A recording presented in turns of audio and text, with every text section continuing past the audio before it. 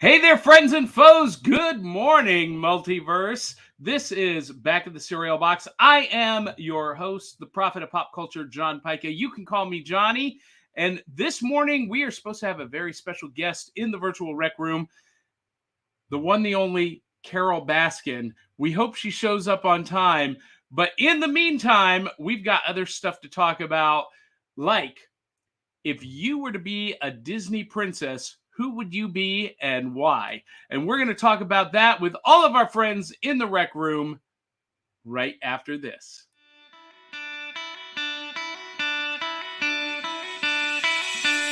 It's like Coca-Cola, Levi Strauss, Johnny Carson and Mickey Mouse. The first star was James Dean. Elvis Presley, yeah, he's still the king. Some things are only imitatable. You can't beat an original. Oh,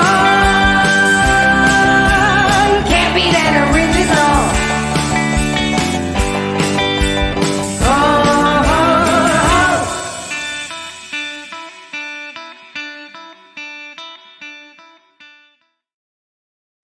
All right, guys and gals, we are back. Once again, this is Back of the Cereal Box.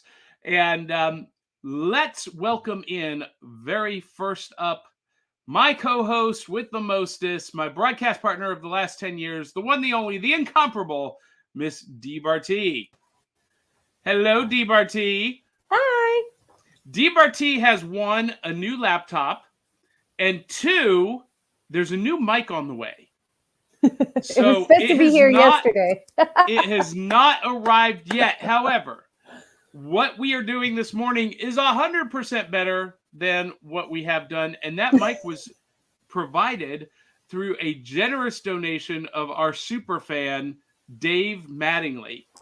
He took the initiative. He heard our pleas, and he saw that at buymeacoffee.com/cerealboxpod, you can help support the show. And he came through in spades. So we're hoping that mic shows up today. But the new laptop has made a huge difference, and we're super excited.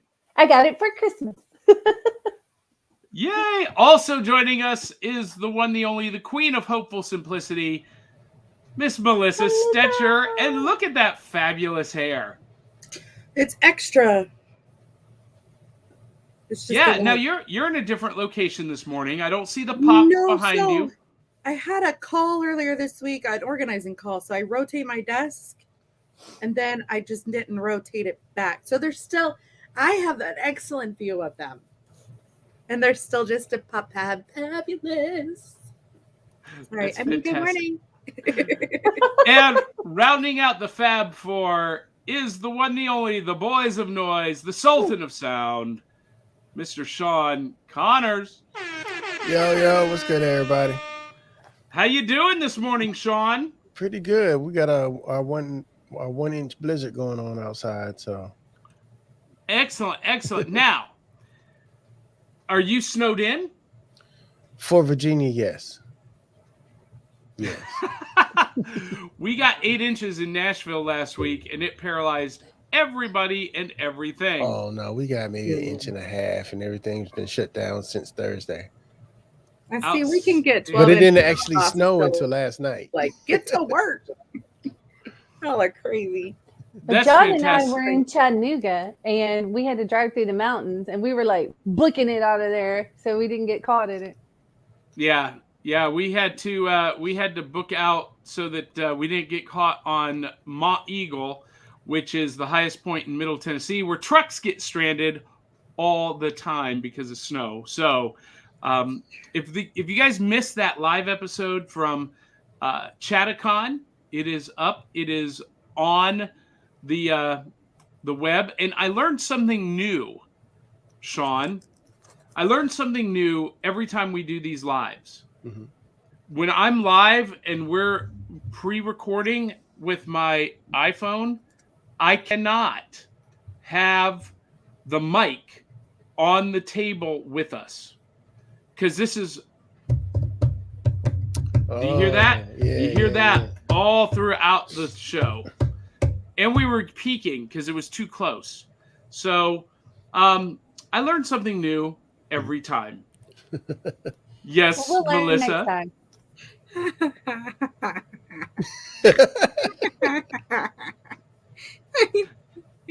Now Oh, I know why she's laughing. I get it, girl. I get we've it. got I some didn't good. think it, so he's all like, "We hear this. I don't like that," and you just kept doing it. It just made me giggle. Hey, we need to welcome some other friends into the rec room. Our friend and yours. She's crazy. She's kooky.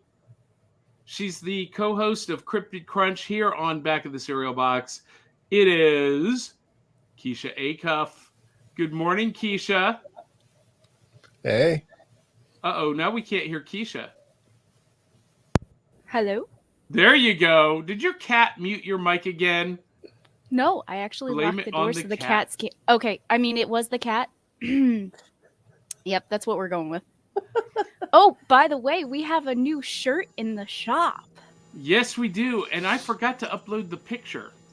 Oh, I need to do it. But yes, we have a new shirt in the merch shop for Cryptid Crunch with the hashtag Keisha Be Crazy.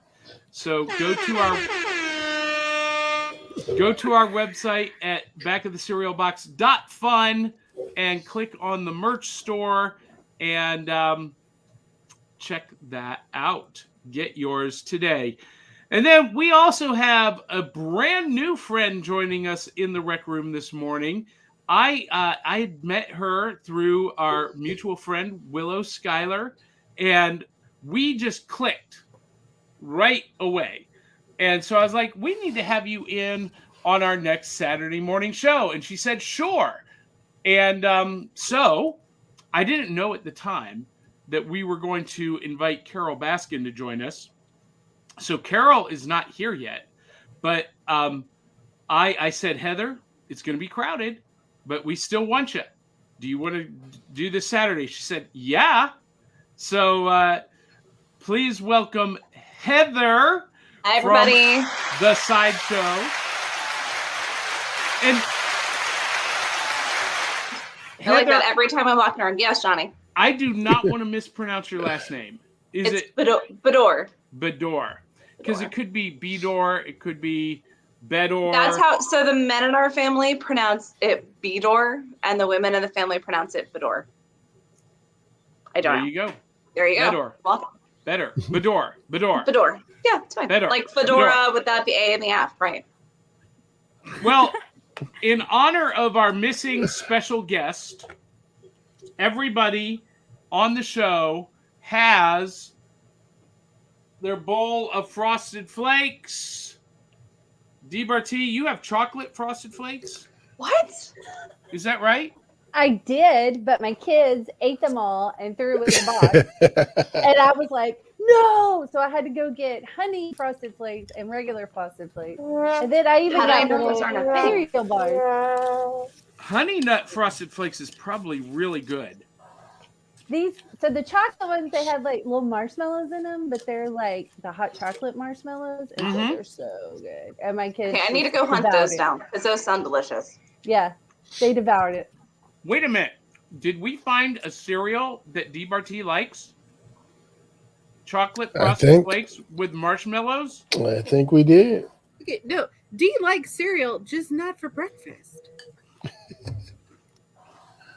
Exactly. I bake with cereal and cook with cereal, See, and my whole Melissa family likes chooses me. Well, DBRT got a gift that Sean and Melissa, we are going to be sending your own Crunch Cups. And DBRT brought it home, and her daughter Izzy immediately hijacked it. We'll It's show funny. them when you guys have yours, because we want to show them all at Okay, the same good. time. Yeah, because DBRT right now is going, I have no idea where that is, because Izzy took it. I even asked her this morning. I was like, "Where's my cup?" And she's like, "I don't know." And I'm like, "No." She So we are thoroughly called enjoyed back it, at- though. Yes. I did not post the pictures yet because you didn't give me permission to share them. Do I have permission to share always. them? Yes, Okay. absolutely. They're all Okay, behind okay. me right now. I don't mind. Okay. Well, some people are a I mean, little my bit. kids. Well, look behind Well, me. your That's all my pictures, kids. pictures of your kids.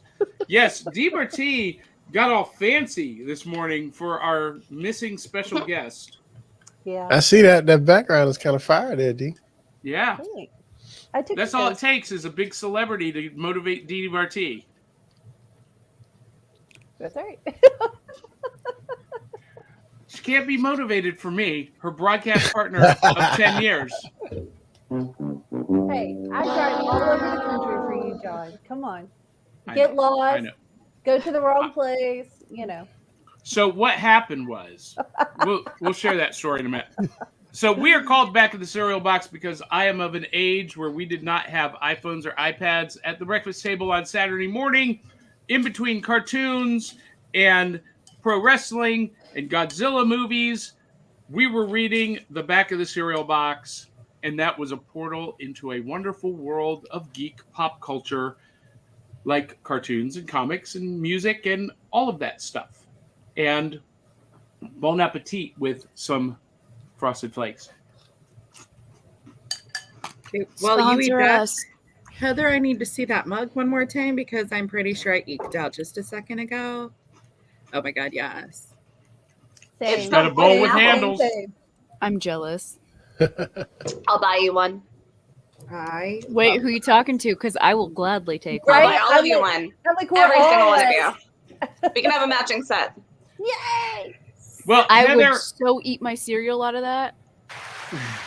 Heather, since you're new to us this morning, give our Yes. audience a 30-second elevator pitch. Who are you? What do you do? And what is your geek guilty pleasure? Your fandom? Oh God. You want me to do that in 30 seconds? All right, I'm gonna talk really fast. Okay. Well, I'm obviously weird and cool enough for Johnny to say like, "Hey, I hardly know you, but let's get on the show." So that's one. I founded a nonprofit here in Orlando called Still Serving to support locally owned and operated restaurants in Central Florida. I am popping up a new podcast with Willow called The Sideshow. So we're gonna start debuting. We're groundbreaking for Groundhog's Day. I'll send you the info on that. Favorite fandom? I'm a Disney girl, but I'm also, I don't know if you guys can see like my Dracula display.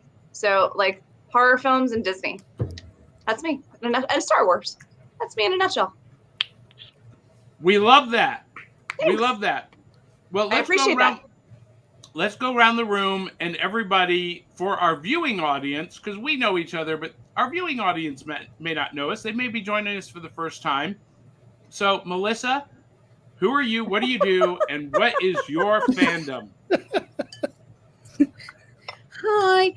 So I'm Melissa. I am the owner and creator of Hopeful Simplicity, which I get to help people achieve a less stressed lifestyle by focusing on organizing. We declutter, we organize, we create maintainable habits for the whole home team to shift that overwhelm. I don't know. I've been part of the Saturday Fab Four for the better half of a year now. And I geek out on all sorts of things, mostly video games like Gears of War or Funko Pops, but I am selective on my Funko Pops. And of course, I love Disney and randomness, and that's me. You say you're selective, but how many Funko Pops do you have? Okay, so I am selective because I collect certain ones. So I have like as many that I'm acceptable spending what kind of money they're asking for at the store. Harry Potter's, and then I got Fantastic Beasts, and then I got Gears of War, and I've got Beauty and the Beast, and then I've got Hocus Pocus, and I have a total of 213. But she's selective. I am selective. But you have to think over 100 of them are just the Harry Potter ones, probably. That's pretty selective for Funko Pops. Yeah, no, I know. It's ridiculous how deep that rabbit hole you can dive into.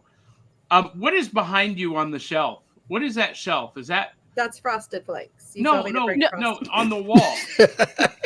Oh, that's essential oils Oh, I okay. knew it. because I make all my own stuff, so I use I was essential going oils. to ask if those are essential oils or paint. Yeah, because I I make bath, body, and home products. Part of my business is swapping out harsh chemical products because I encompass the entire less stress. So I make all my own products, but they still smell fabulous. Awesome. Awesome. DBarty, who are you? What do you do? And what geek stuff are you into? What is your geek guilty pleasure? And I know the answer to this, even if you don't know. Good, because I really hate this part. I really hate talking about myself. I can talk about other people all day long, but when it comes to me, I really, really hate it. So, okay. I am first and foremost an actress. That's how John and I got introduced 10 years ago. And my second passion and the one that makes the most money is photography. I'm a mom of 5, as you can see behind me. My little subjects here. And what do I geek out over? Superman and vampires?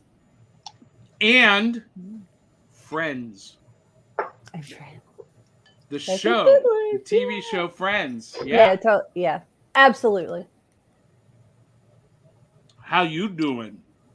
How you doing? Sean, what do you do? What's your secret geek passion? Sean Connors. I am the AKA the 757 Renaissance Man. I'm a content creator. I love sneakers and Marvel and Star Wars and 80s movies and hip hop. Are you have you been able to catch up on Book of Boba Fett? Not yet. That's in the plans. I'm getting ready to start I'm doing all the back work for the 30-day challenge right now. Yeah, you But call yeah. yourself a Star Wars fan. Mm-hmm. No, I want to hit it all. Like the last one, I got to see the whole series all the way through. I like watching it that way better. Wait a minute. DBarty is raising her hand. DBarty, have you been watching Book of Boba Fett? What? And I haven't been sleeping. Yeah, she confessed on air last week that Star Wars puts her to sleep. I almost fired her on the spot. Yeah, my husband was a little mad at me because he's a Star Wars fan. So he was like, look, you gonna get some hate mail for that. And most of it's from me. Now, hold on. I will give you a pass on the first movie. I mean, not the very first Star Wars, the first in the series. Well, look, here's the thing. It doesn't put me to... is awesome. Look, listen. The Senator Palpatine one. I'm trying to talk here.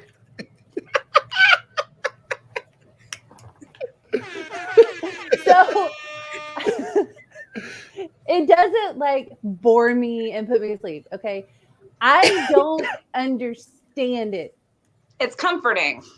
I don't understand it. They use a lot of terms that I just don't get. And so what a lot of terms like Force Awakens. We're gonna have to make her a Star Wars. Well, first of all, you're talking to somebody that doesn't even Lightsaber? know what a freaking Force is. Like, I had to pause the movie and have somebody explain it to me, okay? Because it never tells you, like, what the Force is. Like, what the heck is the Force? What the Force? Midichlorian. Wait, Heather. Yeah, and then all the little alien people. What would Yoda say the Force is? Oh no, I'm not going to do my Yoda voice now. But no, the Force is strong with not her. No. Sorry, D. No, I mean, have you ever watched the movies, read the comics, read the books, anything? She falls asleep, she says. Ever? Like, you've never been able to stay awake? No. Okay. Well, I would suggest maybe watching the movies so you don't get confused. I don't get it. I don't get it. I would maybe drink some energy drinks and like drink all the coffee and stay awake. Like, I can watch. Okay, I watched Mandalorian, and I felt like it was dumbed down enough and simple enough and short enough that I could kind of understand it. And I'm not going to say 100% understand it because I didn't. Because they're like, these are people, and I'm like, I don't know, I don't get it. And I'm gonna go find something. I'll be right back, so you can see my love. Okay, I can't because it's all hanging. I would say that Book of Boba has been an interesting journey. It is significantly darker. It is not as a shove into the Star Wars universe. It is a down the rabbit hole kind of show. And it's helpful if you know a lot of the background, but it's interesting and there's really beautiful special effects. I would say Mandalorian was an easier watch. I myself am struggling watching Book of Boba Fett. Johnny called me out on that the other day because I'm a terrible Star Wars fan apparently. But it's really entertaining. You just have to, it's like reading a spinoff of a book of a spinoff of a book. Right. That's a good way to put it. Yeah. Now, I can get, Dee, that you liked Mandalorian because Mandalorian, you didn't need to know any of the background because they introduced you to it because it was, they season 1, they don't even mention the Force hardly at all. I mean, Right. you got Grogu that's using it, but they don't talk about it. They don't talk about how the Force is an energy that permeates all things. I mean, It I understand binds it the now. I universe I together. didn't when I watched it. That's what I'm saying. But there was a lot of stuff in there. Luminous beings are. And then like they named all of their ships, and I'm like, who is that? And my husband's like, oh, it's a ship. You And don't I'm like, name how your the fuck car? do you know that? Every Your car single doesn't car. have a name? Not everybody names everything, John. What? My kitchen appliances have names. I also have a Star Wars kitchen, so there might be a problem. Okay, My in my cameras, defense, my the cameras last have time names. The last time I named something, it blew up.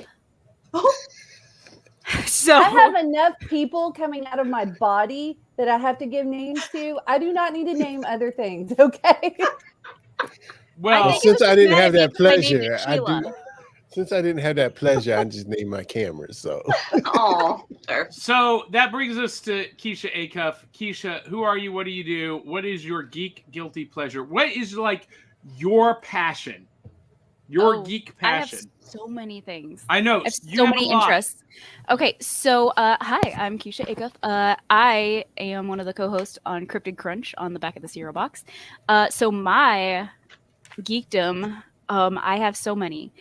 I guess for like TV shows, series, movies, that kind of stuff. I heard someone say Harry Potter earlier.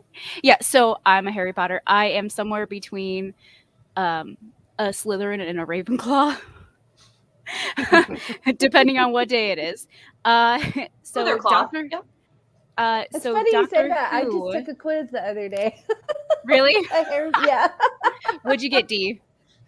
What do you think I got? Gryffindor, of course. Oh, you know that makes sense. Okay. Doctor Who is one of my big ones. Currently Smallville because I am binge watching it. Smallville. So, you know, for those of you in the comments that were asking Ryan, I'm like, I'm not much further than I was, but I'm getting there. Let me see. Oh, and The Big Bang Theory is another huge one. Because I will binge all of that, and I have all of the little figures and stuff like that that I possibly can. Because I have never related to somebody so much in my life besides Sheldon. Like I even have a spot on my couch that people are like, that's Keisha's spot. My daughter, who is 4, is like, you're sitting in mommy's spot. You have to move. So I'm like, yes. And I have a nice butt print and everything. And then video games. I do play video games. Right now I am playing a game called Elion, which is free. Wait a minute. You can't play video games. You're a girl. And Johnny's out. Wait, dismiss. Don't you dare. And then I also I think play I just Rift. saw an I episode have of played Law and Rift Order. since the SVU. beta. And if anybody wants a free MMORPG that is it's called Me. Rift. It's basically like a better version of WoW. I used to play WoW. I started playing Rift. I was like, okay, this Now, new Keisha, love. we all know what WoW means, but some people in our viewing audience and D. Barty don't know what you're talking about. What does it always mean? Maybe I do It's know. World of Warcraft. I mean, I don't, but maybe I do. It's World of Warcraft, and I basically grew up on it because, like, I would go away for like a church retreat with my friend. And one day we came back after being gone for an entire week at a church retreat. And my mom's sitting there with just a stack of boxes next to her. And she had this same outfit on. And she's just sitting there playing WoW. And I'm like, yep, this is my life. We actually, growing up in my house, we had those big, long, white plastic tables just lined our entire living room. And we had like 5 computers set up in a row so that we could all play together. But at that time, my favorite game was Conquer Online because I was too cool for WoW because my mom played it. So if you guys are curious. That's awesome. Hey, that's great family time, though. Yeah, it was. There was times where we didn't sleep for days. And we would just game. It'd be way better if it was like a D&D family night. So I do play D&D. I do know what that means. Oh, yay! Yay, Thank you. So, but I've never played D&D with my mom. I don't think my mom would ever grasp video games, or like I had my Game Boy when I was growing up. She couldn't figure out Tetris. I played Mario. What? Oh. Yeah. So I think As an adult, you do that all the time. Yeah. See, I used to be into video games heavy until my son came along and got into video games. And you see what's behind me. That is a PS5. He was up till 3 a.m., had 4 computers going, and was trying to pre-order it on all 4 of them to get it. Wow. And, I mean, the kid is dedicated. He is devoted. That's awesome. And I'm just like, stop. So, Johnny, did I ever tell you that I have... we own a 6-bedroom farmhouse, and we only have like 2 kids. So one of our bedrooms is converted into what we call the video game room, where we have several large screen TVs across the wall. I'm coming over to your house, Keisha. We own every game system except for the newest ones because we can't afford them yet. All the way back, like we have several Ataris, and we just have them all set up in this room. And people come over and they're like, yeah, I wish I got more have time them to all spend too. up there, We've got everything back to the Atari. We've got the Sega Genesis. We've got the original NES. We got them all. We even have like the off-brand stuff that nobody's heard of. It's like this was only out for like 2 weeks and it flopped, and there's only 2 games that were ever made for it, but we have it because why not? Do you have Intellivision? You know what Intellivision? Are you familiar with that? Okay, so my husband is the one with all the excess game systems from way back in the other years. So I'd have to ask him. I know all the main ones because those are the ones I play. I don't touch any of the other stuff for fear of breaking them. But do you have a Rumble pack for your Dreamcast? Oh, she said Dreamcast. Dreamcast is the best game system ever Crazy made. Taxi 2 lives in my Dreamcast. Yeah, ready to rumble. I'm gonna have to ask my husband because I want to know now too. What a Rumble pack Let's is? get Rumble to No. Rumble! If you have a Dreamcast? Yeah, no, if we have the thingy, because I The have Rumble no pack. idea. If you're playing and it I vibrates mainly in your play hand, you have PC. it. Oh, then yes. Yes, okay. Look, hey, can everyone just appreciate DBarty's face for a minute? I You're always saying words I don't Barty's understand face. again. I'm sorry. Hey, we're going to get to viewer comments in just a minute. But before we do that, we need to acknowledge our partner, Comic Books for Kids. Comic Books for Kids provides comic books to kids in hospitals and cancer centers across the U.S. It's a place where we can all work together to make sure every child has a comic book. 100% of all proceeds go towards the kids. It's about making a difference, and while they're in the hospital, allowing them to fly like a superhero, battle dragons, or rescue teddy bears. We are in every state in the country and now support over 160 hospitals. Every month, we add more. Visit cb4k.org. That is phenomenal. I cannot wait until the day that we are able to deliver those comics to kids in hospitals, in person, in cosplay. It's going to be epic. Now, our very special guest, for those of you who are just tuning in, this is Back of the Cereal Box. And this morning, we are actually part of the Multiverse FunRaiser. It is a virtual con and fundraiser to raise money for Valerie Perrine, who was Miss Tessmacher on Superman the movie with Christopher Reeve and Gene Hackman and Ned Beatty.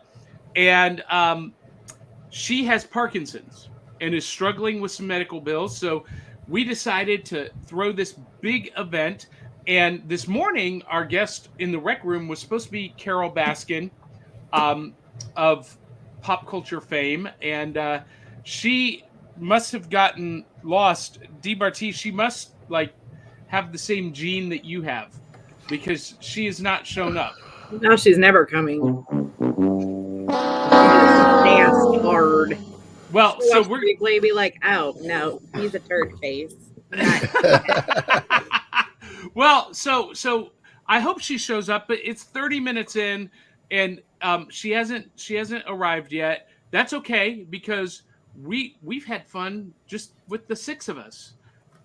And DeBarty, do you want to know what happened? So we were live in Chattacon last week for DeBarty and I, along with the very special guest Elizabeth Murphy Spivey, broadcasting in front of a live audience at Chattacon, which was a ton of fun, by the way. Did you like having the live audience, Dee? Yeah, that was totally my thing, because I like entertaining people and I loved it. But you know what? What? My ring light did not make it back. Oh no. Somebody did not pack my ring light and tripod. Oh No. Eli, you in trouble. Oh, Eli, you out, man. I know you're watching. You in trouble. so yeah. And you know what? Today I am doing a different setup. I'm in the Zorby beanbag chair. This was a bad decision. I was gonna say we should watch watch John try to get out of that thing. It's pretty funny. I can't. I'm like Last time in Superman Celebration, we had to pull him out. Me. I'm trapped. And there's no back support. You have to roll onto your stomach and then roll off. I know, but there's no back support, and my back is killing me right now. Do a Sonic the Hedgehog. And his little fishnets and his little sparkly shorts. So Heather doesn't know what you're talking about, Dee. I'm just imagining all the things in my head right now, and I just can't Johnny, help. I need there. to do more. Oh, Heather, there is had a video. pictures. If Yeah, you would like to see them, there is lots of pictures. Yes, please directly send them to me. Well, Heather, I am a Harley Quinn cosplayer. Yes, I love it.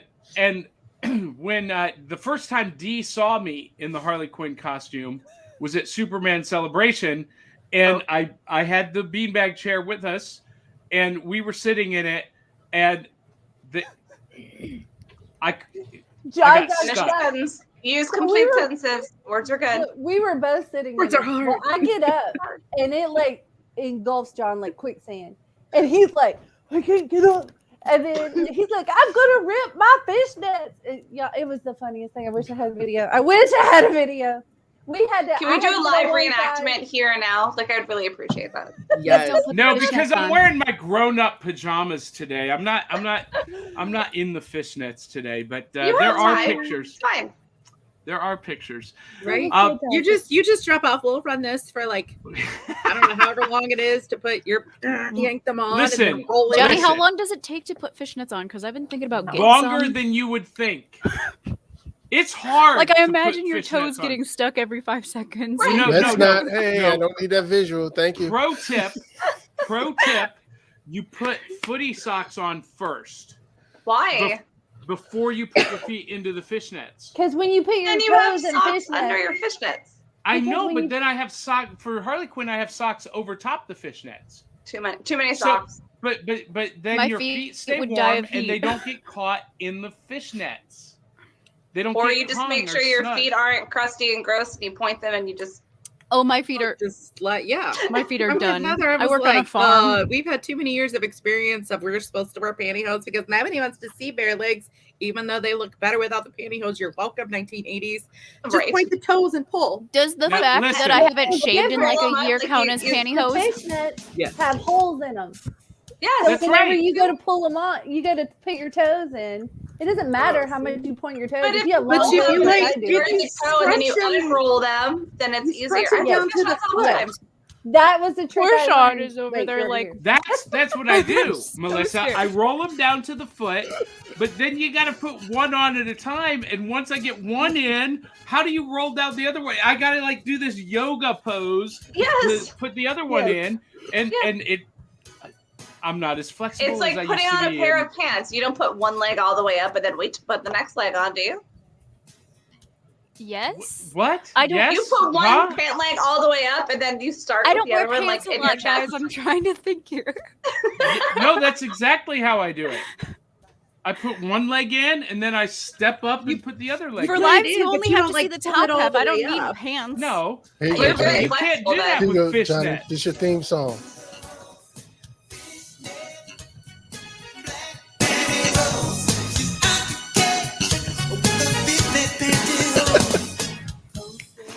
Anyway, we need to get And to dance some break. viewer comments. We got people We have a commenting. lot. Cindy Kep says, good morning. Willow Schuyler says, good morning. Curious Idealist. Angel Love says, good morning. It is 16 degrees in this college town in Tennessee today. It is cold in Middle Tennessee today. That is why I'm wearing my adult pajamas, the sweater, and the back of the cereal box hoodie, Drew Milden, which you guys can win if you enter the giveaway for the Multiverse fundraiser. And hopefully, Krayley, can you pop up the link to do that? Melissa, the Multiverse fundraiser.com is the website. If someone can pop that up. Jen W says, hi, guys. Good morning, What Jen. up, Jen? Ryan Permisson says, good morning, everyone. Who's ready for some fun? And I don't like you anymore, Ryan. Look at all these superstars, and John is here too. Oh no. I like Ryan more and more every week. Jensen! Ryan is pretty fabulous. I'm not gonna lie. Jennifer Friend says, girl power up in here. That's what it's all about. And Ryan says, oh my God, it's Keisha. How is the binge watching going? It's going good. So I haven't watched Smallville for like 20 years since it originally came out. So I am rewatching it before I do the panel on it tomorrow. And I've been doing nothing but eat, sleep, binge watch Smallville. So I'm only like on the third season because, you know, I have kids and stuff that require attention. Kids. I'm sorry. I know, right? Every Fun mom in the room fact. just went. Fun fact: if you Mom, watch Lucifer, Hey, we got a single dad here, and I've got two kids that had a lot of, needed a lot of dad love, attention. Yes, Every I wish parent that was just went- my daughter's. My daughter is like attached to me. Yeah. She's so cute though. She's Hey, a little Hey, crazy. Hey, Keisha, since you've been binge watching Smallville, and Melissa and Heather, you guys will know this too. I think it's time for a song along of the boy. theme song. Somebody save me. Let Okay, your warm let's- hands break right Right through and through just save me. Am I the only one Okay. who wants to sing this Yes, morning? yes, you are. So Truth. I mean, yeah. Thank it's you, a little Angel. too early to start singing. Star Wars, nothing but Star Wars.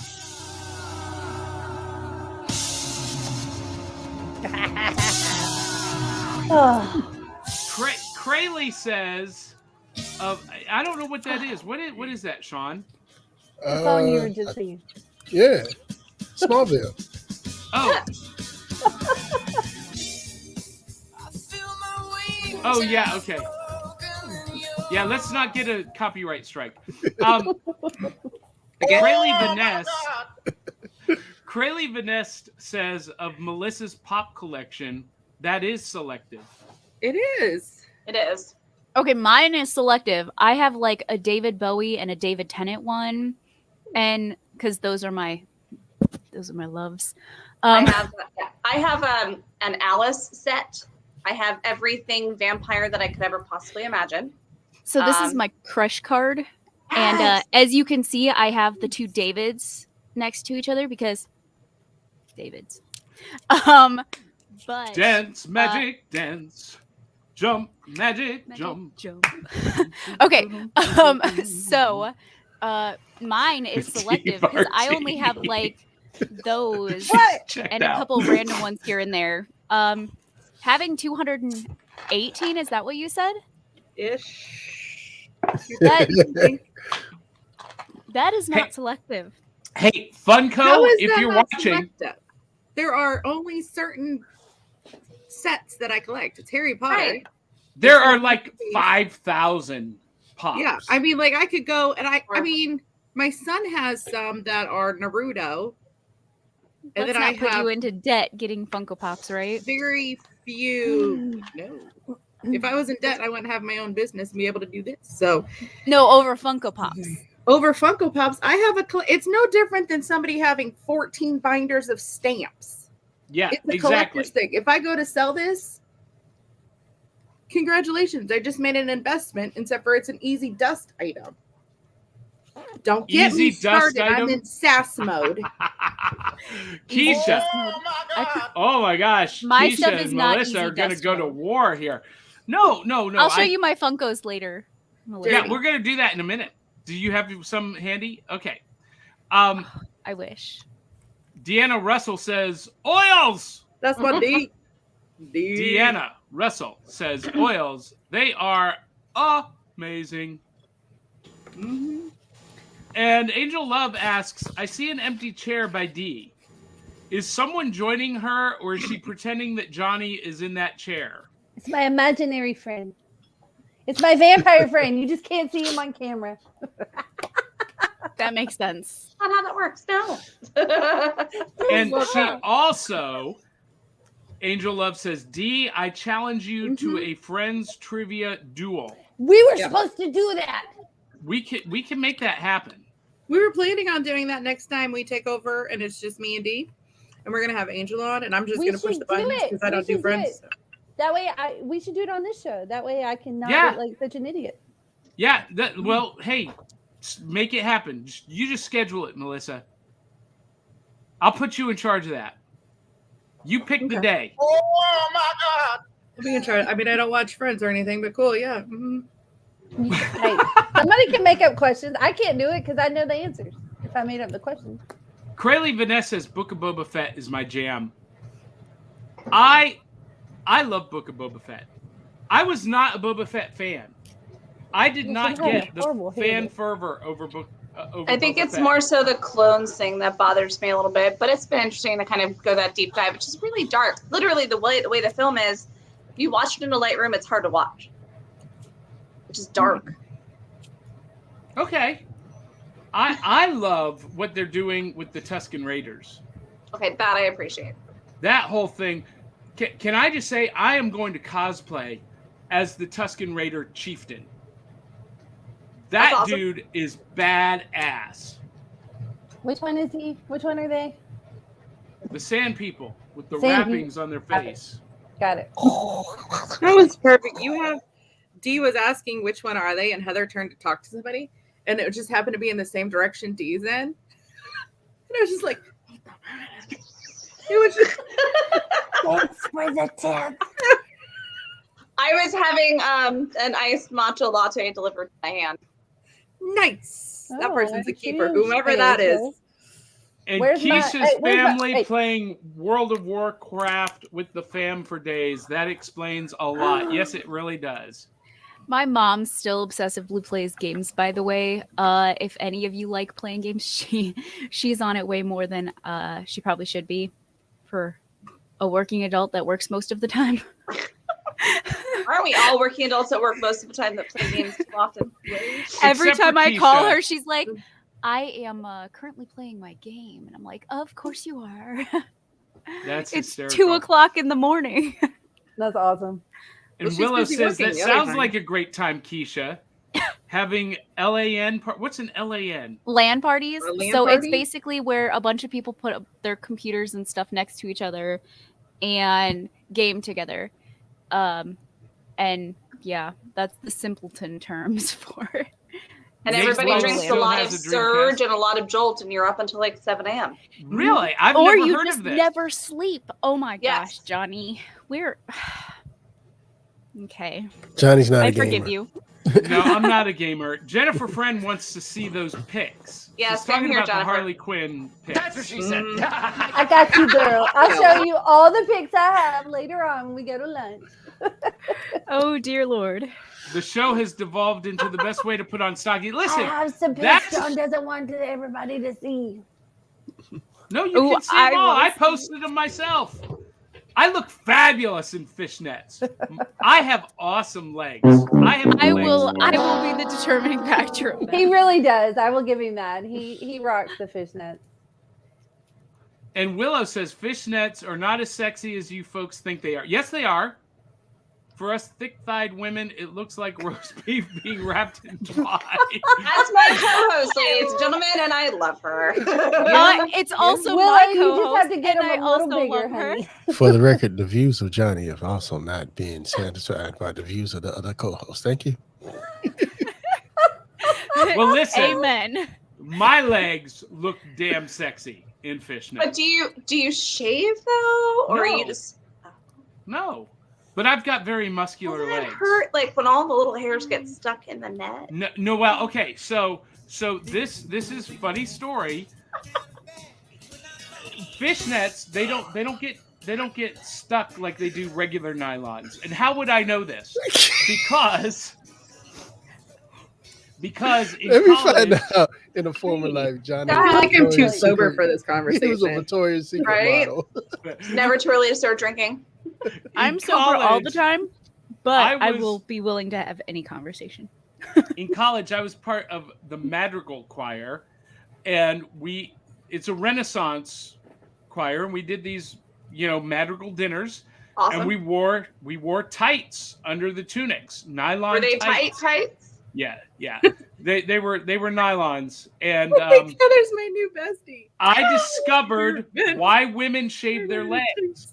It's because your hair pokes through those nylon tights and it gets hung and it pulls and it itches and it hurts like hell. Am I right? No, Oh, I mean the that's show not dissolved why again. we shave, but yes, that's helpful. We're supposed to shave. Oh, I feel For like now, I too. missed that memo. that's why the nylons cover up all the stubble. It's fine. My Hey, look, daughter is that'll so happen cute to me because in- whenever I'm wearing short shirts, she'll be like, "Mommy, you got hair like Daddy," and I'm like, "Thank you, honey." It's nice and soft. Carl yeah. says one Funko Pop is one too many to me. Carl, you're fired. Carl, you're not fired. We appreciate your opinion, even when "We it's love wrong you, or Carl." different. I'm just kidding. Even when I it's think by wrong. this point in time, Carl knows we all love him. So Yeah. And Willow says, I only have a couple of Funkos, Nice. my Elvira ones. Well, you guys, you know what? That is a great segue to my favorite segment, New Loot. Woo! And since we're going to ask the question here in a minute, if you were a Disney princess, who would you be and why? Wait, John. What? I won't say my friend's name, but my friend just texted me, and they're watching the show, and they said that you would make an awesome drag queen. Hell yeah. So you need to get on that. No. See, no. Come on. There's I a even think Johnny difference. should have his own theme music. Yes. Here you go. Coming to the stage, ladies and gentlemen. John B. Pica. Oh no. That was not me, for the record. This time. This Okay, time. now it's our show. We can talk about what we want. So So, yeah. So who's got new loot? Serious. Speaking of Pops and Funko, I've got some Funko Pops that I want to show off. I had these last week for the show, but we didn't get to it. I got the Ahsoka Pop Ooh, nice. Yes. and Bo-Katan. Ooh. Mm-hmm. I'm a Star Wars fanatic. And so my Star Wars collection, much like your Pop collection, Melissa, is very selective. There are certain characters that I collect, and both for Star Wars and Marvel Legends. And so I have like dedicated shelves to certain characters. And I've got an Ahsoka shelf that this will go on.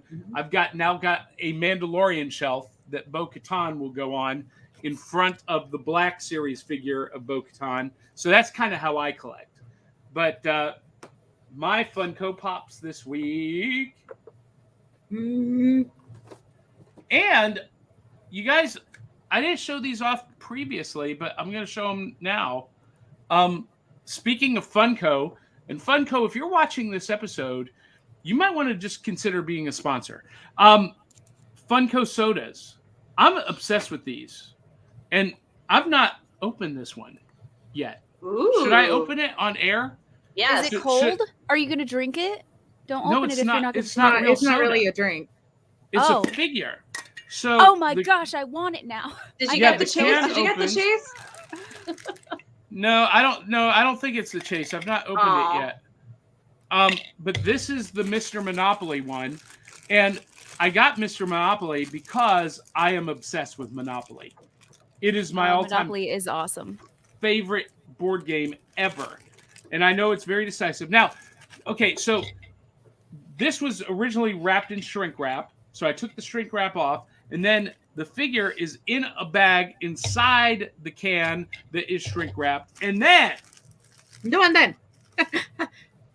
Come on, it and is then. in bubble wrap inside the bag, He's so inside the fragile. can, inside the shrink wrap. But then you get You're so Mr. Monopoly, Aw. Funko, cute. Yes. soda. that's I so love- cute. That's pretty cute. Yeah, I love these. And the other one I have is Quake. If you guys remember Quisp and Quake, Quake was a cereal. Quisp, well, it is a cereal. It's hard to find. You can get it on Amazon. But Quisp and Quake had their own cartoon series, and I've got both now. So, but Mr. Monopoly, you guys have any cool pops to show off? D or Melissa, you got any new pops? Oh, indeed. This I week, got a or blue is it- pop. I don't have any new. No, this week's been busy. My workshop went live. My membership launched. I haven't Well, shopped. maybe even not even new this week, just the newest one you have. I got a thing. It's not a popcorn. It's up there. You see it up there? You It's see beautiful. it? Okay, good. I love it. Yeah. That's the That- shelf where I have to climb on the chair, and it is not a day I'm going to climb on the chair to get to the pop because I don't love you that much, Johnny. Aw. Because I will fall, and then I'll just be like that old lady on the ground going, nah, just put a blanket But on me. it would get some viewers for the show. So we're 5 minutes from the top of the hour. What do you got, Keisha? New loot. You've got new loot. What do you got? It is Superman. And is that for you or for one of the kiddos? Me. I love it. I love My it. daughter keeps begging me. She's like, "Can I open it, mommy?" And I'm like, "No." Oh. You can't. Until after the show, because I am doing the DC panel. Okay. So I saw this and I was like, I have to get it because not only am I doing the DC panel, I'm also watching Smallville right now. And I was like, yes, I need to have this. It is a necessity. I'm getting it for my job. My husband bought that, so we're gonna go with it. That's fantastic. Heather, you got any cool stuff to show off? That's the Queen of Hearts in the teapot. Yeah. Cup. She is part of the 50th, and she's supposed to be like $30. But do you see what Target did? Oh. So I got her for 10. I just have to work on peeling her off. Isn't she beautiful? I love it. That's You said awesome. Alice earlier, and I was like, I wonder if she means Alice in Wonderland. I kind of need to come over. Yes, and Alice in Wonderland. I have a huge obsession with the Cheshire Cat. So I have lots of Cheshire Cat and Mad Hatter. I'm not a huge Queen of Hearts fan, surprisingly, but the Teacup series is super cute. And I had the Cheshire Cat one in my cart when it launched almost 2 years ago. And by the time I checked out, it was gone. Yes, I should invest in Funko too, because I have Funko Pops and then I have Loungeflies. And I have a lot of Loungeflies. All right. Very, very, very cool. Heather Sean, and I you got just anything became this friends. morning? We're best friends. I am on a new loop band Okay. because I am getting ready to buy a new camera, D. And yes, What? so Do you want me to help you with that? Why'd you call me out? I'm I going told you to buy- call him. Actually, she's going to call you, Sean, once she gets her mic today. All right. It will Yeah, be I'm- delivered today. I'm saving up for a new full frame camera. So Awesome. I will awesome. gladly Those take things are your like old 30 camera. grand.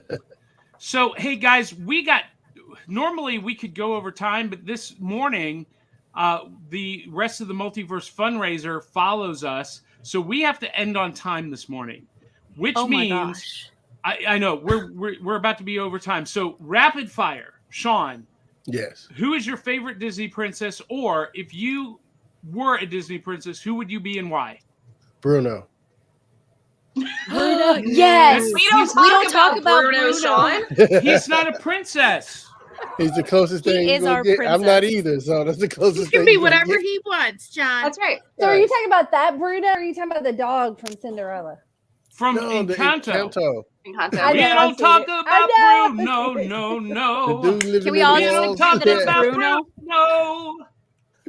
I did watch that since last week, by the way. Good. That was the only one I on the actually list. watched it too. I've only watched it like 10 times since last week. Keisha, if you were a Disney princess, who would you be and why? I don't know. Whatever one gets to sleep all the time. Snow White. Sleeping Beauty. Or Sleeping Beauty. My brain was thinking Snow White, and my head was like, I mean, Snow White's in a coma, so it's technically sleeping. See? I'll take whatever one's sleeping, guys. Go on, DBRT? G.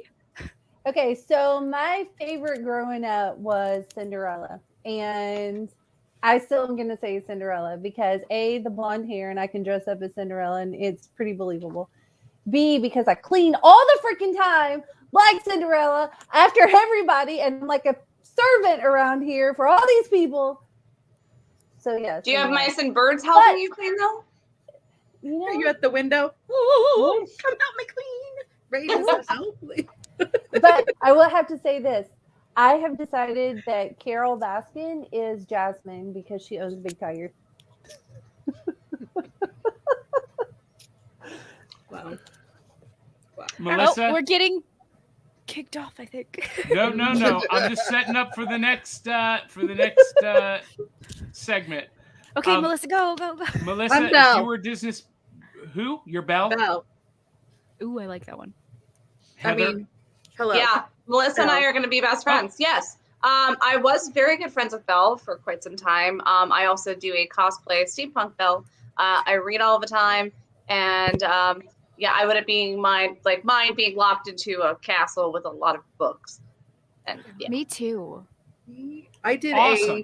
a retro Snow White once, so we could totally be sister friends. We're gonna have to talk. Yeah. Yeah. And if I were to be a Disney princess, I would be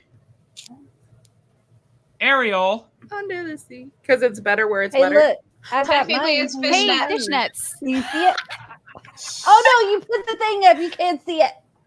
No, yeah. So this is a signed print from Philo Barnhart, who created The Little Mermaid. And Dee Barty and I met him last week, and our interview is live with him. But The Little Mermaid basically reinvented Disney. It revigorated Disney, who was at death's door, and it ushered in a new golden age. Look at this stuff. Isn't it neat? Wouldn't you think my collection's Okay, wrap it up, complete? Johnny. We gotta go. We do got to go. Guys, hate to cut it short. We could talk all morning about all of this fun stuff, but it is time for us to turn over the reins to our friends at the Multiverse FunRaiser. There's a great panel coming up. I don't know what the next panel is. Oh, Carol. Carol, you popped in. Carol, Hey, we're yes. actually about to sign off. I'm so sorry. Oh my goodness. This I'm was the sure time we I can had set add on my her to the calendar. next one. But, I wondered if that was the problem. Maybe but- she's but an I hour thought- ahead of us. Well, but you're Eastern, right? Yeah. 9 Eastern, 8 Central. What? I'm so Right? sorry. No, I don't know. Carol, can we try to do it again sometime? Sure. I don't know how it ended up on my calendar as 10, but that's what I had. I'm so Oh. sorry. But I'm so happy glad you're you here. got to come on Ladies here and today. gentlemen, I am not a liar. Carol Baskin is here About with this us part. in the rec room. And you look fabulous. We all specifically ate these for you. Frosted Flakes just for you. Nobody sent me any frosted flakes. Aw. Johnny, we're blaming that on I know, Johnny. I know. That's I'm Johnny's bad. I'm a fault. bad host. Let's do I'm that for bad. the reschedule. Whenever we can get you send her some back, Frosted we'll Flakes. have Johnny send you some. Okay, Would you love got to my have you calendar. back. So, Actually, Carol, Johnny, do you think Kelly wouldn't mind? What's the next panel? I don't know. What is the next panel? Tyler, what is the next panel? Oh, hey, it's the Richard Donner hour. Oh, yeah, no, Donner we have Power? to talk about Richard Donner. So, Carol, we will have to reschedule you. I am so sorry for the mix-up, but you know what? Thank you for coming. Thank you for coming. You do look fabulous, Oh, and this will give you more time for tiger cub snuggles. Johnny. okay. No, at Big Cat Rescue, you're gonna go and We are see- not going to snuggle tigers at Big Okay. Cat. No, even the Johnny, little I don't baby know. Ones? We Even don't the breed baby ones. little- No, okay. No. Well, Only next time you're on, rescue, we'll Johnny, get you to only talk about all of rescue. that. Yeah. Yes, All right. we would love to have you back, Carol. My Yes. pleasure. All right. I So want to talk sorry big about cats. that. With that, we're going to let everybody go except for Tyler, and we'll run a couple of commercials and reset the room for the Multiverse Fundraiser. Thank you, Carol. We'll catch you Carol. all on the Deuces. flip Bye, side. guys. Bye-bye. Bye.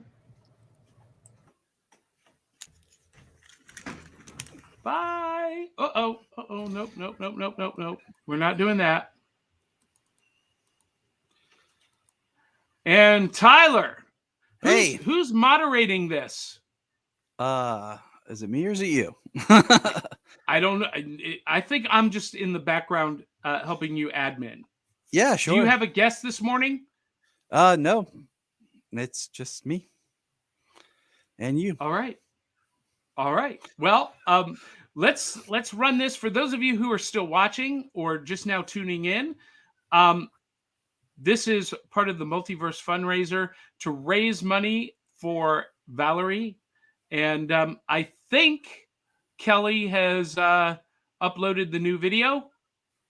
We'll see. We'll find out. The Multiverse Fundraiser is a benefit for Oscar-winning actress Valerie Perrin. Not only was she the original Miss Tessmacher in the Superman films, but she has had a stellar career that has spanned 30 years over stage, television, and film. We've teamed up with documentary director Stacey Souther to raise money for Valerie's medical expenses and other needs. Every donation and every post shared gives you the chance to win super prizes. See the website below for details. Outstanding. So, Tyler, tell our viewers who you are, what you do, and what this panel is all about. Well, I'm Tyler. I'm the host of the Krypton Report podcast, the All Things Kryptonian podcast, where we talk about Superman in all shapes, forms, and media. And today we are discussing legendary film director Richard Donner as just kind of a spotlight on his career. We're going to talk about and go over some things here. The biggest thing is his film legacy and what that had an impact on the world. For many people, they might not realize all the things that Richard Donner was a part of. And we're going to dive into that. So anyone who's watching who wants to hop on and join, and I invite you to join the chat. I invite you to join the discussion. So hey, jump on in. But I had a slideshow movie kind of made here that's going to kind of help us through our talking points, and I got some cool trivia to just kind of talk about for good old Richard Donner here. Well, outstanding. I know that Kelly has assigned me to be your co-host on this, and to tell you the truth, I don't know that much about Richard Donner's career. I know that he directed the first Superman movie, which Valerie was in as Miss Tessmacher. I know that he directed Superman 2. However, the cut of the film was not his original vision. And was it actually taken over by another director? So the history of how that worked was they were filming Superman 1 and Superman 2 back to back as one giant epic. And it's crazy when you study the scheduling of how it was doing, because they were trying to shoot everything. So they'd film like a scene for Superman 1 and then, a scene for Superman 2. And they were getting behind schedule and budget because that's a huge undertaking. Sure. And so what they did was they halted production, said, let's finish shooting 1. Let's edit. Let's get that out. So that's what they did. And what happened was there was a fallout between the producers, the Salkinds, and Richard Donner himself. And he was not invited back to finish shooting 2. And so what happened was the Salkinds got their friend director, Richard Lester, to come in and finish 2. Well, based on the rules of the directing guild, you have to shoot so much of a film to be considered the director. So then he went back and reshot some scenes so that he can claim, as the director of Superman 2. And then that was what was released in 1980. And then in 2006, jumping ahead, when they were doing the Superman Returns press and building up, getting ready for that, 2005, 2006, footage was discovered and wanted to be used for Superman Returns of Marlon Brando, which is what led to the release of the Richard Donner cut of Superman 2. One of the biggest things to realize if you watch the Richard Donner cut of Superman 2 is when the movie starts, it starts in the place where how Richard Donner would have ended Superman 1. So you get this kind of like prologue-ish type thing at the beginning of this is the way he had envisioned of ending Superman 1, because parts of the ending, what was going to be the end of Superman 2 was actually tacked on to the end of Superman 1. It's a really interesting kind of history of filmmaking and editing and creative forces, working behind the scenes. So if you ever do watch the Richard Donner cut of Superman 2, you got to understand that when it starts, it's actually starting in the middle. Well, not the middle, but it's starting at the end of Superman 1 to where he would have ended the film. The film would have ended with the release of the 3 Kryptonian criminals. And then from there, it goes into what he would have done for Superman 2. There are a couple scenes in it that are kind of wonky because they're test scenes that they shot, that they used for auditions, that they would have, of course, refilmed for the actual film, but they never got a chance to. And it's an interesting watch, an experiment of what could have been.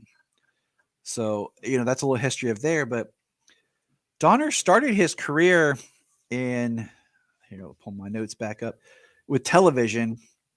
And it was actually in 1960, he started working in television. And some of his most noted series is he did Gilligan's Island, The Twilight Zone, The Rifleman, a lot of the bigger shows of the time. And his feature was in 1976 with The Omen. Now I have a slideshow prepared. If you can pull it up, John, that should have some just kind of notes and stuff about. Oh, I don't have that. I sent it. I sent it to Kelly yesterday. Well, yeah, but I don't. Ta-da! Surprise! Live. Wait. So do you see down at the bottom of your screen, you've got an icon that says share? Yeah. Click on that.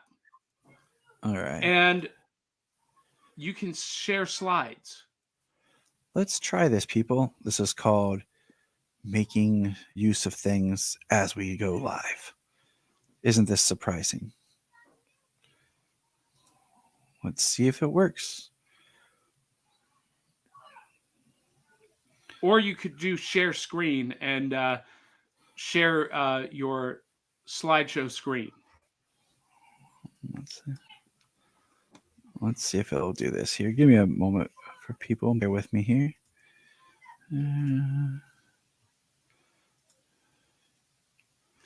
So I'm gonna message Kelly, see if I can get that slideshow sent to me. All right, how do I do this here? It's right here at the bottom. It says I'm sharing a video, and it's like here at the bottom. It says you're in the show. Oh wait, here it is. There we go. So this is Richard Donner was born, of course, April 24th, 1930. Now this is what I was talking about. This is his first feature, The Omen, and of course it's a horror film. And it's interesting how many great directors start with a horror film and move into even superhero projects. Let's look at the current arena real quick here. You had James Wan, who is known for mostly horror, did like 2 films that were non-horror, does Aquaman, makes $1 billion. You had David S. Sandberg, who directed horror, does Shazam. And then coming up, we have Andrew Muschietti. Sorry if I mispronounced the last name. But he did, the It films, and he did Mama, and he's doing The Flash. So it's interesting that the trend can go back to even Richard Donner here with The Omen. Hey, Tyler, Yes. Does this have sound? No. No, okay. Because Kelly did upload a video file that we can play, but if there's no sound, then they won't hear your voice. So this is better what you're doing. All right, continue on. Then, of course, because of the success, The Omen led to Superman the movie. And there is so much information about the way that Donner approached this film. And for anyone who's a huge Superman film appreciation of this, verisimilitude, the truth of everything being believable, that they approached this with just such care and craft and tact that we would believe a man could fly. And then we touched on that, and Superman the movie changed the world for comic book films, but also for filmmakers. There's so much information about just the history of the making of this film that we could just do a whole hour of this. But I want to talk more about Donner himself, because he seems like a person who's been very interesting and like a good-hearted person. Now, we did touch on the Superman 2 controversy. Now, this film right here, Inside Moves, this is a film I will say that of Richard Donner's I never saw. I didn't even know he directed this. I feel like it's kind of been lost in the shuffle of his filmography. And it's interesting because I do want to kind of track this down now and find this film and see what it's about. Because when I think of Richard Donner, besides the Superman, it kind of comes into a different era. Inside Moves was a big movie with Chris Christopherson, right? Right. Yeah, that was a huge movie. And for some reason, it's just one of those that I never thought of as a Donner film. You know what I'm saying? Like I didn't make the connection of this and that. The plot of Inside Moves being a handicapped after an unsuccessful suicide attempt. A man finds common ground in the troubled souls of a local dive bar. And it just never clicked that was, directed by Richard Donner. Because when I think of Donner, like The Toy is another one of those I kind of forget that he did. Richard I didn't Pryor, know that he did that. Yeah, I love that. Listen, I love this movie, The Toy. It would never, ever, ever get made today. Yeah. Just like a lot of Brooks stuff. It's like, it's one of those movies, like it's ironic that he made this with Richard Pryor, and then Richard Pryor would go on to be in Superman 3 and how much of a controversy in some ways that was. It's kind of like a 1 degree of separation. Now, Lady Hawk, this is one that I have seen with Matthew Broderick. My mom was the one, Michelle Pfeiffer, Matthew Broderick are in this film. And basically Rutger it's about, Hauer. Yes, a couple that get cursed to where during the day she is a hawk, and at night she is human, and the couple is basically never able to be together. And this was one that my mom told me about that she liked, and the description on IMDb so is you've not seen this? Oh, I have. Okay. It's just been a long time because we had to hunt down and order it from a Suncoast. For those who remember Suncoast Video, we ordered it back when you could do that before, the internet and all that fun stuff. But the official description: thief Gaston escapes the dungeons of medieval Aquila through the latrine. So kill him when I'm horrible with names. I promise, people. Navarre saves him. Navarre, traveling with his spirit hawk, plans to kill the bishop Aquila with the help of Gaston.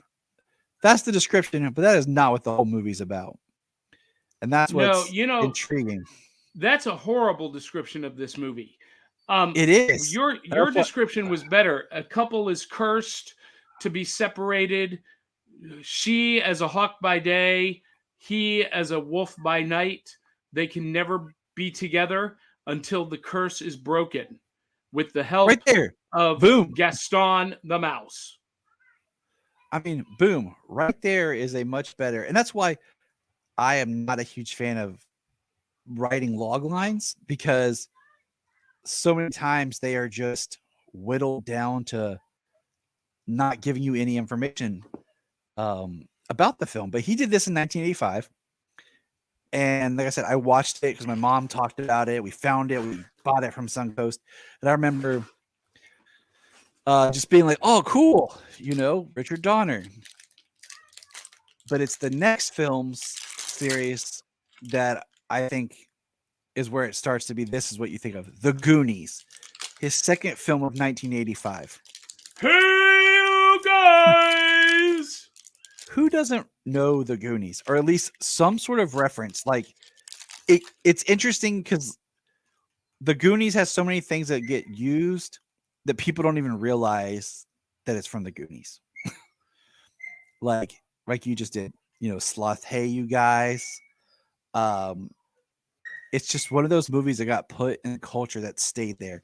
And so many of other films have tried to capture the same kind of magic and action adventure that the Goonies had. I mean, the cast is a who's who of the 80s, when it comes to kids. You have Thanos right there, a young Thanos. Yep. Of course, you have Corey. Whatever happened to her? That actress was like in everything in the 80s. The 90s came. But I really the only the three cast members that went on to do well. No, there were four. Martha Plimpton has stayed active. Corey Feldman, but Sean Astin and Josh Brolin are arguably the two most successful actors from that cast. Yeah, Josh Brolin for sure. And what's funny is I feel like Josh Brolin was one of those actors who I knew him from this, and then he went away. It's like he just kind of, he maybe not have went away, but you just didn't feel like you saw him in things, and then all of a sudden he just reemerged and was just shooting his A game and was everywhere. Yeah, he's been Cable, he's been Thanos, he was in Gangster Squad, he was another Jonah Hex. I loved him in Men in Black 3. The movie's a little rough, but I love his young K. And I love the line. I forgot about that. I love the line. He's like, what is it? It's like he plays off that K is supposed to be younger, but of course, Josh Brolin isn't that young playing the younger K. And he's like, oh man, I'm blanking on what the actual line was, but it's hilarious because he's just like, when he says his age, you're like, oh dang, he's like, like it's been rough. But the official description, okay, and this is one of those movies, The Goonies. I think The Goonies works so well because the three names that I'm about to say that are part of the creative force behind this movie: Richard Donner, director; writer is Chris Columbus; story by and producer Steven Spielberg. I mean, that is a mix of pure gold right there. And the official description of the film is a group of misfits called the Goonies discover an ancient map and set out on an adventure to find a legendary pirate's lost treasure. That pretty much sums it up, in a good way. And yes, Drew versus the World podcast here, a cult classic. It is. And I think it's a cult classic, but it's even just, I think, a classic. Yeah, it is period. A pop culture classic. And when you watch Stranger Things, the homages to the Goonies are all over that show. Yes. And that's one of the things I was talking about, where you have people trying to recapture this magic, this adventure. So the Goonies never say die. Here we go. This is I think even before Superman, for some reason, I knew Richard Donner's name from the Lethal Weapon movies. And these are some of, I love these movies. No matter what you say about the actors or whatever, but I really enjoy the Lethal Weapon movies. Lethal Weapon 1 is part of my, what I call the action Christmas movies that before Christmas. I have this little block, it's Lethal Weapon, Die Hard 2. Sometimes I throw in, Iron Man 3, Shazam, Reindeer Games if you want to, just for fun. But these movies set at Christmas that are just fun. And, Lethal Weapon, I have here in my notes, I kind of take away for a moment from the chronology, because we have Lethal Weapon 1 in 87. Then we jump to Lethal Weapon 2 in 89. And I'll admit, this is the Lethal Weapon I've seen the least. If I had to say the order of which ones I've watched, it goes 1, 3, 4, 2, I believe. I'm not sure really why it plays like that. I own them all. I have the box set. But this was just the one I've seen the least. And it kind of feels I think, I don't know, the oddest at times, but the buddy cop is just, it's great in these films. And they're films that I feel like you could just watch over and over, and they're really enjoyable. Like Lethal Weapon 3, Joe Pesci is now on the poster here. And that was 92. And then now, Tyler, I have a question for you. Yes. So, you mentioned the buddy cop genre, Uh-huh. and a lot of people, call back to the Lethal Weapon movies as the start of the buddy cop genre, but really, that honor belongs to another movie that came out before the Lethal Weapon movies. Do you know what that is? Maybe. You guys go ahead and tell me. It's early. 48 Hours. See, with Eddie Murphy and what's his name? Nick Nolte. Nick Nolte, yeah. I feel like a lot of times with certain styles of movie, like I'm not this 100%, but you'll have a film that's like the start, but doesn't get the notoriety, and then you have another one that kind of is where everyone points to. There's the start. Like, question for you. When you think about the comic book craze of films, where do you think it started? The comic book craze that we're in right now. Like, when it started. What film can you point to and say this is where it started? Like Batman 1989. Now, most people, okay, so Superman the movie by Richard Donner was the first big budget successful superhero comic book movie. Yes. And people loved it. And it was a huge hit. Superman 2 was great. But Superman 3, not so good. And by the time we got to Superman 4, people were pretty much over Superman. But Tim Burton's Batman 1989 started a whole new era of interest in superhero films. The problem was nobody else was able to capitalize on it the way that Tim Burton did. And the same thing happened to the Batman franchise that happened to the Superman franchise. Subsequent directors just lost it. And it wasn't until Blade, the first Blade movie came out, that really cemented superhero comic book movies as a genre of its own. And without Blade, we would not have the MCU today. Exactly. And that's what I was getting at. Because 1997 is like the year that comic book movies went to die. You had Batman and Robin, Spawn, and Steel. Yeah. And then awful movies. And then Blade came out in 98 and was a serious take on the property. And that's the movie that starts. But a lot of people will say, without thinking about Blade, we'll jump to 2000's X-Men and say that Bryan Singer's 2000 X-Men is when it started. And I understand the argument, but Blade is like that secret, like that came first 2 years before. And that was when you started to see this uptick, much like 48 Hours came out. I don't think it got the big attention as far as the buddy cop as Lethal Weapon did. And that's kind of getting back to what I was saying is, it's like, and it could, part of it helps that you have 4 Lethal Weapon films to just, reinforce the dynamic. Mel Gibson and Danny Glover are great working together in those films.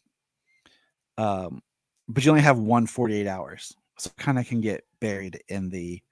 Well, no, there was a sequel. There was a sequel called Another 48 Hours. Why am I not thinking of that one? That's okay. It did okay. But maybe that's why. Yeah, the first 48 Hours was a huge blockbuster. And people just, I think they forget that there was a sequel. Because I know that was one of the movies that really cemented Eddie Murphy as a star. Yes. Yeah, it catapulted him to superstardom status. Trying to think if that was the one that was more him as a lead in it. Well, the movie that really established Eddie Murphy as the lead was his next film, which was Beverly Hills Cop. But 48 Hours proved that he had the star power to be that superstar, and it launched the buddy cop genre. I'm a little bit obsessed with movies. Can you tell, Tyler? Oh, I can tell. I am too. I'm off my game today. Nope, you're doing awesome, man. This is great. It's been a crazy morning. It's 6 degrees here today. So yeah, it's 16 here, so it's cold. I'm freezing in my studio, but so I woke up to being cold. You know, this is funny. So I didn't know he directed Scrooged, but now that you're pointing this out, it makes perfect sense. And now that I think about this movie, his fingerprints are all over it. Now I have some trivia to go over. Like after we kind of talk over the films, I have some trivia and stuff I've pulled about facts about Richard Donner. That's really, it's cool to talk about. And you know, in no shape or form am I able to cover everything that this man has done. He's a Hollywood legend. He has helped immensely people's influential and just been a key player in a lot of stuff. And like I said, David McDonald here saying Lethal Weapon is the best buddy cop franchise. And I agree. Like I said, there's 4 of them. It really helped that there's that many films. And you can say what you want about the sequel. There still is great things in every one of those films. Scrooged, it's like you said, this is one I didn't realize, he had directed till later. 1988, he does Scrooged, and it's one of those movies that kind of pops in at that time period that gets lost, I think, because it's different than his. But when you really look, like I just rewatched it. It's one of those I don't watch every year, but I just rewatched it this year, and it has an amazing score by Danny Elfman in it. If you're a score person, it's one that it's hard to find the actual score. Is what I was looking for it, because when it came out, I guess they didn't make that many copies, and I don't think it's been released digitally because it wasn't on my Apple subscription. But it's an entertaining movie, and it's interesting because I think you have some actors and directors that kind of clash, and Richard Donner and Bill Murray didn't clash, but he said that directing Bill Murray was a little bit more of a challenge, just because he's very improv and all over the place. Now, this is a movie, Radio Flyer, 92. I haven't seen since I was a kid. Great movie. And I just remember it being very emotionally strong. And it has Elijah Wood in it. And this is one I didn't realize he directed. And it's surprising how many films pop up that you're like, oh, wow, that was him. And this is one.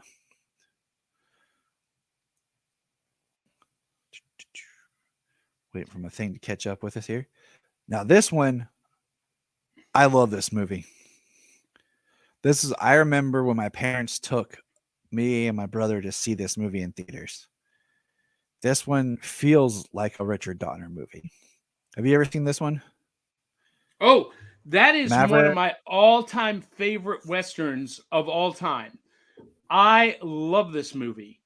And Jodie Foster is unbelievably good in this movie. Most men prefer my Southern. All 3 of the leads that are there on the poster work amazing together.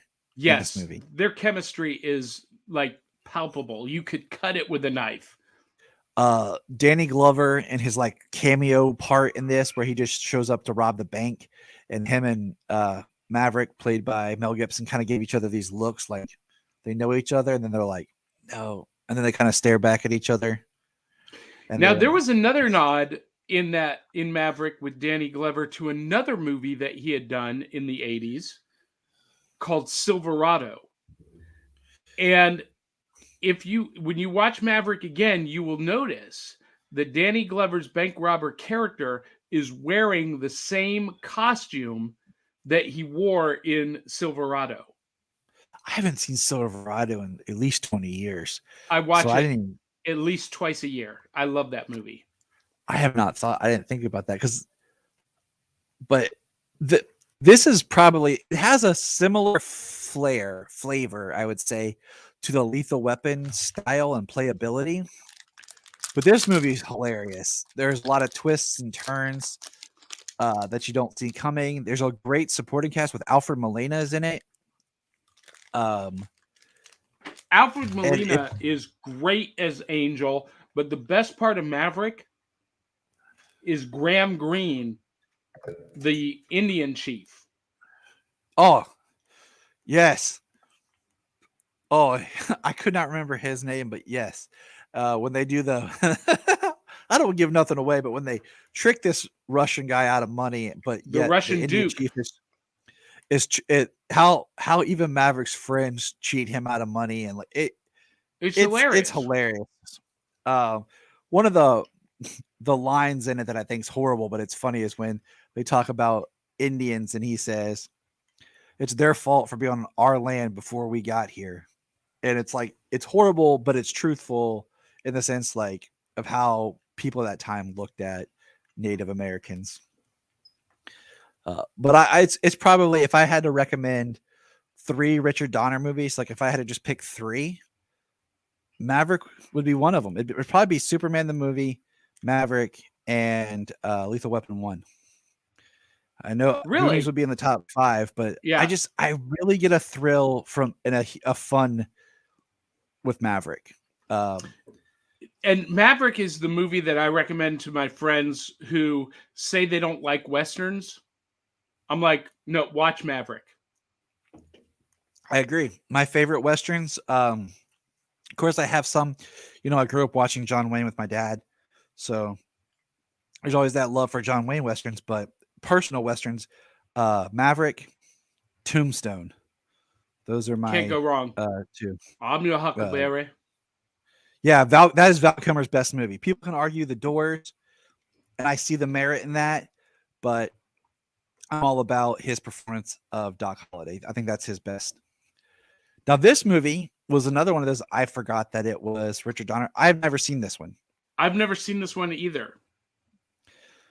It's, Stallone, Antonio Banderas, assassins, and it's one of those that I had kind of forgotten about. And then when I was putting this together, I was like, you know what? I'm going to add this to my find and watch. It's got to be streaming somewhere. And in this day and age, it's a pretty much a bummer if you go to find something and it's not streaming anywhere. So I can't talk too much to Assassins, but this is him in 95. And we'll notice how things seem to kind of start to slow down a little bit as far as his directing. In the 80s, he had a lot of double movies coming out. Now, this movie I know well because my mom rented this movie, watched it again, then went and bought it. So, have you ever seen Conspiracy Theory? What a great movie. I saw this in the theaters. This came out when I was in college. I think I was a sophomore in college, maybe. What year was it? 97. I had already graduated and was living in Nashville. This may have been the first movie I saw after I moved to Nashville, Tennessee. I love this movie because it is such, to me, it spoke real truth to conspiracy theories. Everyone thinks that back then, everyone was like, those people are nutbags. But this movie shows that even the most far out conspiracy theory has a nugget of truth to it.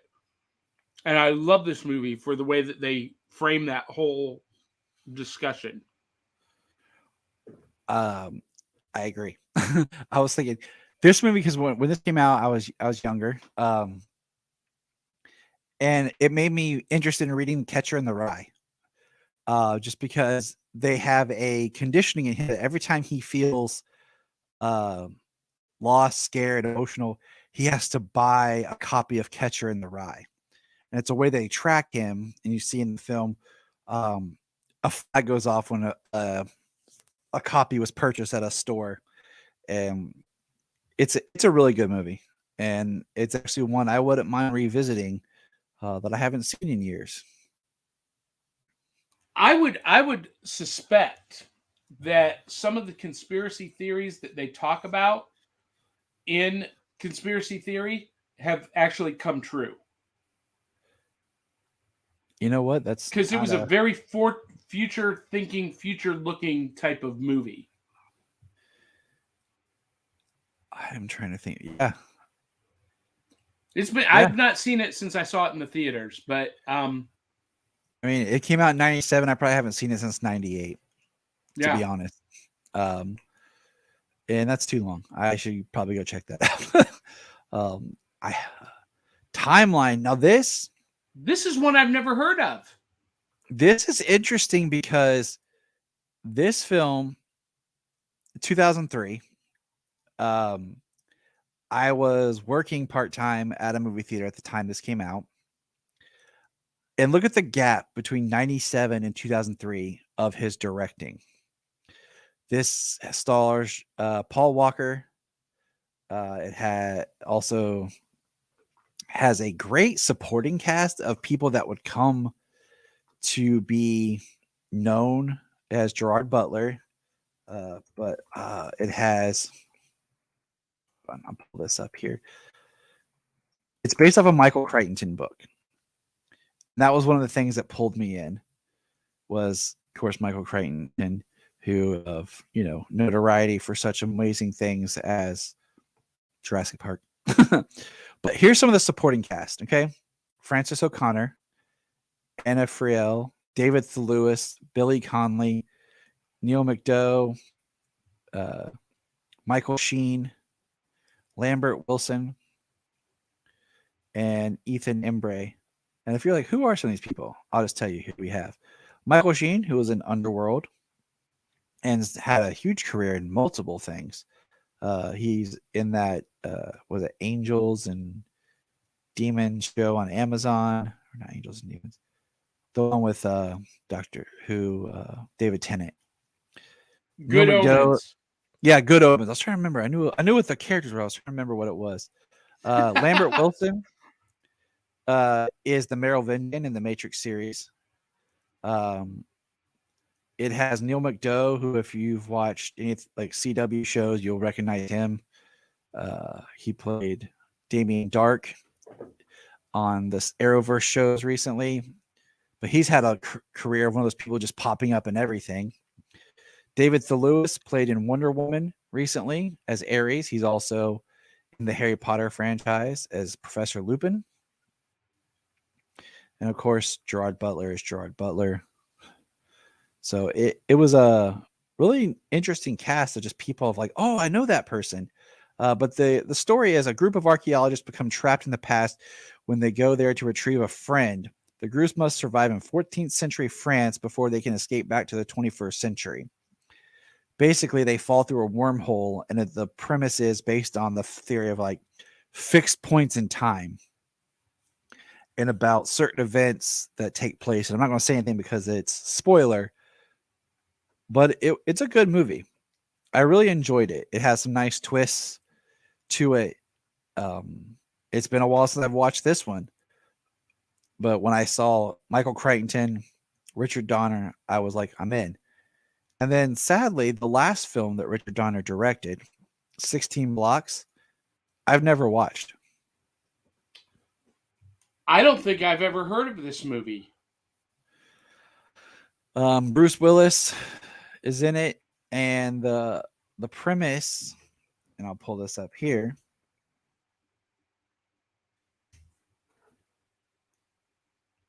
Dun-dun-dun. Is an aging alcoholic cop is assigned the task of escorting a witness from police custody to a courthouse 16 blocks away. There are, however, chaotic forces at work that prevent them from making it in one piece. All right, so Kristen here says, I saw a timeline in the theaters, first Gerard Butler film. Awesome. Billy Connolly is one of those people that you know, but when I think of Billy Connolly, I always think of him as the dad in Boondock Saints 2 and 1. And Ethan Embry, yes, as the bass player in the greatest movie of all time, That Thing You Do. So thank you for pointing out Ethan there. And Neil McDowell's company, Neil McConnelly's company, is experimenting with packages from place to place. So we have some great feedback here. Was that the timeline MacGuffin is that they got, because he's trying to do teleportation, that it teleports through time? It's the play is it's about I'm trying to figure out. It's a wormhole that's set, and I'm trying to figure out why it's set to a specific period. Like it's not like they're traveling anywhere; they can only go to the one place in time. And there's some really interesting. Kristen says, "I always think of head of the class when I think of Billy Connolly." It's an interesting of why, and there's different reasons about just your impact in history. And there's a really interesting part about when they send people back and they come back, how it's like they reference it kind of like a fax, where you can only do it so many times before your body comes back completely out of alignment. So they talk about how people that have traveled through the wormhole and back, how they're starting to, their bodies aren't being like reassembled correctly. It's a really interesting film to check out.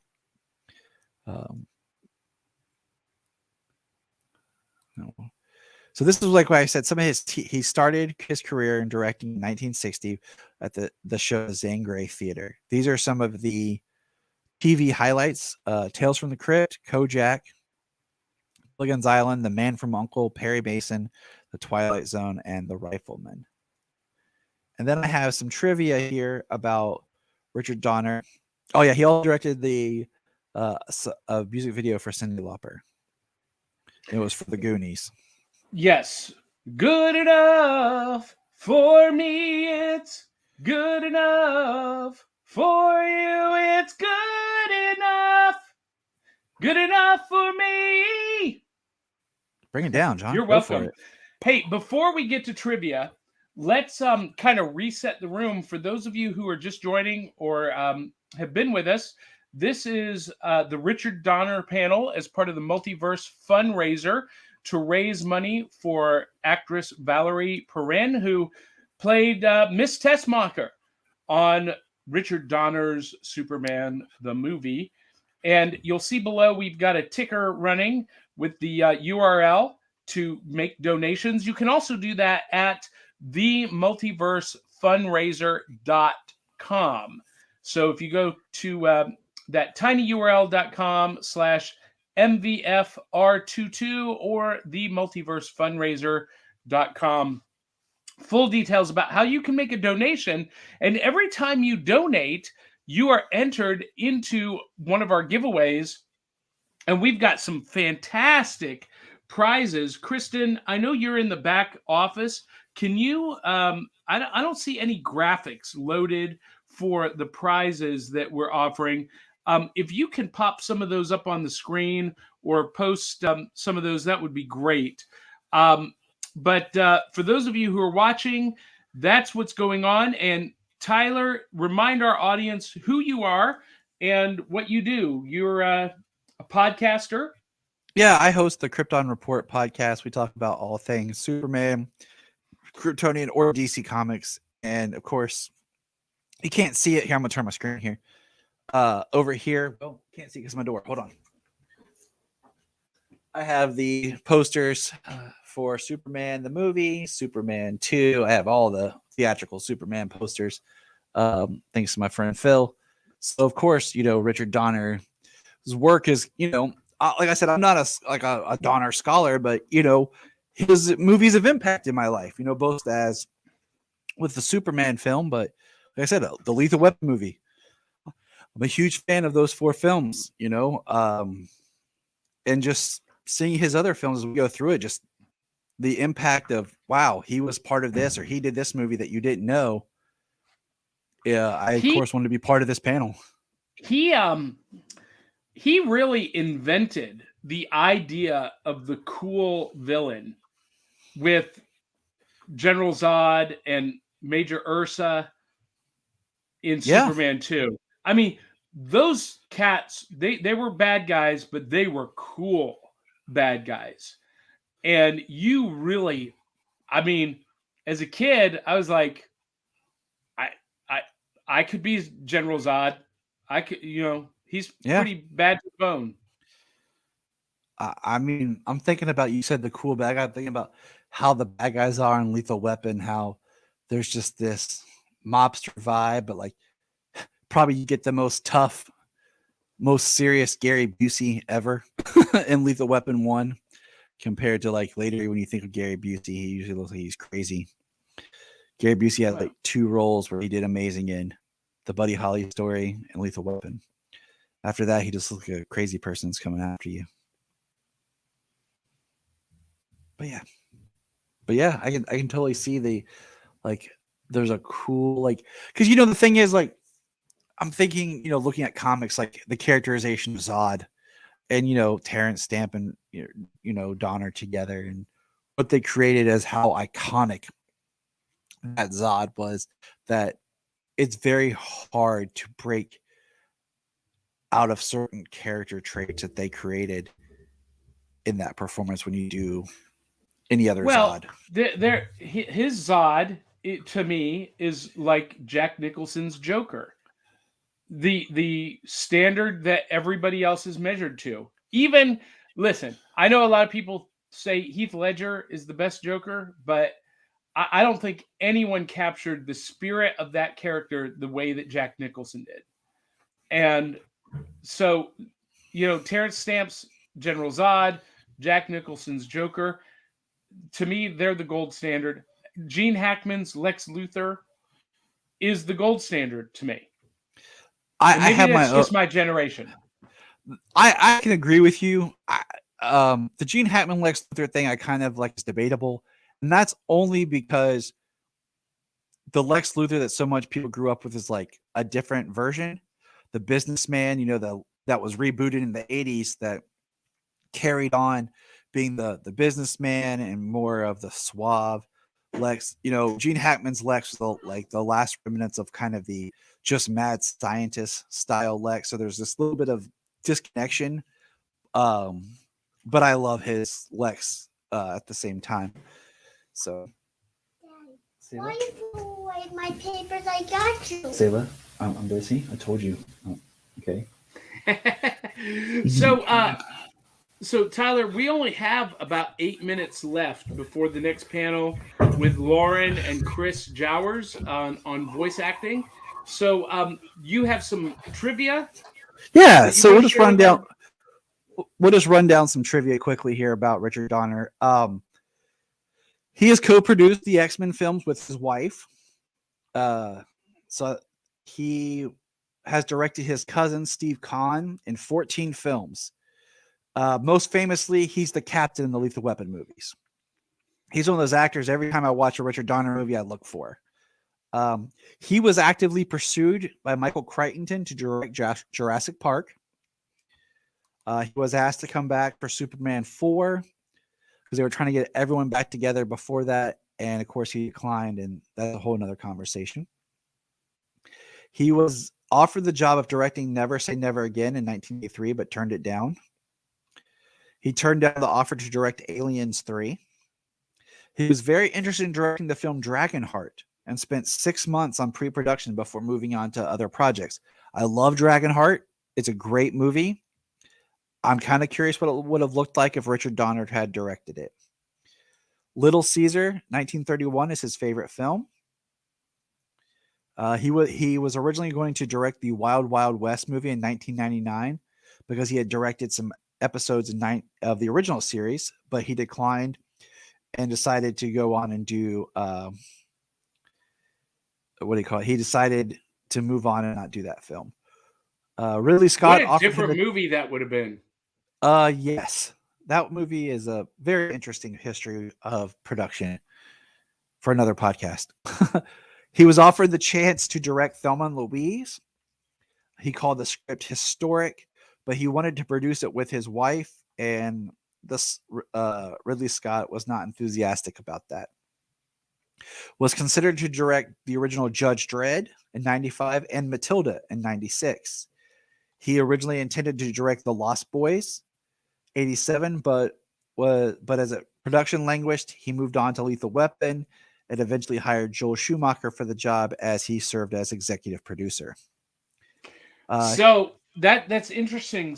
So he served as the executive producer on Lost Boys, not the director, but that movie has Richard Donner flavor all over it. Yes, it does.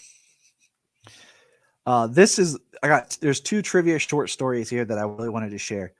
He got Gene Hackman involved in Superman the movie through trickery. Hackman had recently grown a mustache, which he was reluctant to shave off, and Donner made a deal that he would do the same if Hackman did. After Hackman shaved, Donner then revealed that the mustache that Donner had worn was a fake. The two instantly became good friends and had a great working relationship. And then the next one proves to me is one of those stories that proves how much of a good man Richard Donner was. Said Scrooge began filming in 1987. With Christmas approaching, Richard Donner asked if the production could have Christmas Day off, but Paramount Pictures executives refused, insisting that filming should continue on Christmas Day. However, Donner outwitted them. At the end of the day, on December 24th, 1987, he officially fired the entire cast and crew. 2 days later, on December 26th, he officially rehired everyone. The break allowed the cast and crew members to spend Christmas with their families. To me, that just shows up a man who cared about the people that he was working with and how he wanted to control his set and respect the people he worked with. Richard Donner also wrote a Superman comic with Jeff Johns called Superman Last Son. Jeff Johns actually worked for Richard Donner as a production assistant, and they had a great friendship working relationship. There's a lot of stories out there that Jeff Johns had shared about when Jeff's sister had died, how Richard Donner helped him pay for a ticket to get home and helped him with that whole situation in his life.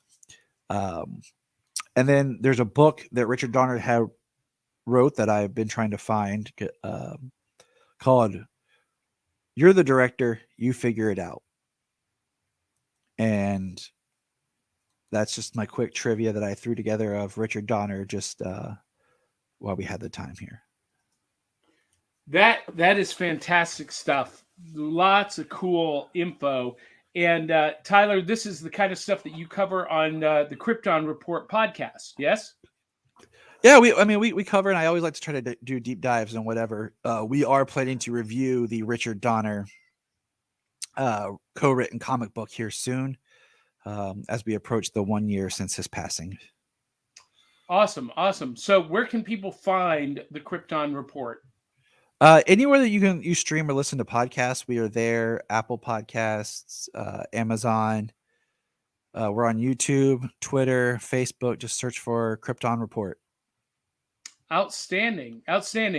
Well, we need to sign off so that Lauren and Chris Jowers can come on board, and they are going to do a panel next on voice acting. So, and I am going to be in the back office adminning that. But Kristen, I know you're watching and tuning in. I've been on for the last 2 hours. I need to use the restroom. So Chris Jowers just posted something in the chat. Everyone saying my name like I'm wanted on charges. Chris Jowers. I'll just say Chris Jowers. Yeah. One last comment here before we let you go. Tyler, Keisha Acuff at Acuff Creations, just subscribe to your YouTube channel. And David McDonald says, Jeff Johns is my wife's favorite comic book author. He's pretty awesome. He is pretty awesome. I know that his name has been a lot of controversy over stuff, and it's one of those trying to always separate the art from the artist kind of things or whatever. I don't know him personally, so I can't, speak to things. But as far as his writing goes, yes, he's a very talented writer, and any character he's done, he's made really great stories with. Yes, fantastic. Well, Tyler, thank you so much for donating your time and your knowledge and your talent to the Multiverse Fundraiser. And with that, we'll let you go and have a great rest of the day. Thank you. Talk to you soon. I'm going to take a quick break. We're going to reset the room for Lauren and Chris, and we'll be back in just a moment.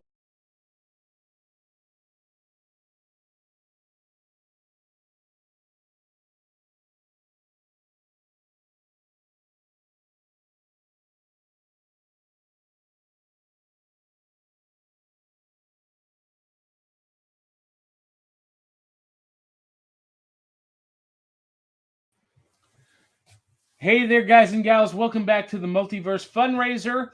I am John Pica, the host of Back of the Cereal Box. We are sponsoring the Multiverse Fundraiser, and we're doing panels and programming all day to benefit Valerie.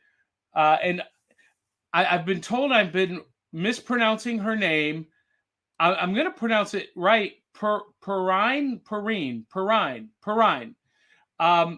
Anyway, she was Miss Tussmacher in Superman the movie. And we've got some great programming all day, including our very next panel on voice acting with Lauren. Good morning, Lauren. Good morning. Tell our audience who you are, what you do, and why you are here. Okay, my name is Lauren. I record as L.W. Salinas. I'm a voice actor, audiobook narrator, and I've been doing this professionally since 2016. That's fantastic. And look at that mic rig. That's impressive. We will get there. And also joining us is voice actor and FBI's most wanted, Mr. Chris Jowers. Let's just tell people. Well, thank you. Chris, tell our audience who you are, what you do, and why you're here. I am Chris Jowers. I'm a semi-professional voice actor, if you will. I have been working with Chatterbox Theater and now Spoken Signal Radio to deliver online audio content. I'm also an author and a character performer for conventions and charity. So voice acting and character work have been a big part of my creative life for a long time. I like how you describe that. Character actor for conventions. Some people would call that cosplay.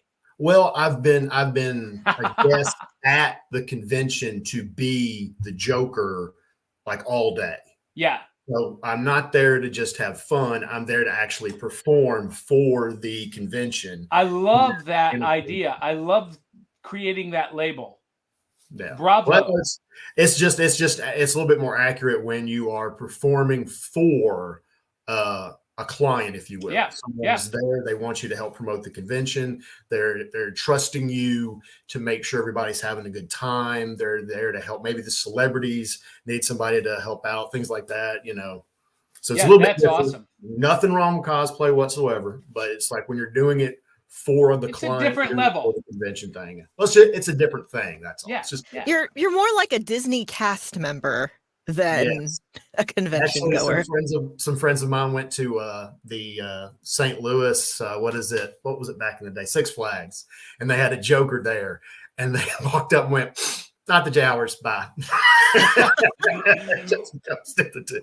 Well, guys, I'm gonna sign off into the back office. I'm gonna leave it up to you to guide our viewers through voice acting as people comment. And our viewers can comment.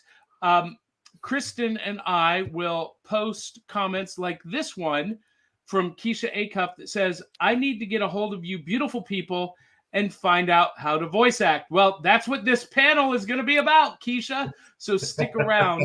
And as I post comments from the back room, If you guys will just acknowledge and answer those questions, that'll be great. But I'm going to turn it over to you for a few minutes.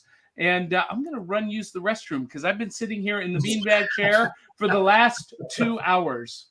Go stretch your legs, please. Do what you need to do, man. Do what you need to do. Okay. Well, good morning, everybody. Good morning. Thank you for joining us. I'd like Lauren, if you would go ahead and give a little bit more about your working credentials.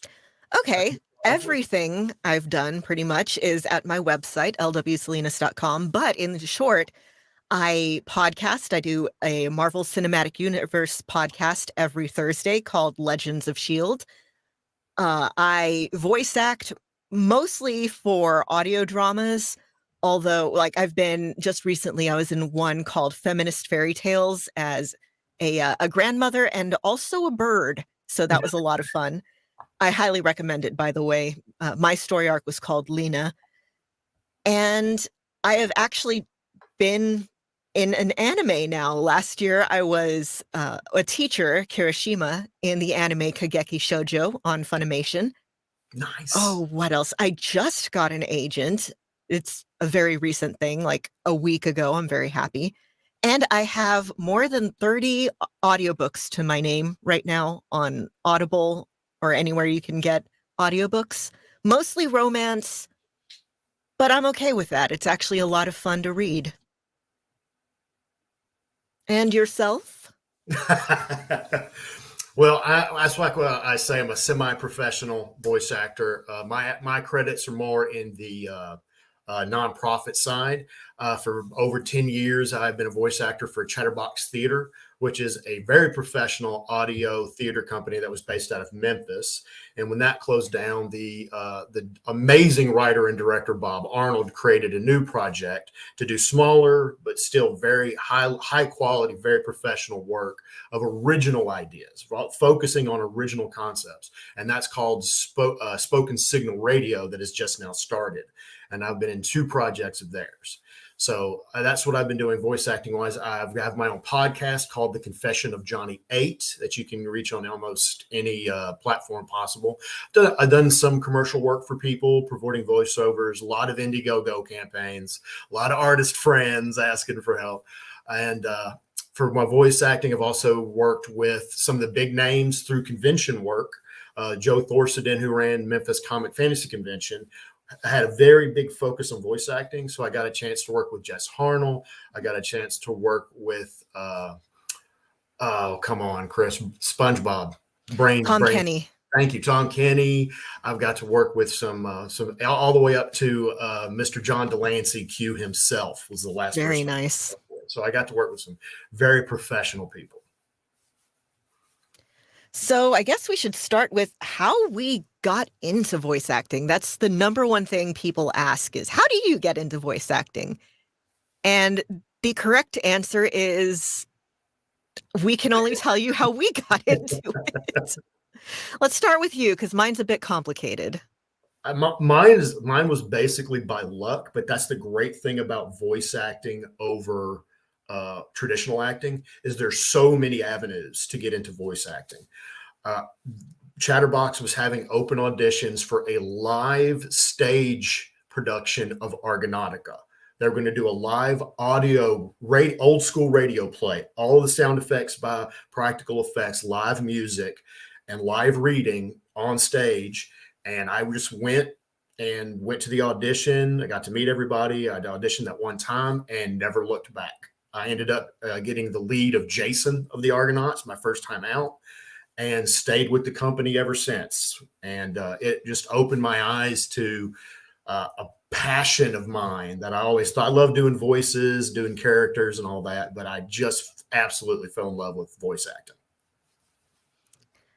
So I always tell people I'm not an actor because I was actually kicked out of drama in high school. I was convinced I'm going to be in science. At first it was I'm going to be a veterinarian, and then it was I am perfectly happy to be doing genetics lab work for the rest of my life. Mm-hmm. And then I got sick. I have a condition called Ehlers-Danlos syndrome, It's a connective tissue disorder, and your body has connective tissue everywhere. So it's like an avalanche of things that keep going wrong. So a 9-to-5 job was no longer feasible. So I spent about a year kind of kicking around.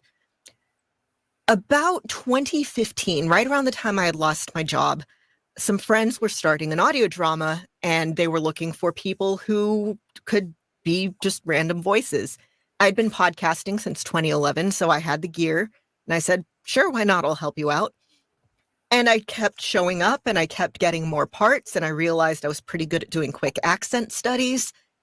And then finally, one day, I was listening to an audiobook. I love audiobooks. And I was thinking, how do you start doing audiobooks? So I Googled it, and that led me to a site called acx.com, where you can do indie. It works with Amazon. You do indie audiobooks through there.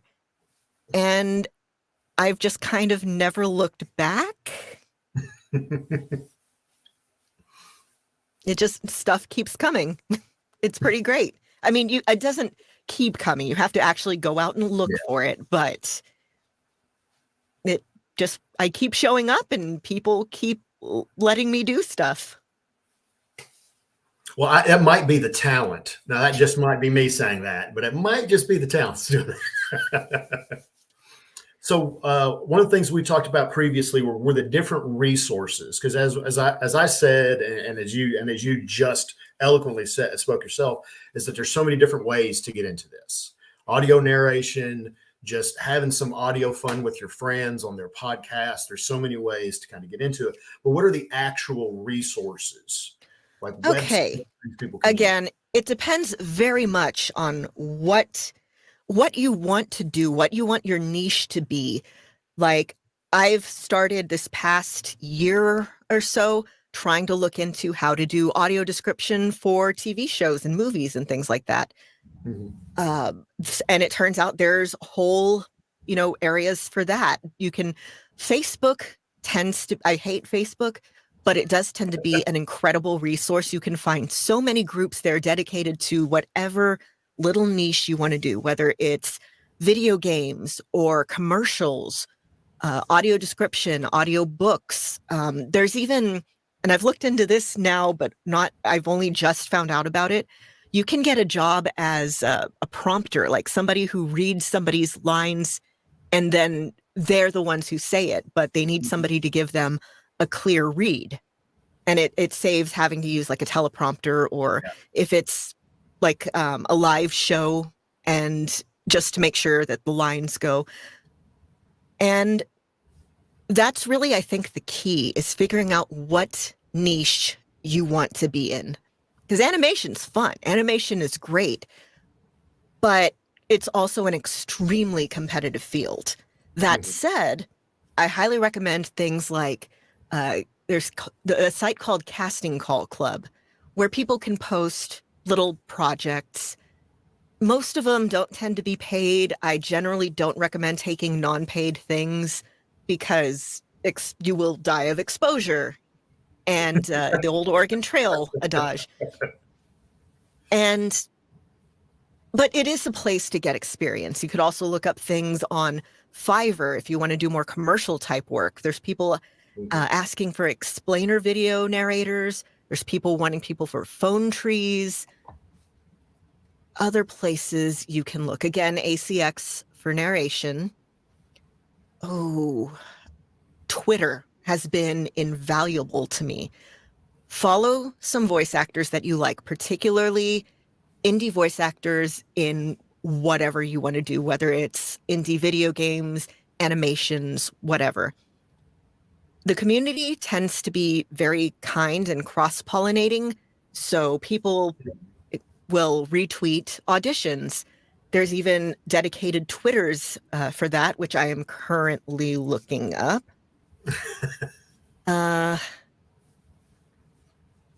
Let's see. There's things like... Oh, it helps if I actually had this. Anyway, get back to me on that. I will make a list and let people know. And one of the things you can add to that is if you're looking for voice acting experience, that look for those small dramatic groups that are doing it on their own. And sometimes looking up voice acting is not going to be it. You want to look up audio plays. You want to look up radio play communities, play. There's a ton of things on Facebook, Instagram. Instagram's great because you can post audio. You clip it into just a picture, so you can go ahead and get things out there. You can listen to what people are looking for. So, but what I say is when you look at these organizations and they might have an open casting call, especially once COVID kind of changed the game. Because if you have great equipment and a good sound, they'll listen to you. Look at the site, look at the productions, see how professional it is. There's nothing wrong with just busting your teeth open on some amateur work, just with your friends getting together, doing a D&D podcast or something like that. There's no harm, no foul with that, to kind of feel comfortable and work on character, work on your equipment, all that kind of stuff. But there is a point where you really want to start looking for that professional, doesn't have to be paid stuff, but professional sound.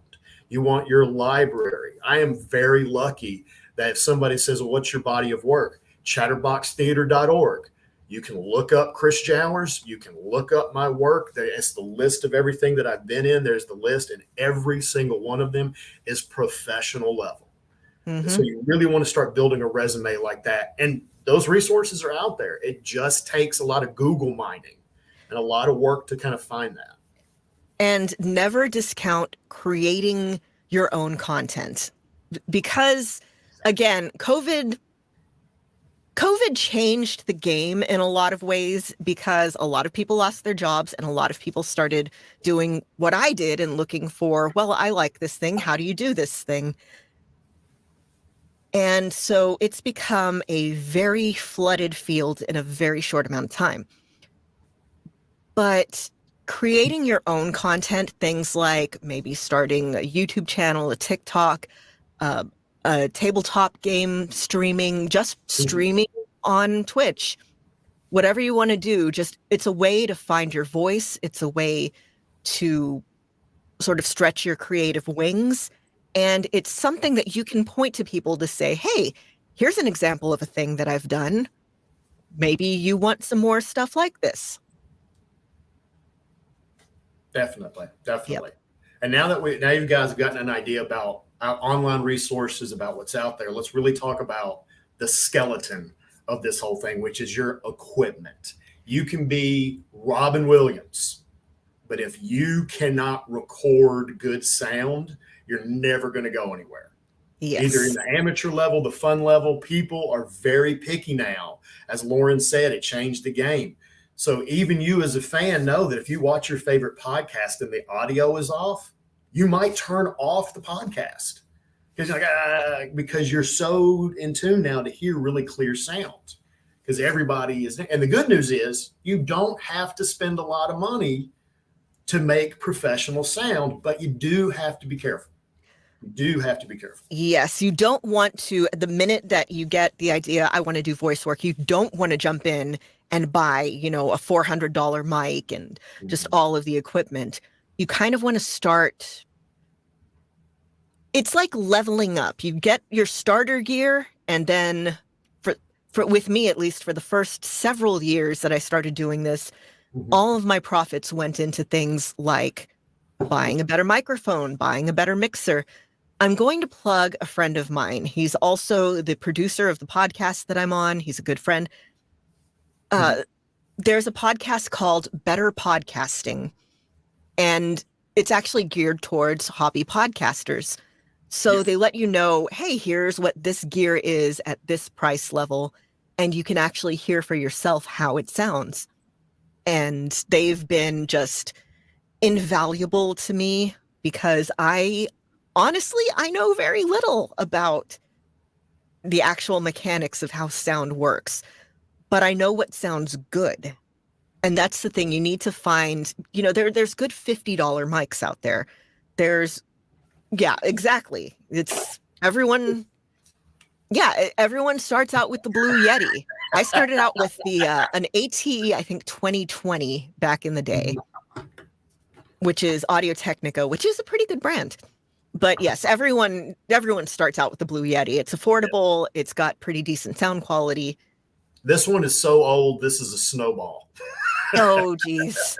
That's how old this is. Yeah. This was at the time an $80 purchase that I got, and it gave me impressive sound quality for that time. It wasn't exactly professional, and I had to learn how to manipulate distance to the mic, how I addressed it.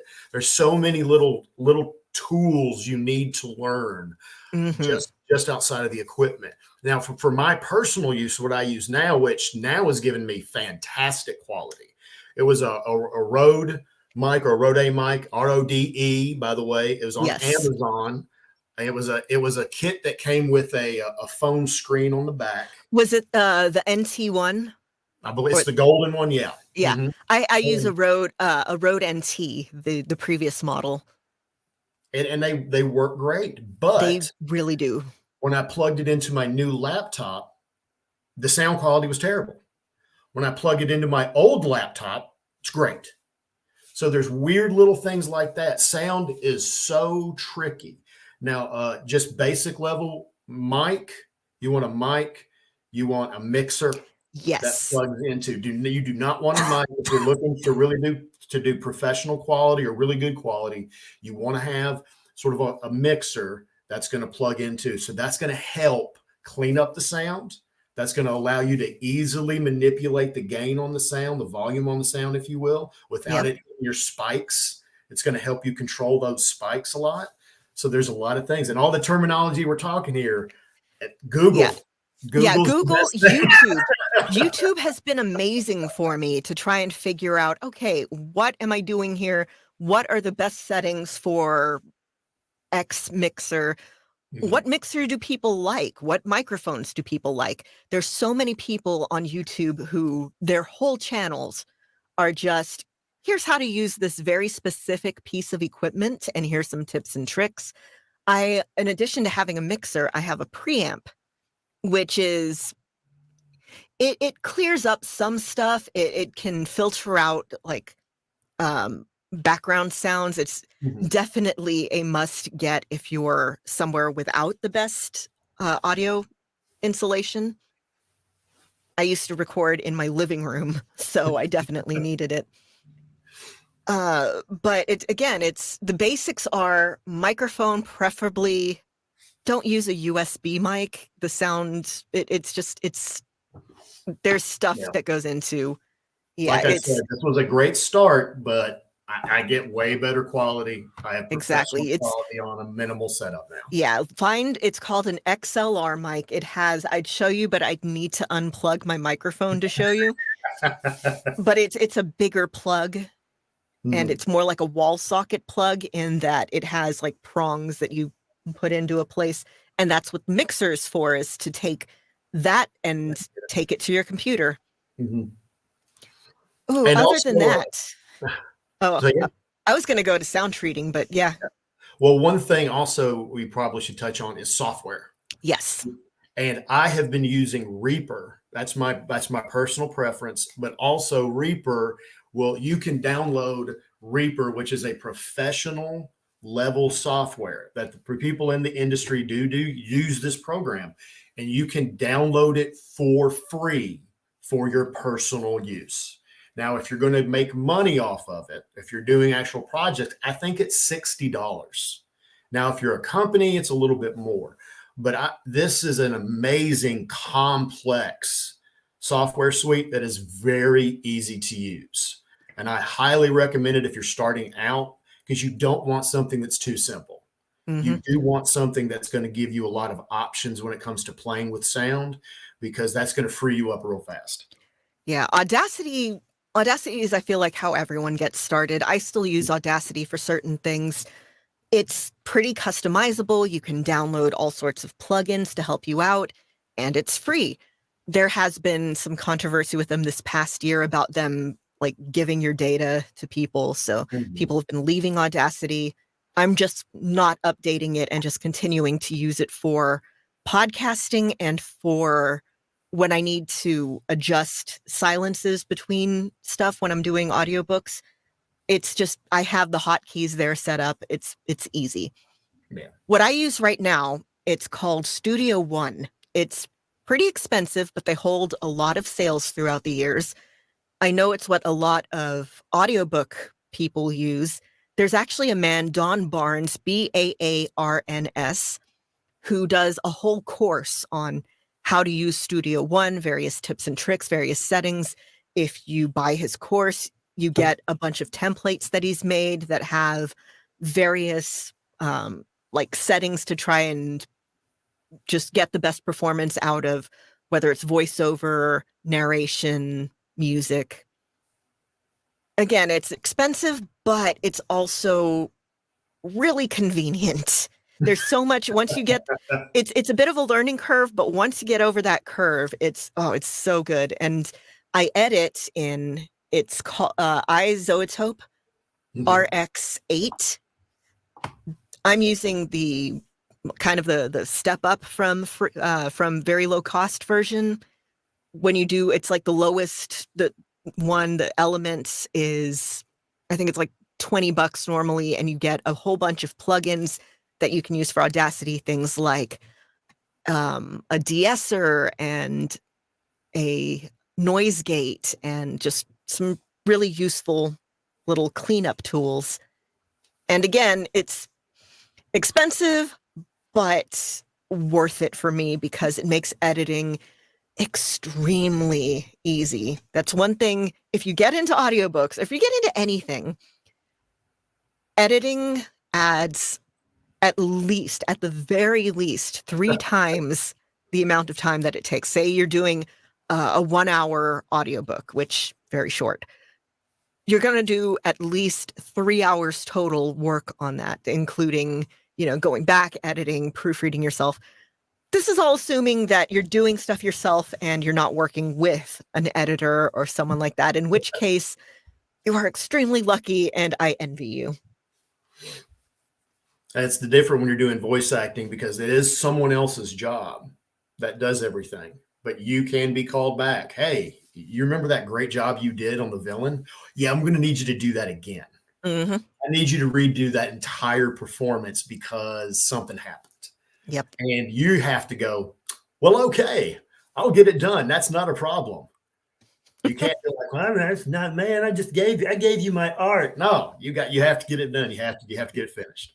Yeah. Other big, if you're going to take anything away from this panel, you got to treat it like a business. It's fun, but it's work. You got to treat things like a business. Don't get too attached to any one project. You will hear a lot of no, or just mostly never hear anything back at all. But when it's firing on all cylinders, it's amazing. Oh, yeah.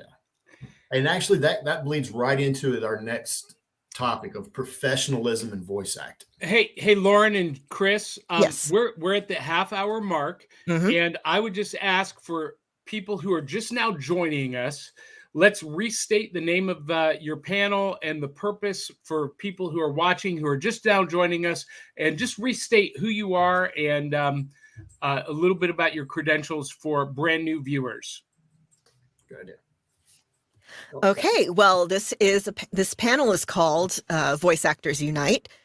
Me and Chris are both voice actors. I do more audiobooks. I just did an anime. All of my stuff can be found at my website, lwsalinas.com. I'm Chris Jowers. I'm more of a conventional voice actor. All my work can be found at chatterboxtheater.org and Spoken Signal. And I've also worked with some pretty big names in the voice acting community before. So what we're talking about, what we have been talking about, is how we got into this field. Lauren has obviously been talking about how she got into this business and really got into it, and how I was able to basically turn what used to be just a hobby into a big part of my life. And what we're about to branch into is when you're looking at this not just as a hobby but as a job, there is an air of professionalism we feel that we need to touch on, because in the voice acting community, this is a job like any job. It doesn't matter that you are basically an independent contractor, or you're picked up by a studio, or you're just working for somebody's company to do a couple of lines for a monster or the hero. There's a level of professionalism that you have to follow that is going to equal success for you, where other people will fail, especially, and you have seen it, where people that were once great voice actors have no career now because of their personal choices. So we want to help you avoid that completely. And one that's come up, and it's actually come up again in theater, it's come up again on screen, it's about representation. Yes. Okay. Very important. I am queer, disabled, and Chicana. So, yes, I am all about representation. There's been a lot of discussions recently about, hey, white voice actors have been doing these Apu. Apu is the example there. Mm-hmm. And Apu, the thing about Apu is he's a stereotype. And he was voiced by Hank Azaria, right? Mm-hmm. Excuse me. So the whole thing is any entertainment industry, particularly voice acting, tends to be a lot of, well, who do you know? Who's the first person you think of when you think of this? And the only way that you can become one of those who do you know people is by getting jobs. And in stories with minority characters, it's so rare for people, historically, for people with that actual lived experience to be able to do those parts. And now when, you have unprecedented access to equipment and to casting and to creating, marginalized people are wanting to tell their own stories. They're wanting to see themselves on screen.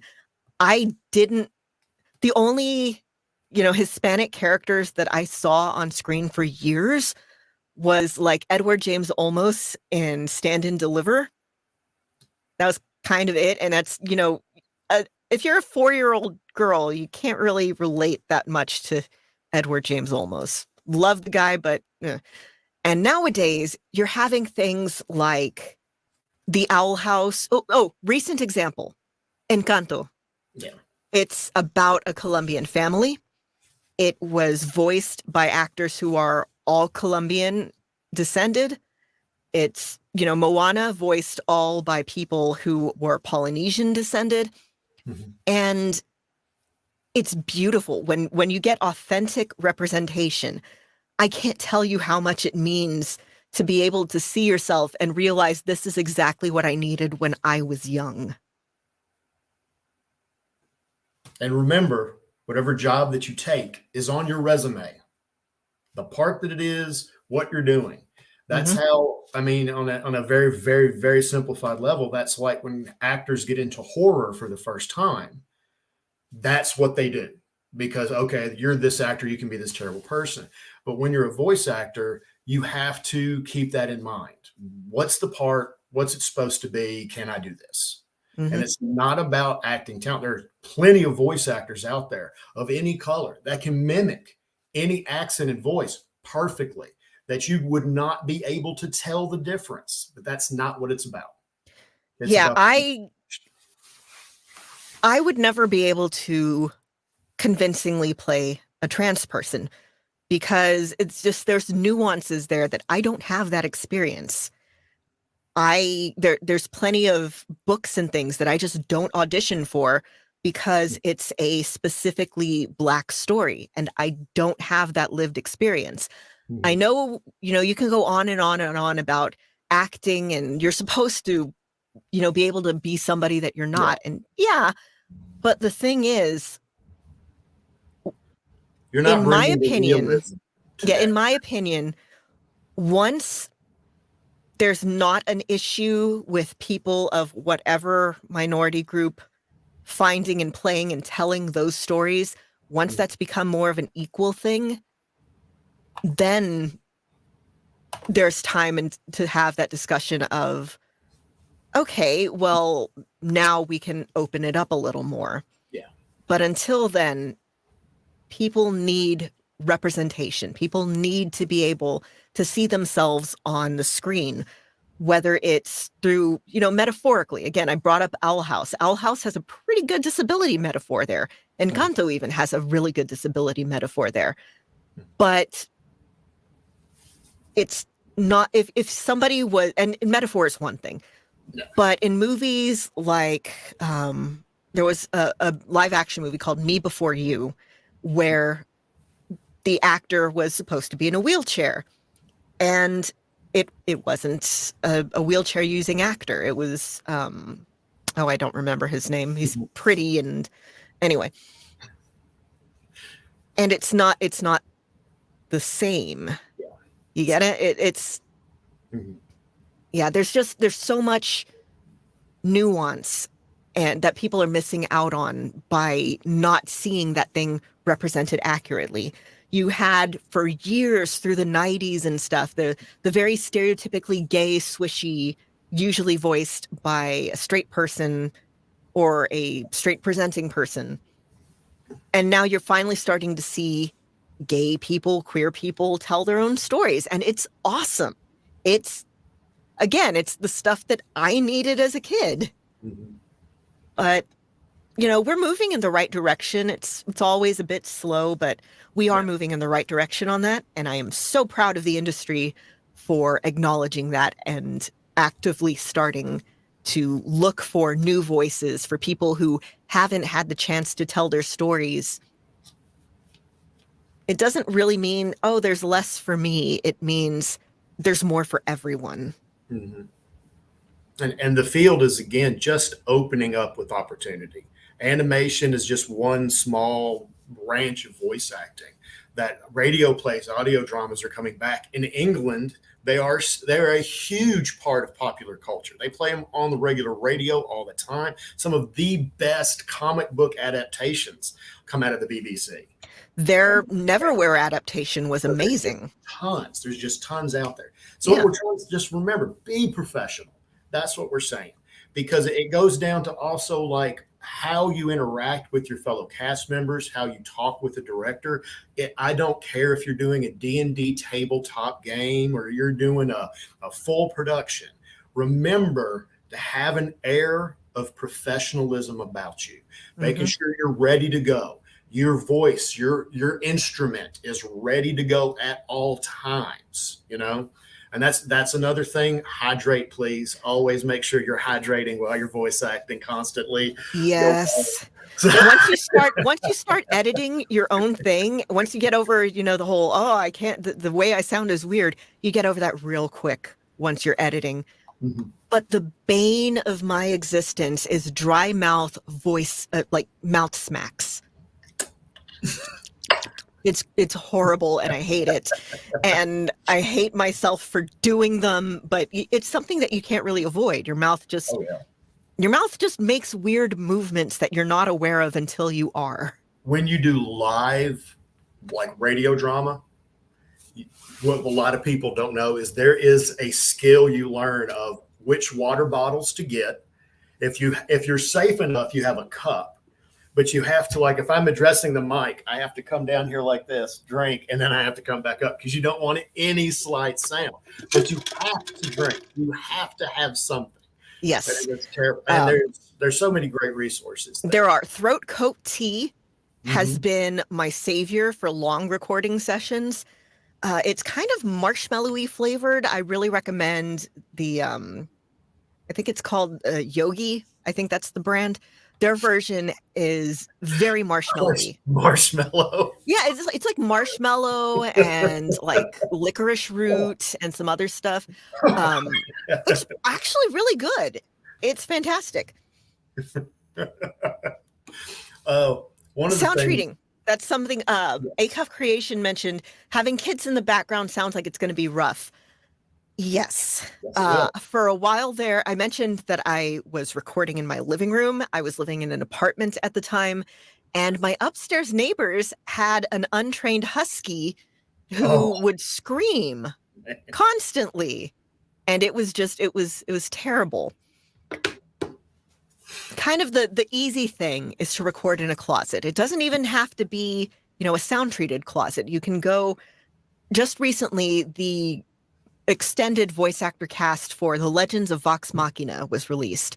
And they had some behind the scene footage, and you see some very professional voice actors recording in just a literal closet surrounded by clothes. You want things that muffle sound. You want things that absorb sound. I live out in the country. There is one road that goes in front of my house. And I put together in this little closet back here, I've got some sound baffling. My mic, you can't see it. It's in a corner, and that mic is basically surrounded by sound baffling. Yeah, I have all of this sound treated, and I still have this little mic shield just to be kind of double sure.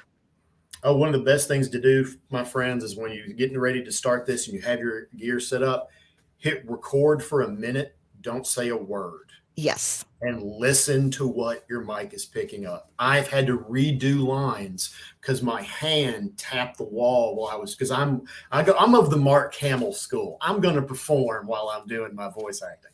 So that's come of a few times where I've hit stuff, and it can just be simple. Your pants, what you're wearing. Yes. Oh my God. You never realize how much your clothes make noise. I tend to wear like leggings and a sleeveless shirt when I'm recording. Just, whatever you can do to reduce the ambient noise. Footwear. Oh God. Yeah. Footwear. Right now I'm sitting in a seat that, swivels. And if I'm recording sitting down, I need to be careful about that because that gets picked up. Record naked. I mean, I've done that before. Yeah, it just sometimes it's one of the things that they don't tell you about voice acting is the weird accommodations that you'll start to make. I've gone door to door to my neighbors when I lived in an apartment saying, I'm recording a death scene. Please don't call the cops. I recorded a Joker bit for a project for my friend. And it was a summertime, so I opened the window, but my brother and I lived in a rural area. I had a power drill, and I was doing the voice work of the Joker killing somebody with a power drill, of the laughter, of the crazy laughter, and then the screaming for the guy getting all that. Well, my neighbor's kids were playing basketball. And I didn't know that. They came out to play basketball, stopped, went right back inside the house. So you do have to be aware of your surroundings. You do have to be aware also of what your voice and how far it goes. Because sometimes what you think is, well, nobody can hear me. That might be what sets off the noise complaint, or people start banging on the walls and all that. If you're living in an apartment, this is a very difficult hobby to do. It's not impossible. Especially if, maybe you're working from home, because if they go to work during the day, hey, that's some free time you have right there to record. You can record at night, but you kind of got to be careful with the louder stuff at that point. I've recorded at like 2 a.m, but ended up having to stop because of a particularly loud scene. We're at the 20-minute mark. Do we want to start taking more questions from the crowd? Yeah, make sure smoke detector batteries are replaced regularly. Bane of my existence. This will be the bane of your voice acting existence. There is a wonderful thing that's called Do Not Disturb on most phones. Yeah. Please make people aware of when you're recording or anything like that. And just leave it outside of the room. I have text sometimes for scripts. I'll use it. But in that case, definitely do not disturb airplane mode. Oh yeah. You gotta be careful with airplane mode, because that will not stop the actual phone and text messages from working. Yeah.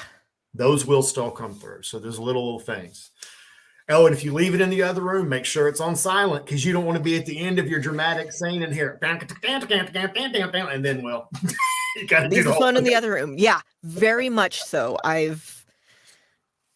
So many things that when I didn't realize that like my phone was in my pocket, and then all of a sudden because I always have my phone on silent, all of a sudden just the buzz, and gets picked up. And you also, it's vibration, bass will pick up. So you'll think, oh, I can't hear it. I can't hear it. And then when you record, you're going to hear on the mic. You got to be super careful.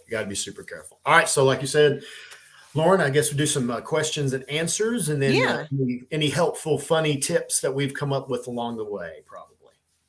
Thank you, Kristen Marie in chat, by the way. Sam Claflin was in Me Before You. Claflin? I'm not sure how to pronounce his last name. But yes, that was him. Very pretty, but not a wheelchair user in real life.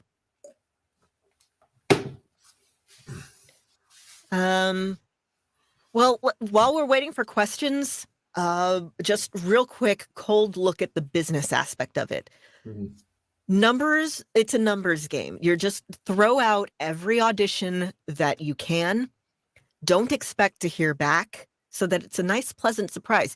You don't want to pin your hopes on a part and then be disappointed. It's very disheartening when that happens. You got to kind of learn to let it go. Again, professionalism. Be on time. Meet your deadlines. Communicate with your clients. Mm-hmm. Be the person that you would want to come back and work for you. And one of the things I have discovered by boredom was learning your real range. Oh, yeah.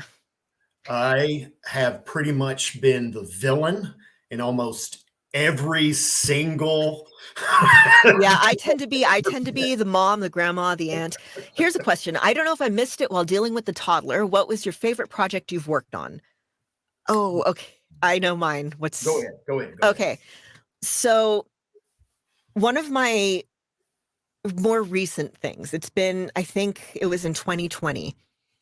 I did the first of a series about kind of intergenerational trauma and sexual abuse. And it's a very, very heavy story. But at the same time, it was also one that made me feel extremely represented. It was just a good story. It's called Complicit. Mm-hmm. And I think the author is Amy Rivers. And it was a very heavy performance. It was extremely wrenching. It was one of those ones where, you're done recording, you have to go get a hug. But I absolutely love being able to just kind of wallow in negative emotions. It's very cathartic for me. And you? I have two, but they're dramatically different reasons. One was because it was very personal. My brother, a friend of mine who I've known since elementary school, was serving overseas in Afghanistan. And so I put together a voice acting crew of his family and friends, and we were the inmates of Arkham Asylum. And we did Arkham for America, letters to the troops from the inmates of Arkham Asylum. So the Joker, Killer Croc, Bane, and only myself and one other person had any theater background. Everyone else were just his friends and family. And we put together these little 5-minute skits for each person and sent it over there. And it not only did he love it and did it brighten his day, it circulated through the Air Force like a wildfire. I'll have to. Do you remember what year that was? I have a friend who was in the Air Force. Let me see. I was back from, that would be 2004, 2005, somewhere around there. Okay, it was before she joined up. Yeah. So it was very, I would say early days, but it was in sort of the middle. And it's so weird to think of 20 years ago. I hate time. For acting reasons, it was Argonautica. I was live. It was an honest live radio play. We had our scripts in our hands. We had our timing and our cues. We had to do everything at the same time with music and sound effects. And it was the first time I did anything like that. And that's what hooked me. Mm-hmm. And here's the thing also about professionalism. I was the lead, if you will, of that ensemble. I never considered myself the lead, but I was Jason of Jason and the Argonauts. I went from that part to doing this guy and this person are doing sound effects. Whatever they asked me to do, I said yes. I didn't care how small the part was because I loved doing it. But I was the most booked actor at Chatterbox. And other people were like, why are you always getting in the Chatterbox shows? And Bob finally said, because Chris always says yes. Yeah, exactly. If I need you to run the soundboard. I need you to be this villain who gets beat up. Okay, I'll be the villain that gets beat up. I need you to be this little 2-second character, say these 3 lines, basically. Sure, no problem. Mm-hmm. Again, just if you keep showing up, people are going to, it's because people like working with you. And by doing, all the parts, maybe you wanted to be a lead, maybe you wanted to be a villain, and you get cast as, henchman number 3. Make it your part. Just have fun with it. Do it. Do it enthusiastically and see what you're called back for next time. And Willow, animals are definitely a problem.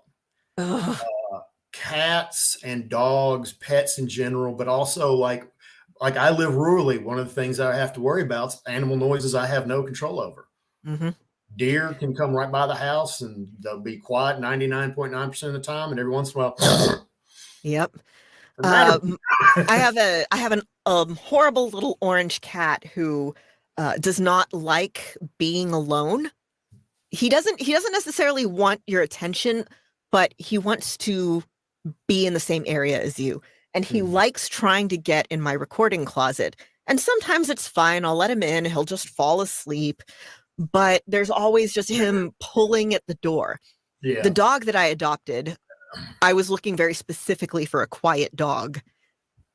And he's been fantastic. He sleeps all day. He's a wonderful, quiet dog. But yeah, there's some things that it's kind of like writing. You sort of have to make your time and make everyone else respect it, which is hard. Or do audio work to get started where those things aren't a stumbling block. If you're my podcast is called The Confession of Johnny 8, and it's supposed to be someone recording a confession into a handheld recorder. So if there's ambient sound and I react to it, I just stay in character and keep going. Mm-hmm. So use that, incorporate that into something where you can kind of get your comfort level. One thing I would love to tell people, by the way, I did this as a joke one day when I started teaching. I moved away from Memphis. I wasn't doing Chatterbox anymore. Everything was going remote, and I was missing voice acting. So what I did was, hey, does anybody need an uplifting voicemail today? Choose your character request below. My range of voices has increased 10 times what it used to be. Oh, yeah. You definitely always push yourself. So they're like, oh, do this. And here's the thing. If you're doing it for fun, I literally would grab my phone and go, Dark Side. I've never voiced Dark Side before. I would pick my phone up and I would improv a Dark Side thing into my phone. Yeah, there's no rule that says that you can't just have fun with your voice in your own damn house. Back at the Cereal Box posted, in Nashville, Jason Marston built a soundproof booth in his house. Yes, there's instructions for how to do those online. It's a lot of PVC pipes and moving blankets. Mm-hmm. I'm the person who wants to build stuff but doesn't always succeed. So I decided, when we moved, I'm just going to claim a closet. But yeah, you can even, I know I've done this before, having to record something on the road. Get your phone and just go underneath a futon or those big mattress blankets, moving blankets, duvets. Moving blankets, by the way, are if there's something like that, because they're thicker. Yes, they're thicker, and they'll be able to catch the sound. Yeah, yeah. But in a pinch, throwing a blanket over your head and recording, that's how I started out. I was doing that in the heat of Texas. Oh, I got heat stroke one time. It was not great. Orange Cats likes to scream. It's not just mine that's vocal. Yeah, he's a bit of a jorts. Oh, that is one of the things about voice actors that we're all aware of in the field. You're going to have to turn off your HVAC. So that means no AC, no heat for however long you have to record, because no matter what you think, it's going to get picked up by the mic. Yep. Back of the Cereal Box said, can you both give a quick demonstration, I guess, of just kind of messing around with our voices? Okay. Does anybody have any requests then? Yeah. Let's do it this way. Does anybody have any requests for voices? I'm not good at impressions, but I can do accents and I can do character types. I have been challenged to do some of the most ridiculous things. I guess second or third book I ever did was all in an Australian accent. All right, so actually, I'm going to use this. I'm going to use this as an example. So the Joker has been done expertly. Lucifer. No one ever says Jesus. So the one thing I'd love to talk about doing the Joker is do your version. Yes. When you do these voices, unless you're trying to mimic someone perfectly, do your version of that character. My version of the Joker that I do at conventions is Mark Hamill inspired, because he can go from evil to fun. So what I do is, first of all, I define the character. I like to go down deep inside. Whoop, went too far. There's the wood chipper. I hope you're having a pleasant day. So he lives there rent free. He's there absolutely rent free all the time. All right, Lauren, what's one of the characters that you've done for audiobooks? Is there an audiobook type character that you enjoy? Is there like a little chestnut voice you have that you like to pull every once in a while? Okay, one of my favorites was a very Lucille Bluth from Arrested Development type of character. And to get in that, I would always just put my hand out here like I was holding a martini glass. And you kind of slur your words a little because God knows that she's not going to be sober at 9 a.m. Yeah. It's, you can play with physicality. I know Deborah Wilson is known for being she gets into the character. I took a workshop with a voice director at Blizzard once. And just talking about how for creature noises, Deborah Wilson's just like crawling everywhere, getting into the physicality of it. And it's a lot of fun. No one recognizes that name. She was one of the absolute talents and legends of Mad TV. Yes. Yes. Epic. She's amazing. She's been a voice in everything that you love. She's wonderful. Riley Lifestyle is asking for you to do Stitch. So, okay, Stitch is actually one that I do a complete imitation. I do not do my own Stitch. I love doing this one. Hannah is family. This is my family. It is small and broken, but good. Yeah, good. Oh. I used that voice on an ex-girlfriend of mine, and she hated it. Because they had these little Stitch puppets at Blockbuster, so I would pop the Stitch up. Puppeteering, that's another thing that's kind of... I love puppets. I wanted to be a Muppeteer when I was a kid.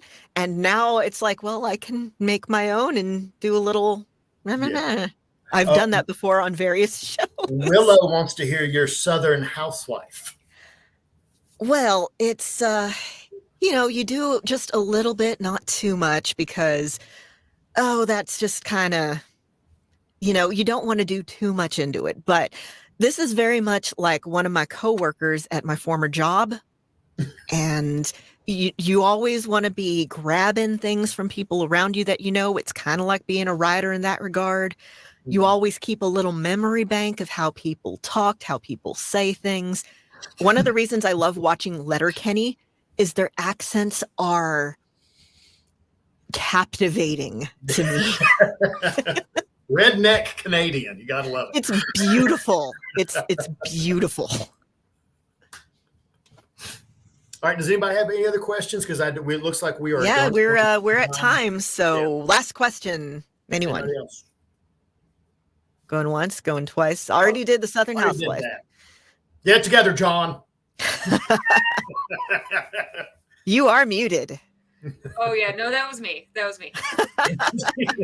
I'll take credit. I was taking the reins because our panel's coming up next. So yeah, Kelly, your hair looks gorgeous, by the way. Thank you.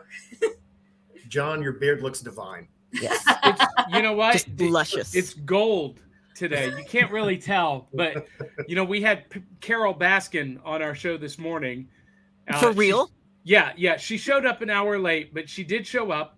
And that was my fault. Google Calendars is not a thing that I'm good at. But I colored my beard gold just for her. And because normally, Lauren, it's like hot pink or purple, or like last week it was dual colored, blue and red for my Harley Quinn cosplay. Excellent. Well, what's the point of, having faces if you can't be, a little creative and accessorize with them? That's right. Hey, you guys were great. Thank you so much for such a great panel. Yeah, I'm always available if you have any questions. The easiest way to reach me is on Twitter, where I'm at Sithwitch. Again, all of my stuff's on my website. You can also contact me through there. And I am always, always, always happy to help people out. Same here, at the Jowers on Instagram and TikTok. You can find me on Facebook as well. The Confession of Johnny 8 is on pretty much all streaming platforms, and my novel Lost Born is available on Amazon. Thank you both. You guys. Thank you. Wonderful. Thank you for all you did. And Lauren, I'm going to be bugging you to actually do just a standalone fan fiction episode, because for anyone who missed it, I wasn't sure if Shauna McGuire was going to show up yesterday, and Lauren was all ready to go with the fan fiction panel because she's amazing. Chris was going to join us. So we're going to make this happen. I am here for it. Yeah. And you guys officially have a stalker, follower. Keisha is going to be following you guys. Yeah. Always glad to make more friends. Yes. All right. Well, and you will see us later on today at the Wrestling and Comics panel. So we'll see you then. Yay. And I'm going to drop everyone out and run the prize spiel. Bye. Bye, guys. Thanks for listening. See you all later.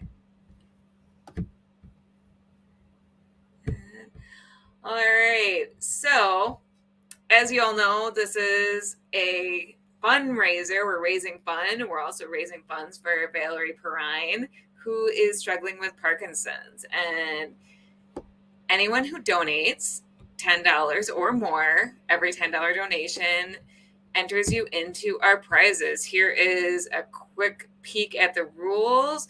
Also, shares enter you into our prizes. Make sure when you donate or share that you send a screenshot of your donation or your share to phoenixsiscosplay@gmail.com so we can track your donation or share. These are the prizes. We had very, very generous donors. These prizes are pretty awesome. Obviously, the prizes aren't the only reason to donate, but they're the icing on the cake. So, welcome to our Cosplay Cafe panel. This is basically a bonus episode for this weekend. So I'm going to roll our credits, and then I will bring in my co-host and my wonderful guest.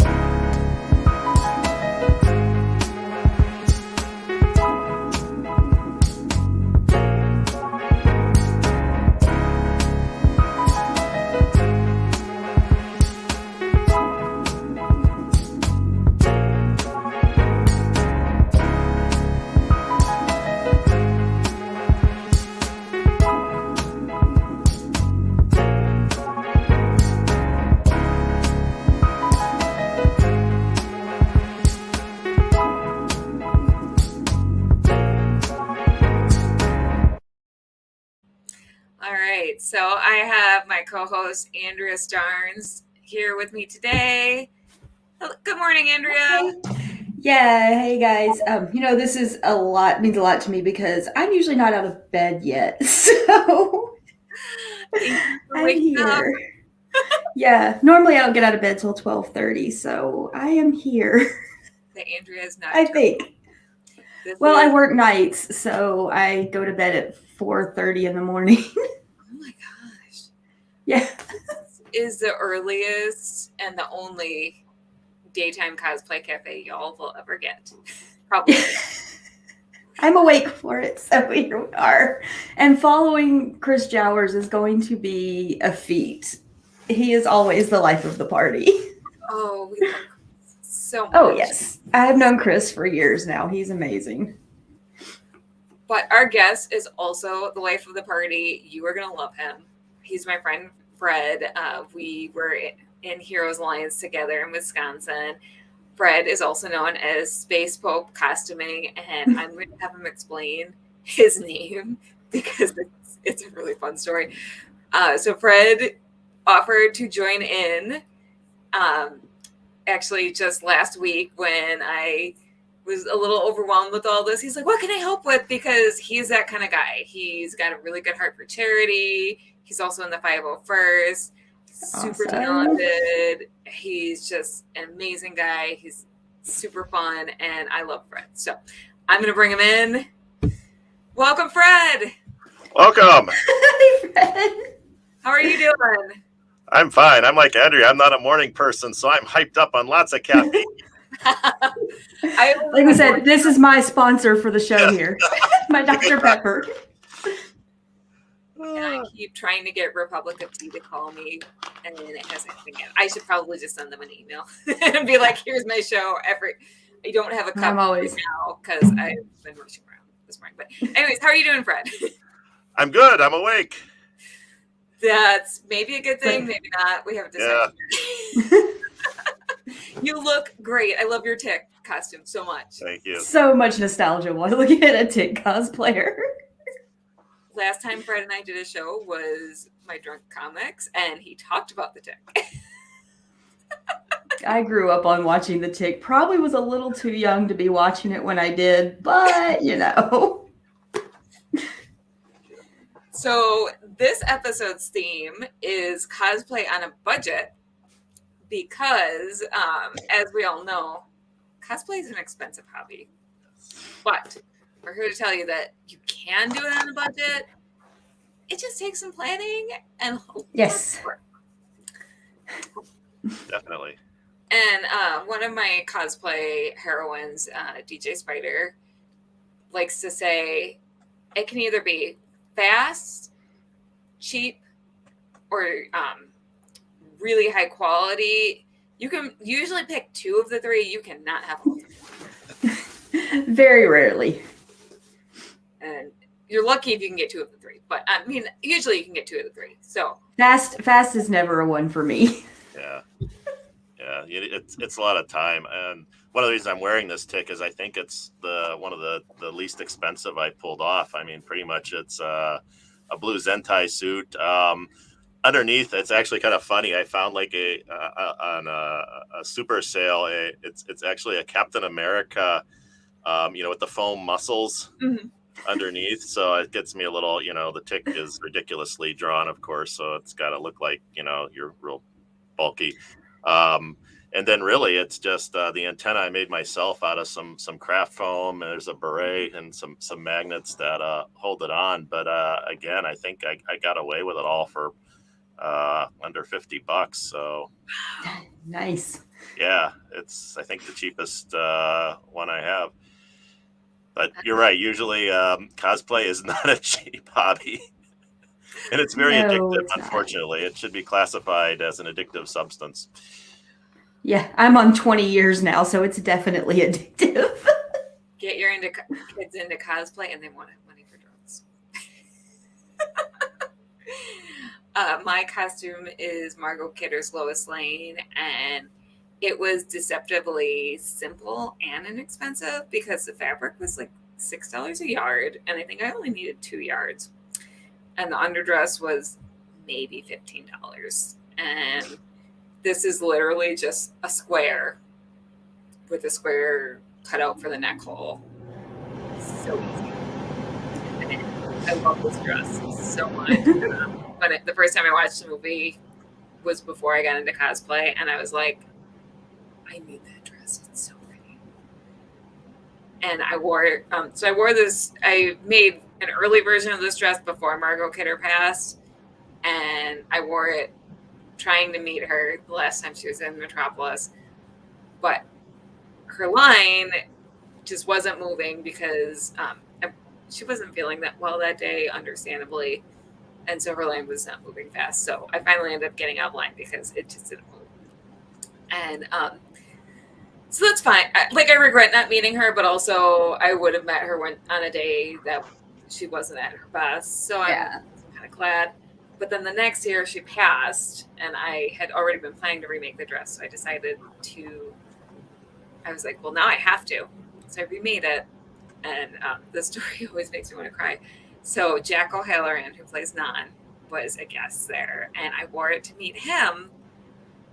And I walked up to his table, and he looked at me, and his face lit up, and he's like, Margot, I knew you'd find a way to make it. He is so sweet. Actually, when I first started doing these virtual conventions, he was a guest for our first one, and he was just delightful. His stories, wow. He has a book out, by the way. I should plug him.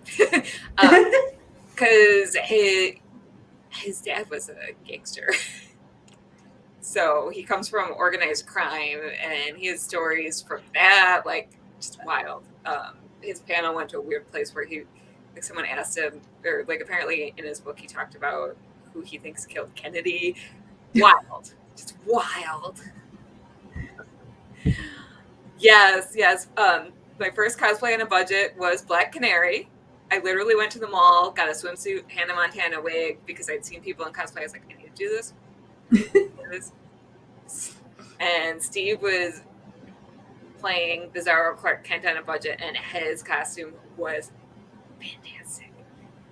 And we met, we became instant friends, and Steve's been my friend ever since. And Steve, I love you.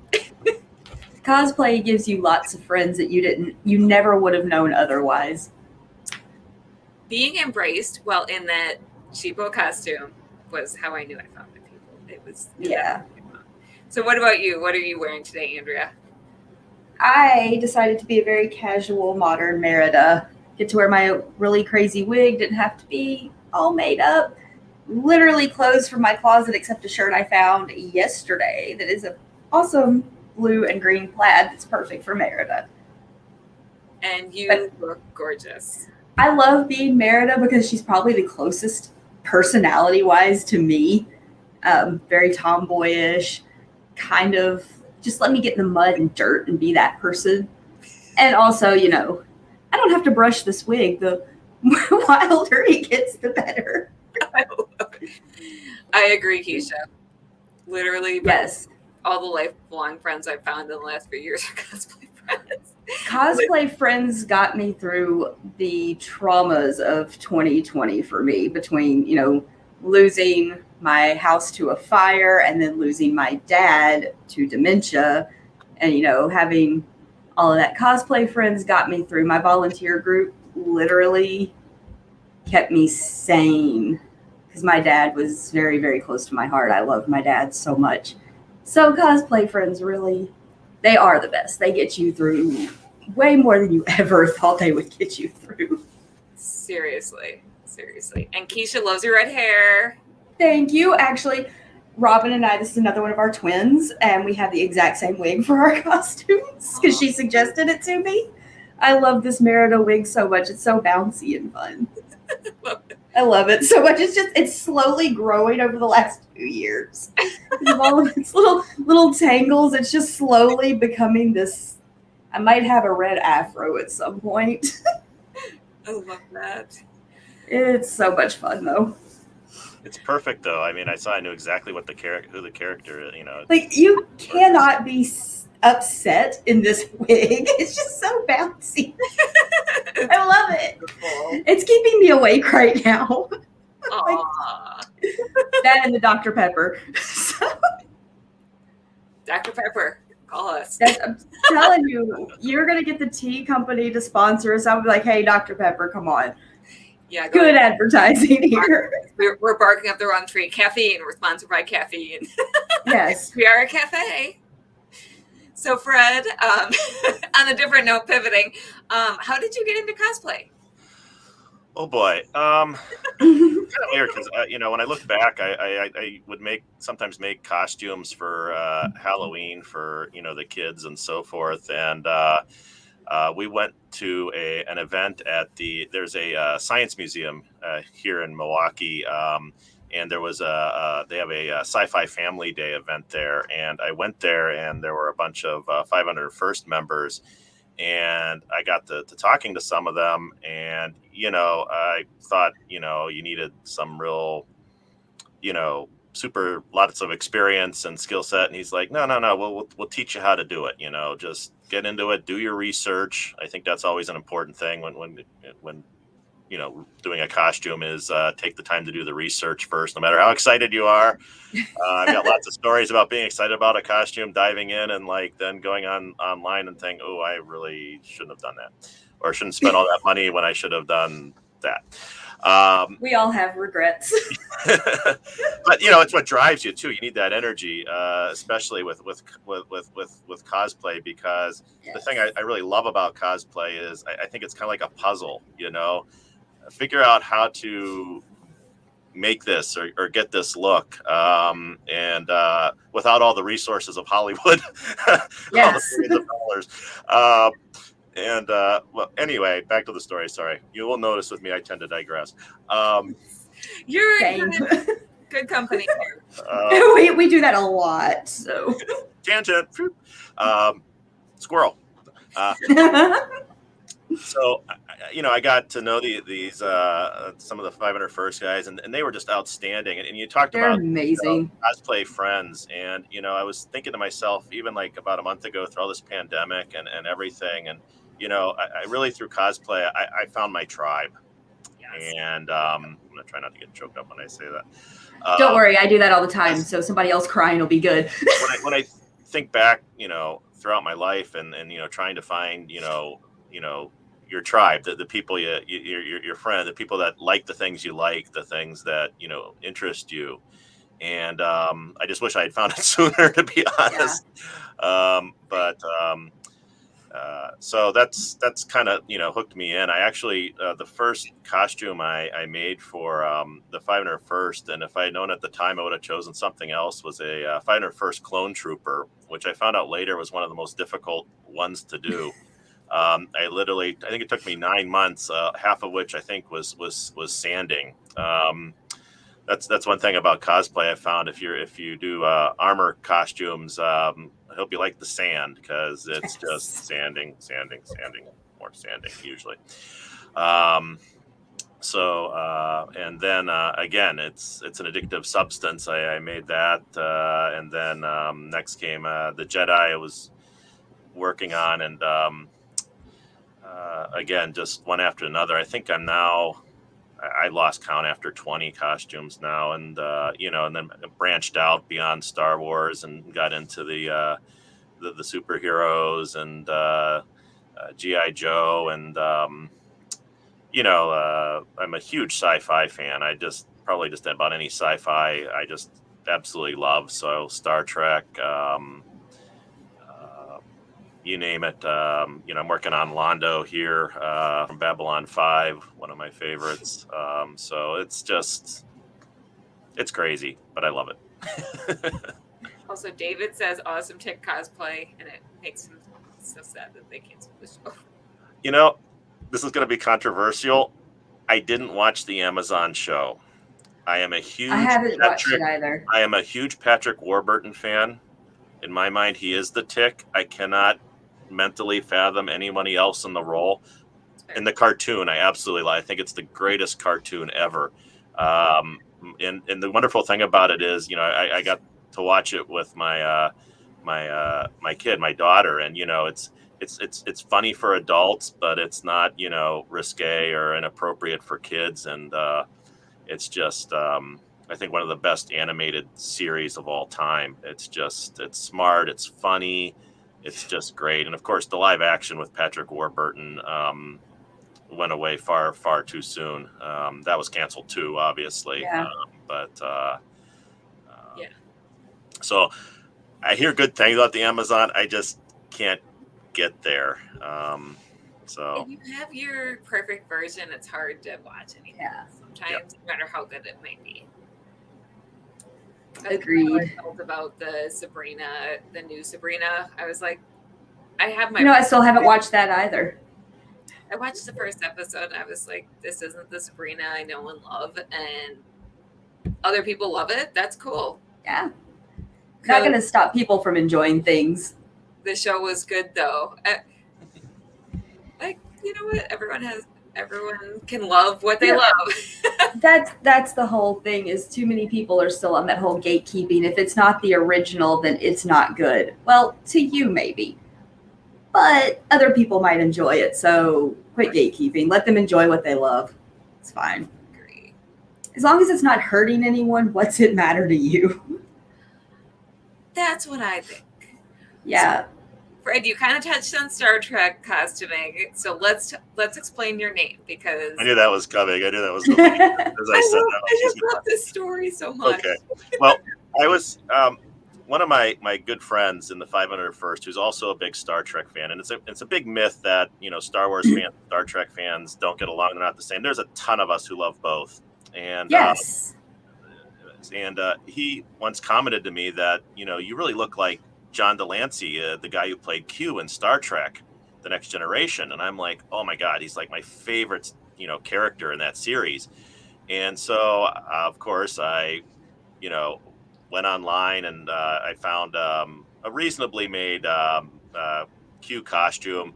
I'm extremely lucky. I have a sister-in-law who's a tailor. I mean, talk about either learn to sew or find somebody close to you who does, because that'll help you immeasurably. And made some alterations to make it look much more realistic. And I wore the costume to C2E2, the con down in Chicago there.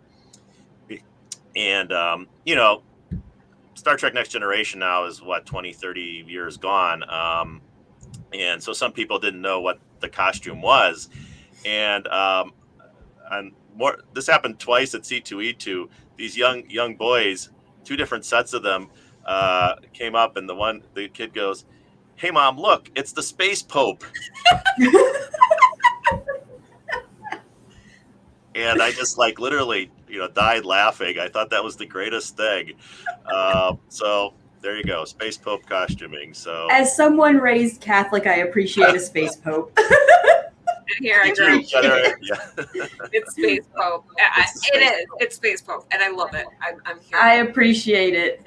I have the priest that actually did my oldest brother's wedding was a big Trekkie, and so he probably would appreciate that joke as well. He started the sermon at their wedding with "A long time ago in a galaxy far, far away," and ended it on "Live long and prosper." So, trust me, there are plenty of probably religious people that would think that was a great joke. I mean, you think about it, Q kind of is the Space Pope. The Sabrina Netflix show is based on a different comic book, and that's fine. I'm sure and I know a lot of people who love it. And yeah, but still, not your cup of tea. I did love the original comics too, and that's actually what really got me into the Tick back when I was in college. I actually, and Kelly actually and I did her podcast on the Tick, and how much the comics were really so different at the time and so on. But if I keep talking, we'll be here an hour, so I'll shut up. That's okay. We understand. When you have a passion. Phoenix Sisters for that episode. Yeah. When you have a passion for something, you can talk for hours. Here. Yes. So Curly is right. Craft yes. is fun, especially because here's a little dirty little secret. Joann's and Michael's bumps up their prices because they expect you to use coupons. And yes, Joann's and Michael's have apps. Also, Goodwill is my go-to. The number of things I've found at Goodwill and been like, okay, I can mod this. Like Andrea, you were just saying you found a shirt at Goodwill. Oh, I have costumed entire theater productions using Goodwill. I did my first theater show was in 2016. I did a youth show that was an evening with Edgar Allan Poe, but it was steampunk. And I hit all the local Goodwills and costumed 20 something teenagers out of that. and literally my own costume closet for this show. So yeah, it's like you just have to be willing to look. That's the thing. You can't just go in and go, oh, I don't see anything. You have to dig to find it. But to be creative, and you have to look at more than one Goodwill sometimes. And yes, it takes time. It takes time. Or other thrift stores. If you have little local thrift shops, hit those up. Yes. Lauren wants to know if there's a space Pope, Arthur. Not yet. Before the pandemic, we were planning a group, and we did have. We were going to do, and then obviously another probably very simple, cheap cosplay. Another, in this case, a white Sentai suit, and we were going to make the wings out of foam. Yeah. And that would be my budget cosplay tip. Really is, when you get packages, the blocks of foam. I save all those. I literally save all those, and you can get some foam sculpting tools relatively cheap. And make a lot of cool stuff out of foam. Also, rummage sales. People are getting out of yoga, so you can get a lot of cheap yoga mats. Mats. Yeah, you can make a lot of things. My Thor armor is literally made from yoga mats. Yep, yoga mats. They're awesome. They're literally EVA foam, which is yeah. And you can paint it. Unlike the packing foam, you got to coat it first before you paint it, or you'll resolve it. But and I think the third thing I find helpful is but again, this was before the pandemic, so this has kind of impaired my ability in the cosplay arena. Is the just going to your hardware store. You kind of have an idea of something, and just go up and down the aisles. It takes forever, but then all of a sudden you'll see this piece of hardware or whatever that's like, aha, that'll work. I'm literally going there later today because I have to make 2 steampunk wind-up doll keys in less than a month, and the whole two costumes. So that's PT. It's okay. All the fabrics are here. I just have to actually, sew them. The day after Halloween, y'all.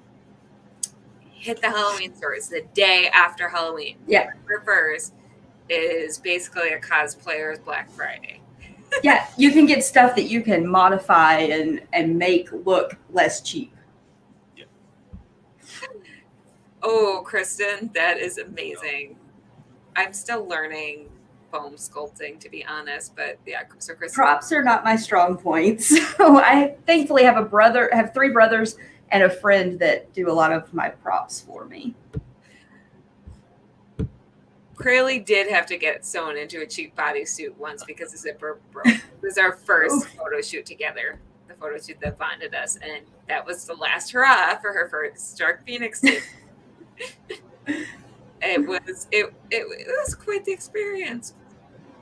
I've been sewn into costumes. That's an interesting time. Cheap zippers are a nightmare. They're a yes. nightmare. But I always advise, if you can, I've created a little kit, like a little emergency kit. Mm-hmm. Definitely, if you're going to cosplay, you need those. Although some of the cons will have, there's a group, and they're fabulous people.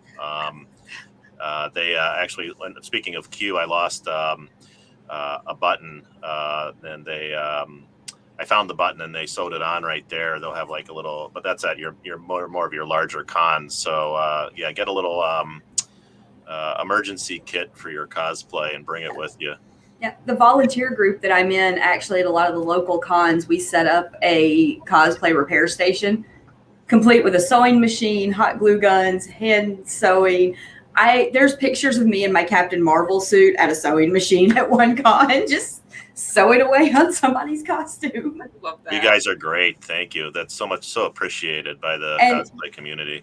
Like we do that all down through Memphis and the areas around here, and people give us donations because we're not even a nonprofit. We're literally just volunteers. So those little dollars help us buy stuff to replenish the repair station. That's so nice.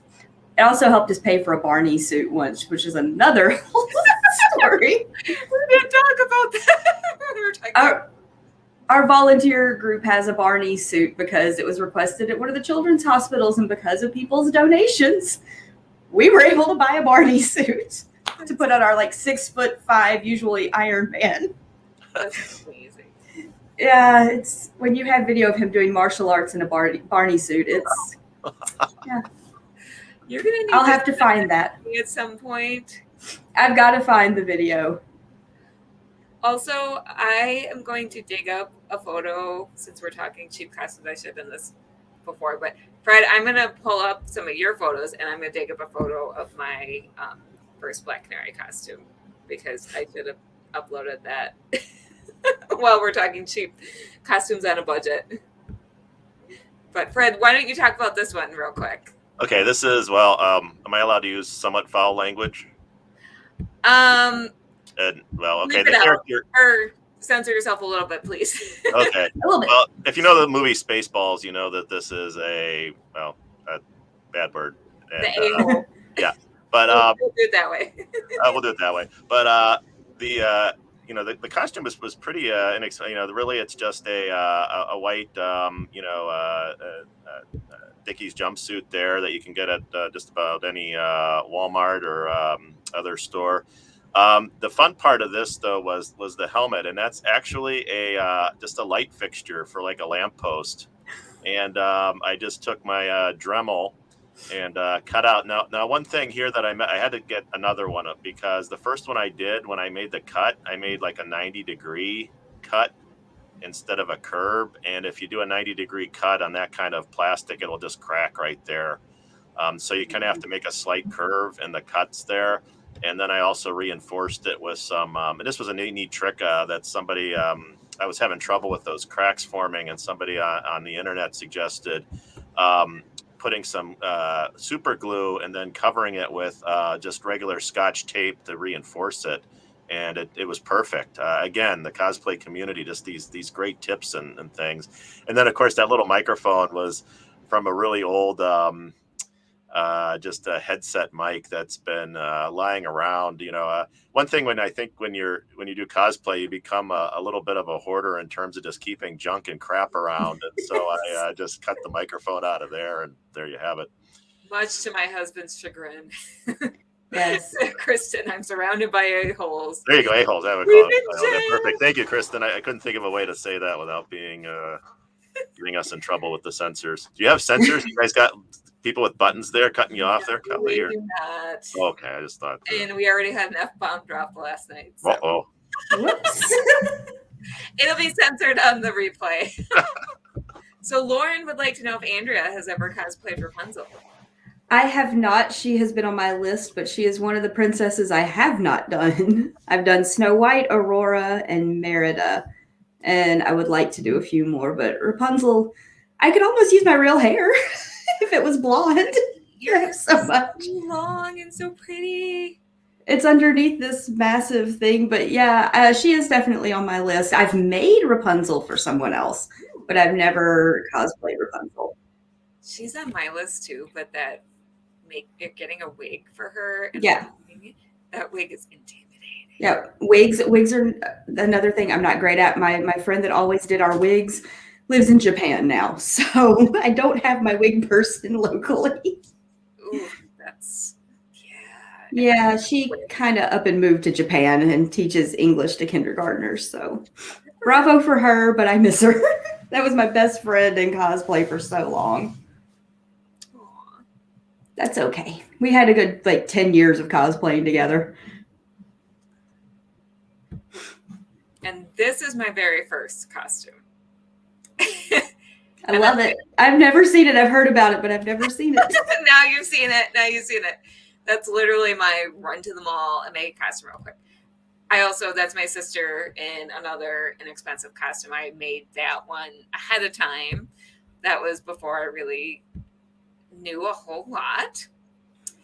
And I mean, you know what? Everyone starts somewhere. Yes. And we had a lot of fun that day. So that's what I tell so many people. All these people that are now huge, and you see all these crazy builds, they started small too.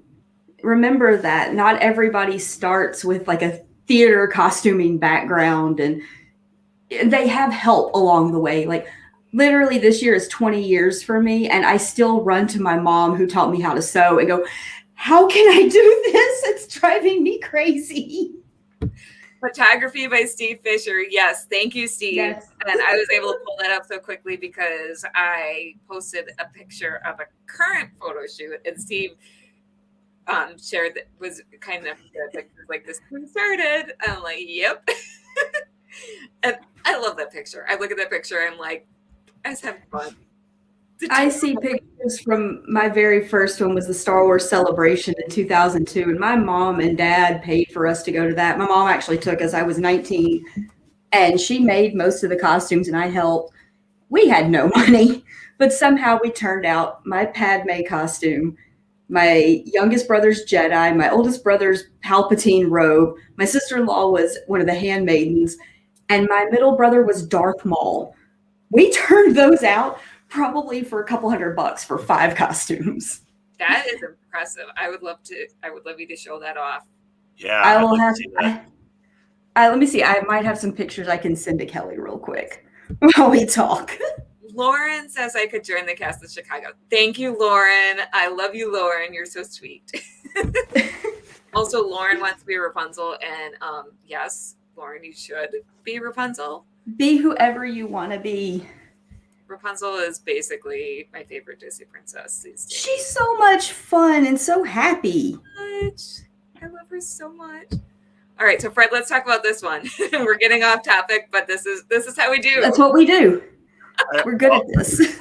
I'm also a member of a local group here called The Nine that does Lord of the Rings cosplay, and this is a Nazgul. And this was at the we go to the Bristol Ren Fair. Well, at least before COVID, we did once a year, and with our costumes. And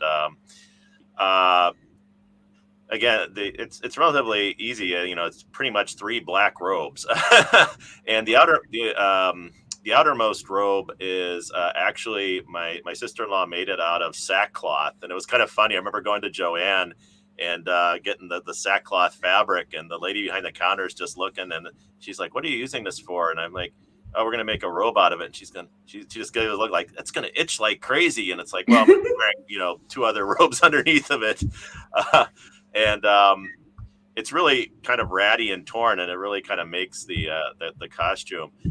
The things that cost the most, obviously, are the gauntlets. But surprisingly, and again, you gotta look around and look for sales and things. I found them relatively. I think I got them for like $30 or $40 on Amazon, and they are metal.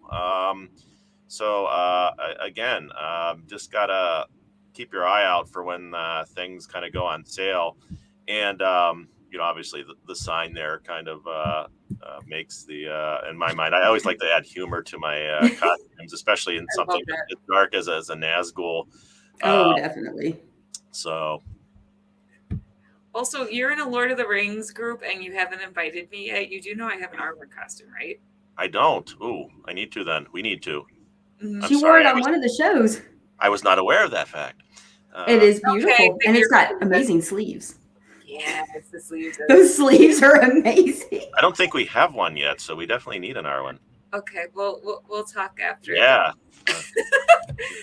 Crowley's first costume was a Fandom. Yes, Crowley was Felicity Smoke. And so she had a Star Labs. Oh, yes, Steve, I'm going to check my messages. Okay.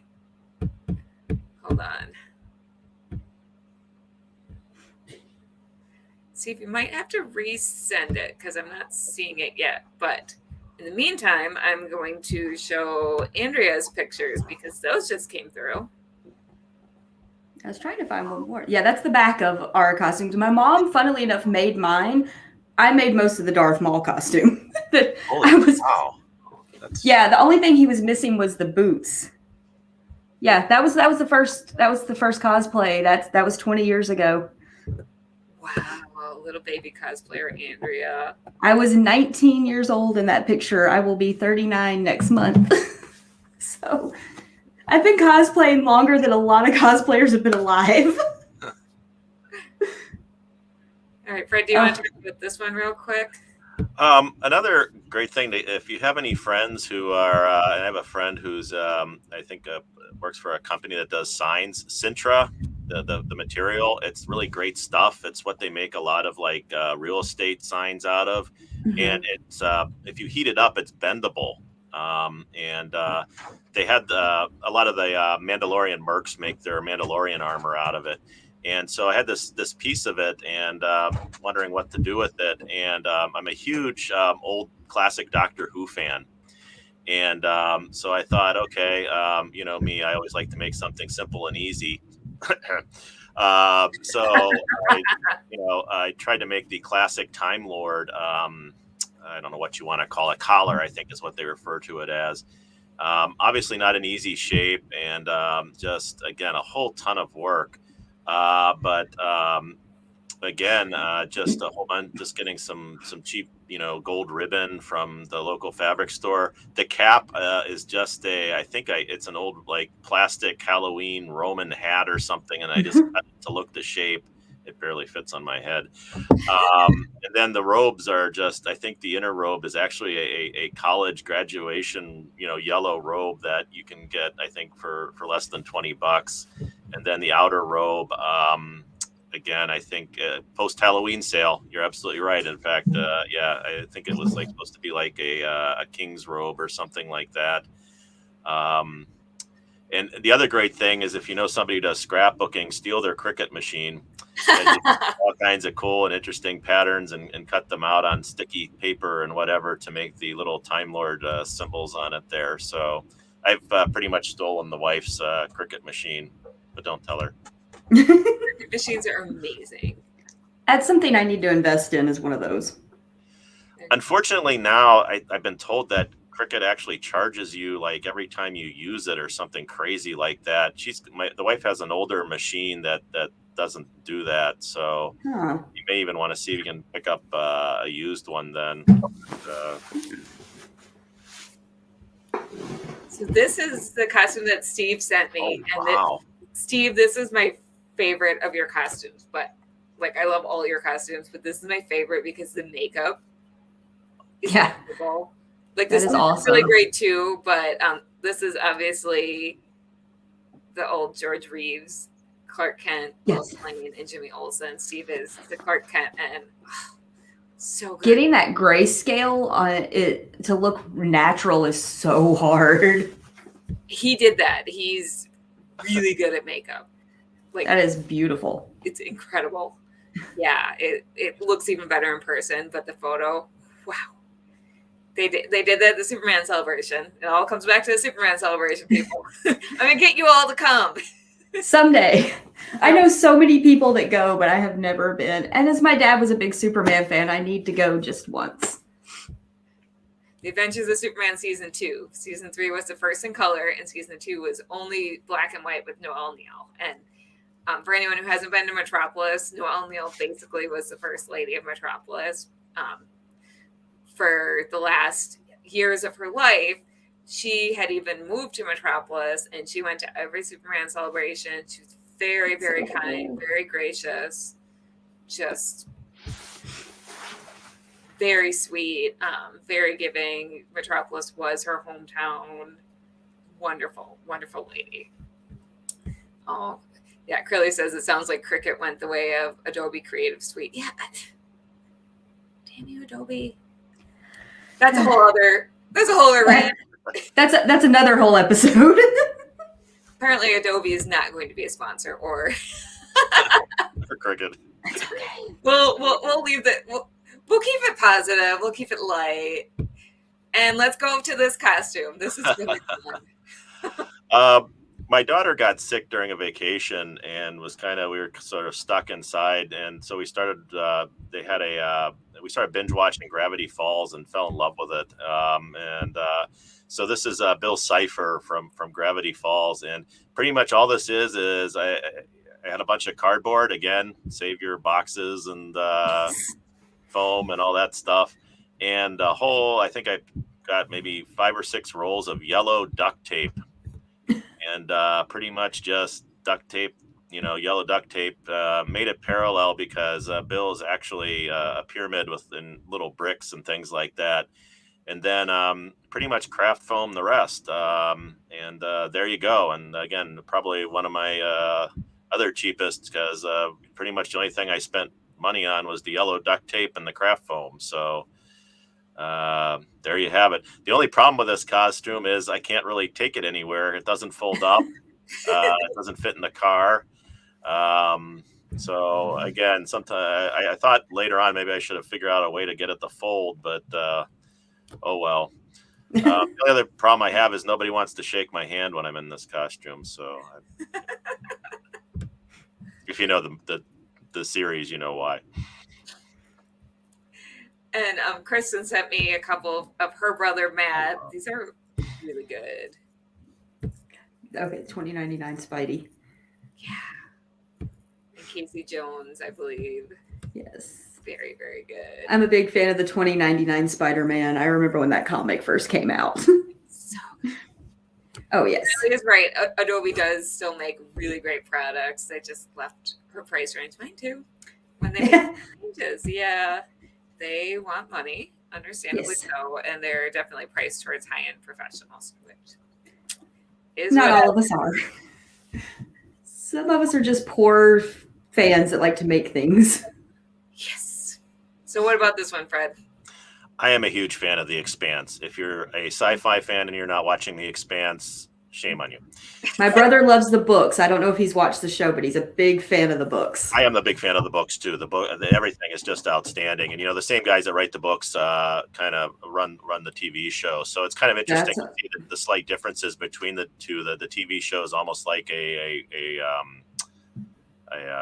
don't want to say a rewrite, but of the books. But this is a Mars Congressional Republic Navy jumpsuit or uniform.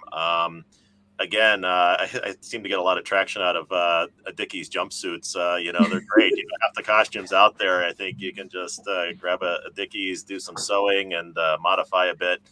The collar, obviously, my sister-in-law did some sewing there, but it wasn't too complex, as well as the piping stripe down the one side. The actual MCRN and the logo, and I apologize, I don't have a clearer picture of it. I just got some iron-on paper, and you just put it in your printer. You print out what you want, and then you grab your iron and practice, because you need just about the right amount of heat and everything else to make it stick. But then if you go on too long, it'll start to melt. We made a lot of T-shirts like that back in the day before you could buy Fandom stuff everywhere. Yeah, and it's great. And there you have it, a duster for very little. Very nice. And then you sent me one more. This is my favorite of the ones you sent me. This is amazing. Well, this is one of the first I think I did. I talked about doing costumes for Halloween and things. And the kids, this was when the Lego movie first came out many, many years ago. And the kids obviously wanted to do the characters from that. And I didn't tell them I was working on this. And again, there's your packing foam. I think we had just bought a refrigerator or something. And so we had these huge plates of foam. And and I got a Lego, it's actually a Lego brick sifter. It looks like a Lego head, and you put the Lego bricks in and it sifts them down. I actually cut it up for the face, but then the rest of it was all just foam I cut and painted. It was kind of funny because it was so big. I had to kind of watch where I was walking and everything else. And I didn't tell the kids, and the kids walked in and into that room. And then I was like, President Business, I'm here to get you. And so there you go. They loved it. And Lauren is asking if there's a Space Pope Red Dwarf. There is but it's a good, maybe I'll have to think about that. I have to rewatch that series. Gosh, it's been forever. I remember it was good. I used to watch it after Doctor Who back when I was a kid on PBS. Would play that, and but I'd have to think about that. Which character? Ooh, Lauren, you're gonna have to make some requests. New movie. I wasn't to realize that. Oh, wow. I was not aware of that. Well, we're gonna have to look this up. Yeah. So normally we do our "I'm Too Sexy" dance, but I can't stand up. I don't know if you two want to do it. Where we stand up and do a catwalk and show off our costumes. Oh, okay. We can skip that. We're almost out of time. See, well, there's not much to see here. It's just blue. Too sexy for my shirt. I'm too sexy for my shirt. So sexy it hurts. Too sexy for my cosplay. I'm too sexy for my cosplay. Spoon! Thank you, Fred. You've been.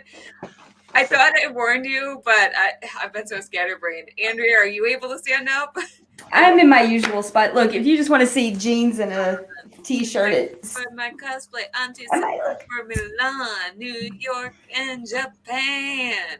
Yeah, I'm sorry, y'all. This is a more cramped space than usual because Yes. I can't be downstairs because then we would have children guest stars. I had to lock the cats out for today because, last episode, they wanted to be the center point. Yeah, Hermes decided to take over the cosplay cafe 2 weeks ago. So, I mean, it was appropriate with my Camp Half-Blood cosplay, but yeah. Well, I love that Keisha is excited about me singing because the story I like to tell is when I was little, I turned to my mom and asked if I was a good singer, and she was like, "You're not the best." And I'm like, "Joke's on you, Mom. Now people tune in every 2 weeks to watch me sing." What would we be without you singing I'm Too Sexy? Gotta have our right, said Fred, every 2 weeks. That is exactly it, Johnny. We talk about putting on pants. There's a lot of times we mention, oh, I actually put on pants for the show. So. Hey, look, you'll like my socks though, Kelly. I have no shoes. They're Phoenixes. They are beautiful. Oh, one of my friends gave them to me. You're my best friend. Yeah, I decided to go no shoes today. I just woke up at 9:30, so. We have decided, I have requested that Johnny put I'm Too Sexy for This Cosplay merch in the back of the Cereal Box store. So that's coming. That's coming. I will totally need a t-shirt or a hoodie of that. Or a mug. We need mugs for the show. Yeah. That's what we need. Yes, that is merchandising. All right, and Steve sent me another picture, and I love this so much. That is so cool. That is Stephanie Perrin as the Noelle Neal Lois, and then on the right we have Jamie and Rhonda Kelly, who make a fabulous Lois and Clark. Like the first year I went to Metropolis, they were wandering around as Lois and Clark. I was like, oh, just amazing. Like, yeah. I'm speechless. My jaw's on the floor. I'm like, if you had shown me those photos, I'd like, those got to be photoshopped. That is some really amazing makeup. I'm too sexy for my cosplay mug. Yes. I don't care if I'm the only person who buys it. I need one. I will buy one. Yay. I'll buy one. Hello, Carl. Yes, I will buy one and then buy them as gifts for everyone that cosplays. Here you go. Have some merch. And hey, if you keep looking at it, maybe you'll think you are too sexy for it, and then it'll help boost everyone's confidence. That's what we're going for. Let it sink in, because you know what? We are all about building up people's confidence here. It's a cosplay love. We kind of talk about body positivity a lot. That's our thing. I talk about it, but boy, does it hit up here sometimes. Looking at yourself in cosplay is a whole lot harder than looking at someone else. Yeah, we have to be kinder to ourselves. That's the thing, is you look at it and you're like, you sit there and you boost up everybody else's confidence that saying, I don't look good. I'm too big for this costume. And you're like, no, you look beautiful. Then you look at yourself and you're like, you look horrible. What are you doing? That is why I always try to talk to myself like I talk to my friends. Yes. So I try to train my inner voice and talk to myself like I talk to Exactly. So you saw my pictures 20 years ago. I was a size 2 when I started cosplaying. I'm a size 14 currently. That'll mess with your head. You go from being the very small cosplayer to being borderline on the plus side. And while you see other plus size cosplayers, you're like, oh my God, she's so beautiful. I love her work. And then you just look at yourself like, go to the gym. So. Johnny has a little crush on you. Oh, thank you, I have a girl Johnny. crush on Andrea. So you know what? You guys are gonna make me blush. You can't see it because of the hair, but Curly says we'd have at least 3 sales of those mugs. Heck, yes. well, I mean, we'd have to use them for the show. So Seriously, I'm always looking for new mugs for the show. I love mugs. Keisha, Thank you, you're Keisha. beautiful too. I think Fred is the most beautiful of us all on screen right I now. know. You're just making us look just plain over here, Fred. We do love you, Fred. Thank you so much for being a fantastic guest. Thanks for having me. I loved it. I love doing this stuff. You know that. It's always so much fun. All right, let me see who. We're getting lots of comments right now. Now that we have 5 minutes left. Okay. Of course. Carol says he loves the tick. And Keisha says yes. Blue looks great on you. It is your color, Fred. Blue is a good color. I support the blue. That's my favorite. My hair is blue underneath this wig. So I love your blue hair. it's faded. It needs redying, but you know. Fred, do you have any parting words on cosplay that you would like to share? I really think the main thing is pick characters you love. And that's really the major thing, I think. And if other folks don't love the characters, who cares? You got to love it because it's a lot of work, and there's going to be times when you're going to be frustrated. And if you don't love the character, what are you doing? Definitely. Do it because you love the character and you want to be the character and be the character. That's the fun up. Why else to cosplay? That's yeah. You use the right word there too. Fun.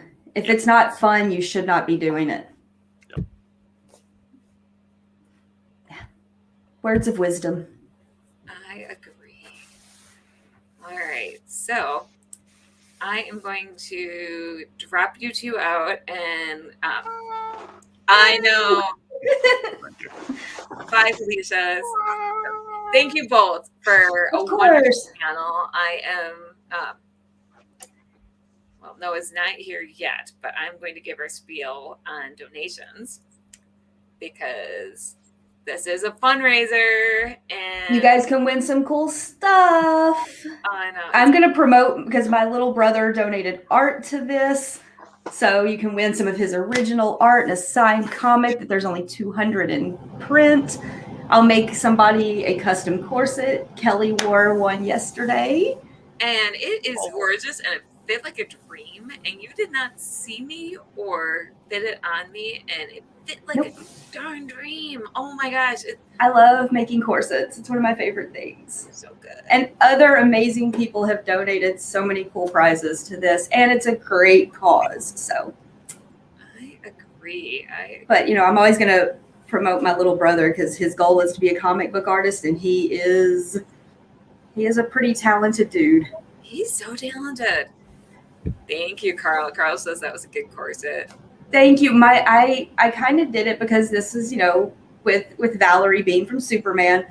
And Superman was my dad's favorite character. My dad literally was put in his casket in a Superman t-shirt instead of a suit. And so I was like, this is kind of perfect for the fundraiser and an homage to my dad who got me into a lot of the nerdy stuff I'm into. So I was pretty happy with that S. That's all appliqued down. So. I agree. Well, thank you for all your donations, for getting donations from your brother. And Carl, thank you for donating. I've got your donation down. And Fred, again, thank you everybody. So again, I'm going to drop you both out. I'm going to give the spiel, and here is Noah. So, all right. Thank you, guys. Bye, everybody. All right. So here's our little donation spiel for all of you. So here are the prize rules real quick.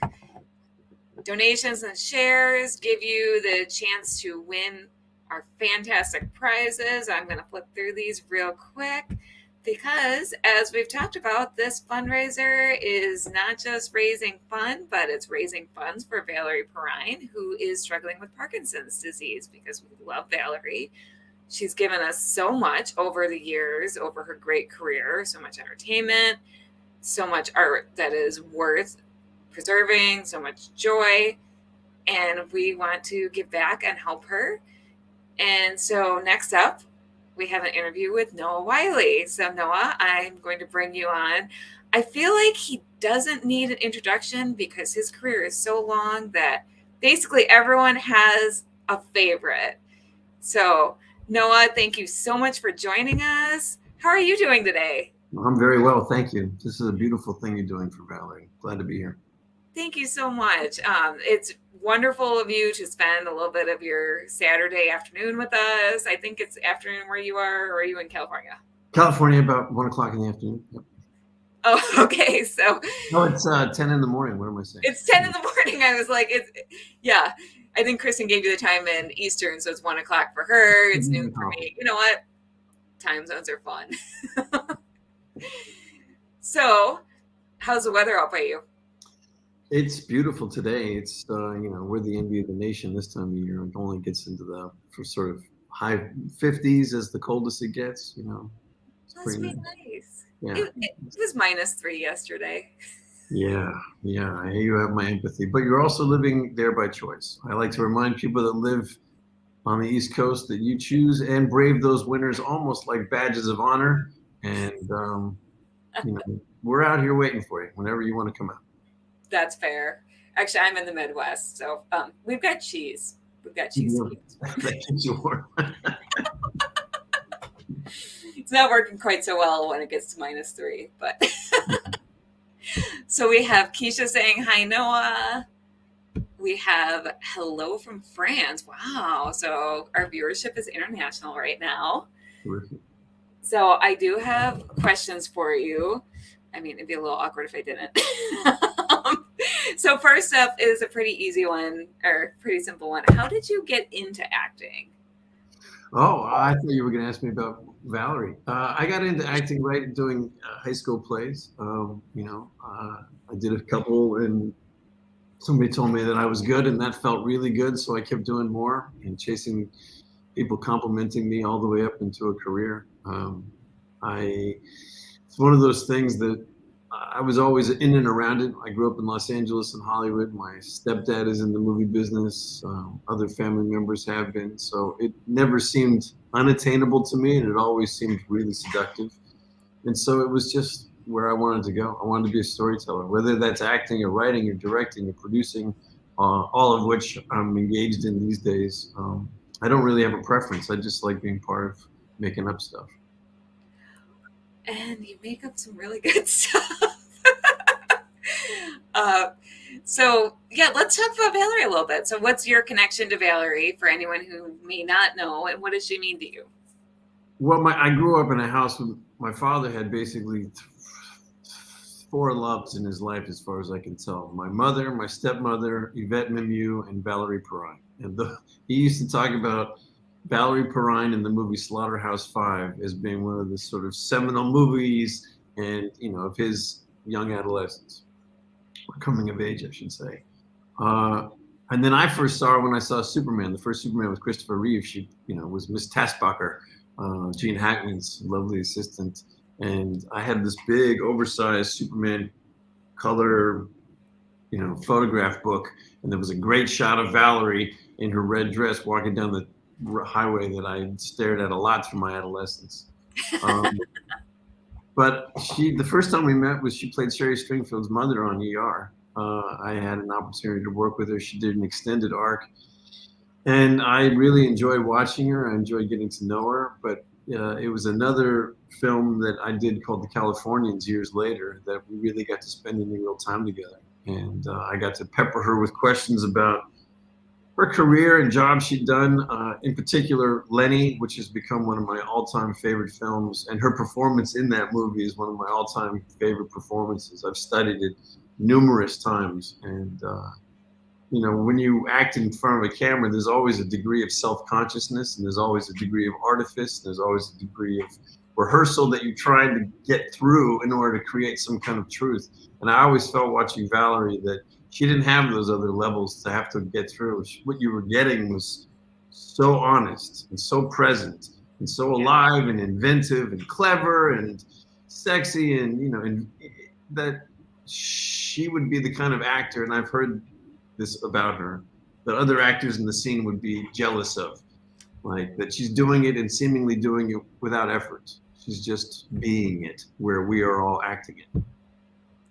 So when I heard that she had fallen on hard times and she was sick and that you guys were putting together something to improve her situation, it seemed like a very easy give back for me to be able to join you today, because her work has meant a lot to me. Oh yeah, it means a lot to us too. She's just, the amount of just movies and television that she's done, and like you said, just her honest performances. Stacy was talking, her friend Stacy, yesterday about how one director forbid her to go to acting lessons because he didn't want her to lose that raw honesty that she had. It's just incredible.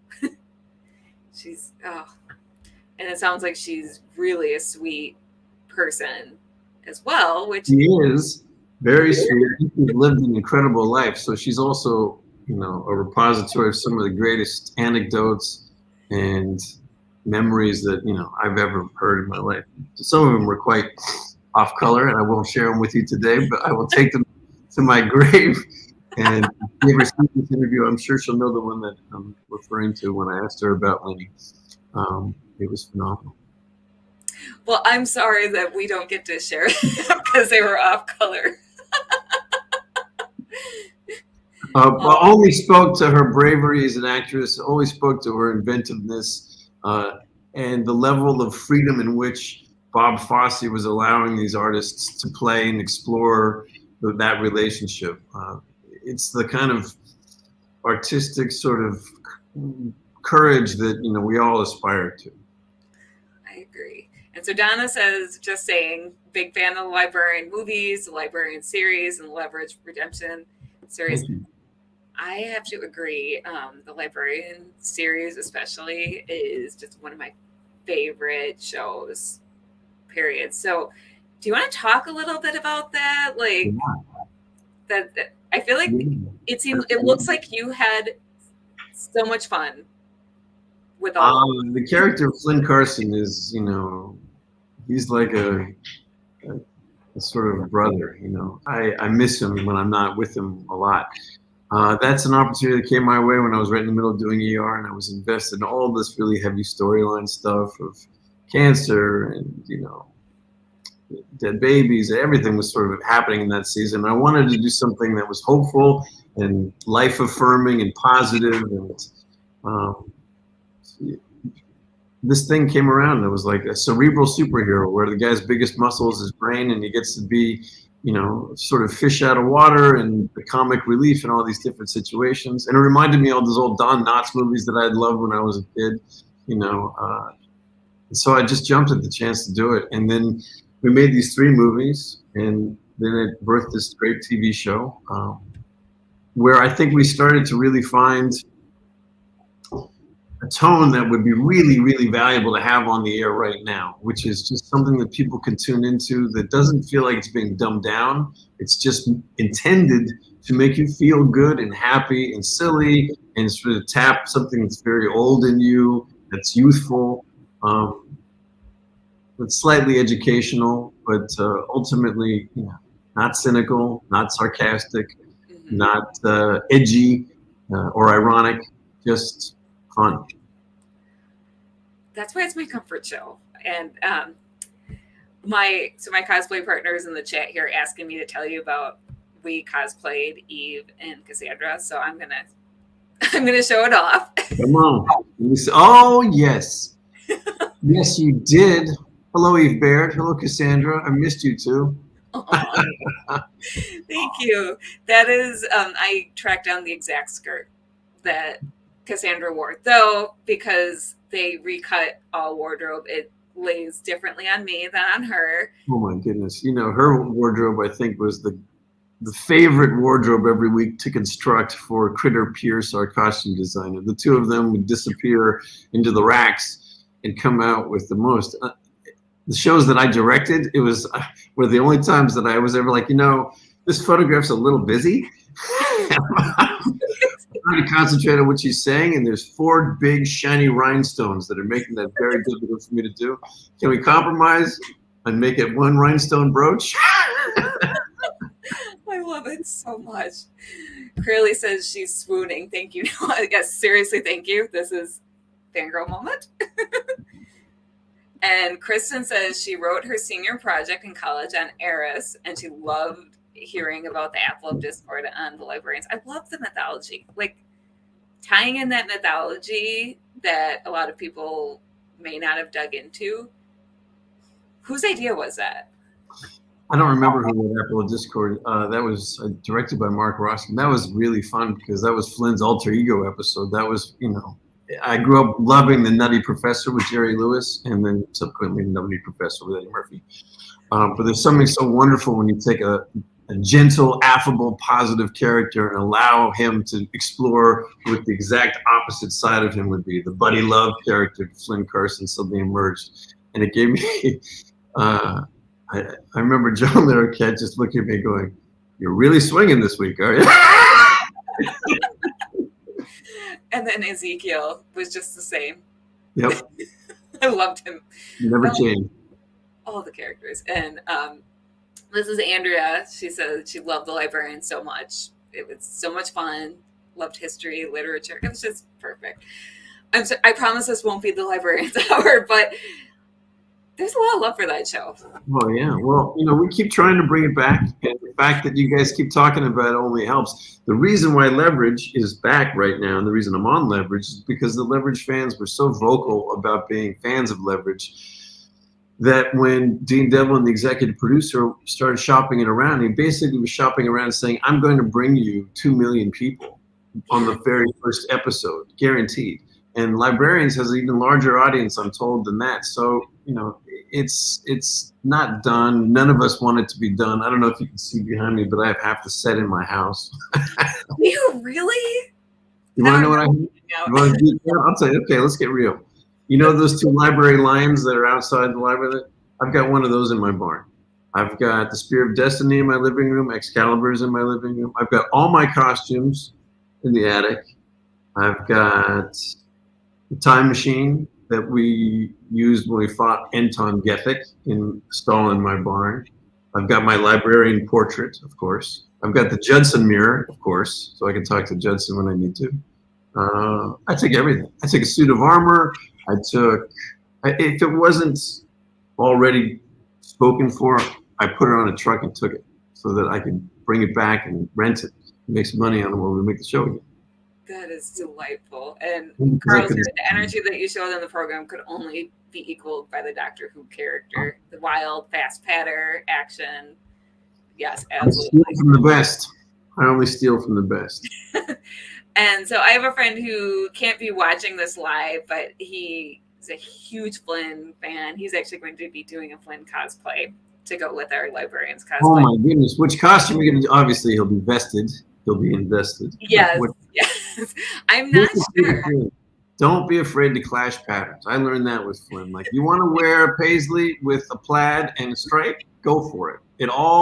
The more you put together, if you want to wear a denim with a corduroy, with a little velvet and the cotton, go for it. The fun of the wardrobe. So his question was, so as you know, nerds around the world consider you their personal Indiana Jones. So he wanted to know, and he does too, and he says, we're grateful. So his question is, has it ever been brought up, or have you ever considered a team up with Indiana Jones? Oh, that's fun. I'd watch it. Every once in a while, they reboot the Indiana Jones franchise and talk about finding another Indy, and it's almost like, I still think I have a shot. I still get this little wish from well, maybe they'll want to make him a little bit more bookish this time around. You never know. He's right there. He's right there. I would love to, we could make more movies. We could make more of the show. I have no preference. I just want to keep that franchise alive. It's too fun. He's too fun. It's so much fun. And so Carl's saying, wow, that's the epitome of collections. I agree. And Keisha's saying, I got on ER when we bang through those doors with the patients. One of those doors is the door that goes to into the house. I took the CPR practice dummy. I took pieces of the floor from the trauma rooms. I took the exit sign, the floor plan sign. I don't know if you can tell, but I'm a thief. So you're a klepto. You're a klepto. I love it. Porter, pack rat, junker, picker, collector. That is delightful. Like I would be too. Let's be real. So Lauren, Kristen's sister, is asking about working with Bob Newhart and Jane Curtin, who are just a really talented cast. Yeah, they may be the most nervous I've ever been in a day's work. We were in Mexico City. We were shooting this first scene between the three of us. It was a walk and talk down the staircase. Right after it, basically, it's the scene that sends Flynn off on the mission to begin with. So it's not the beginning of the movie. It's not the end of the movie. We're kind of jumping right into the middle of these relationships. And we're starting with a scene where they have most of the dialogue, but I have to sort of find my way through. And we started down those steps. And Bob started into that. What he started to do was he does a delivery, which, and you're waiting for your cue. So we're going, and I'm going down the steps, and then Jane's got her other rhythm. She's just like, she's able to find the spaces in between what he's doing. And I thought to myself, I'm never getting in here. This is going to be horrible. And I hit the bottom of that staircase after the first take, and I thought, oh boy. This is what it's like to be in the deep end of the pool with professional swimmers. Like, it was a gut check moment. And we got back up to the top of the stairs, and I was like, figure out how to get in here, Noah. Flynn would get in here somewhere. Flynn does not want to go on this mission. Make that heard and felt. And suddenly, we were able to find those three energies, which then were consistent for the rest of that shoot and 3 more movies and all the rest of it. But that first day, I don't think that I ever let on how terrified I was trying to figure out what I was going to do. Wow. And if you get terrified, I guess that makes the rest of us feel a little better about feeling out of our depth sometimes, because you're pretty amazing. Come on. Life is all about fear and leaning into the thing, for me anyway, leaning into the things that scare you, because you know that the lesson is on the other side, the goal is on the other side. The achievement, the feeling of self-satisfaction and growth all comes from leaving your comfort zone and leaning into the things that make you uncomfortable. That is how I live my life, which is a really kind of difficult way to live, because you're always looking for the things that are uncomfortable and sort of being dissatisfied once you feel at peace, which is not always healthy. But that's how you get a really great body of work. So yeah, that's how I choose roles. I literally, I go, I don't think anyone wants to see me carrying a machine gun fighting aliens. Thank you very much. Well, why wouldn't they? Why the hell wouldn't they? Well, because, I wouldn't believe it. Why wouldn't you? And then it begins. So would you say you have a preference for more dramatic roles or more like the comedy and kind of campy roles? Because you've definitely done both. No preference. I think they enter my life at the moment where I really need a dose of whatever it is, I find that there's a great synchronicity to the jobs that I get to where I'm at personally, and what I'm up for. So lately I've been really missing doing comedies. Lately I've been, I can't wait to go back and shoot season 2 on Leverage, which we're going to start shooting on March 28th down in New Orleans. And I'm on the writing staff this year, so I got to write one, which was super fun. That satisfies that itch for me. That's the same kind of show. It's about a group of people that are really, really brilliant, doing what they do well in order to bring some justice to the little guy who's getting stepped on. Leverage is definitely a spiritual twin to The Librarians. It's, like you said, same foundation. Dean Devlin's brain, right? Exactly. And so Be My Guest is asking if there's anything from Falling Skies that you kept. Yes. Well, I wanted to keep more than I did. I wanted to keep my AK-47, which I carried on my back, giving me like a permanent lopsided shoulder for 5 years. Just because I got so good at like taking it apart and putting it back together, and I got so, familiar with it. But obviously, they don't let you take guns out of Canada. It's tricky. Was that a real AK-47 then? They were all real weapons that we just had either blank, this latest tragedy that took place on the set of the film Rust struck everybody who ever works with firearms on the set very, very hard, because we all know how careful you have to be and all the different steps and levels of safety that go into employing gunplay on sets. And Falling Skies was a lot of gunplay, so we shot a lot, and every day there were a lot of weapons on set, and every day there were a lot of cartridges on set, and it just became so second nature to us to be that careful that story really shocked all of us when we all got in touch with each other when we heard it. So I wanted to keep a Skidder, but those I was told were made of a styrofoam that would crumble and fall apart over time. So I kept my costume. I've got all those Tom Mason coats, and I think I've got, what else? That's a good question. I didn't take that much. Mostly props, little things. Tom Zippo that he used in the first couple seasons, stuff like that. Costumes. So basically, if he kept his beard. Are out of work, you could open up a museum at your house. Yeah, that's the hope. That's the hope. So,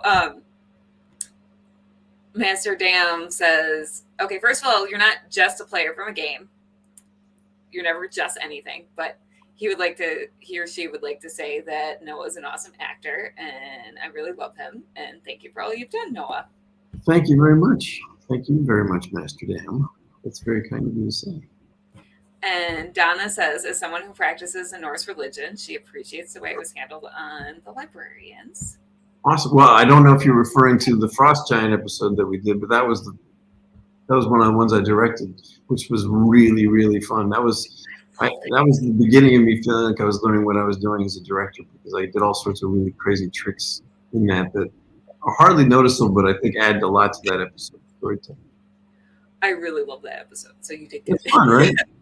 I did all this stuff. I wanted them to seem like they were giants. So when they're drinking, they got little tiny glasses, and when everybody else is drinking, they got big mugs. And then we do these camera switches where you couldn't really tell that that's what had just happened. The way we photographed them versus the way we photographed everybody else was part of it. And it was a tremendous guest cast that week. We had some really great actors ready to play. Super fun. It was a good episode. And then, And then Carl says they recognize you on Drunk History, which I haven't seen your episode. Which Drunk History episode were you on? I love that show. I played the cartoonist Thomas Nast, I believe, sort of an early cartoonist whose political cartoons became the stuff of, that moved people more than some of the text in these newspaper articles. He could say more with a satirical, lampooning cartoon than anybody else could. And I think he was responsible for bringing down Boss Tweed in the Tammany Hall ring in New York with his political cartoons. I had this great big beard, and they were so excited when I showed up because they shaved it down into just this proper Thomas Nast mustache, which I thought about keeping for a while because I thought it was rather becoming, but did I. That's hilarious. I'm gonna have to look up that episode as soon as I'm done with this. It was fun. If I'm not mistaken, Jason Alexander played the Boss Tweed character. Yes, that show is so good. How did you get on Drunk History? I think I wrote him a fan letter. I think I'm not above that sort of thing when I see something that I just think would be really fun to be part of. I think I wrote Derek Waters a letter and had my agent just sort of say, hey, anything ever comes up for Noah, he'd really love to be on. I feel like that was an easy decision for Derek. Sorry if I'm being too flattering, but no. It was such a cool job to show up to, because you show up and part of the morning ritual is you go in to get your costume on, you go through hair and makeup, then you usually go to the sound department and you get a microphone put on you. and there's no microphones. There's no sound department because they don't record sound when you're shooting because it's all just lip sync. What they give you is the audio playback of the person giving the speech, which you've had for maybe a week or so to memorize so that you can do it. But there's something very liberating about making a silent movie and realizing that all that counts here is the picture. Don't have to worry about anything else. So I really enjoyed the challenge of that, that opportunity. I imagine that's very different from pretty much anything else you've done. Well, you forget how second nature it gets, but you learn not to put a coffee cup down when you're speaking because it affects the sound of the recording of the line. And you learn to sort of build your choreography around what would make a clean soundtrack. And when you don't have to play by those rules anymore, it's interesting to see how many habits you've developed and how many you can sort of unwind. Interesting. I always, whenever I watch that show, I'm struck by how much production is put into the acting out part. Like, it's not just a silly drunk show. There's a lot of production that goes into it and a lot of emoting that's on the faces of the actors. So yeah. I went for it. I also grew up lip syncing in front of my mirror hour after hour after hour. That was one of the things that I did as a kid. Was just like, I just remember putting on shows for myself.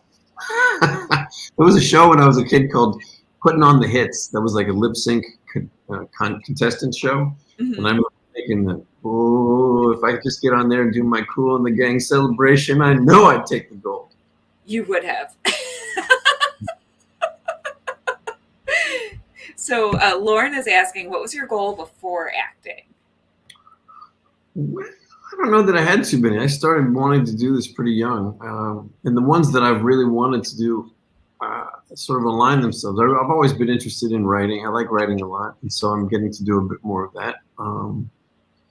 Directing is something that came up later than I wish it had for me, because once I started, I really wish I'd started earlier. But I've become a bit of an addicted to it. I really enjoy it. I really enjoy the collaboration of getting to work with all the different departments and getting to sort of light ideas up in other people and watch them take your idea that much farther because they're adding their expertise to it. There's something that's so infectious about watching really smart people blow your mind with what they're capable of if you give them an opportunity, just a little less time than they need and a little less money than they need. It's incredible what they can do. And so Be My Guest is really excited that Harry's on season 2 of Leverage. Yeah, I don't know. Maybe I spilled the beans there. I didn't know. I think that was already announced. I hope that wasn't. Well, I won't tell that you spilled the beans. Your secret's safe with us and however many viewers we reach. Love you. So David says AKs are heavy. The newer ones aren't much later either, but they're good guns for killing aliens.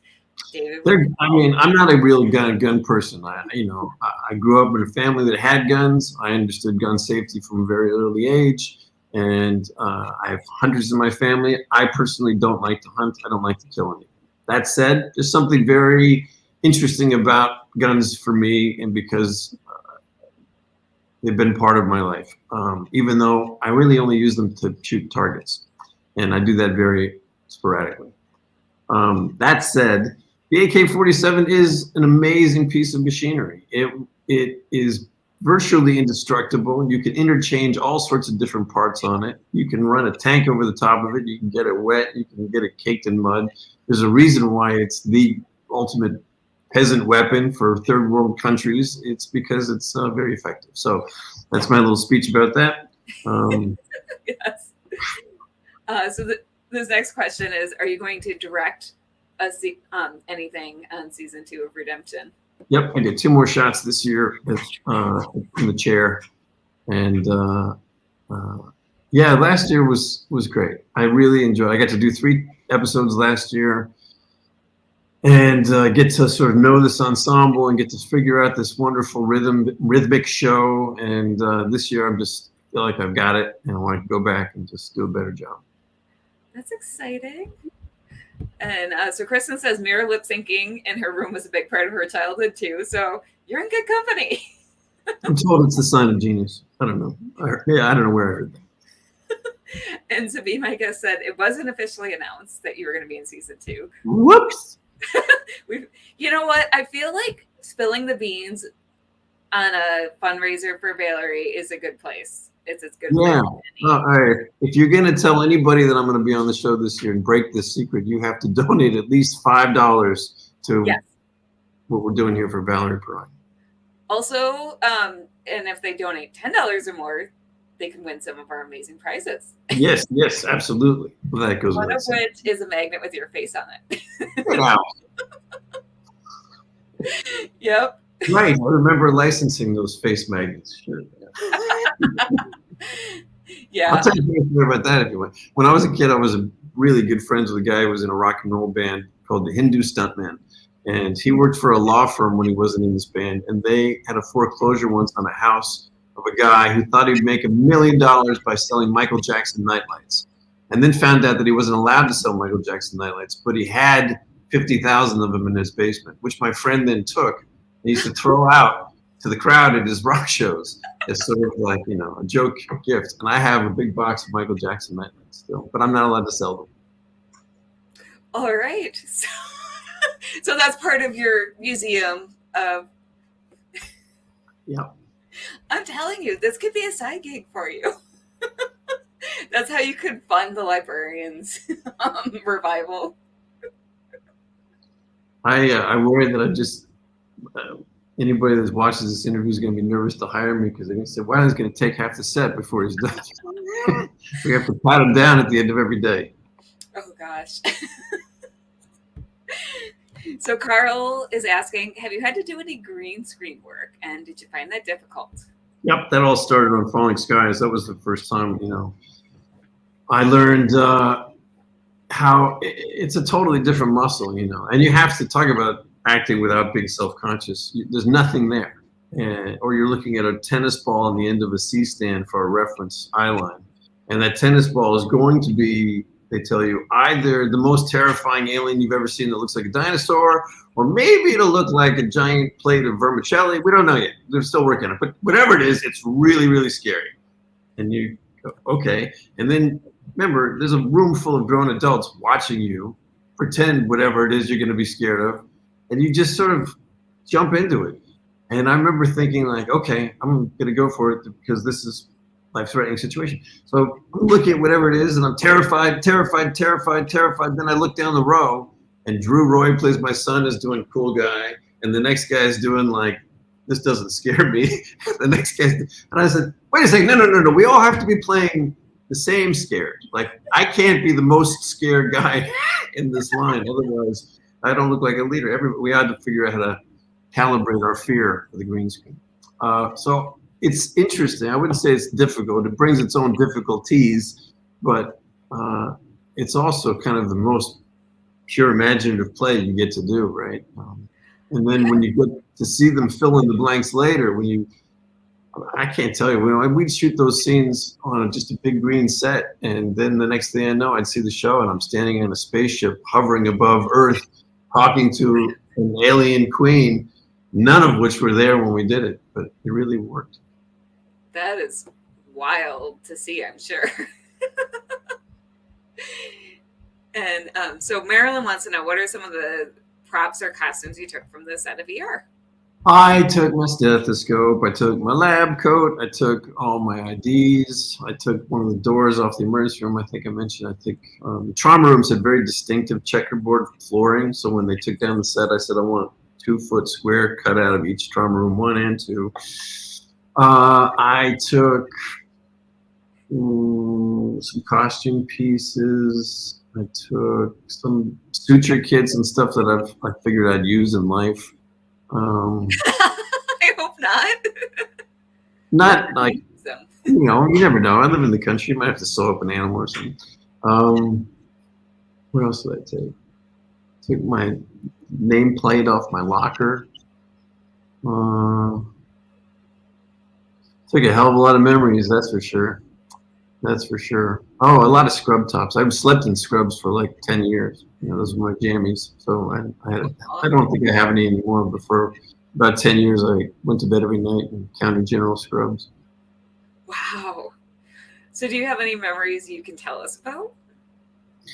From ER? Oh, like it was the most life-changing experience of my life, not the least of which was getting to meet Valerie Perrine. You know, I got to work with every great actor who came through that show, from people that I admired in my childhood to people that are now huge household names that were nobodies back when they walked through our halls. It was a really amazing show that way. We caught people at the end of their careers and the beginning. It was basically just such a fundamental show for so many people, and just wow. So I'm sure lots of good memories. And let me see. I'm sorry, we have a lot of comments. I want to make sure I get them all. Sure, absolutely. So Andy says, Mom bought me your movie Guinevere because she knows I'm a fan of you. He didn't see it yet, but can't wait to see you as Lancelot. Okay, Andy. A couple disclaimers there. Not my proudest moment. I'm going to go right on record and say, I thought we were making a movie that would be sort of the Excalibur for the 90s. Instead, Guinevere ended up showing as an installment of romance theater on Lifetime, and deservedly so. It was a beautiful miss, if you will. Filmed in Vilnius, Lithuania, height of the Cold War. It was a rough go from start to finish, but enjoy. You know what? That's fair. The greatest thing I can say about it was that it was Donald Pleasance's final film, and I got to spend a lot of time with the wonderful actor Donald Pleasance. And we had many, many drinks in the hotel bar, and he told me many great anecdotes from his career and life. That's the closest I've ever come to Indiana Jones, by the way, because I was Lancelot, but Sean Patrick Flannery, who played the young Indiana Jones, was Arthur. And we were running around Europe together, Lancelot and Arthur. Nice. Here's a perfect anecdote. I don't think it's going to ruin it for you, Andy. But at the end of the movie, I'm supposed to show up on my. It wouldn't ruin it for you. I'm going to ruin it for you. At the end of the movie, I'm supposed to show up. My army has been destroyed, and I stuff straw into a bunch of suits of armor to make it look like I have an army to scare the evil king from trying to marry Guinevere. He's got Arthur captive. And he looks up on the hill and he sees me with my army, and he capitulates. He surrenders. They put me on this horse that was a Russian horse that only understood Russian commands. And I'm an okay rider, but this was a horse that was a degree above my capability. And the second my horse noticed that all my men were made out of straw, he began to eat. And he would not stop ripping the arms and legs off my men during every shot. So when you see the movie, the only footage they were able to actually use of me on the hill with my army is like a close-up. And so the climax of the movie is the evil king looking at me and just inexplicably surrendering. Guinevere of Camelot. So, what movie would you rather people watch instead of Guinevere? Oh, that's a good question. That's a good question. I think my television career is better than my film career. I've been lucky enough to have been in some very good movies, but I wouldn't call them good movies because of my performance necessarily. There's been a few. Few Good Men's good. Speaking of few, Yes. watch it. Very good. Very good. So A watch few good that, movies. not Guinevere. Yeah. Oh, you can watch Guinevere for fun. You can watch a young actor trying really, really hard. When I look at that, I think, look at you. Look at you. God bless you. You're in there. You're doing it. You're swinging for the fence. You're trying. Yeah. I mean, we all start somewhere. Indeed, we do. Oh, it was horrible. I was in a relationship at the time, and that was not going well. And there was an international delay on all phone calls, so that I'd say, "Hello, hello, how are you?"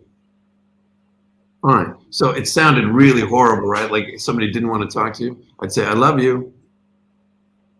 I love you too." Oh. Everything sounded just distant and cold and foreign. Yeah. So here's a question. Does anyone ask you questions about the episode of Friends you're on? I assume you get asked about it a lot. I'm amazed at how many people see it. I don't think that there's a week that goes by where it doesn't air somewhere, or somebody is watching Friends for comfort and comes across it, or somebody's kid is watching it for the first time and recognizes me. That episode was, ended up being one of the more talked about things I've ever done, actually. And we did it on kind of a lark. I knew those guys from before. In fact, the relationship I was just referring to, the girl that I was with, was living with Jennifer Aniston at the time.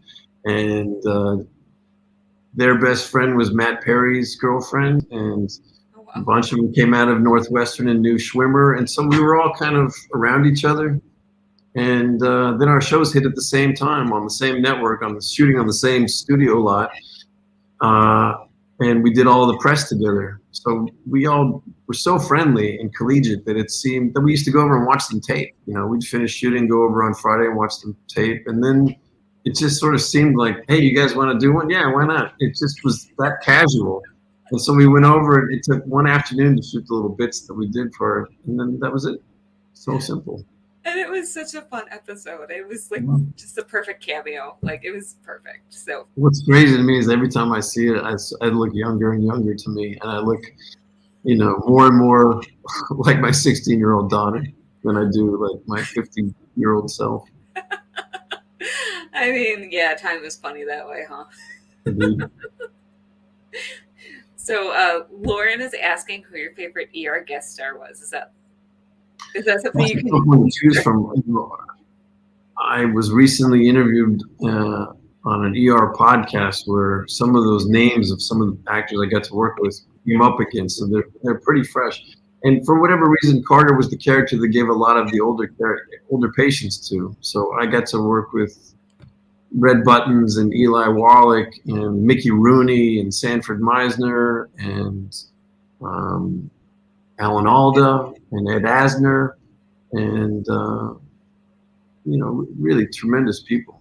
And I got to work with them intimately, where we'll spend. Ed Asner became a very dear friend. His passing just recently was very sad for me. And Red Buttons and I got to be very close before he died too. So those two guys in particular become sentimental favorites. I loved working with Don Cheadle when Don was on the show. We had some tremendous guest stars through that. Hard to pick. That's fair. I would not be able to pick either. So Steve wants to know, he remembers hearing a rumor way back in the 90s that you had been approached by Microsoft to do a commercial for them, but because you're an Apple fan, you turned them down. Is that true? I would love to say that it was true, because it makes me sound like die hard. But I don't remember that happening. Maybe I did. It doesn't. I was pretty flippant back in the 90s about what I would do and what I wouldn't do. It both sounds like something I might have done, and also sounds a little bit like rumor. And he says he loved your Steve Jobs portrayal. Well, I think that's one of my favorite things I've ever done. I really enjoyed making that movie. The collaboration I had with Martin Burke, who wrote it and directed it, was really great. And I loved working with Joey Slotnick, who played Wozniak, who I got to work with again 20 years later, just last season, on an episode of Leverage, which was so fun to get to again. Yeah, but Jobs was a fascinating character. I really enjoyed doing the research. I really enjoyed the freedom they gave me to explore the part. I really was topped off by getting a phone call from him, with the ultimate compliment of him asking me to come to the Macworld convention and impersonate him and do the first 5 minutes of his keynote address dressed as him and do this little skit. Which is wild. That's hilarious. It was so cool. So cool. I assume it went over really well. It went over great, and to me, that was who he was. Bill Gates also did, this is what he said to me. He called me on the phone the day after the movie aired. I answered my phone. I said, hello. He said, Noah? I said, yes. He said, this is Steve Jobs. My heart starts going. He goes, listen, I'm just going to tell you, I think you did a good job. I didn't like the movie. I didn't like the script. I think if you'd spent a little bit more money, a little bit more attention to detail, probably a little bit more time, you guys could have had something, but you were very good. Well, okay, thank you very much. I do this thing every year called the Macworld Convention. I'm going to do it at Jacob Javits Center in New York this year. There'll be about 10,000 people there. I think it'd be funny if you came out dressed as me and did my kid first. I was like, yeah, man. And I remember thinking, like, Bill Gates also didn't like the movie and kind of made a press release saying he didn't like it. But Steve Jobs was smart enough as a marketing genius to not like the movie, but get me to come to his event, lampoon himself briefly, and then kick the actor off the stage, take center stage, and say, oh, by the way, you know, this is what I call the MacBook Pro or whatever the hell he was debuting that year, which was mind-blowing. So it's sort of perfect, right? I mean, he didn't like it, but he figured out how he could use it. He figured out how he could be self-effacing, but also not, and put it in its useful place for himself. There's no such thing as bad publicity. I mean, that may not be true nowadays, but it's still kind of true. I'll tell you because we still got 15 minutes, but that night he took me out to dinner at the Soba Noodle restaurant down in Greenwich Village in New York. And he brought his executive design team, maybe 6 or 7 guys, maybe a woman too, around the table. And they all worked for him, so they were all very afraid of him. And they didn't speak unless they were spoken to, and he'd say anything, and their heads would snap up to attention. And I was being pretty funny, and you know, I could be, and I was enjoying myself very much. And all of a sudden he said, you know what I want to make? And all their heads snap up and go, what, Steve? What do you want to make? He goes, you know, picture frames? And they go, sure, Steve. You know picture frames? Absolutely, Steve. He goes, no, that's not what I'm talking about. I'm talking about a picture frame, but instead of seeing a picture of your kid holding a baseball bat, you see him swing the bat, hit the ball, run the first. Let me show you what I mean. And he takes his white napkin and a Sharpie out of his pocket and starts drawing the schematics of what it would take to put a little JPEG movie chip inside of a frame to show a little movie on a loop. How much memory it would take, the size it would have to be, full schematic, passes it to the first designer. Designer looks, he goes, yeah. Next designer gets it. Whoa, yeah. Next designer gets it. Wow. Next designer gets it. Huh. Next designer, and all I'm thinking is, I want that napkin. I want that napkin. I want that napkin. I want that napkin. I'm gonna get that napkin. Napkin's moving his way around the table. It ends with Steve, who's sitting to my left. We finish the dinner. He pays the check. Very nice to meet you. Great evening. My hand is on the napkin. I'm going to get the napkin. I'm going to take it. Everybody gets up from the table to leave. He goes to the door. He says goodbye from the door. And then he turns back and says, I've got my napkin in my hand. And he says, hey, Noah. I go, yeah. He goes, you want to share a cab? And I go, yeah. And I dropped the napkin, and I took the cab ride, and I never saw him again. Aww. But I left the napkin. And as I was getting out of the car, I was so upset about the napkin that I had the cheek to say, oh, by the way, hey, Steve. And he had got the same round glasses for me to wear when I dressed up like him earlier. And I had them in my pocket. I said, would you sign these for me? Oh. And he took the glasses, and he wrote Steve on one lens and Jobs on the other. And I think they're in that card catalog behind. I love that. That is amazing. So that napkin just stayed at the restaurant, though. There's a busboy somewhere in New York City that's holding a Steve Jobs original schematic, or it's in the trash. That would have made a heck of a souvenir for you, though. Right? I mean, it's like an Edison original. It's like having a Nikola Tesla power coil drawing. You know, it's and that busboy probably just threw it away. That makes me sad. Probably like, who drew on the napkin? Oh my gosh, that makes me sad. So this question, what stunt did you do that you're the most proud of, most dangerous or most difficult? Me and stunts, we go back and forth. You know, I had this weird thing happen where the first 2 movies I did them back to back, and I got accidentally lit on fire in both of them. So I approach stunts very cautiously, and I really don't do anything that I don't feel like I can do. And I've learned a long time ago that there are stuntmen who can make me look way better than I can make myself look. And so I don't get hung up on the ego of wanting to do that stuff. That said, I've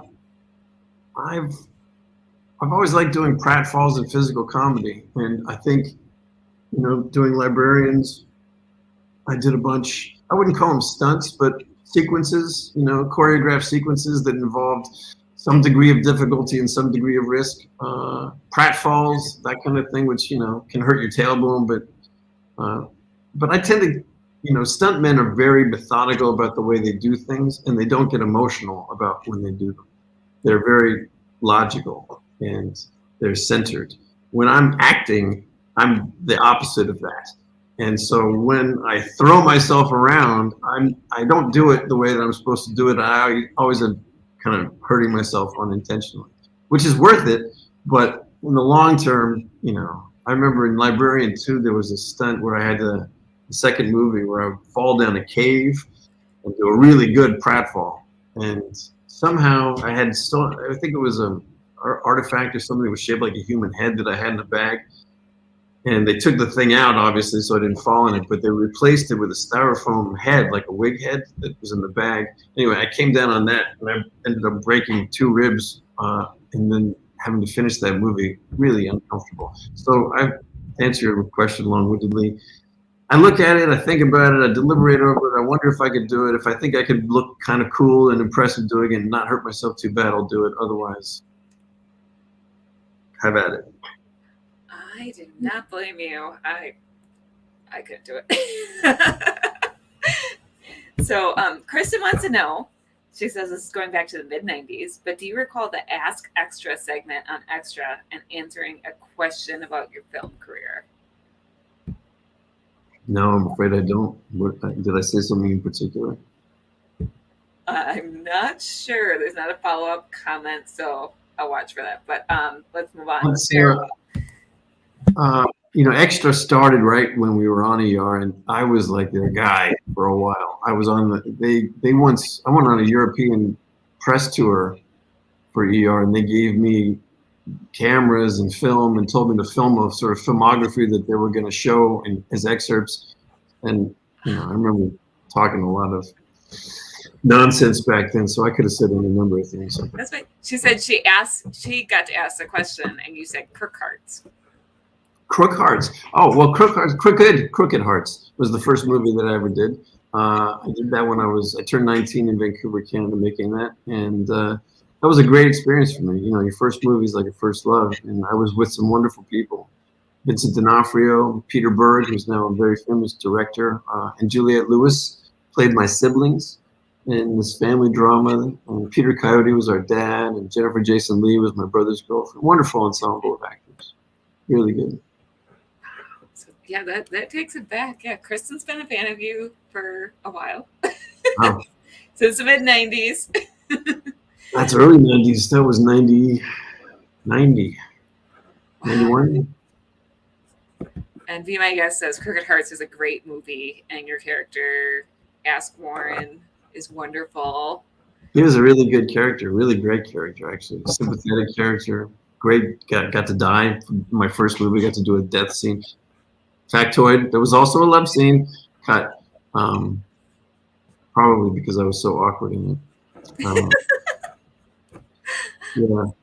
I feel like love scenes have got to be some of the most awkward things to film. They're horrible. They're really horrible.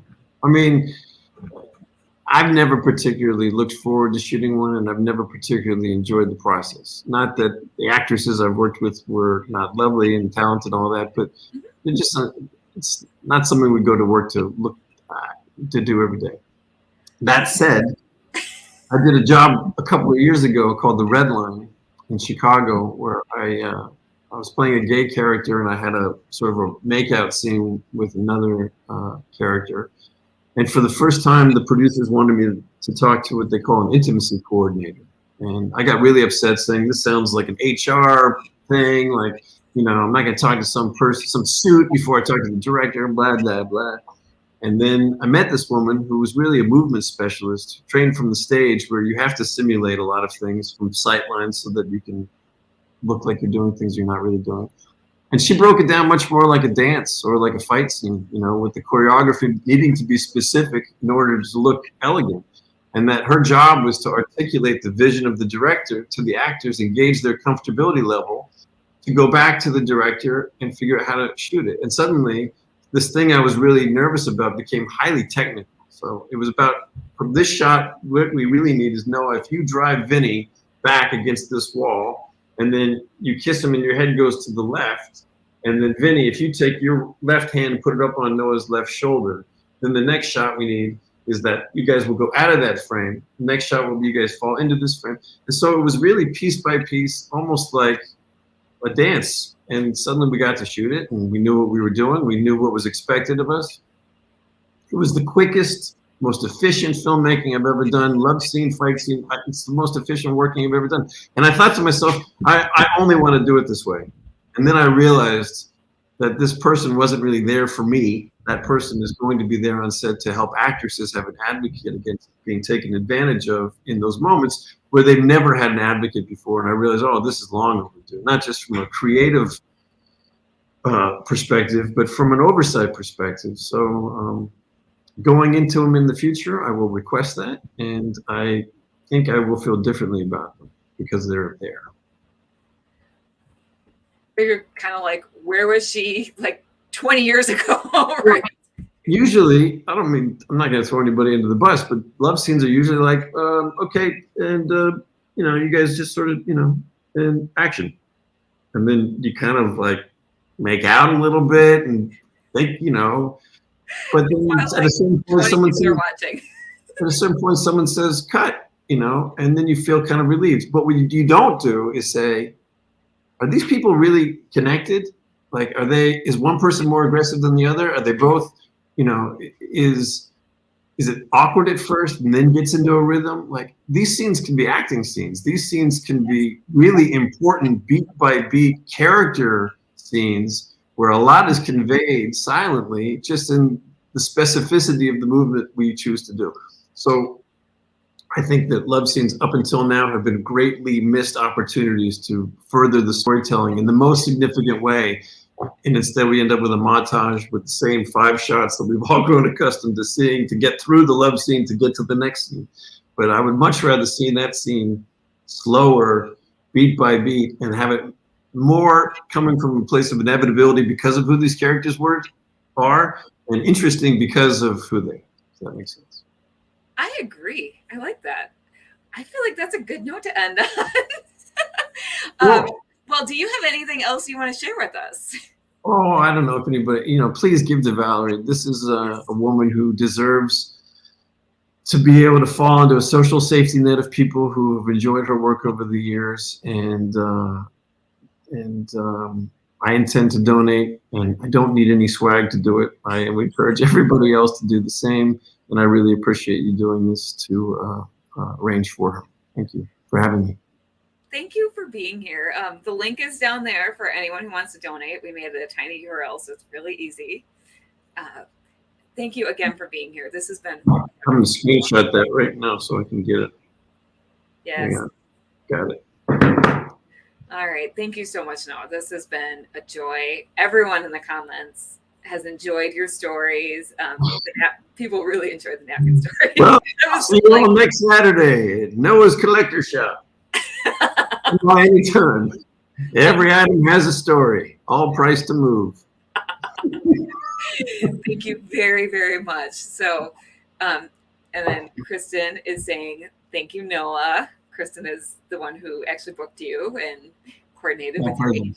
So thank you. I'm glad it's all worked out. Enjoy the rest of the weekend. Yes, you too. And if anybody's talking to Valerie, please give her my love. Tell her I said hello.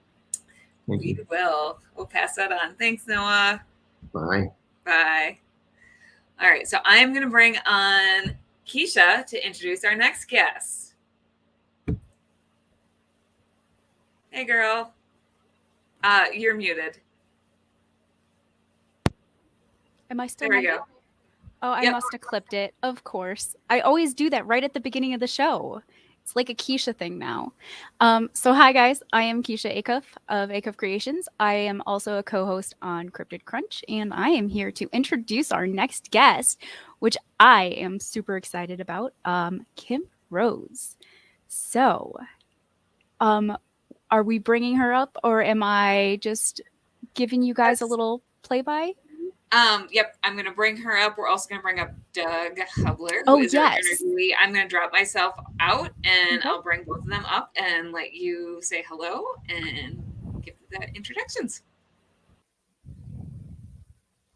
Okay, so hi Doug. Hi, How are honey. you? I'm It's good. nice seeing you again. Ah, I am good. with the same background. I mean, if I could ever learn how to put the chroma key to work, like on what's the other one? Never mind. It's okay. As you can see, I live in the darkness, so that's what you guys get. Welcome to the dark side. Yes. So, are you excited to have Kim on? I am amazingly honored and excited. I have been a huge Supernatural fan for the whole 15 years. So yes, I am thrilled to be able to talk to Miss Kim Rhodes. So the funny part is, Keisha's a vampire. That might be a true statement. So the funny thing is, how I fell in love with Kim is actually through The Sweet Life of Zach and Cody, because that was the show that was on when I was growing up. I'm about the same age as they were, and so I loved having being able to see her. And then I think she's been on let me see, I think she did a Monk, Criminal House, Minds, NCIS, House. I think she was on Switched at Birth. Kim made the show so sweet. So are we gonna bring her up real quick, or? And there she is. I'm here. Hi. Hi. Welcome. Goodness. Hi.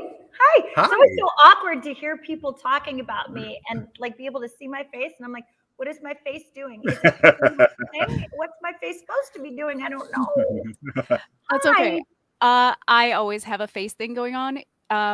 Every show that I ever do, like I have people that screenshot my face, and I'm making like.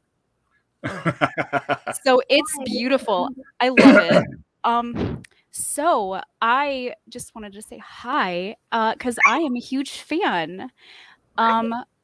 And I got to meet Brenda Song a few years ago. So this is like I get to meet two people from a show that I loved from my youth, and I was like, yes. I will tell you that there is not a one that you would meet and be like, oh, never meet your heroes. Every single heart on that show is exquisite. Brenda, I met her in where was it? I met her in Pittsburgh at a car show, and she was one of the sweetest people I've ever met, and I was like, yes. Yeah, legitimately, just they're all really, really kind, lovely. I was so grateful to have that collection of angels to work with on that show. Yes. Yeah. So I actually messaged you on Instagram last night because I said that I was going to be introducing you today. But I was looking through your videos, and you have a murder going on your roof, Sort don't of. you? Okay. First of all, I don't know how to get my messages on Instagram. I know they're open, and I know people leave me messages. That is okay. Nope. I have run screaming away from all social media. So I'm just like, I don't know how to turn it off. So I'm sorry. I don't judge you. But yes, I wanted to bring up your murder. I don't have a murder. It turns out I have an unkindness. I thought when the pandemic hit and I was stuck inside, I was like, everybody else takes on a pandemic project. I need a pandemic project. And I decided my pandemic project was to be queen of my murder. And so I started leaving food on the roof and letting them come in. And then finally, when I got up close to the big bird that would let me take it, the big bird was really fucking big. Is that the one that always comes up right behind your head? Yeah, this is the one that comes up. Who also, I don't have this on video yet, but is now actually taking food out of my hand. She will take the Yes, food because from I me. saw So that it I was have getting achieved- closer. I have achieved food. She doesn't like it when my hand's open, but if my hand is closed, she will take food off of my hand. And I call her she because I think because she was feeding the baby last year, or there was a baby, and this particular is, it turns out, a raven. So I do have a murder. There are about 20 crows. Ravens and crows don't generally mingle, but these two breeds of birds will get together when they're both picking on a hawk. So I've seen that lovely where the murder will corner the hawk, and then the ravens come and like figure out which twig the hawk is sitting on and shake it until the hawk flies away and the crows can come bombard it. It's quite interesting. I've had a lot of time interesting. Had a lot of time to myself. But yes, that's the extended dance remix version of You Made the Mistake of talking about my corvids, and I will talk about it forever. No, that's okay. I am a bird person. I have like 70 chickens and 11 ducks, and I live on a farm in the middle of nowhere. And so birds are my thing. And when you walk into my barn, there's so many like different types of birds that just like took up home in my barn, and I'm like, as long as you don't, mess with my chickens and ducks, you're good. You can stay here. But the corvids will take care of the mice. I need all of them then, because I have so many mice. You need Navy Air. I've actually, because I work at a barn, and it's very awkward to explain to a child why that thing in the crow's beak still has a tail that's doing this, and I'm like, nature is cruel, my darling. Nature is cruel. No. Yeah, it is. I've seen some. So we had a hawk in our barn last year, and I've seen some cruel nature going on before. Right. So Yep. Birds are still great. They're just creepy. It's just, I can't. I have learned that there is. Well, we're going down the tunnel. I feel it happening, and I can't stop it. I know I'm not supposed to go down the tunnel, but here we go. It's my fault. No, it's my brain's fault. And what I want to say is that I think it is a human defensive mechanism to moralize behavior, because I want to know that it is possible to be good, and therefore, if I am good, I will be rewarded and safe. And the fact is, stuff just happens. Shit is shit. Nature is nature. There is no morality because there's no intention to animals and how they behave. It just is. And so when I watch it, I'm having feelings, but I'm having feelings about me. I'm having feelings because I relate to the bunny that is no longer going to get to live the rest of its innocent little fluffy life because it's, been grabbed by a talon. It's not. I've seen it happen. I have bunnies, and it's not great, especially when you're so excited. Your bunny just had a bunch of babies, and then all of a sudden you go from 3 babies to 2 bunnies, and you're like, well, man. So life is harsh, but I mean, that's just the reality of it, right? So yeah. Hi, speaking of nature, are you going to come up? You heard that people were actually watching me now, and we're going to have an appearance by the cat at some point. Okay. But hi, Doug. Sorry, we just Doug, if you want to, that's quite all right. Birds, cool. They have wings. That is true. Doug, if you want to kick me out, you can. I know I was just here for the introduction. Well, no, you're more than welcome to stay, huh? Okay. I'm happy to have you here. And I'm Either way, thrilled to be able to talk to you, Kim.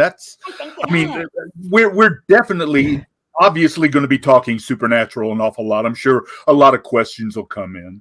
I'm ready. And my birthday's in March. I turned 70, so I was totally out of the sweet life aspect of your career.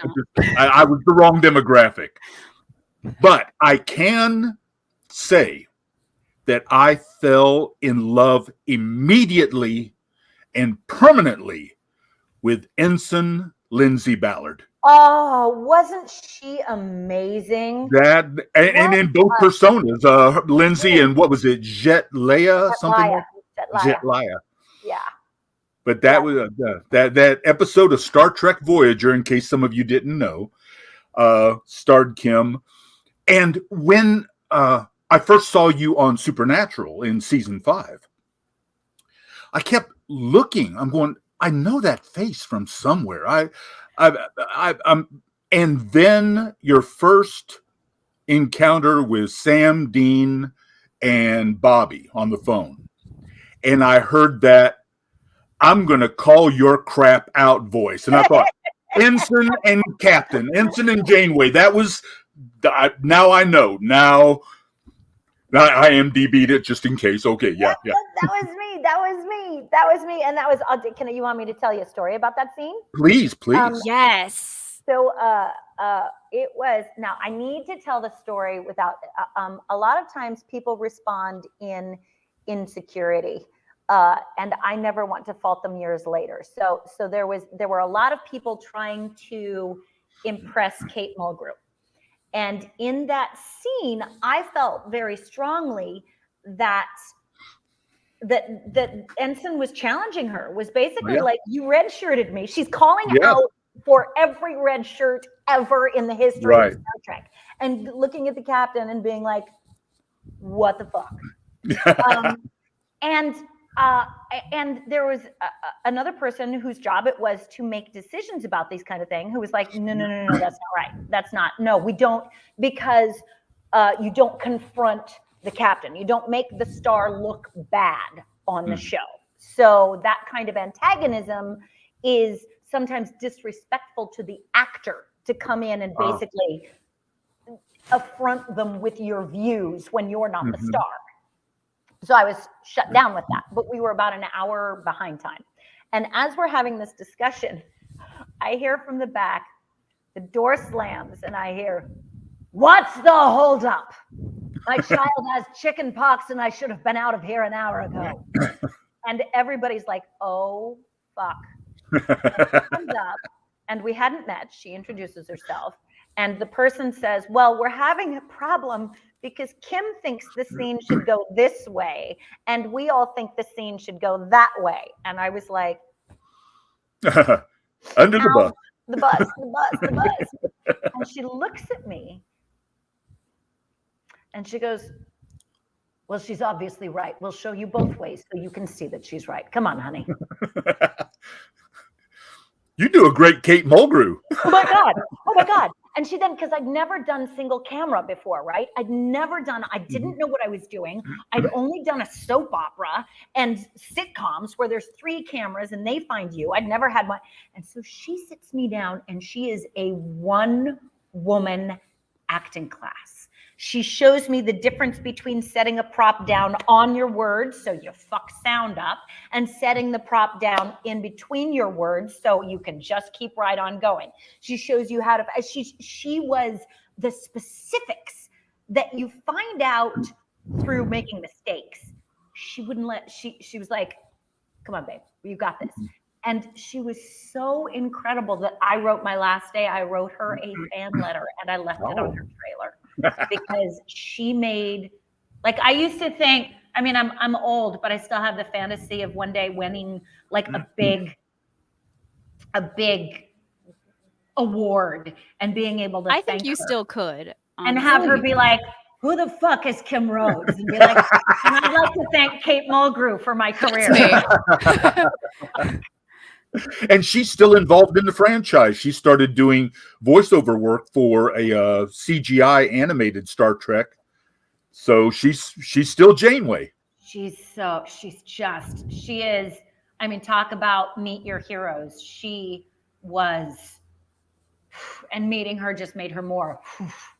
Yeah. Yeah. And you were the only opportunity Harry Kim had for any kind of a happy ending. Well, there might have been a happy ending. I don't know. It's behind the camera. I'm still in touch with Garrett. When we see each other at fan conventions, it's just, he's scrumptious. He was so, the contact lenses that my character wore, I was nearly blind in. So he would like it is he would wait to make sure that I got to like it's kind of a labyrinth set.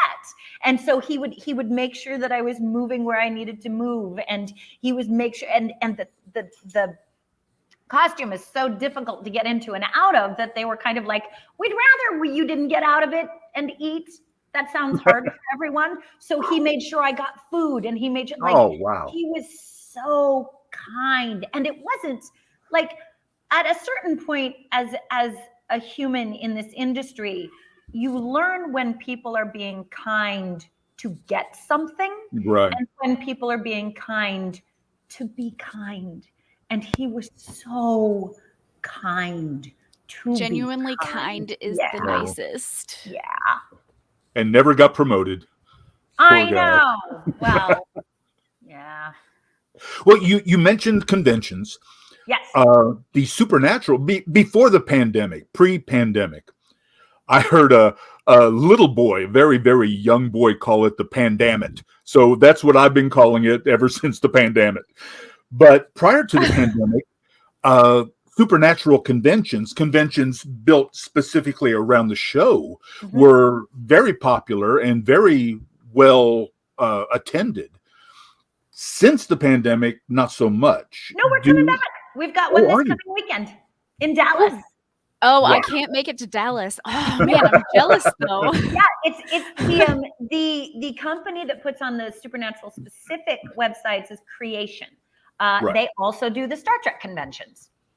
And so their website, their website will indicate what is back, because last year we postponed for everyone's safety. And so this year we still have a lot of safety measures in place. It isn't everything it used to be yet, but we are back. We are connecting. We have photo ops. We have autograph opportunities, and those are back up and running.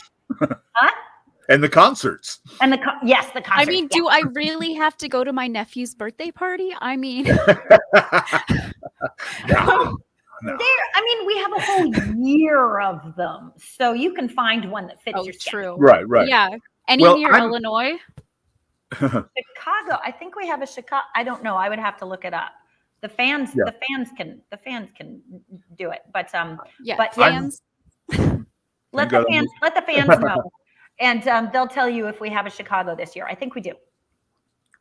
I'm in East Tennessee, so the closest you guys have come has been Nashville, which is a 4-hour drive, but it's Nashville.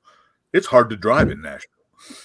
We fortunately don't have to drive in Nashville. Right. We were just in. Was I just in Nashville? I don't know. They all blend together. All I see are airports and hotels, and convention halls and airports and hotels. You're like, you get to travel so much. I'm like, I don't. You could have fooled me. Yep, I can. We have a question from Kristen saying, what was it like to work with the twins?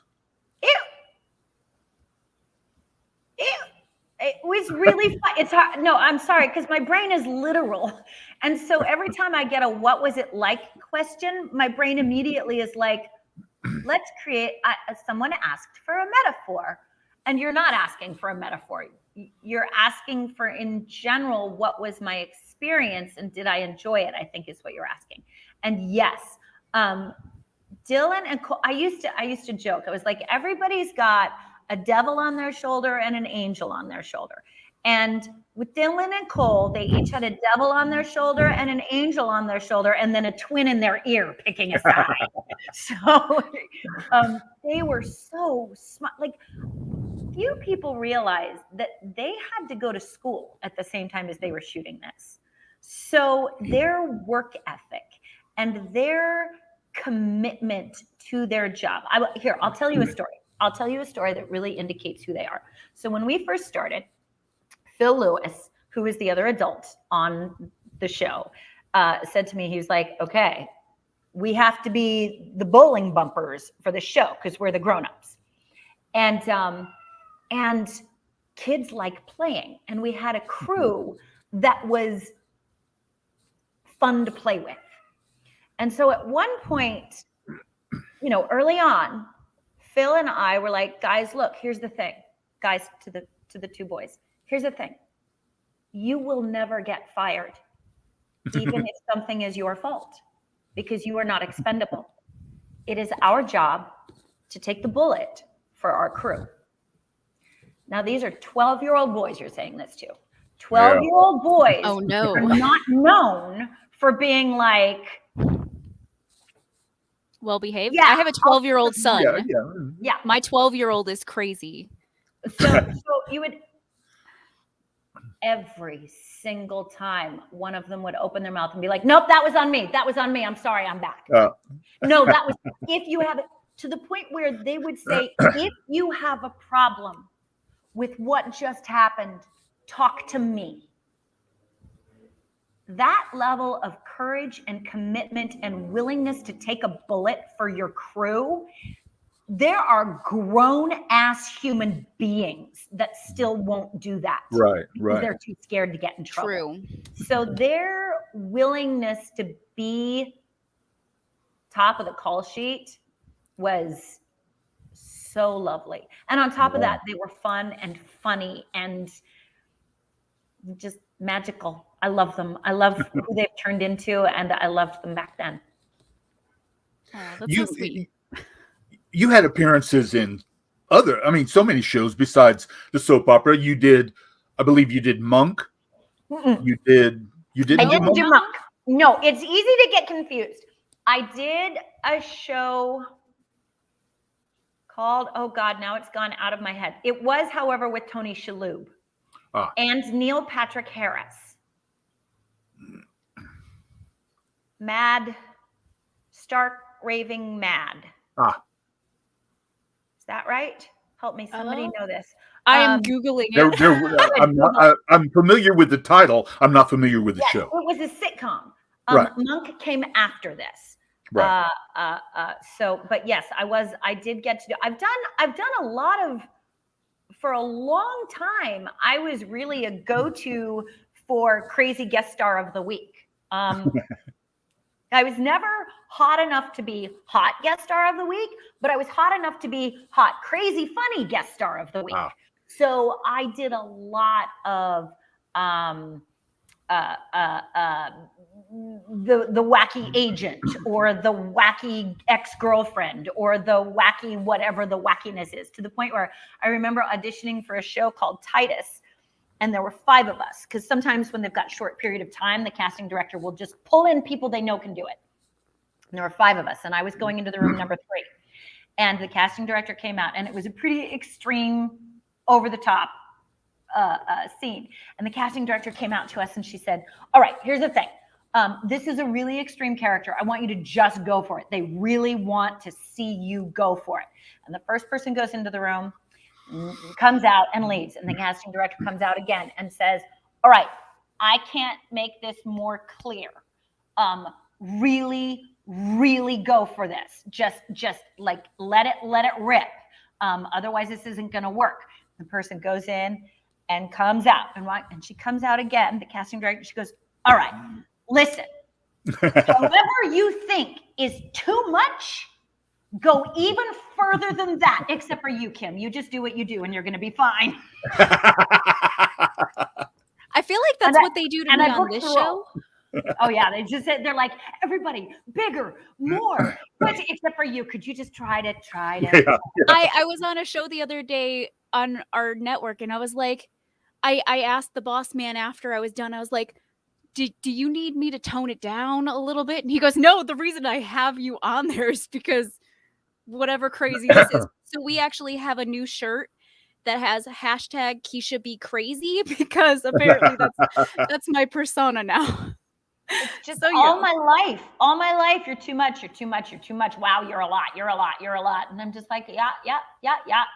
Yes, I am, right? You can't, you just can't, that's like, you can't keep it in a bottle. It's got to go somewhere. You explode if you try to keep it in, and it just you get cramps. I mean, it's bad. It's messy. Yes. You've worked with some of my favorite entertainers, talking about Tony Shalhoub. He was lovely too. I remember I tried to keep it together, but at one point I did say, because his movie Big Night is one of my favorite movies. It just is right in my heart. And And I told him, I just said, I want to tell you what that movie meant to me. And right now, as I'm saying these words, I'm afraid I'm going to cry. And That's all right. He said, I cry at card tricks. It's okay. Go ahead. He said, don't cry. Don't cry. And he just put his arms around me. And like, you know, when somebody hugs you when you're about to cry, you're going to cry. It's inevitable. Don't cry. But he was just, scrumptious. Who else? Tell me who else you want to know about. Hugh Laurie. Did you worked with Hugh Laurie on House? For a hot second. Okay. So my story about that House episode. So it was coming off of Sweet Life. It was one of the first things I'd done since I'd had a baby. And Hugh Laurie was lovely. Now, when you are Hugh Laurie on House, and when you are playing guest number 2 at a dinner, there is a clear disparity of power there. And that is as it should be. My job as guest number 2 at a party is to serve the role of what is happening here. And so we were discussing the scene, and the director wanted me to stand up, and Hugh Laurie said, "Oh, no, I don't think that would work at all." And so I sat back down, and he took another breath and went, "I am so sorry. That was completely inappropriate of both of us. What do you think you would like to do?" Wow. And I was like, I'm just a movable lighting instrument right now. You don't have to apologize to me. But he just, in front of God and everybody, he just was like, stopped himself, took it back, and went, "What I need doesn't matter because I'm not playing this role. What do you need?" That is generous. That's so generous. Yes. That's Yes. that stands out with actors that you work with, their generosity. Yeah. There also, the other story about that episode is that there was, because it was a big episode, and so we were all together for a lot of it, and I got to watch a lot of it be shot, and there was a young man who was so talented, and I really thought I was hot shit because, you know, I was off a Disney Channel show, so I made a point of going to this young man and telling them that I really thought he was talented. And, you know, I knew it meant a lot to him when I told him that he had a future in this industry. And I'm sure he kept going because of the words I gave. Lin-Manuel Miranda. He didn't fucking need me. But yes, I cornered him with like, "You're such a talented young man." And he was like, "Thank you, crazy lady. I'm going to go win some awards now." Yes. Well, let me ask you about one other performer. And you can tell us about Brianna Buckmaster. I don't know. You want me to text her again right now? Please, put her on speakerphone. We'll talk to her too. Yeah. I think one of my favorite questions to ask when I'm interviewing or doing a Q&A or doing a panel is, who is the most famous person in your phone? And could you go ahead and call them and put them on speakerphone and let us all say hi? But no. I have zero famous people on my phone. I have so the last conversation we had was last night. Was that last night? Yeah. And for those of you who aren't aware of her name, this is the actress who plays Donna Haskell on Supernatural. So last night at 7:19 p.m. And we were talking about the difference between external success and internal success, and why is it still painful when other people get what we want, even if our hearts are becoming what we know we want them to be because of what we have. That's super deep. This is my brain. I've learned as a neurodivergent, I am not capable of like, well, let's see. But yeah, so we were having a long conversation about what, because we still talk, you know, they gave us a spinoff, right? They wrote a show for us.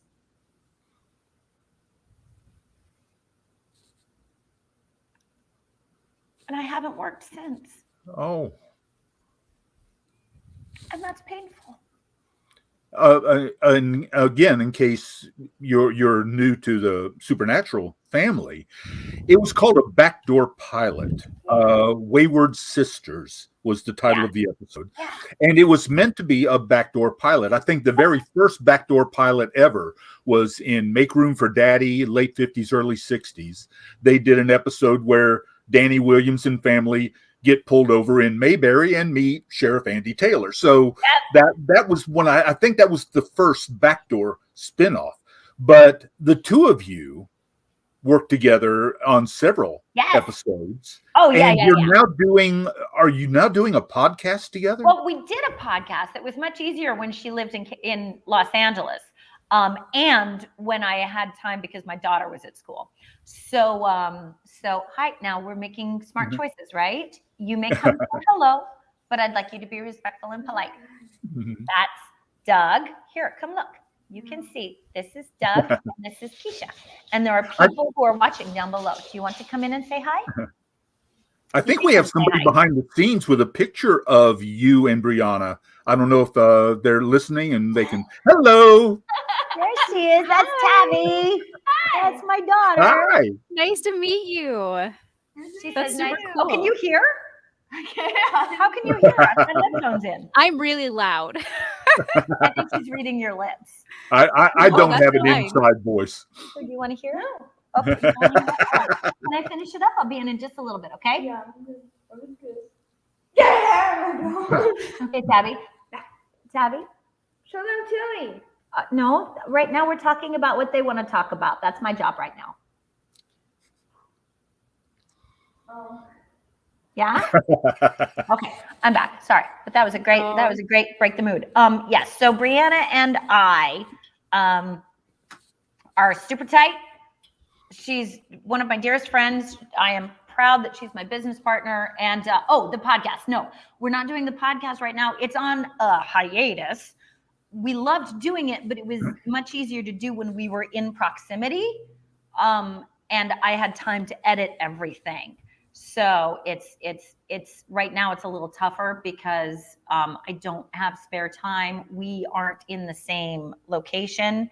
And Tabby, Daddy's working on a class. What's happening? Oh, it's all going. It's all going. I'm starting to tear my skin off. La la la la la la. All right, let's not. Yes. So yes, that is why the podcast is on a break right now. I think it was a good podcast. I had a lot of fun doing it. I enjoy listening to it, but it's taking a break. We have a question from Cassie TL. So I'm going to listen to that. To finish up. She has a connection called the Joan Club, and you can find it through her Instagram. So Brianna Buckmaster has the Joan Club, which is kind of like it's a Discord version of the podcast. So she does do that. So if you're looking for more content, she's got that, and I am mom on TikTok occasionally. So there we go. All right. Cassie TL says, had a long time question. Which Cass? Another World or Cass SPN is your favorite? Are you asking, can I ask a follow-up question? Are you asking Kim or the characters? Because I worked a lot more with Steven Schnetzer. We had a fun dynamic, and we got to evolve and create, and just he was a great mentor and kind soul on that show, and we had a lot of fun working together. I've only been in one scene with Cass and Jody only did one scene ever. So I don't know him as well. Like when you're on a soap opera, you are there 16 hours with no daylight. It is boot camp. And that, so I would just say, because I know Steven better. I know him and I love him. And that was like an actual intimate working relationship. Whereas Misha is lovely, but I barely know him better than y'all do. Wow. So I actually, he is the most famous person in my phone, Misha Collins. There you go. So he does a thing every year, a couple times a year called Gishers, and he has a mailing list that he will actually like message you on your birthday and stuff like that and say happy birthday, and you go out and you do all of these things to raise different funds and stuff like that for different things, and it's the Gish community, and I do that. So technically he's in my phone. Do I know him personally? No, but he seems super sweet. I just bought his book of poetry. He just came out with a book of poetry recently, and since me and my best friend, she is obsessed with supernatural. She actually said to say hi, Kim. So hi from Heather. Hi, Heather. So she was gonna try to make it today, but she is going through radiation for her cancer, and so she said that if I got the chance to say hi for her, because she loves the show, and every time something comes out with somebody from the show, she buys it for me. So she bought me the book of poetry, and I've been reading it, and I was like, gosh, I love all these people. So wait, I have a note that says to please remind everyone that this is the Multiverse fundraiser. By the way, speaking of beautiful souls who deserve to be on this planet, and we are moving into making like a community of humans who remember that we can share. We have one of the best ways I remember that I have an abundant life is weirdly by giving, is by thinking, I need. But when I share, what I receive is energy and love and expansion. And then look, I'm still okay. And now somebody else is okay. So this right now, what we are doing is benefiting Valerie. How do I say her last name? She goes with Perrine or Perrine. She answers to both. I asked her that before because I had seen two different magazine articles. One was titled "Perrine is Queen," and the other said "The Divine Miss Perrine." So I had to ask her before we did the interview, which one is it? She said it doesn't matter. Yeah, well, there we go. She's not attached. She's probably like, she has got some bigger mountains that she's climbing right now than how you say her name, and I admire that. But that is what the donation link is down here at the bottom of the screen, and that is what these funds are going for, is to help her with her. And any bit helps. So even if you can just give a couple dollars here and there, and if you do, you get entered in to win a ton. There's a ton of prizes. I think there's like 40 some odd prizes. And if you donate or share or anything like that, the show, yes, these are some of the products that you can win.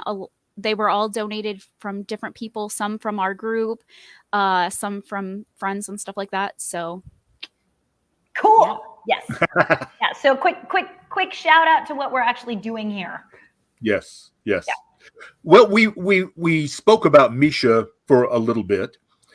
Mark Shepard was at a convention, a local convention here recently. And of course, he spoke about how everybody just tormented Misha. Obviously, you were not part of that. But something else he brought up, I believe Mr. Shepard, Jim Beaver, Felicia Day have all said that they were hired for the show as like a one and done. They were just going to come in, do one episode, and suddenly it all blew up. Was that your experience as well? 100%. Absolutely. Yeah, I was just there. It was actually another incident where the casting director brought me in because they needed an extreme level of emotion, and they knew I would show up with that. Because for those who don't know, my very first episode involved my son eating my husband's intestines and then needing to be shot in the head.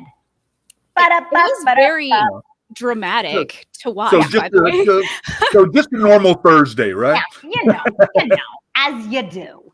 And yes, and then ending with everyone I know and love being burned on a funeral pyre. So there was stuff. And zombies in between. Zombies in between.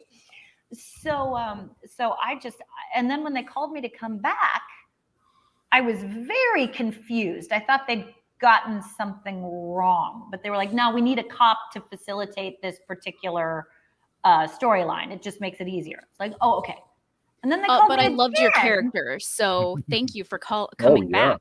I loved coming back, but it wasn't until probably 6 years before I kept thinking they were bringing me back to kill me.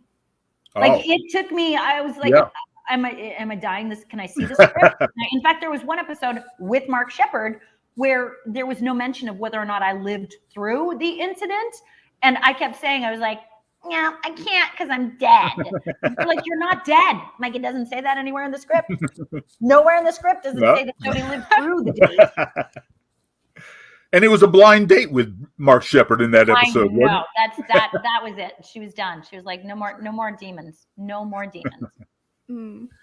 Lauren's asking if you have a favorite Sweet Life guest star that you worked with. Was there a guest star that stood out? Yeah, my friend Ray Porter. I mean, Bob Torty, obviously because he played the dad. But this is a cheating answer. But the episode Dad's Back, where the whole band of is on the thing, and then there's, I think his name was Derek. He had hair a bit like this, only it was a little longer. And he was at one point he was taking a nap, cuddling a roast chicken. He was very sounds like a good nap. Yeah, he was very, very funny. But he's actually one of my best friends and has been since I was 19. He was in my wedding. You would also know him if you happen to be a fan of the Snyder Cut as the voice of Darkseid. Oh, yeah. I did not know that. So that is Ray Porter, one of my dearest, closest friends who got to come play with us on Sweet Life. And Sheriff Jody Mills showed up, like we said before, in season 5. Mm-hmm. And from what I read and from what I watched, since I've been a fan for the whole 15-year excursion, that you appeared in every season, every succeeding season after that, 6, 7, 8, 9, 10. Yes. That, like once, but yes, I showed up every day. They were like, yes, indeed. I think I was there every single season after that. That's amazing. That's wonderful. And I lived through all of it. I have to ask, please. Okay, so did you ever meet Felicia Day in person? I don't remember if you were in. So I have what I call my crush card. And look who's on it. No, she's a gazillion %, absolutely 100%. Yes. We do. This is the great thing about the convention circuit is that I get to know people that I would like. Ruth Connell is one of my dearest friends, and we've never been on screen together. So the convention circuit, Sam Smith, Sam and I have been friends since before Supernatural existed, but you know, getting to see each other at conventions really fosters a relationship. And so Felicia and I have been on stage together and been at conventions together, and I've been on her podcast. And I think we are very much, and my husband photographed her. We did a calendar one year of the SPN women, and my husband did most of the photography for it. So we definitely, our circles overlap, and she is scrumptious as an eclair made by fairies. She is on my crush card, so I mean, of course she's scrumptious. Yeah. So is that your hall pass card as well? Is that what we're talking about? No. So okay. Well, you know, it's but my husband is on there. That's my husband right down here. Oh, okay. That's kind. That's nice that he's that included. is. So no, but like I actually huge nerd if you guys didn't know that. And so I used to watch her oh my gosh, what was her web series called? My brain is not functioning right now, but I watched her and they played basically WoW, World of Warcraft, and they had this whole geeky show, and I was obsessed with it like 100% because it was my life back then. And so then I started, watching her and everything else, and I fell down that rabbit hole. Yeah, no, she's a juggernaut. She is a juggernaut, and I really like her. Is there one of the questions I'll usually ask, but I'm gonna modify it for you. But one of the questions I usually ask is, was there a role you auditioned for, or was there a role that you were offered that you didn't get that you wish you could go back and have another shot at? Oh, that's very specific. Have another shot at. So indicating Well, good that I would be able to play that role. Was there a role that you offered that? So for me, those are two. Like, if I had another shot at it, that's saying, is there something you think you should have done differently? Oh, no. That's never. Yeah. But is there? So the question you're asking is there something that I didn't get that I have a regret on, or that I passed on? Right. I've passed on one role in my life, and the character was a girlfriend in an action movie who only existed so the bad guy had somebody to rape, so you saw how bad the bad guy was. And then she just sat around whining a little bit. And I was like, yeah, I would have passed too. Yeah. Other than that, I love people that are like, well, how do you choose the roles you get? I'm like, they fucking offer it to me. I don't have Would you like to be I get a phone call. I don't have that power. I don't have the ability to be like, you know what I think I'm going to do next is someone called The Walking Dead. I don't know why I haven't done that yet, but I think I should go beyond that. I don't have that capacity. It would be pretty sweet if you did, though. I'm not going to lie. Yeah. Tell them. Don't tell me. That is not Okay, to me. so I'm going to message the producer later and just be like, hey, you know who you should really put on? That's right. It is not. I am telling you, abso-freaking-lutely. Why am I not there? But no, I will tell you a story. I screen tested for the Vulcan role on Enterprise. Oh. Because of my work from Voyager.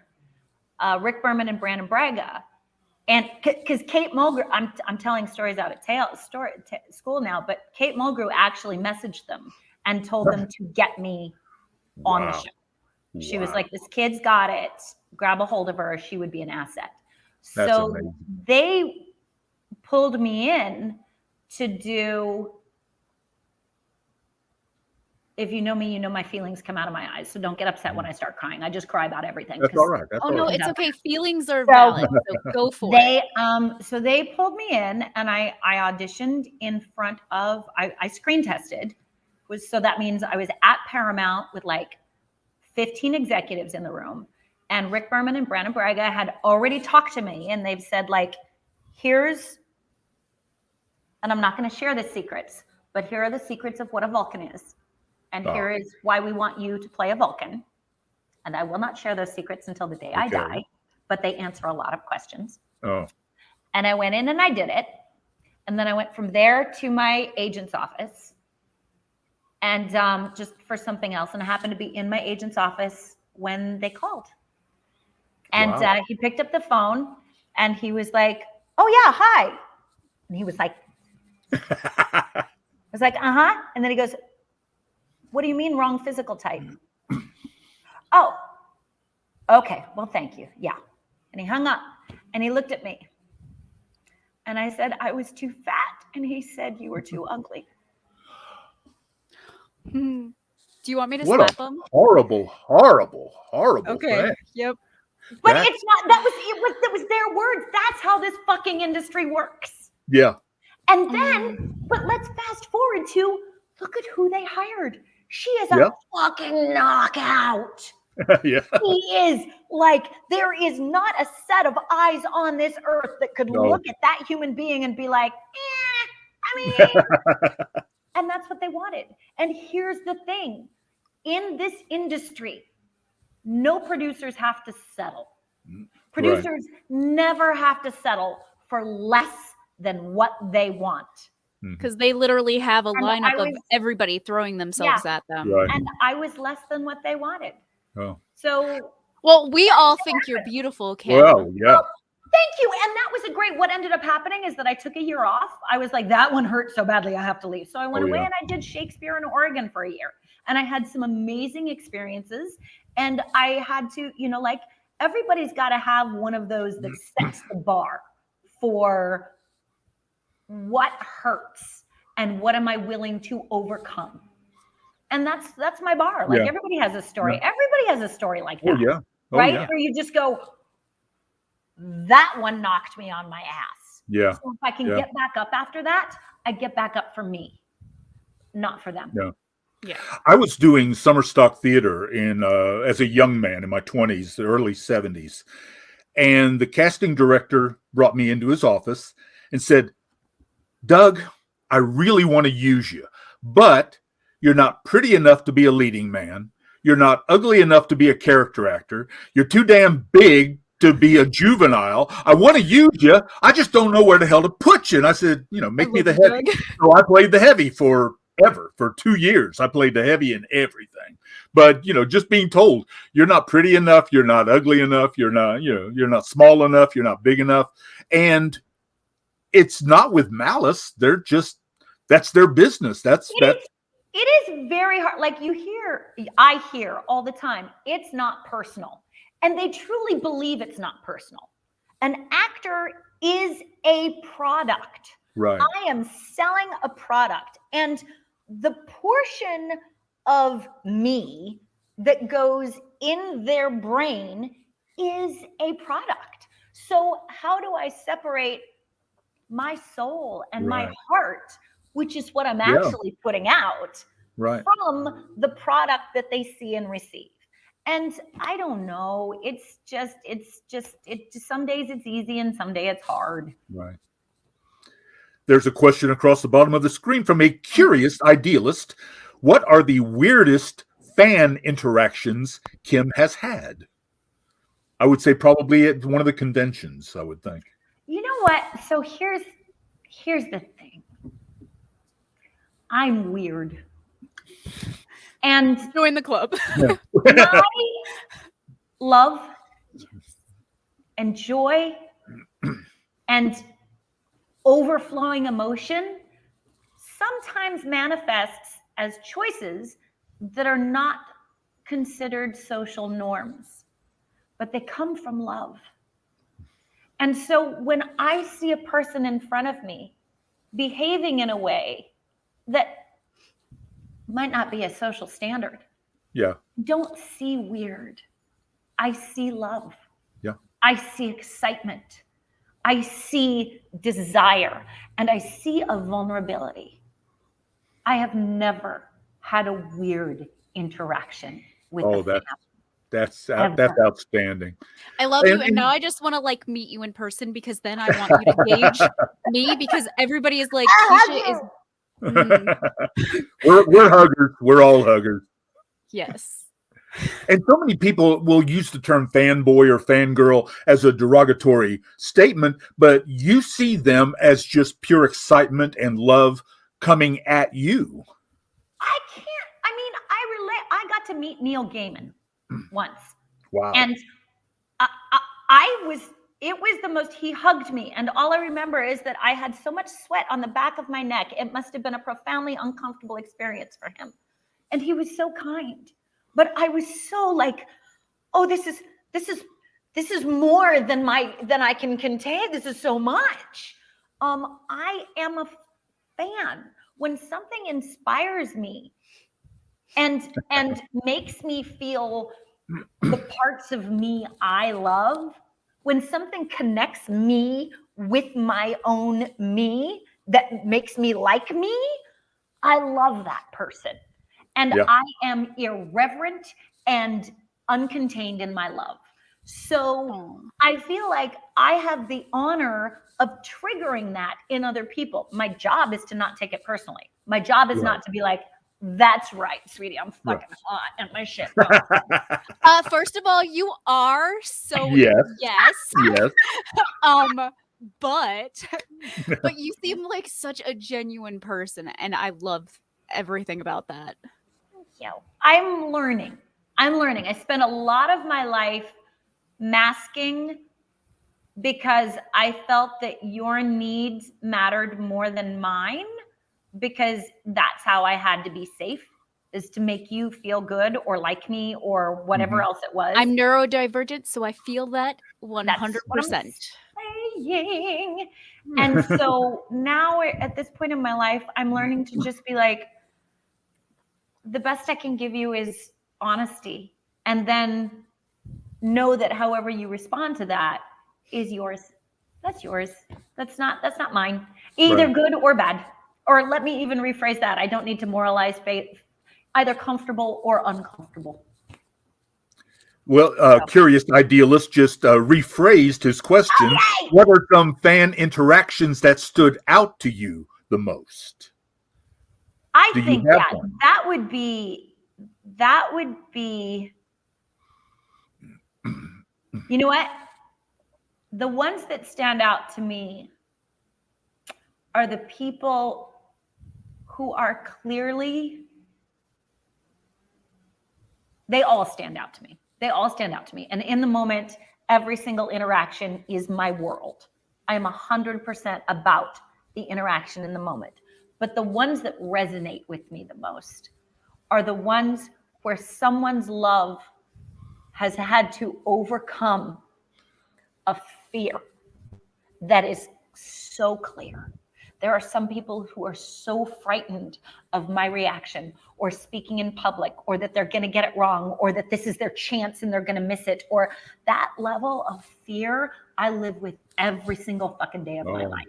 And so when someone has said, I am terrified to do this, and I'm going to do it anyway, as an act of love to myself and to express my love to this person, that's really when I'm just like, yes, good, because that inspires me to keep making love louder than my own fear.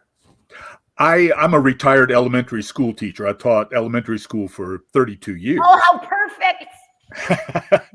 And one of the things I would tell some of my little kids, the Rugrats were on TV at the time. And I would say, you know who's the bravest person on that show? Chucky. Because Chucky is scared spitless of everything and does it anyway. Just embraces it. Yes. Courage is your own bar. Sometimes it is courageous to keep breathing. You know, we have this weird illusion that courage means a lack of fear, and that's absolutely untrue. Without fear, there can be no courage. Right. A lack of fear generally means, arrogance. Yeah. My modified role question is, if gender and age were not a factor, is there a role in Supernatural? Is there a character in Supernatural that you would have loved to play besides Jodie? Or is there one that you felt that you were more attracted to? Not more attracted. Jodie's my everything. Jodie's my world. Jodie's my me. But I had so much fun playing Jodie possessed for a brief period of time. I really would have, and I really would have liked to have played Lucifer for a little bit. Ooh. Just to see the delight, just the delicious revelry in abundant pain. Well, playing the antagonist, playing the bad guy is so enjoyable. It's so much fun playing. I got to do that on Criminal Minds. Criminal Minds, I really was kind of the Dolores Umbridge of the BAU, and that was Dolores is my daughter's name, so you guys shared the same name for a while. Slytherin. Also Slytherin. It was So you're right. Playing it's hard. It was the hardest I've ever had to work in my life, because it's very, a powerful being doesn't let their power dissipate. And I'm very I just spit it out all over. And so learning to contain that. But yeah, I think it would have been fun to play evil with integrity, because so often evil is played like I'm the bad guy and I'm going to lose. And Mark Pellegrino played it with such just lugubrious lusciousness, just so committed to knowing he was right. Right. And he also played it several times where you felt sympathy, you felt empathy for the Lucifer character. Hello. He was a fallen angel. Craylee. Hi. Hello. Now. Well done. Hi. So I'm popping in here again. Maybe a minute or two earlier than I would have if Kim wasn't so awesome. I had to be on screen at the same time as her. That's true. I feel that 100% Craylee. Oh, we appreciate you being here with us so much. I have a few more details about the giveaway as the fundraising chair of the Multiverse Fundraiser. I'm gonna brag on myself for a second. Got it. All right. So to make sure, I know everyone is giving just out of the goodness of their heart. Valerie deserves all of our support, but I want to make sure everybody has a chance who is eligible to actually make sure that they get put in that drawing. So when you donate using the link that's been scrolling at the bottom of the screen, GoFundMe will send you a receipt. I need you to forward that receipt to Phoenix, Phoenix, Sis, SIS, cosplay, COSPLAY @gmail.com. If you're listening to an audio only recording of this later, the link is tinyurl.com/MVFR22. We tried to make it short, easy, simple. Yep. That extra step is because this money is going directly to Valerie and her caregivers. So we can't see it unless you send it to us. We are not handling any of this money. It's all going straight to her caregivers. And we really want to make sure that we get you in for that giveaway. We had artists from around the United States, maybe around the world. We had so many donors contribute their hard work to us. And we want to make sure that everybody knows we appreciate them and that they, everybody who donates gets a chance to win some of those amazing prizes. We have 40 prizes. And every time you donate, you get another chance put in the hat. Is that correct? Every so $10. That you can add this. If you got the money, you can add this. Just $1 by dollar. Do it. $10 by $10. Just $10 by $10. Right. Yeah. To every $10. So if you donate $50, you get 5 entries. Kim, do you have any Keisha? I have high hopes in life, okay? You're always a winner in my book. Love this. All right. Kim, do you have a parting story for us? A piece of advice, something funny? I want you to close the show the way you want to close your segment of this show. Oh, and also, as a side, you are welcome on our show anytime. Absolutely. Literally, if you ever want to come back, we would all love to have you. Thank you. I love being here.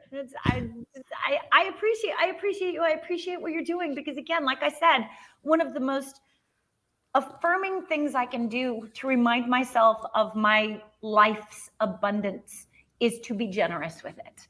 And every single time I give of myself and my willingness and say yes, because I'm a scared little person too. And the no is very loud in my brain because I equate no with being safe. And so coming here and being given the opportunity to say yes and give is actually a blessing to me because it reminds me of just how full and abundant my own life is. So thank you for that. We love you. We do, seriously. Thank you. Thank you. Thank you for doing this and joining us. Thank you for sharing the stories. We love you. We look forward to seeing anything and everything you do from now on. Which I promise you, it will be a lot. It will be. You are amazing.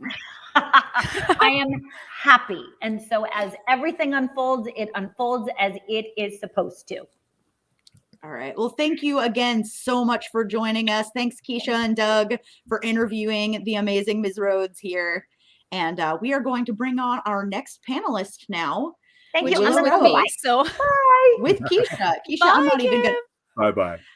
I'm not even gonna drop you out, Keisha. I'm gonna drop out. Doug. Well, bye, drop Doug. me out then. Bye, Doug. I mean, you're always We welcome. love you. Yes, we do. All right, Keisha, I'm going to let you do your own introduction, your own way. If you're tuning in, audience, newly, we're about to get an interview with author Willow Rose. This is the Multiverse FunRaiser. We're benefiting Valerie Perrine in her battle with Parkinson's, and we'll tell you more in the middle and end of this interview about how to participate in that fundraiser. Yes. Do you actually have any of the things? Because I don't have control over putting anything up on the screen. So you get to do that for me. Kelly and I have got you. We've got you. Okay, cool. All right. Roll your intro. Hi, guys. This is Keisha Acuff, and I am here to talk with a wonderful author, Willow Rose. I have been looking at your credentials because you have written so much. I am jealous. I just actually published my first solo novel, and I was like, how many do you have, Willow? Well, congratulations, first of all. Thank you. The first one is always a big accomplishment. They all are, but it gets easier the more you write. I have written, I think it's 87, but I have to admit that I haven't counted them lately. Oh my goodness. Okay, yes. So I aspire to be you eventually. I've only got like 80 some odd to go. Well, it's nice to have you on. We are so happy to have you here. So we are actually doing, for those of you that are just tuning in, I know Crayley was kind of saying what we were doing. We are having a fundraiser for Valerie Perrine. One of those is correct, I believe. Sorry. So there is a tiny URL down here for those of you that want to donate. For right now, we will be talking with Willow Rose. I actually have a lot of questions for you because I actually just bought some of your books the other day because I'm a book fanatic, and every time I hear about a new author, I have a problem where I'm like, I need to own all of them. So it's going to take me a while to get all of them, but I will eventually have one. So one of the first questions that I wanted to ask you is, how did you yourself get started as a writer? Oh, well, I started out as a journalist, actually. I grew up in Denmark, and I lived in Denmark until I was 32, I think. And then we moved to the US. And so I worked in television as an anchor for a little while, but I was also a reporter. And then I was sent out to cover a story about, they found a Danish truck driver who had been murdered and placed in a bush behind a brothel in Poland. And he had been there for like 6 months in the bush. And so they had a hard time identifying him. And so we went there and did, like, for a week, we did recorded how they were doing all the investigations. And there was just so much to that story that I was really interested in, because there were so many cool details. Like, the reason they found the body was that some kids saw animal activity over there, and birds fighting over, pieces of meat in the air. Yeah, really a little gross, but really interesting for someone who likes stuff like that. Yes. And so there was just so many details, and they never found out how he died. But it was just all the stuff about the brothel, and he was a truck driver, and why did he took like an extra route. He didn't drive where he was supposed to. And so there was just a lot of details. And I remember thinking, oh, this could be like a really good mystery book. So when I was pregnant with my first child, I had this thing. I just, I want to write that story. I had been thinking about it for a couple of years. And so I started writing it. And then I don't know, I didn't know much about publishing books. So I was like, I don't want to write a book if nobody's going to publish it. So I sat down and I Googled publishing houses in Denmark where I lived. And then one came up, and I just pressed it, clicked it, and then I went to the webpage, and they said, do you have an idea for a book? You can submit it here. And I thought, I'm going to ask them if they think this is a good idea or not. And so I did. I wrote an email where I did like a synopsis and told a little bit about my idea. And then I didn't think about it more. Then I went back to writing a little bit. And just like 10 minutes later, I got an email back from an editor, and she was like, this sounds interesting. And I thought, oh, okay. Well, she didn't write anything else, just this sounds interesting. And then 2 hours went by, and then she wrote to me again, and she said, I'm sorry, I was a little short. I was on my way to a meeting, but I wanted to let you know that I thought it sounded really, really interesting. And then she said the words that became like a really big deal for me. She said, when can you be done? And that was just amazing, because I had to, set a deadline. So I told her 3 months. In 3 months, you will have it. And she was like, okay, I'll check in every now and then and see how it's going. And so she did. Every month she checked in and asked, is it moving forward or not? And so I felt like I had to do it. There was no excuse anymore. And so I wrote it, and then I sent it to her, and then she looked at me, and I went to the publishing house, and she looked at me and she said, it has potential, but we need to work on it. So we spent an entire year working back and forth, and she taught me everything through that process about how you write a book. Because I was a journalist. I was used to telling the story in a few sentences. Even, especially for television, you tell a story in like very few sentences.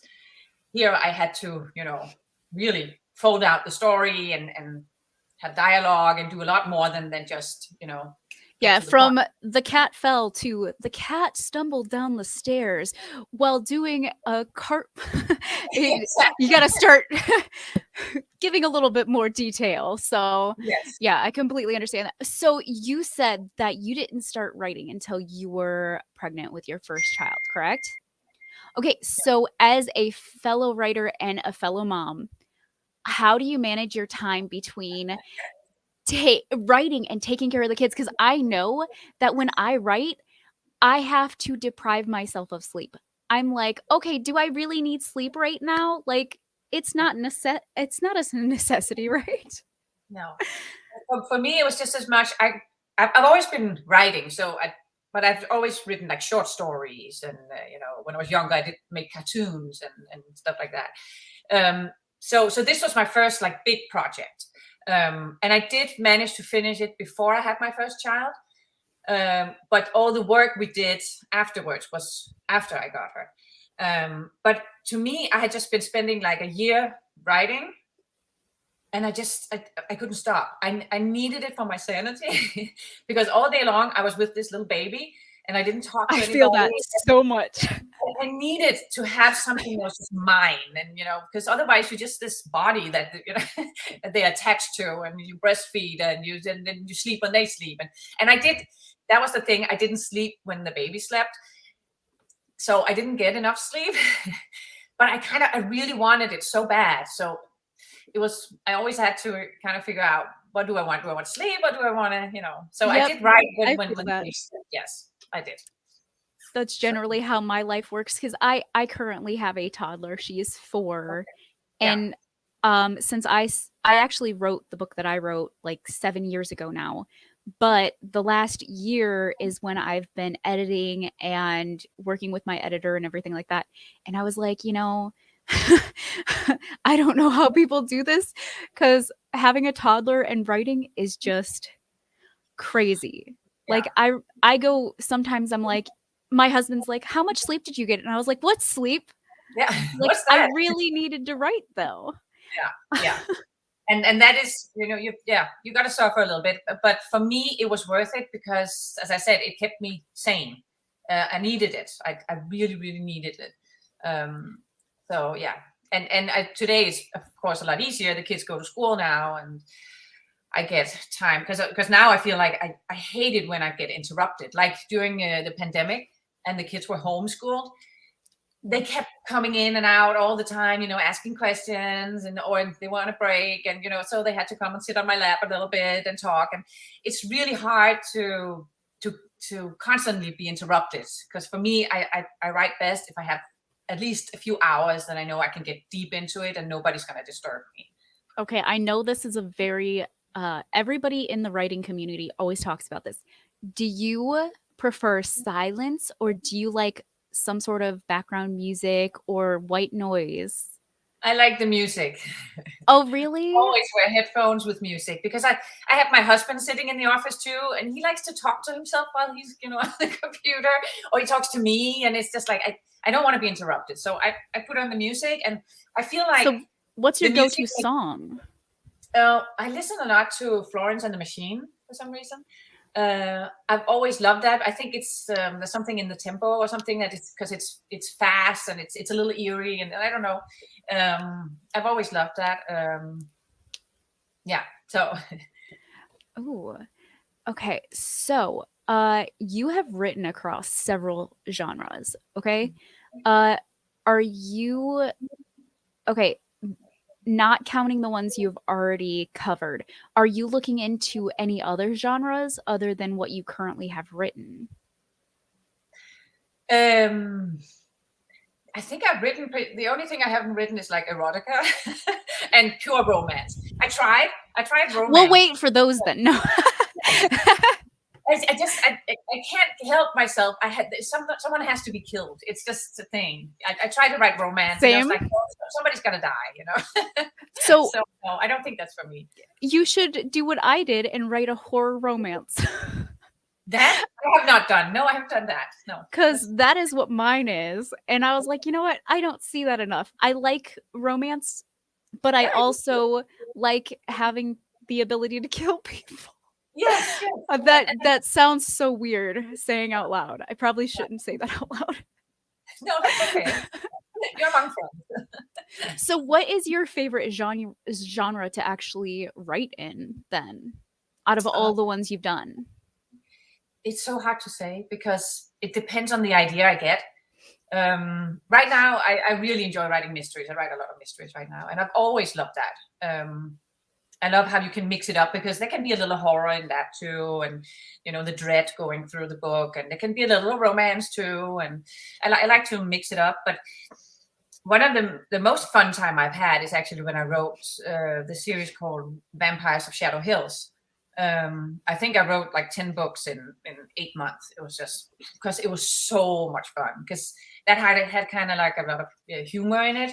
At the same time, it was for a little younger audience. I thought that was a lot of fun, and then I could just go crazy because there was a lot. There's vampires, there's werewolves, dragons. There's all these kinds of all these families that all live together in the same neighborhood, and then the kids find out that their parents aren't what they thought they were, which is pretty normal. When you become a teenager, you realize your parents are actually human. In this case, they realize they are not human. So I play a lot on that, and that was a lot of fun. You know, actually, that's like one of my favorite genres of books is vampire books. I never got into Twilight and stuff like that, but those off like the path vampire books are my thing. So I'm gonna have to look at that because that sounds like something. Well, it's mystery too. There are people dying and they can't figure out how, and that's actually through all of the books. So all of the things I love in one book. That sounds fabulous. Romance, you know? Funny characters. Yeah, I had so much fun writing that one. Yeah.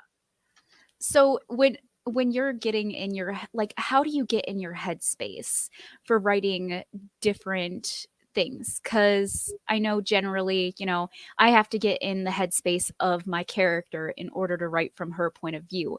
Like, how do you get there, and which one was your favorite headspace to get into? I've had a lot of fun writing some standalone horror stories that I really like because I feel like I can really get into the characters. I can create some more strange character. Whereas when I write the mystery novels, I feel like they have to be more like normal people in really, really strange situations. But when you write horror, it's like you can twist them a little bit more. Like in one of them, I have like a grandmother who ends up, you know, solving everything and taking care of everything. But in the beginning, she's just a grandmother. And it's just that I love creating characters that are not very much like myself.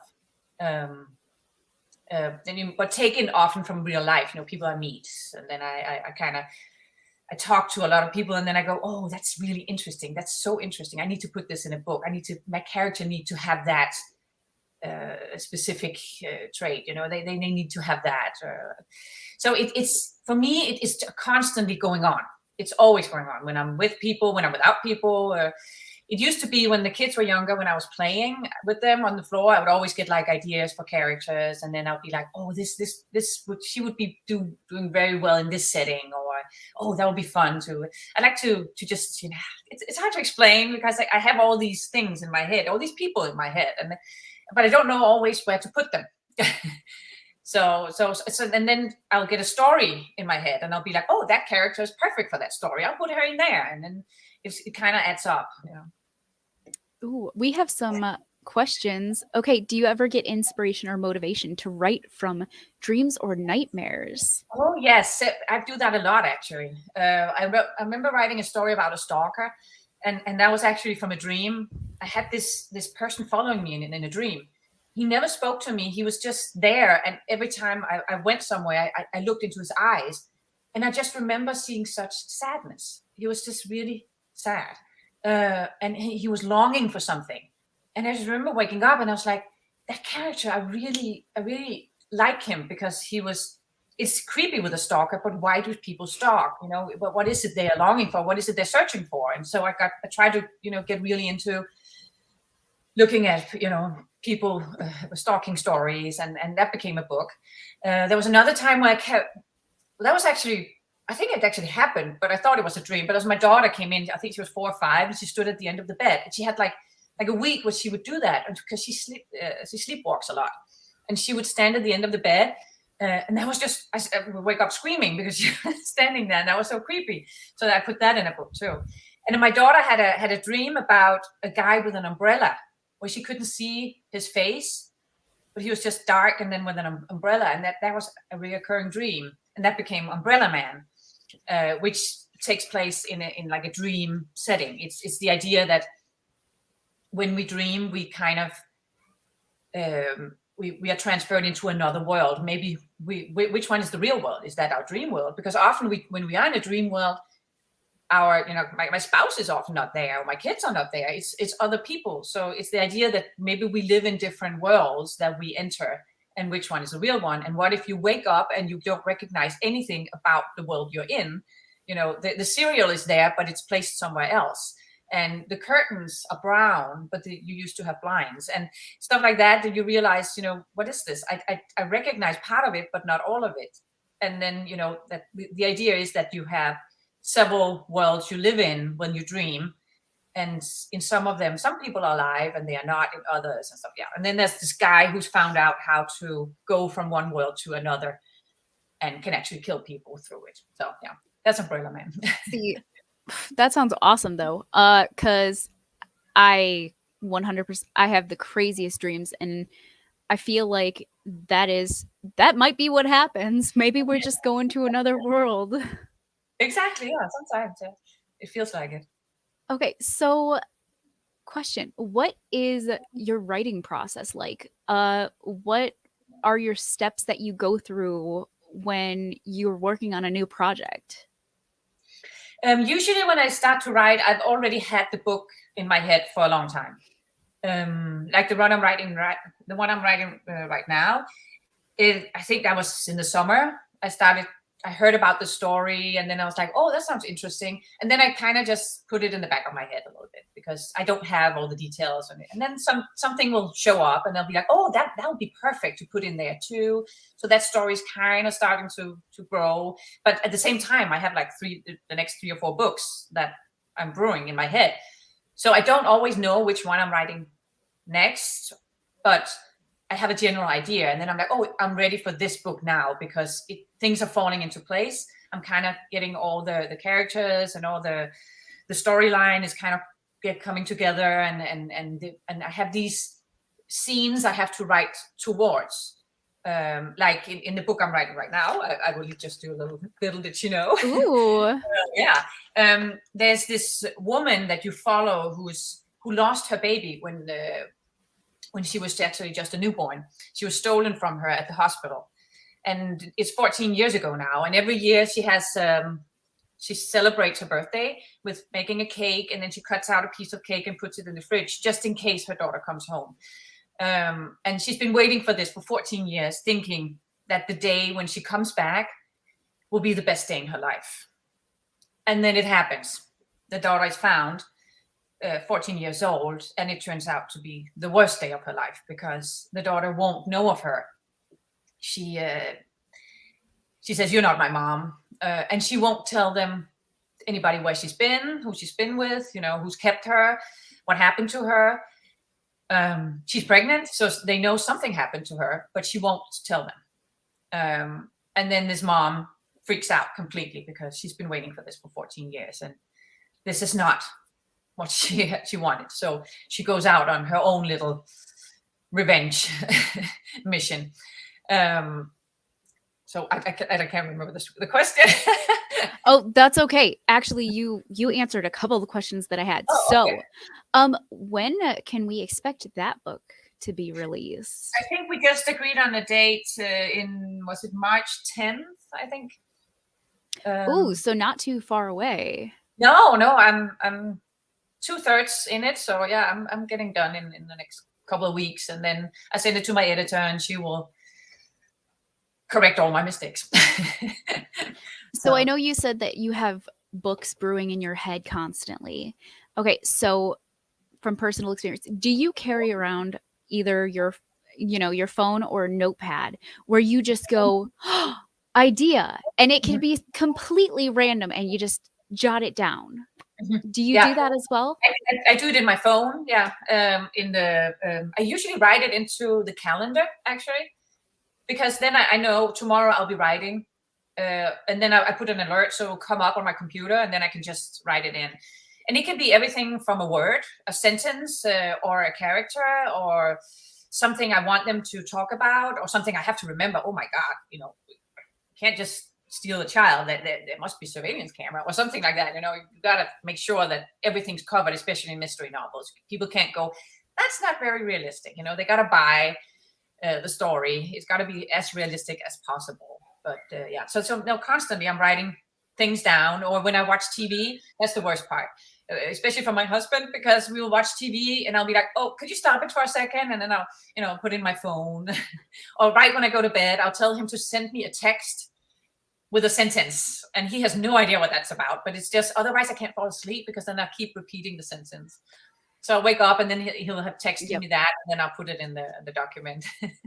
So it used to be a notebook, but the phone is way easier, I think. It's more convenient. Yeah. Yes. I feel that. I have like 50 notebooks just sitting around me right now, and they are all like, I've just got words written randomly on it because I keep writing down different books that you talk about. That way I can look them up later because it's definitely my genre of writing. And so I'm like, yes. But yeah. So my favorite thing is characters. Okay, so who is your favorite character that you formed, and you love? Oh, I have a lot. Okay. But I will say the grandmother in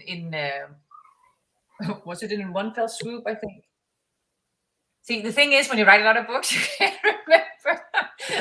But I did love the grandmother, and I also have a blind girl in Umbrella Man that I really enjoy. And then all the characters in Vampires of Shadow Hills, I just love them. I love the mom because she is like such a suburban mom, and she's just she's really annoying in that way moms can be. Yeah. But she's also a vampire, which is fun. So that's always fun. Yeah, I have a lot of characters. I try to make them fun because otherwise it's boring to write. Yes, completely. Okay, so if you were to give some of your best advice to new writers or people that are thinking about writers, what would your advice be? first of all, have fun. Because I mean, that's what's been. That's why I've been able to write this many books. As you said, it's many genres, but that's because I've been having fun. When I started out writing, the editor told me, "You write mystery novels, then that's what you're doing. You can't just jump and do something else because people will be confused and you won't be taken seriously and all that." So it wasn't until I started writing in English that I was like, you know what? I want to write exactly what I want to write. I love fantasy novels. I love horror, and I love being crazy sometimes. And just because I love writing mystery novels, but sometimes I get really tired of it. And then I'm like, I need to do something completely different, something fun in a different way, with crazy characters. And in Vampires of Shadow Hills, I have these Spider-Men that are the bad guys, and it's so, they were so much fun to write about. And so writing in different genres has been what's making it fun and made sure that I didn't kind of burn out. So have fun and then read a lot. I read as much as I write. I think that was Stephen King who said that at some point. You gotta read as much as you write, and that. So I took that very seriously. So I'm constantly reading and stealing too, because you find a sentence somewhere and you're like, oh, that's a really cool sentence. I like that. The way that'll fit well, and then maybe just change a word or two. But the way they build up the plot or whatever, you can always learn new stuff from other writers. Yes. And then enjoy it and don't listen to critics, because there's a lot of critics out there, and you just do you. Somebody actually, since I just had my book come out at the beginning of the month, somebody was sitting there talking to me, and they were like, I loved your book, Keisha, but I feel like I would have loved it more if I was a teenager. And I was like, well, I was pretty much a teenager when I wrote it, so I guess that makes sense. Thanks. Yes. Well, that's okay. Yeah. And you will be surprised at the people reading your books, because then I wrote a series called Afterlife series, and I thought that was a teenage series because she's a teenager. But the people who read it and write to me about it, they are all like 40s, 50s women. And so I was like surprised at that. Actually, one of my favorite things to read is young adult. Oh, I like that too. And I mean, I'm not as young adult as I used to be, but I really like reading in that category because, I don't know, it's my happy time. I like to go back there. And reading is supposed to transform you into a different world. Exactly. And so it's the freshness of young adult. It's not been ruined by that it has to be in a certain way.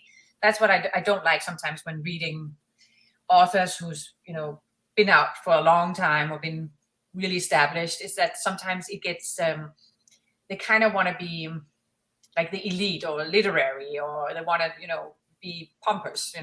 I like it. I like this to keep it clean. The stories for me is the story, and the plot is the most important thing, and the characters, of course. But it's not whether or how I describe a flower, or I'm not. It's not word porn. So I like to be really straightforward in my writing. Okay, since we're halfway through the show, I want to take a second and explain to people who might just be tuning in right now.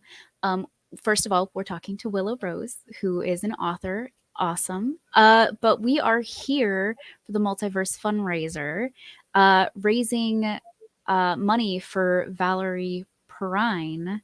And if you guys follow the link at the bottom of the screen, the tiny URL, you can donate to the fundraiser. And for those of you that do donate, please make sure to let one of us know that you donated. That way you can get entered in to win a couple of raffle prizes for donating. And if we have the picture, we can put that up here, guys. Anybody? There we go. So these are some of the prizes that you can win for donating. Even if you just want to donate, you can just donate, but there's some incentive for donating. for helping Valerie with her Parkinson's. Or for the bills for her Parkinson's. So here is the rules and everything for the fundraiser. So if you guys want to pause and read or just read it later, that works too. But yes, for those of you that are just joining in, again, Willow Rose. Okay, so we were talking about kind of advice. So one of the questions that I had was actually, what books are you currently working on? Which I know you showed us, but can you show us again? Yes, this is the one I'm working on right now, and I'm always mostly excited about the one I'm working on right now. That's the way it's supposed to be, you know. You always think that this is going to be the best one ever. So yeah. So can you tell us a little bit about the main character? If you're not like, if you don't want to, that's fine. But no.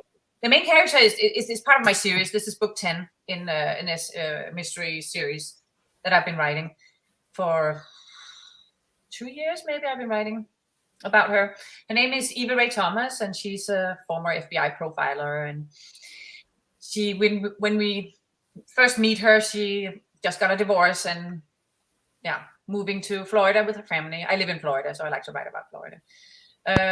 She's taking her kids and just moved down to be closer to her family, get away from the ex, and and she's actually promised them no more police work, because that's been the issue in her marriage, is that she's never had any time for the family, and now she just wants to focus on the kids and write books and be a mom. But of course, a body turns up. Actually, a little girl. Always a body, man. Yes, there's always a body. Gets into it because her old flame is local police, and he kind of asks for her help, and so so she gets into that. So that's how the series starts. And now I'm on book 10, and in this one we have I talked about it a little bit before, but we have a mom who's lost her daughter 14 years ago, and now she comes back, but it's not how she expected it to be, because all of a sudden it's this girl has been gone for 14 years, but she won't recognize her mom. Of course, she's never known her, but she won't even talk to her, and she won't talk to the police or anybody or tell them where she's been. And then at the same time, another child goes missing, and they think that it might be the same person who took her 14 years ago, who's taking another baby, because of the similarity in the way the child disappears. And so, but this child, of course, is sick and needs a heart surgery. So if they don't find the child in time, she won't survive it. And so they have to find the kidnapper. So they have to have this girl to talk, to tell them, where have you been? And she won't.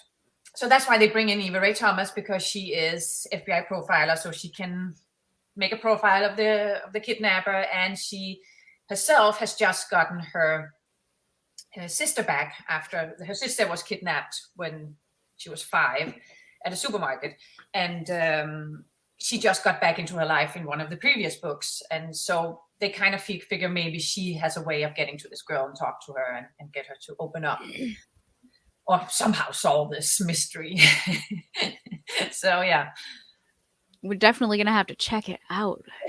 So I know you said you've written you've written a lot. We know that. Have you ever written like more of a kid's book? I did write a fantasy book that is for like middle school, I'll say. We called it The Eye of the Crystal Ball back then. I think it's called Song for a Gypsy now, because we changed the name a couple of times. And it's a very much a fantasy, cute book with a lot of animals in it, and like a big speed talking snail and stuff like that. Yeah, it was cute. Because I have a 12-year-old. That would be the age for it. Yeah. Okay, that is awesome. Okay, so I'm awful at organization, by the way. Just throwing that out there. Okay, so when you write, do you put pen to paper, fingers to keyboard, or use some form of voice to text to get it out of your head and onto the page from Curious Idealist?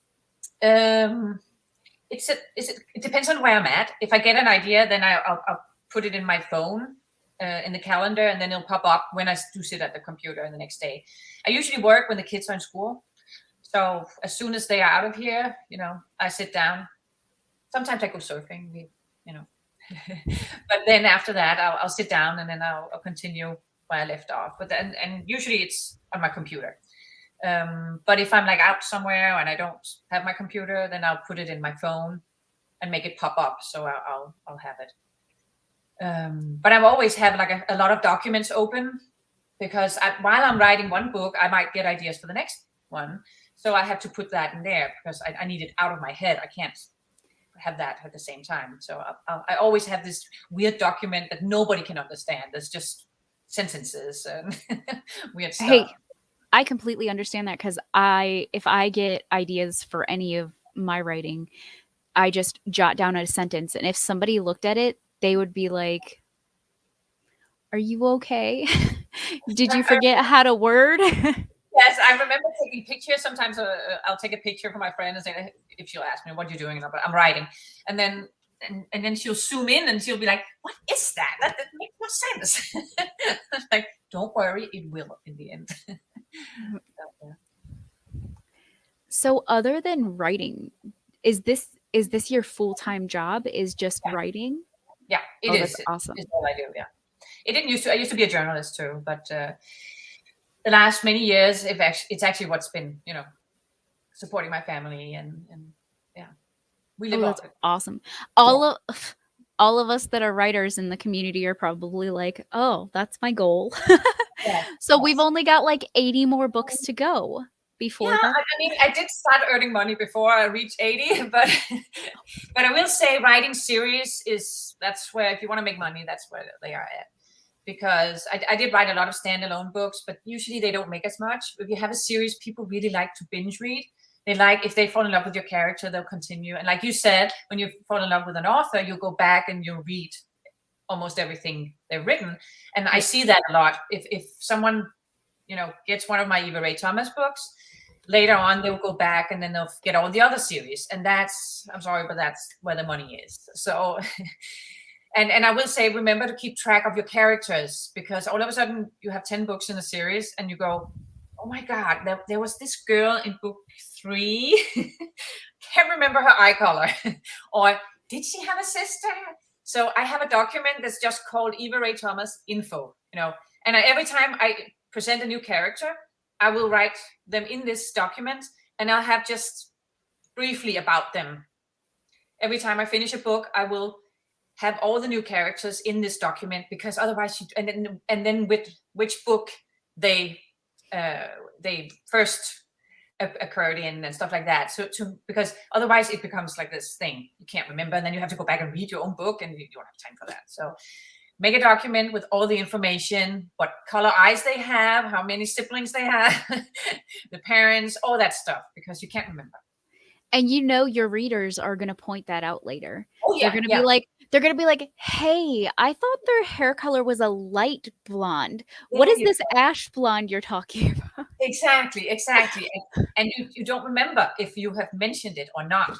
Sometimes you think, "Oh, I probably never mentioned the hair color," or something like that. But then people, because they read them from the beginning and they binge read them, so they'll read them in a couple of weeks, and then you remember. That, "Oh, he had blue eyes. I'm pretty sure he had." And I have an editor who's really good at this too, because I remember lately I did write about a character, and she was like, "I don't think she had a baby." She wrote that to me, and I was like, "I think you're right. She didn't have a baby. I need to give her a baby." So, yeah. Yes.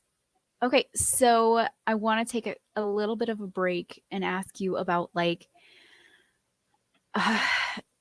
what is your favorite pastime outside of writing? Because I know you spend most of your work time writing, but what do you like to do when you're not on a deadline and you're not at the computer writing a story? I surf. That is my favorite thing to do. I love surfing. When you're out on the water, there's like no time, and it's just you're with nature, and it's just, you can't think about problems, and I will say a lot of ideas come to me because I completely clear my brain and I focus just on the waves, and then it pops up. That's always the way it is. But that is my favorite thing to do. I like to walk on the beach with my dog and or hang out with friends and with my kids. But surfing is my sport. Which area? You said you lived in Florida. Which area do you live in? I used to live in Tampa. So okay, yeah, no, I'm on the Atlantic coast. Okay. Where we have the waves. So yeah, I'm in Central Florida. So. Oh, that's awesome. So, like anything indoors that you like to do besides writing? Well, I like reading. I'm reading books and watching movies. But that's I have to be careful with all that because that's work. Even watching, if I don't watch a lot of like crime shows or mysteries movies, because that becomes work to me. So when I watch a movie, I need to relax. So I actually like to watch something completely different. Like Grey's Anatomy is my favorite TV show right now. We're watching all of the seasons, and I just because that's when my brain rests. Yes, rest is always a good thing, especially when you have kids. Oh yeah, it is. Because yes. So you mentioned, okay, so what are some of your favorite authors to read since you do a lot of reading? Yeah, it depends. Right now, I'm reading through all of Mary Higgins Clark's books. I have some of her Christmas books. Yes. She died, I think, 2 years ago. Was it in 2020? I can't remember. But she died recently, and then I was like, oh, I've never read her. So I thought, you know what, I want to read from the beginning and then see her development through the years and see how she did. And I'm actually really, really impressed. I love her plots, especially the early ones. I think it's amazing how she wrote in a way that still works now. Whereas a lot of like Anne Rice is one of my big favorites too. Yeah, she died recently too, but I've read a lot of hers, but I do feel like a lot of her old stuff is more heavy and a little harder to read. Whereas her newer stuff is more like the way I write and most writers write today, where it's more straightforward storytelling and not so much a lot of background story. Stephen King is one of my favorite too. James Patterson, I always love reading him. I think he has a lightness that I like. His voice is very light and it's very dialogue and very fast, and I like that, fast paced. Oh. Yes. So I bought one of her, I haven't read it yet because I bought it after Christmas. It was on sale somewhere and it had like a Christmassy thing, and I was like, "Ooh, this looks like it would be a good book to read about now." But I ended up reading Halloween instead. I'm reading through the new Hocus Pocus and the Hocus Pocus sequel. So my goal is, even if it's, in the middle of summer, I plan on reading the book, but we'll get there when we get there. Yeah. And I do feel like reading books should be, you should have the time for it. You shouldn't push yourself, gotta read. I have a stepson. He always reads in the bathroom. And I don't do that, but it's like, that's his way. He always has like a couple books and then he'll read there. And that's his way of finding time for it. And then we all have little, pockets of time here and there, and whatever works is best for you. I like to just take time in the afternoon to do it right before the kids come home from school. So, yeah. I got a comment. No, I do not. I don't know if it's the one she wrote with her daughter. Because I haven't looked too much into it yet. I just thought it had a cool Christmassy cover on it. And I was like, I'm going to get it. So I'll have to look that up later. Okay, so we are getting down to the last 10 or so minutes.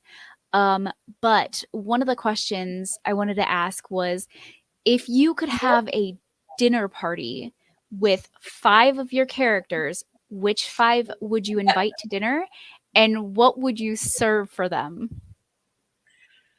Oh, I would definitely invite all from the Vampires of Shadow Hills and the grandmother from One Fell Swoop. That sounds like an interesting dinner party. I'm not sure grandma would be just grandma after. No, I don't think so. Amy from Vampires of Shadow Hills, she will cook because she always cooks when she's stressed. And then, and she in the book, she finds out that she comes from a line of dragons, and so she turns into a dragon, and she can't always control it whenever it happens, and it's a lot of fun. I would like to see that happen. And yeah, she would cook, and she would probably. So dinner theater is what we're going for here. Yeah, I think so.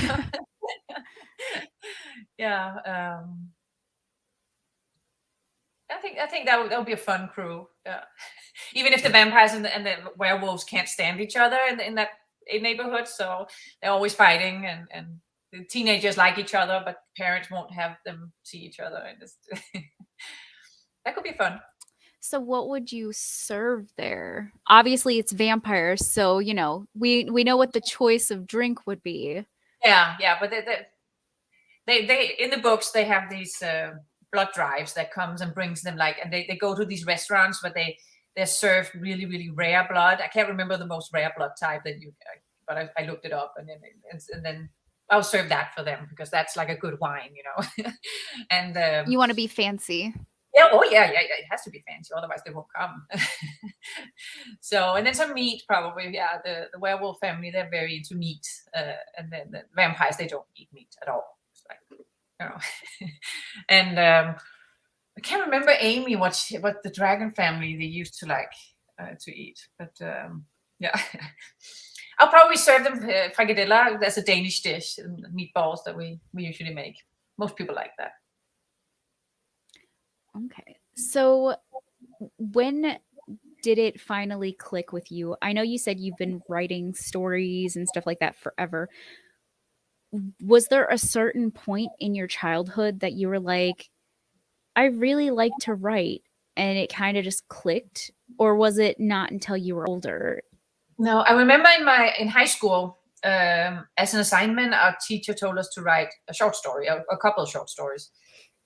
And so I did. And then she actually sat down with me and she said, I think you should consider writing. You should consider, actually, she wanted me to send them in for like a competition. I didn't do it because I didn't think they were good enough, but she said, I really think you could do this. And I got really interested in back then. But then I had this student counselor. I had this talk with her, and she was like, so it was like a mandatory talk. She didn't know me at all. But she was like, so what do you want to do? What do you want to be? And I was like, I think I might want to write or be an author. And she was like, you can't live off that. You can't make a living.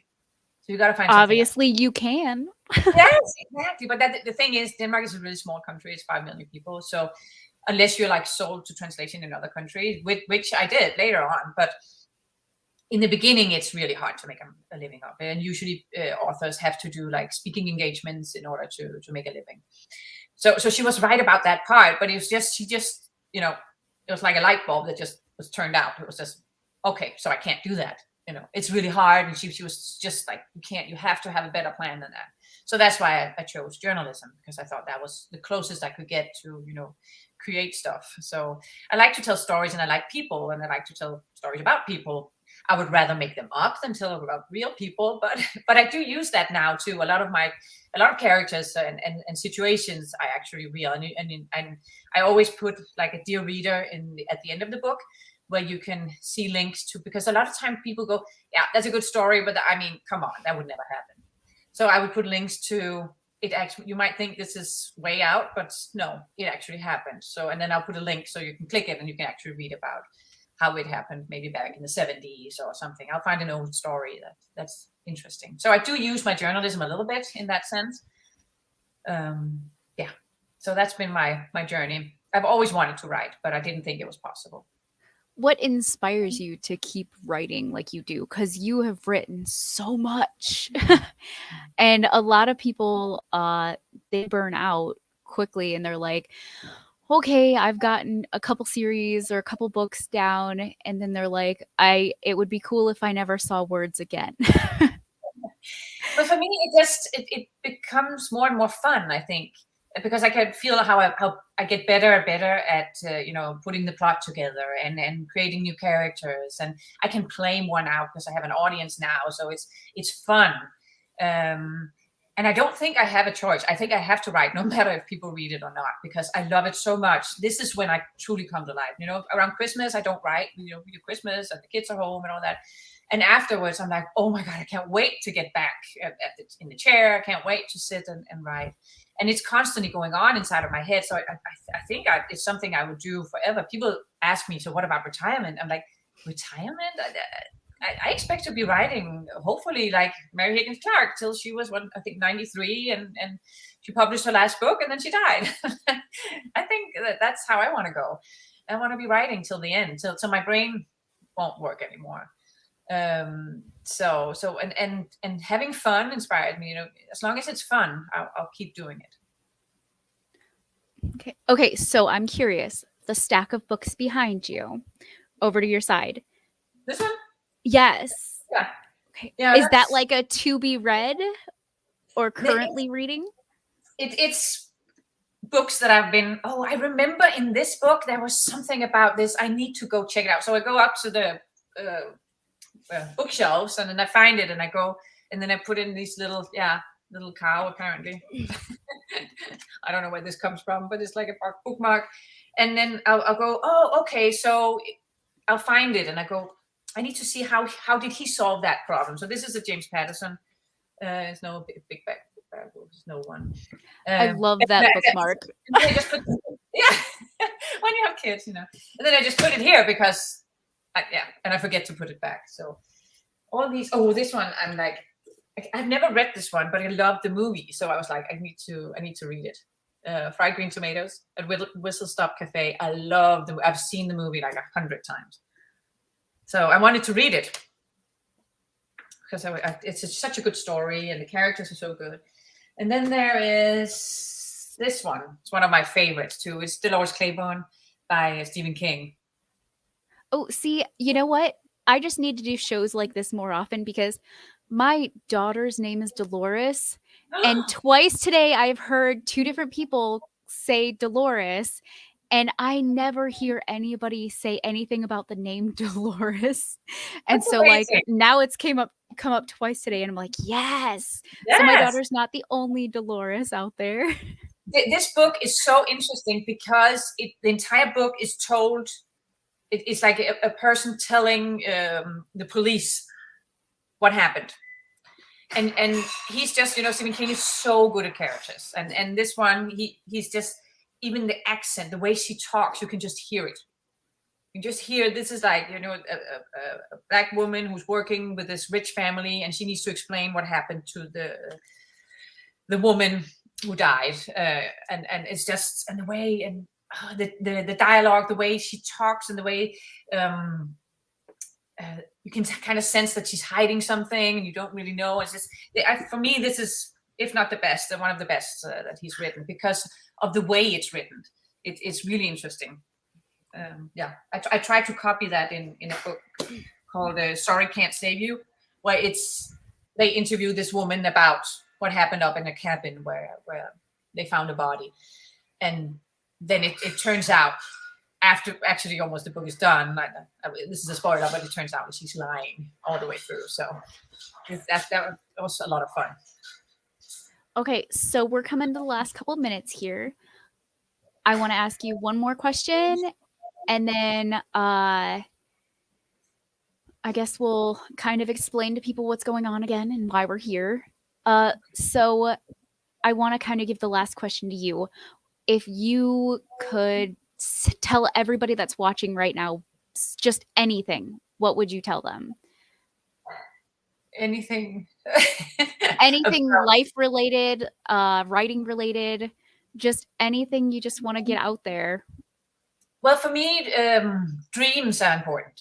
Yeah, I have always dreamed big, really big, and I do think that the people who dream big, they should dream big. And even if people try to stop them and tell them that's not possible. I've had a lot of that. When I wrote my first book, it got really bad reviews by the critics.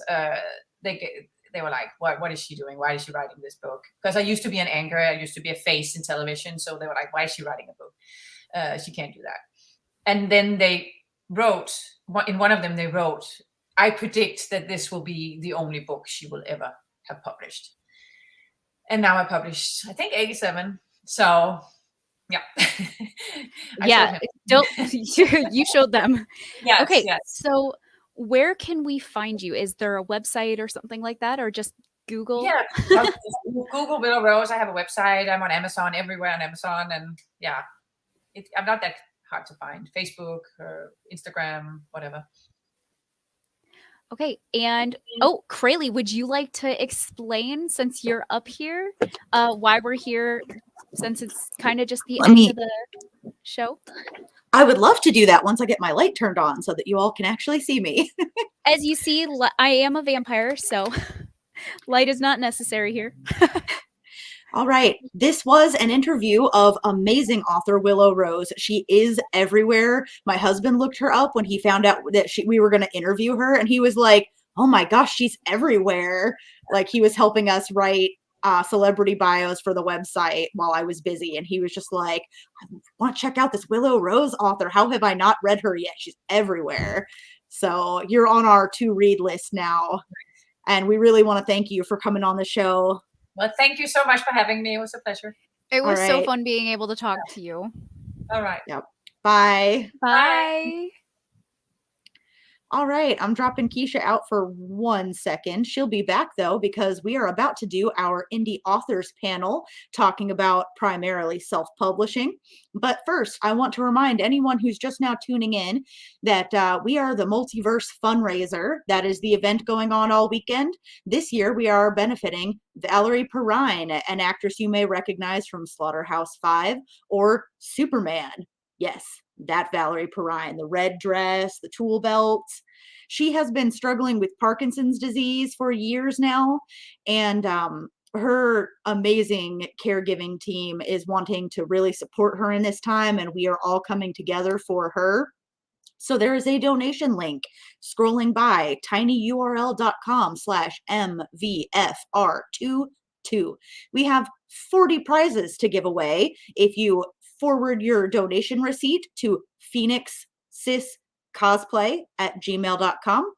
Then we will enter you in the giveaway for up to 40 prizes. I will show you some photos of those in a moment. For those who need the spelling, it's PHOENIXSIS cosplay COSPLAY@gmail.com. In case you're tuning in with audio only, I want to make sure I get those spellings out there. Again, it's tinyurl.com/MVFR22. We've got scrubs, we've got handmade candles, we've got Fandom coasters, Wonder Woman earrings, signed books from a ton of different authors, and this giveaway is going on even after this weekend has passed. So if you're tuning in later and hearing me now, you can still join in. All right, I'm going to bring in my wonderful authors now, and we are going to talk some about writing and independent publishing. Oh, hey, Keisha. Hi again. I haven't seen you guys in a couple minutes. Oh, look at all these beautiful people. All right, the first thing I want you to do is we're just going to go, it's clockwise for me. It may be backwards for everybody else. So Kelly, John, Keisha, Sarah, just go in that order. Everybody tell me what genre you write, what your name is, and really quickly where we can find your books. We'll go over where to find your stuff again more at the end, but just in case people can't hear the whole thing, promote yourselves. Kelly, you're up. All right. Hi, I'm Kelly Gettner, but I write under the name of Kelly M. Edwards. I have one book out, another book coming out. That's the second in that trilogy. My books are superhero romance, and you can find them on Amazon and Barnes & Noble just by searching Kelly M. Edwards. Look for Scorcher. can also find them by going to linktree.com/PhoenixesCosplay. I have a direct link to where to buy my books right there. And what else did you want? Did I answer all the questions? Your genre, Kelly. I know that you said that. You got everything. You got everything. You're good. Johnny, it's your.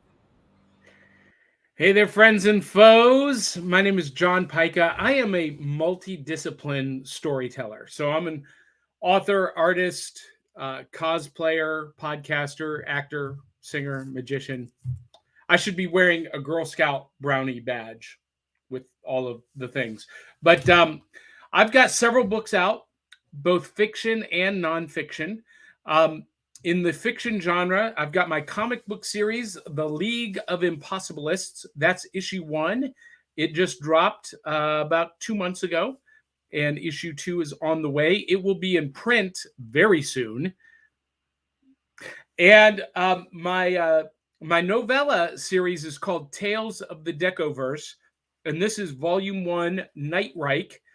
Volume 2 is coming out in 2 months.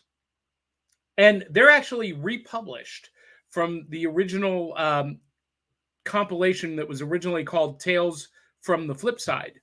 But got with a new publisher and doing brand new artwork on everything and re-releasing individually the way it was originally intended.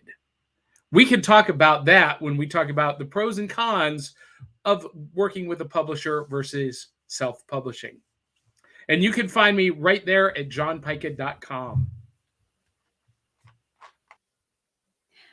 Hi, guys. For those of you that have not been watching for the last few hours, my name is Keisha Acuff. I do online YouTube stuff, and I also write.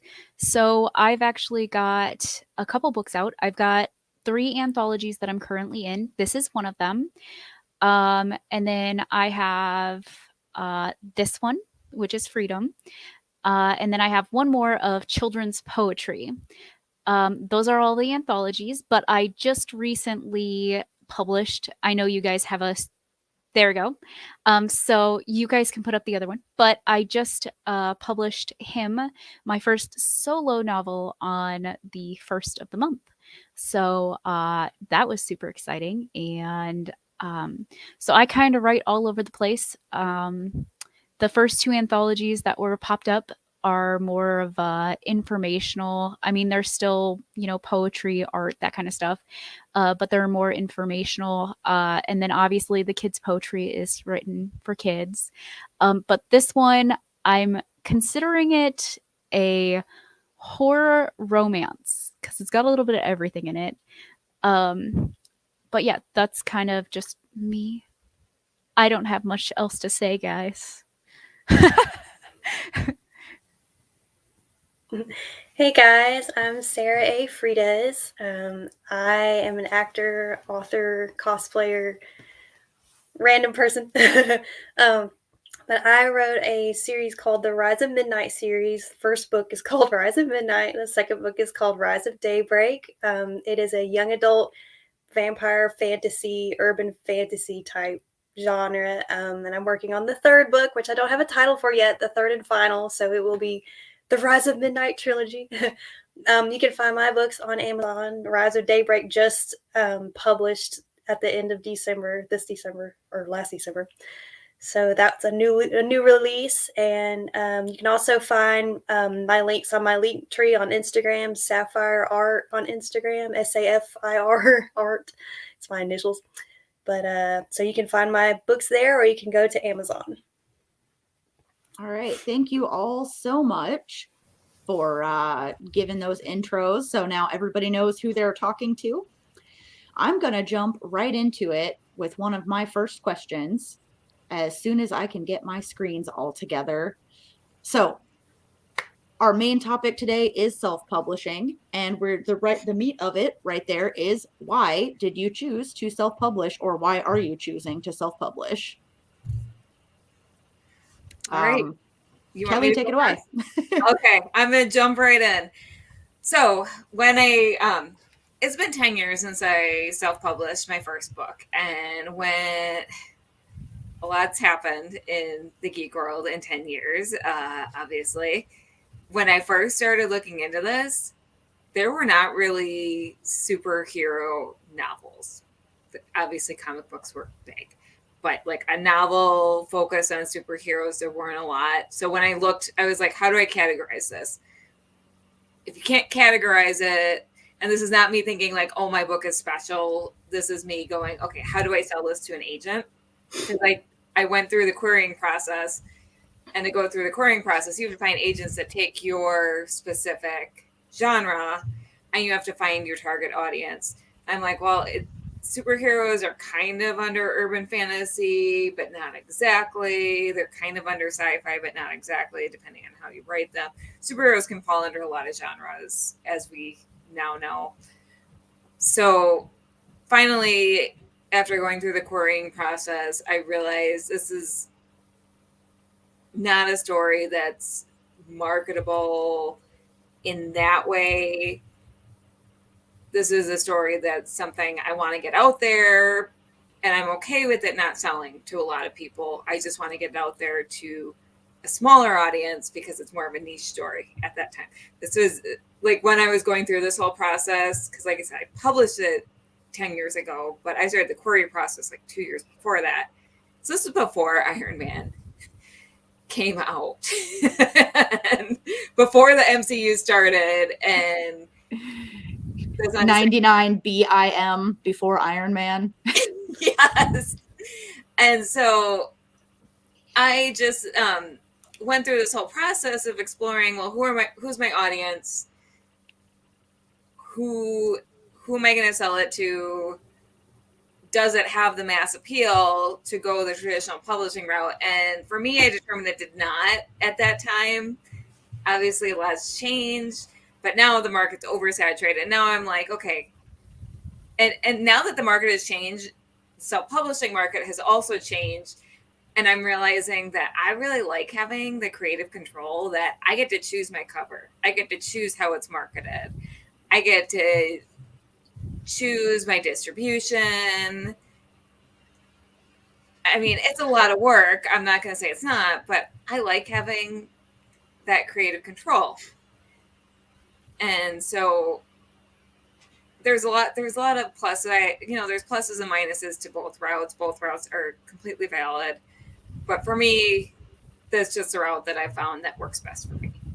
Yeah, and one of the reasons this is one of the focuses, especially because we've had indie author panels for other nonprofit conventions that I've been a part of before, is this is one of the things that I get the most follow-up questions. People go, I didn't realize I could do it myself. I only thought of going through like a traditional publishing house, and people have questions. So Johnny, you talked to us some about what makes you want to self-publish. So, and let me preface this by saying I've gone both routes. The Nightreich book, novella, the Tales of the Decoverse, is published by a small press publisher. A lot of people think that you either have to be with one of the big five, Random House, Penguin, whatever, Tor, whatever, or self-publish. But there's an in-between place. And the in-between is small press publishers. And that's who my novellas are published through. Now, I could have self-published, and I had thought about that. See, originally the Tales from the Flipside book was published by another small press publisher. And when I lost my publishing deal, I thought, ooh, I can just self-publish this. And there's a lot of benefits to doing that. The main benefit is, like Kelly said, creative control, but also you keep 100% of the profits. However, one of the drawbacks is that you as an individual may not have the distribution strength or clout that a publisher may have. And in particular, Nightreich, I feel like is perfect for a film adaptation or a Netflix series, and I didn't want to go the self-publishing route and have to deal with negotiating contracts on my own in an arena that I have no agency in. Whereas my publisher, they've negotiated movies and TV deals successfully. So that's why I chose to stay with the publisher, but I've self-published other work. All of my Magic books are self-published. My comic series is self-published for the reasons that Kelly stated before. I maintain complete control, and when I sell a copy, I get that money. I don't have to worry about royalties. I will just tell you this. I've had 3 publishing deals. I've never gotten paid a penny of royalty money. Ever. That's depressing. But I can buy my own product from the publisher at the wholesale rate, at the author rate, and sell it at events, conventions, and festivals and make big bucks. I'll sell my own books at a convention, and yes, my Magic book that I sell for $5, it cost me $1.50 to print, so all of that profit is mine. Well, Nightreich, I'll buy it for $2.50 from the publisher and sell it for $10, and that $7.50, $8.50, whatever, I'm horrible with math, that's my profit that goes in my pocket. And that's where the real money is, whether you're self-publishing or going through a publisher, is selling your own product person to person, hand to hand, live in contact. That's where you make the money. That's right. I think something a lot of brand new authors who've never published at all, a misconception that some of them have is that your publishing house is going to do 100% of your marketing for you. And I have never heard that be the case ever. You still have to learn how to sell yourself and your product, and you want to meet people who are going to help you do that. So if that's what you're hoping to get out of a publisher, you're going to end up going down the wrong track for a little while. I mean, they can absolutely help you. Go ahead, Johnny. Yeah, and here's where the publisher really helps. One, they're putting the money up front for artwork, for formatting, and they're going to be able to put that book in front of reviewers, in front of the press, and because they are churning out product, those outlets are going to be familiar with them. They're going to be more in tune with them. And so they're going to cover your release at a much higher level than if you just were doing it on your own. Because, a book reviewer may not know Johnny from Joe Schmo, but they know what's coming from my publisher. And so they're going to put it at the top of the stack ahead of someone self-publishing. But beyond the initial push of the release, the publishers don't advertise. They don't promote it. They do the initial push to tell the world it's there, to tell the media it's there. But then it's up to you as the author to put butts in the seat, as I like to call it, to sell the tickets, to make the cheddar. It's your job. Yeah, any of you can correct me if I'm wrong, but my understanding as an editor, that's why I'm here. I know so many talented authors, partially because I'm a freelance editor. There's no such thing as getting done with your book and handing it to another person, whether it's your editor, whether it's a publisher, anybody, and just being like, okay, I'm done. It's going to sell now. Now, I will say this. The other good thing is my publisher paid for the editor. I didn't have any upfront expenses. And that's really good. But, not everyone wants to cede that creative control because I don't have 100% creative control. I have 90% creative control, but the publisher has, the right to make edits appropriately They are the ones who ultimately pay for the artwork. So while I have feedback and input, at the end of the day, it's going to be their decision. So some pros and cons, but either way you go, it's still your job to sell it. All right, Sarah, let's talk some about your experiences with self-publishing.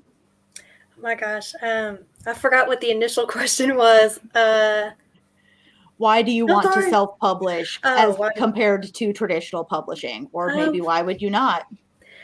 Well, I did originally try to do the traditional house publishing, and I did the query and looked for an agent, and I kept getting the feedback like, well, I like your writing, but I don't want to represent vampires. So they basically continued to tell me that the vampire genre was oversaturated, and they didn't want to represent. They're like, oh, you should change it to, they wanted me to change it. And I was like, no, this is what I wrote and this is what I want. If you don't want it, that's fine. I don't want to change it. So I went through quite a few. I can count them on more than one hand. What's the word? They deny you. Yeah, and it was all the same. Just your genre. No, I don't want to represent that genre.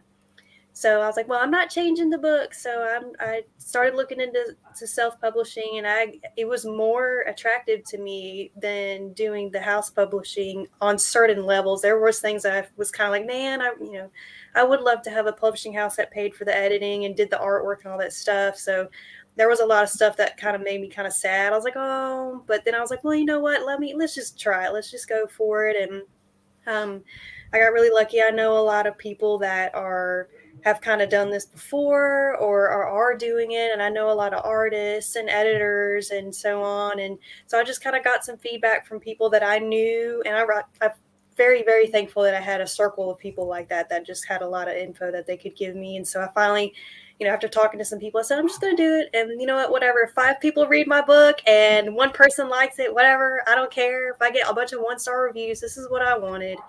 So, and a friend of mine offered to do the cover, and I literally just drew up the cover and sent it to him. And I was like, okay, I'm still going to pay you, I was like, but because he was like, no, I'm going to do it for free. I was like, nope, I'm paying you. We're artists. We help each other out. And he sent me back in 2 weeks what, his rendition of it. And I cried. I was like, oh my God, it's so beautiful. But it is a beautiful cover. Thank you. He did a really good job. It is. That was kind of the thing, what you guys were saying. You have artistic control, and I'm very artistic. I like to act and draw and write and do all this stuff. If I don't have my own finger in my own stuff, I feel like it's not really mine. So I was really happy about it. I know not just the cover. There's a whole lot of other things you have, control over too. But and then again, too, if I do something, I make mistakes, that's on me. I don't have a whole lot of people to back, your own, I guess, editor that, they're human and they miss things too. But I guess when there's a mistake or there's something in your book, I'm like, man, I kind of wish I had changed that. It's on me. I'm like, well, that's okay. I'd rather be mad at myself than mad at somebody else for doing, So yeah, the creative control was the biggest attraction to me. So there's still days where I wish a big publishing, house would have found my book and would have wanted it. But, I wouldn't change it. It could still happen. That could still happen. Look, my book's hitting me. It's like, stop talking about it. And Sarah, you've got 59 5-star reviews on Amazon for Rise of Midnight. Oh no, some of them are 4 and 3. They just look like, once you get so many, they blend in. But no, they're not all 5-star, I swear to God. 5% are 4-star. You have no 3-star, no 2 or 1-star. They're probably on their way somewhere, I'm sure. Or somebody was like, I don't want to. Hey, girl, take the compliment. Take the compliment. Thank you. Thank you. You're amazing. Your book is amazing. Take the compliment. I know I'm going to have to read it now because that's definitely my genre. So the one that I just published is kind of about vampire cult thingies. Yes. So kind of. Okay, so it is. So that's my genre. I don't care what anybody else says. But yeah, I'm kind of the same way as all of you guys. Going last, all of you guys pretty much brought the creative freedom to do what you want with your book. Mind you, I had editors, like I'm sure you guys had editors that were like, hey, maybe you might want to change this part, or maybe you want to spice it up a little bit, which is cool. But in the reality, if I said no thanks, like that would have been it. I don't have to follow what anybody else says. Thankfully, like Sarah says, I am surrounded by creative people, and they are the ones that pushed me to self-publish my own solo book, because I have stacks of things that I've written for years. And I was showing them one night, and a bunch of my friends were just like, Keisha, we're gonna publish one of these. And I was like, well, I don't know how to do it. And they were like, we'll walk you through it. And I was like, okay. Anxiety took over. But I'm really glad that I did the self-publish route, because my anxiety and working with other people, like, if you are like the least bit critical with me, I'm like, okay, cool, gonna go cry in a corner now. So that's the secret to make you do what I want you to do. I already cry in the corner because of you, John. It's okay. No. Maybe we should work Johnny. together, Keisha, because my clients are constantly like, Krayley, you're not mean enough. And I'm like, I told you what I thought. I'm sorry that you don't believe your writing is good. Like, it's not like I've been like, oh, well, this comma belongs here, but I would feel mean if I said that. I'm like, no, this is how commas work between lists of adjectives. Here's when you do it. Here's when you don't. Here's a link. Maybe they'll think I'm mean. Am I over-explaining? Am I beating a dead horse? And then they're like, Krayley, you're not mean enough. And I'm like, Can we talk about Krayley for just a minute? Yes. Because she's a beautiful human being. She is she is gorgeous. She is incredibly talented, but I am blown away by the level of detail in the panel outline you sent.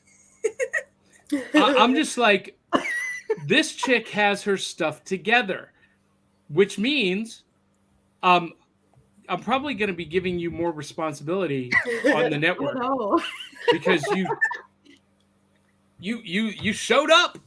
Oh no, I failed to weaponize my incompetence. Because you're epic. This is awesome. I got started in editing by being an English and literature tutor in high school and helping students outline things in ways that I could figure out were going to make the teachers realize how to help them. Because I was not qualified to teach these classes. I was just another high school student too. But I figured out the way to get teachers to see what you were trying to do through an outline. And literally my first 2 years of editing was teaching people a way to outline and then modify their outline for their own thinking process. But this panel is not about me. Anyway, we are almost at the halfway mark. For anybody who's just now tuning in, this is the Multiverse Funraiser, being sponsored by Back of the Cereal Box Podcast Network this weekend. 3 days of events. We're about halfway through the whole event, actually. And we are benefiting actress Valerie Perrine, who was in Slaughterhouse-5 and Superman. She's done amazing things. We have been interviewing people all weekend who've had their lives touched by Valerie. And now it's time for all of us to come together and support her in her battle against Parkinson's disease. There's a donation URL at the bottom scrolling by, tinyurl.com/MVFR22. If you listen to the end of this panel, we'll talk to you about a giveaway we're doing where you could win multiple out of 40 prizes if you donate. So stay tuned. Now Krayley's like, how do I change this layout? Like that, Krayley. My face, it's huge. Krayley, you're so much better at that than me. I may help you along with that. Johnny's been helping this panel. I've been doing this for 4 hours now, and I keep forgetting which buttons to push because it's been 6 months. You're great. You're doing great. And I should give an update. We're over $200 on donations. So, well done, guys. Let's keep going. Keep it going. Last June, when we did this under a different name, but this is going to be the name moving forward, we raised $1,000 for the Actors Fund. let's get to at least $1,000, but let's top that. Oh yeah, I'm sure we Getting- can do it. I think we can top it. Getting back to talking about publishing, though, I have a question from the audience. And who's this David McDonald dude? Yeah, that's my husband. For anybody wondering, he wants to know: do publishers usually offer editing services? Johnny? The short answer to that is good publishers, yes. If you have a publisher that is asking you to provide editing or to pay for editing, that is not a publisher. That is a vanity press, and that's different. So a publisher should be paying the freight on everything. If you sign with a publisher, you don't pay anything out of your pocket. But I think it's important to note that to get a publisher to sign with you, you have to have a pretty solid book or a solid pitch. So I'm Lots the of crying worst in the corner person. for Keisha. Oh, Oh no! So can I tell you guys a story that is going to make you absolutely sick? Yes, absolutely. Make us Do sick. So my first published novel or fiction, work of fiction, Tales from the Flip Side. I was doing a show called Swingin' at the Roxy, which was a magic musical starring me in my original character of Big Daddy Cool Johnny Della Rocca, swinging solid on the 2 and 4. Can you dig that? And this publisher saw the show and came up to me after the show and said, "Hey, have you ever thought about publishing stories about these characters?" Ooh. And I was like, because I said, "Well, I've thought about it." He said, "Good, because I'm going to publish it." And 9 months later, the book was published. Damn. Woohoo! Now, that doesn't happen to everybody. Most people have to go through finding an agent, sending submissions and whatnot. But let me tell you what that did for me is when it came time to find another publisher, I didn't have to look very hard. That publisher came to me. They said, "Hey, we heard you lost your book deal. We want to republish that book." Nice. And because I was at that place, I was able to say, "Okay, I'm going to let you republish it, but we're going to do it the way I want to do it and the way I wanted to do it the first time." And so, yeah, I tell other authors that story and they get really mad at me because they came to me. It happens. Yeah. I live in the middle of a cornfield, so if somebody comes to me, I'm probably locking the door and grabbing my gun. I'm just throwing that out there. I mean, if they're coming to you, it's probably because they read your self-published stalker book. And they True, and they're like, "Oh, it's about stalking, so she's fine with it." I will say I have worked with some authors before who got pretty deep into almost committing to working with a publisher and then found out what the content evaluation was going to be like, which is one of the many phrases certain publishers use for we want to make your writing conform to our content standards, and have heard horror stories of everything from "you're not allowed to say the goddess, there are no goddesses, there's only God," and you're like, "I'm writing fiction, why do you care?"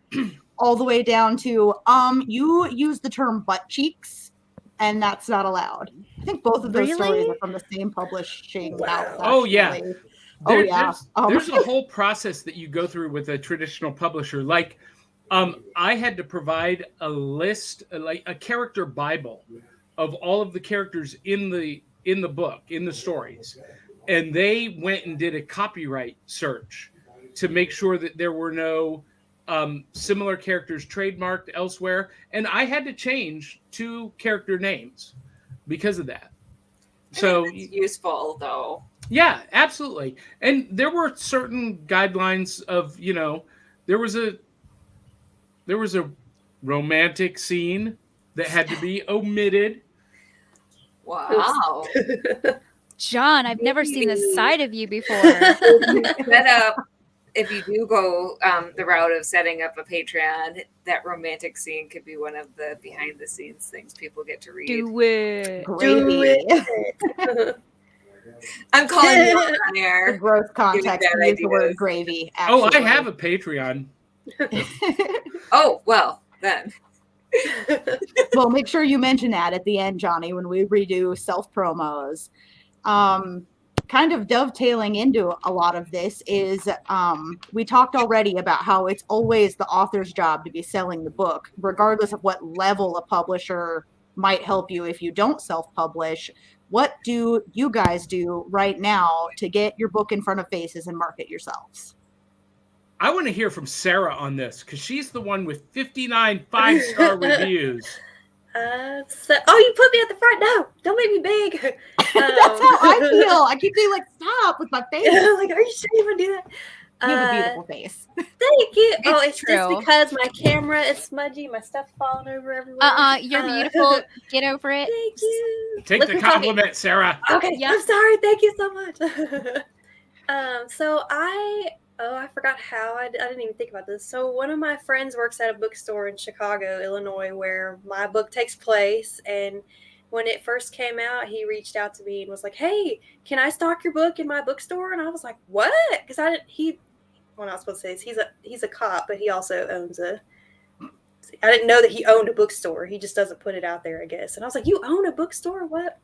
So I sent him, I think, 10 copies, and he came back to me 2 months later. He was like, "They're all gone. Send me more." I was like, "What? Are you sure?"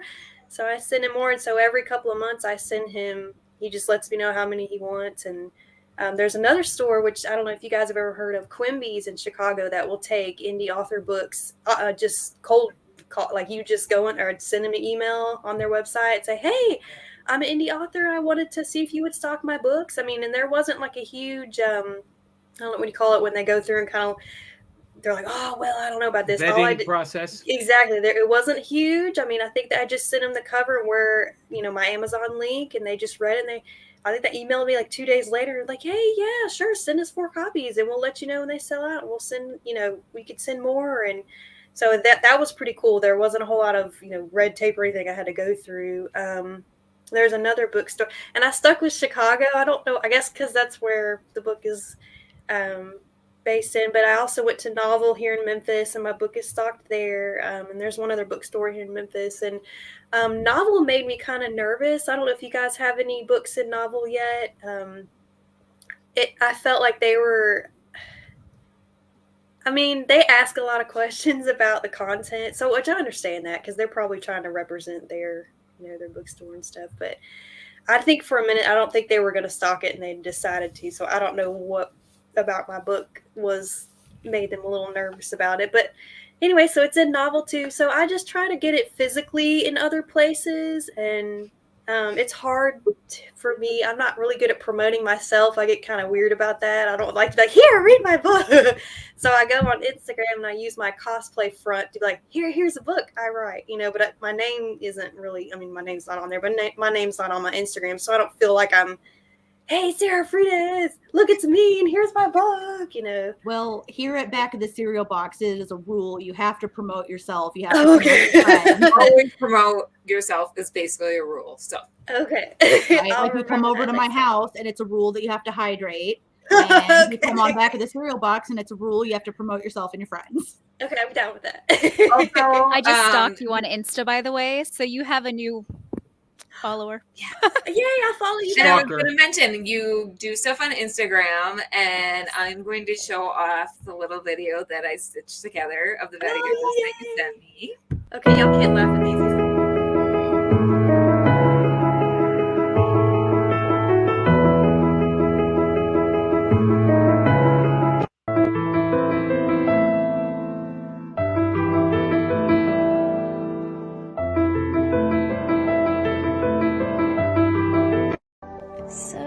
I didn't think I'd spend my spring break helping vampires send a demon back to hell, but here I am.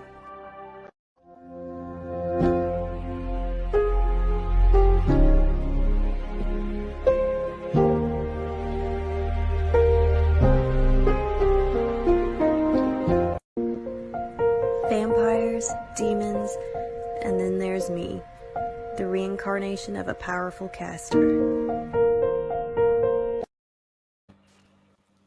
I Okay, want I think that. that was So, Sarah, did you create that ad or those Yeah, ads? those are TikTok stuff that I do on, like, I put them together on BookBrush, and then I put editing through TikTok and do voiceovers. Wait, So did they're someone kind of cheap. BookBrush? BookBrush. Have you guys ever used BookBrush? No. What is Oh, this? look no, it up. but I'm Okay, writing it down in my notebook right now. do it now. Okay, so I found this out on one of my indie author groups that you can go and upload your cover, and they have these 3D book pamphlets that you can just stick on there. You can do like an iPhone, you can do a big like paper novel, you can do a little ebook, a Kindle. Like, it has all these little like I'm not good with words today. I shouldn't be a writer. Words are hard, right? They are hard. Oh my gosh. So I feel that anyway, so much. Oh yes, ma'am. But and it's a subscription. I did it for 1 year. I think it's like $99 for the whole year. And I just, once I was done with it, I was like, well, I'm not going to repay that subscription. But you can you choose backgrounds. There's thousands upon thousands. Like, I looked for dark cityscapes, or Chicago night sky cityscapes, and there will just be tons of them. And you can go on there. There's other things. You just make your own advertisement, basically, and they look like real books. Like, I don't know how to explain it. They're just good. It's pretty cool. So, but I use those for my backgrounds, and obviously my 3D little books, as that wasn't actually my book in the phone. That was just a 3D rendered book that they provide, that you upload your cover and it puts it on whatever template you pick. So it's awesome. You guys have to use it. You just changed John- the life of so many authors. Oh, you guys are gonna love. Like, I was sitting here, I'd be up at 3:00 in the morning, like, oh my god, let me find this cityscape. And like, I was so excited when I could, because originally I was gonna hire a photographer, and I was like, what am I gonna do for a backdrop? I don't live anywhere near Chicago, and I was You like, should I have don't me know how this now works. that you know me. I'm in Illinois, so Oh, if you need me to go to awesome. Chicago, I'll go to Chicago. I actually Okay, have go to millions Quincy's. of I have Girl, millions go to of Quincy, books. Illinois, and get your book in that bookstore. I will. I will add it to my home library. I love that you did that, Sarah, that you went to individual bookstores and got your book in there. That is actually, I come from the music industry. I was a record label executive, and that is called the Loretta Lynn model. Oh, I love Loretta Lynn. Loretta Lynn couldn't get a record Why? label to give her a deal to save her life. Aw. And so she took... Joke's on them. Yeah, Right. she took her records in the back of her Right. car, and she went from radio station to radio station all across the country, and she would not leave until they played it. And That's she awesome. became a hit before any record label even looked at her. So Self promo at its finest. That's Yeah. awesome. yeah. All right. Sarah is the Loretta Lynn of self-publishing. I have been putting some comments up on the screen. We have so much to go over today. I don't have time to read everyone's comments, and that breaks my heart. All right, But so Ryan Keisha- says hi. He watches so much of our content. Keisha, do you want to talk about what you do for promotion first? Because I want to go last. Oh. Okay, so I have been. So I live literally in the middle of nowhere, in the middle of cornfields. It is an hour drive to anything of significance, and that's even if I want to find a Walmart. So I have been trying as hard as physically possible to promote online. So I'm posted all over Twitter, all over Instagram, all over Facebook, in any groups and things that I can. I use as many hashtags as I know how to use. I'm not great with internet stuff, and that's how I'm trying to promote my book. But I'm learning And as she I go. she took a fast from Facebook the day her book dropped. She's like, "Oh, I'm not on I Facebook really- anymore." I'm like, "Are you I was crazy?" like, I'm She gonna should take be a fast from Facebook, because I take a fast every year around this time from Facebook just to clear my headspace. My editor messaged me and she goes, Keisha, if you get back on there right now, you don't have a choice. And like all of my friends were like, so that was a short fast. And I was like, My editor yelled at me, and I would yell at you now too. I'm back on Facebook. Like, yeah, I do freelance so editing, Ryan but I have a was marketing actually- background, and I would just be like, Keisha, no. I was like that on the air. I was like, what are you doing, Keisha? I know. I tried really hard. Like, I'm not a huge online person, which is funny because that's mostly what my what I do. And like being online, I don't know. It's just a thing. And so like I tried to take a fast, and Ryan, the one that said hi Keisha, he was like, Keisha, you have to know. He's like, you're not taking a fast right now. He's like, this is when you promote. He's like, you have to promote. You don't want this to flop. And I was like, tell her Ryan. I was like, dang it, guys. I feel like okay.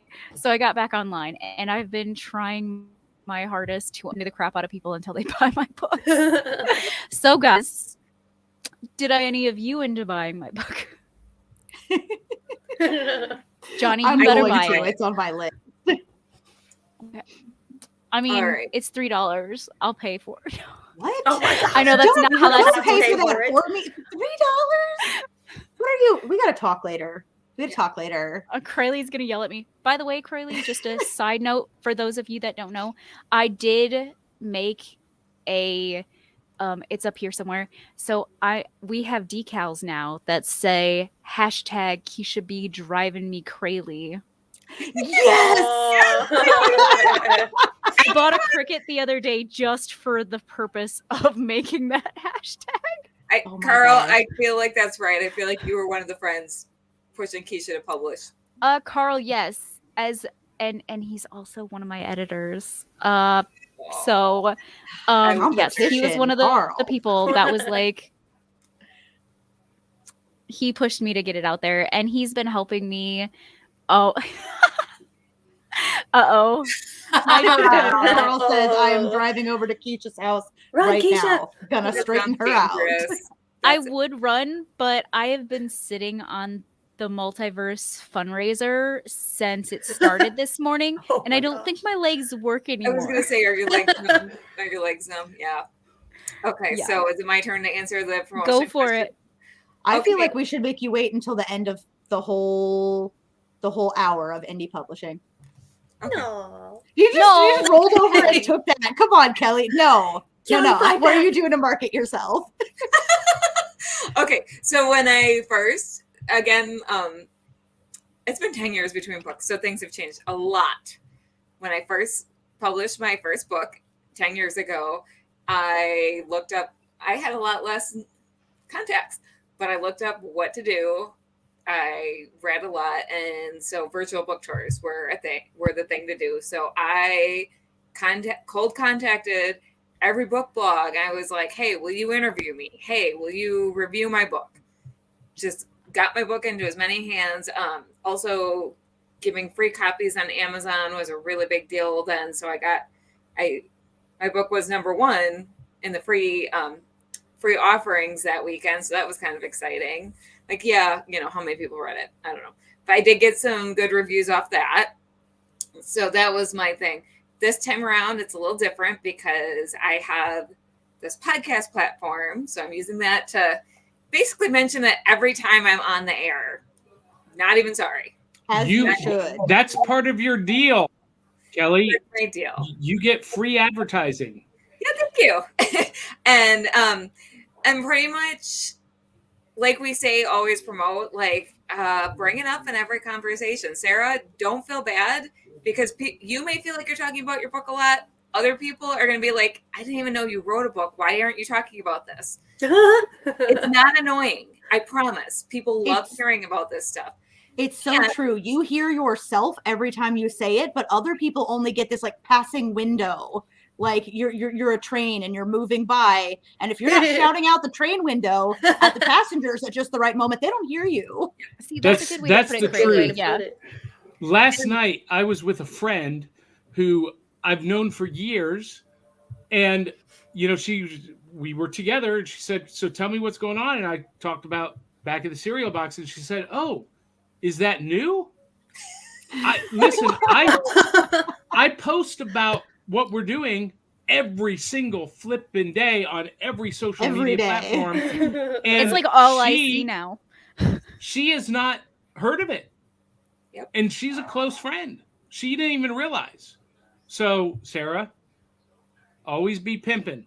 Okay. I've got this. And since we're running low on time, I also have, speaking of pimping, sorry, been spending cheese. What? And that's I thought something it we was don't- we cheese don't have when I time was to a kid explain instead of because we need G. to, but, so I also hired someone to help with my marketing this time around. My friend Kayla launched a business, and now I'm going to play the ad because my friend Kayla, part of her business was to help me make this ad, and she played Aiden beautifully in the ad. Iris took me when I was a kid. I thought they were teaching me to control my powers, but now I know that they've been training me to be their weapon. The time has come to take my life back.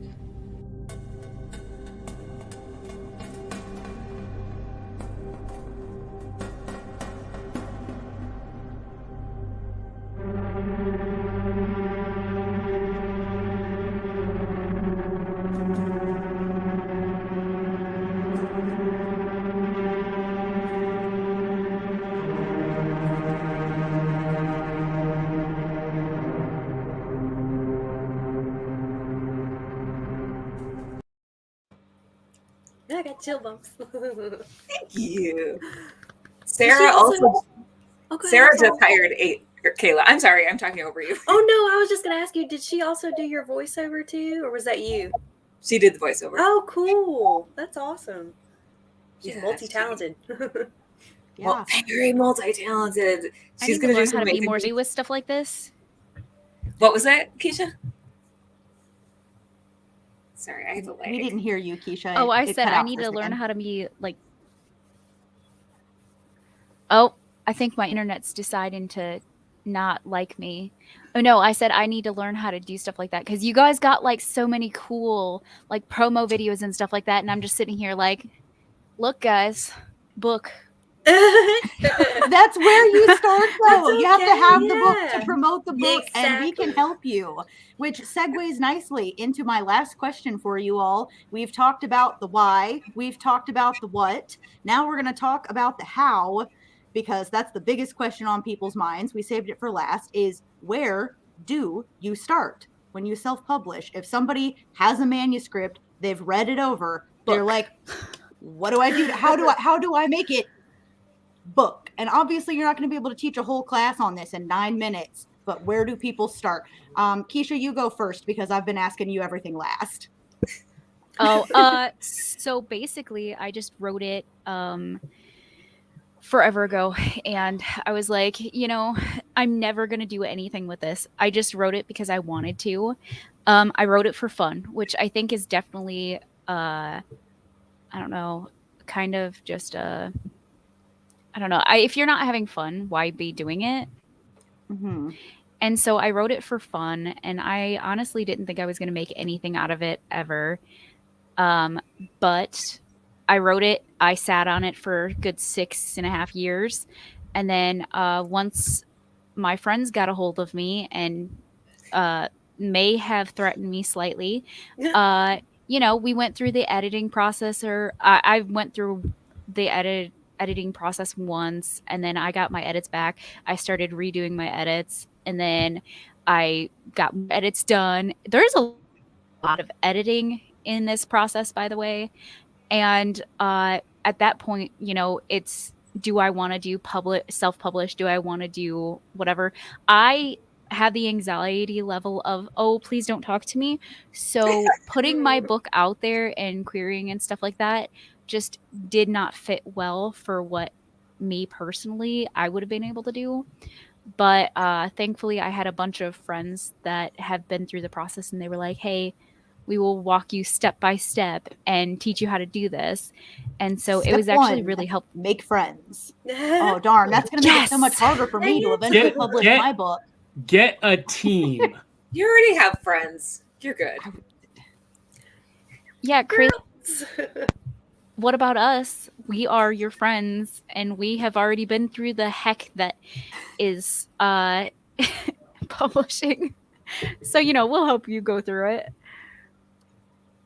And I mean, even if you don't have people in your personal circle who've done it, the writers community is really supportive on the internet. There are groups on like every platform of people who are like, little bird, let me take you under my wing. So if you are on Twitter, go to the hashtag writing community and hashtag am reading and hashtag am writing, because if you go to any of those, like Crayley said, they will seriously be like, okay, you are here now.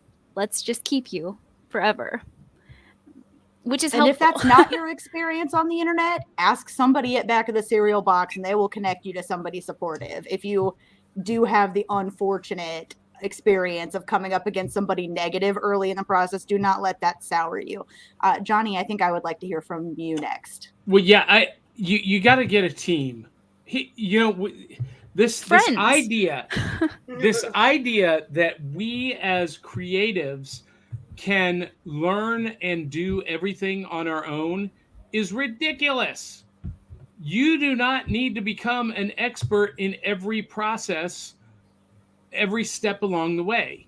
You write your story, you tell your story, then you recruit a team to help you, a team of editors, a team of designers. You might have to pay some money. You might be able to get friends to help you for free. But whatever you do, don't try to become the expert on your own. Do not become your final editor yourself. Yes, do your first edits yourself, but then turn it over to a professional editor and work with other people who, one, know what they're doing and have done it successfully. So if you don't know anyone who's done it successfully, go find someone. Find an author whose work you like, reach out to them, contact them, ask them if they're willing to give you guidance and be a mentor. I guarantee you will find the people along the way that will be willing to help you. Right. Sarah, what do you think is one of the first steps, the get it published step that you want to talk about?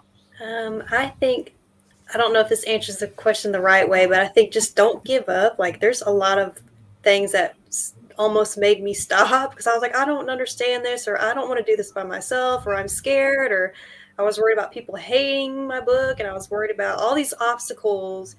And it is overwhelming when you first step in, but don't let that keep you from doing it. If you really want to do something, and there are going to be times you're like, oh my gosh, this sucks, but get past it, and you've got your manuscript. Go get your editor, and if you find a good editor, they're going to challenge you, and that can be kind of scary. That actually was really terrifying for me because my editor, she pushes me in the right direction. Sometimes it gets uncomfortable, but after we communicate and I understand, I'm like, oh wow, you are so right. But she's kind of blunt, so I always go like, oh, my heart, oh my gosh. But she'll, I love my editor, but that kind of scared me during the process too. It wasn't that she was making changes. It was more that she would be like, Sarah, reading this from a third, outside kind of source, this is how it comes off. And I know what you're trying to say, but I think you should do it this way. Or, she's doing what an editor should do. And sometimes that can scare people because they're like, oh, I don't want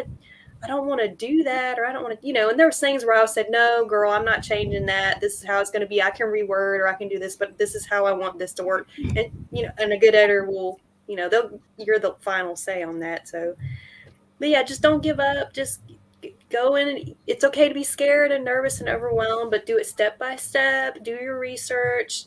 Like John was saying, ask people, talk to people who have already done it, and just keep dreaming. Don't not look toward the sky. That's a weird way to put it. I'm always looking up. That's how I am. I always daydream. I'm always looking up. But so don't let stuff bring you down and make you scared.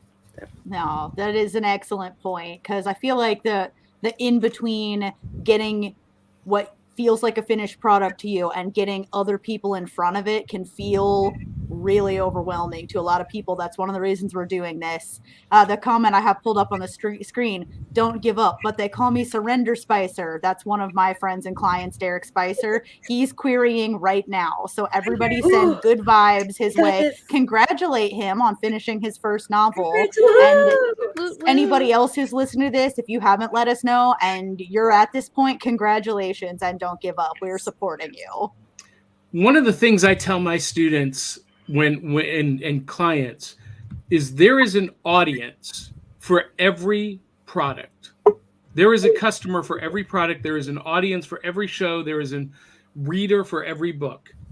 So create your vision, tell your story, and then go find the audience. Don't let someone tell you, oh, there's not a market for that vampire novel.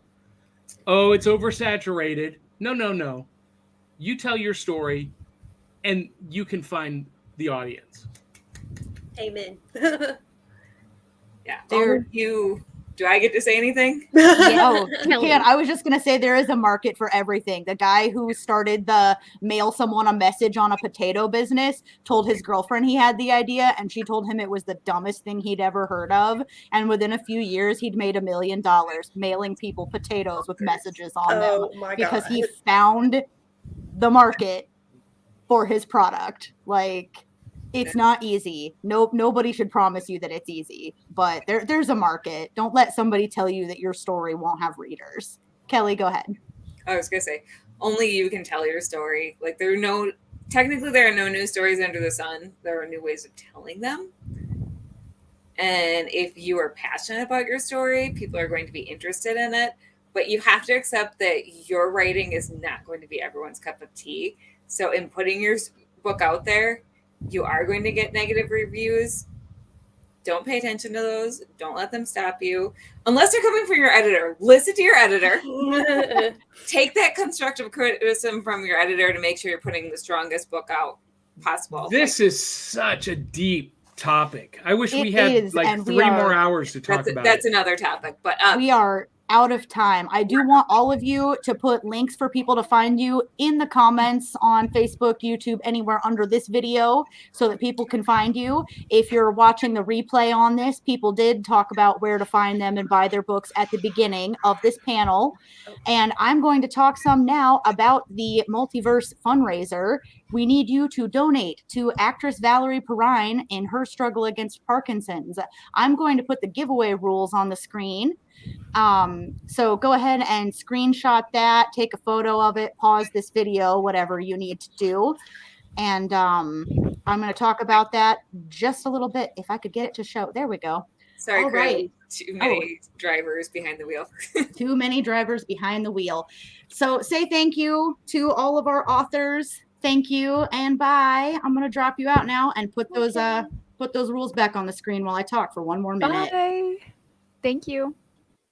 Thank you all. All right.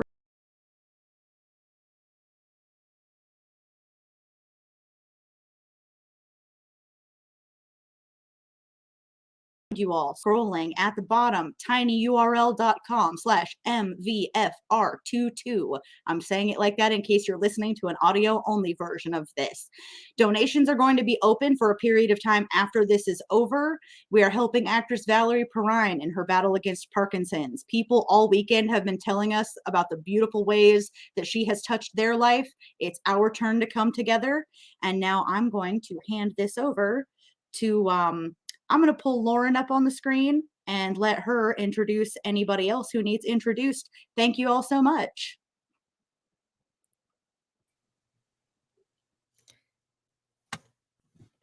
Hello. Hi, everyone.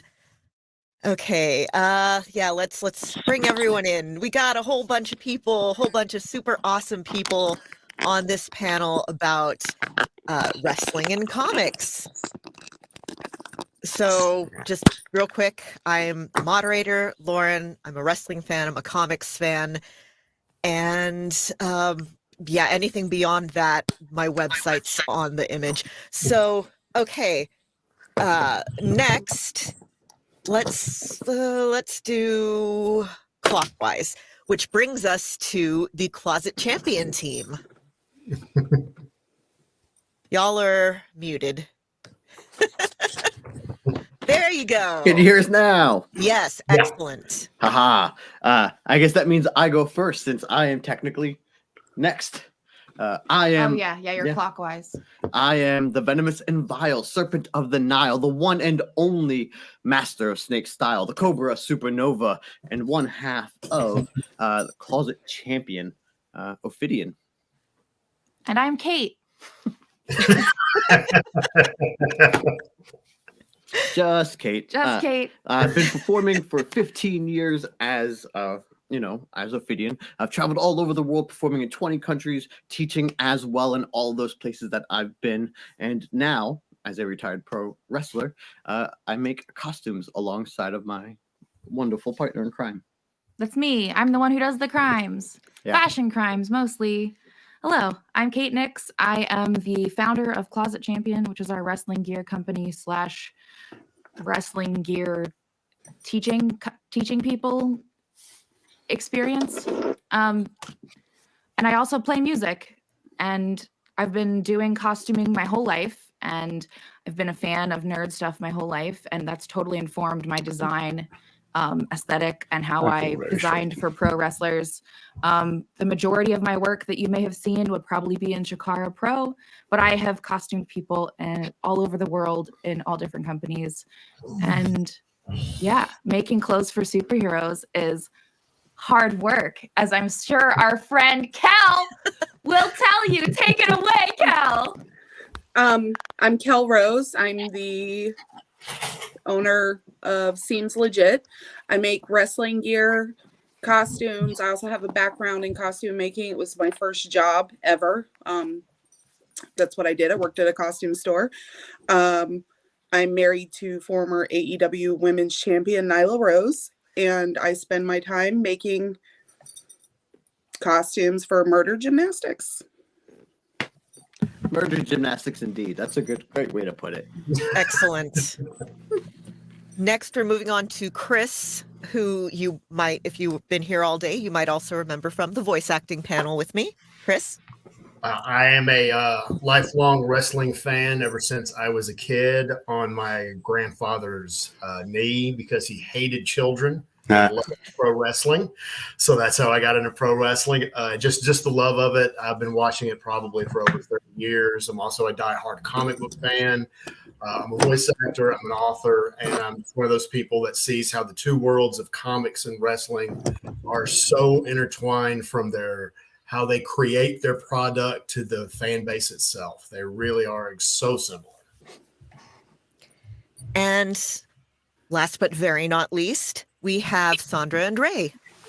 Hello. Ladies first. Go Okay. ahead. My name is Sandra Ruth. I work as a website writer / magazine writer / podcaster / many things for Inside the Ropes, which is a wrestling media company. Basically, you can see the magazines behind me. I always have these set up for my stream for product placement reasons. But yeah, and I've been a wrestling fan for about 11 years now. I've been a comic book fan since I was young, like particularly Superman. So just kind of a little bit of everything. How about you? Oh, and by the way, she's awesome, by the way. Oh. My name is Ray Martinez, Tulsa, Oklahoma. I've been in wrestling for the last 15 years, both as a performer, promoter, also trivia host, DJ, just a little bit of everything. And what I love doing is just being with her and talking about wrestling. So it works out. It all works out. Excellent. Yes, everybody here is extremely awesome. I am so hyped. The idea for this panel actually has been brewing for me for whenever it was when there was wrestling on the Sci-Fi Channel. I listened to a podcast at the time called Galactic Water Cooler, and people had been complaining, oh, what is this doing on my Sci-Fi Channel? And one of the hosts, Sean O'Hara, pointed out, what are you talking about? Wrestling is comics. And this can also apply to wrestling is anime, wrestling is 90 Day Fiance, wrestling is drag. It's amazing. But we're here to talk about comics. So, top of your head. Oh, there's like 5 different questions I want to ask everyone. Yeah, you know what? Let's go back to the beginning. For comics, wrestling, when did people kind of have that thing pop in your head where it's like, oh, there's a lot of similarities here? I'll start. When I was growing up, definitely lucha libre was something I grew up with. And I remember my great grandma just going crazy for it. Just pégale, pégale, get him. And she's going crazy. I'm 5 years old. I was like, what is this madness going on? So to me, as a 5-year-old, it's like a circus. People are cursing at each other, and it's just everything else. And so when I finally got to see a show with her, I was like, what is this wonderful thing? Because these were like superheroes jumping in life. That's why later on, when Mighty Morphin Power Rangers came up, I was like, this is lucha libre, man. This is lucha libre. It's the same thing. It's like jumping around, screaming and yelling, fighting monsters. Same thing as lucha libre. So that's my first It's almost like it has roots in Greek theater, as all theatrical art forms do. No, it's excellent. Yeah, and I mean, I didn't start watching wrestling till I was an adult. So for me, like, I knew obviously, like, I didn't grow up with like the wonder of thinking it was real as a kid or anything like that. And I sort of started like hate watching it, and then I was like, oh shit, this is like soap operas with suplexes. Like, this is pretty, like, really cool. You know what I mean? It was just like, oh, I can enjoy the gymnastic theater of it, basically, and like they're telling all of these stories with body movement and stuff. It's like there's nothing really like it other than comic books, like long form storytelling and like a hero versus a villain and wanting someone to triumph over evil and like the heartbreak when evil triumphs. Just it's the same thing. It's great. I know for me, since you've already brought up lucha libre. Sorry, we're having a little bit of trouble with y'all's. Can't hear. I'm sorry. Okay, we hear the tapping. It's being crackly. There we go. Okay. Yeah, y'all are a little crackly, but yeah, I think we can hear you again. Strange. What was I just saying? Since I was a little kid, I've always watched wrestling. I've always read comic books. There's never been a time in my life where I know I haven't had both in my life. But specifically, the moment that kind of suckered me and brought me into the world was the moment at SummerSlam when Undertaker was face to face with the Undertaker, because in my child mind there could only ever be one of those, and that's a thing that only happens in cartoons or comic books or things that aren't real life. And of course, when you're a kid, it's wrestling is the realest of real life. So seeing two Undertakers in one place, the same man face to face with himself, blew my mind, and I never turned back. Like, that was the moment that I knew it was for me. It was him. He showed up in my life when I was like 18, and I had no idea about anything about wrestling. I didn't know. I was working a wrestling show because I was told that that's how I would become a burlesque performer in Detroit. It was basically like my in to be a burlesque performer. And I had to play a ukulele dressed as a human marionette, and they dropped the rig on me. And I was underage at the time. I was like 17, and they dropped the rig on me in this like illegal art park next to the state fairgrounds that had been taken over by coyotes. And they were like, please don't sue us. And I was like, I just showed up here. I'm like, at this point, I feel like I'm supposed to be honored that you dropped this thing on my head. So we both met each other as young performers at this wrestling burlesque show, this circus wrestling burlesque show that was at this crazy venue called Theater Bazaar in Detroit, Michigan, that was like 8 lots of the Detroit city that had been turned into the Wild West, essentially, taken over and turned into an undead circus from the 1930s. And they ran a yearly wrestling show. And that's how I got into wrestling, was watching people like Zach Gowen. 1930s, and they ran a yearly wrestling show. Oh, that was my phone being very loud. Sorry about that. Your phone just loves me, Sandra. Yeah, I was like, like, this is honestly, you know what? It was trying to reach out about the shirt. That is an excellent shirt. This is a shirt that was inspired by Sandra's phone. Sandra used to have a phone that had a keyboard that was like crazy witchcraft. It wasn't a regular QWERTY keyboard. Yeah, it was like a circle of letters that like self-predicted. It was bizarre, and we would call it we would call it like an oracle because it would predict the letters and stuff. So that's why this shirt happened. It's just trying to reach out to me. It is. It It's absolutely just is. trying to pull me in. Just like this dummy did with his backflips and his drinking the beer through the mask. That was it for me. I was like, I have seen your face already, and we are standing outside. And at this point, we are trying to hit on each other. We've like known each other for like 2.5 years, and we're like trying to hit on each other. But when he drank the beer through the mask, I was like, that is ultimate commitment. That is like 'cause his face fully used to look like this. It was just like a mesh, Had a big nothing. It was a big old nothing. It was a void. It was an empty void. And I was like, perfect. So very, very apt with the Power Rangers. Yeah, and totally Connection earlier. inspired by Serpentor and the Power Rangers and all the other snake villains that have appeared. I mean, throughout comics and media, there's like an impossible amount of amphibious villains that we were able to draw from for inspiration over the years, because even if we weren't necessarily familiar with whatever the project was, and we've done gear for him based on other comic book characters as well. There was a certain point in time where he had gear that was inspired by the Vision.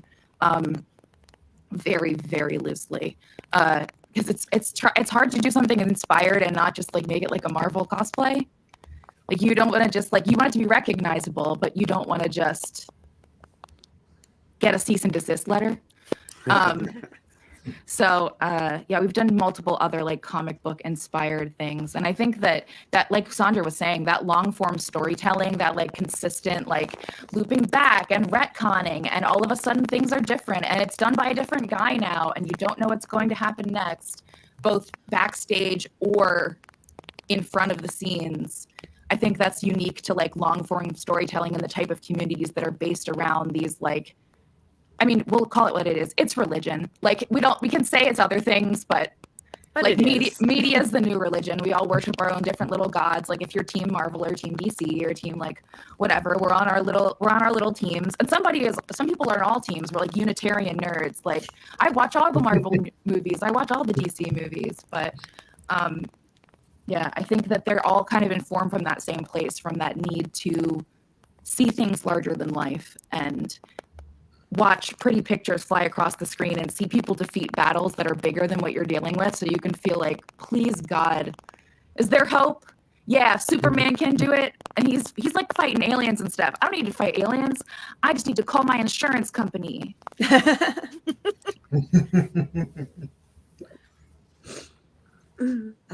Kel, Chris, either of y'all? Sure. My introduction to wrestling, kind of like Kate, was because I met Nyla. Never watched wrestling as a kid, never was into it. I think it was like a month after we were dating, she was like, hey, so I do this thing on the weekends. Would you be interested in going? And I was like, okay, sure. And it was actually an EWA show in Maryland. And I think it was her and Rebecca Payne were doing the first women's cage match ever in Maryland. That was my introduction to the wrestling world. It was crazy, and I stuck around, so I don't know who's crazier, me or her.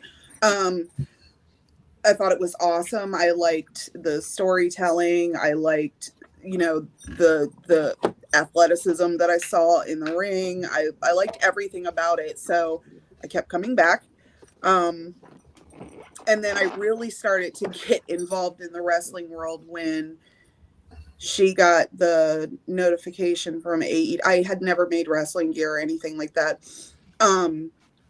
Very limited experience with spandex when I was working at the costume store. And she got a call from AEW, and I was like, oh shit, you need new gear. And so that's how I started making wrestling gear. I was like, okay, fuck it, I can do this, all right, this is what's gonna happen. So that was kind of my introduction to wrestling. I stuck around while she was traveling the indies every weekend, while she was in Japan for months and months and months at a time.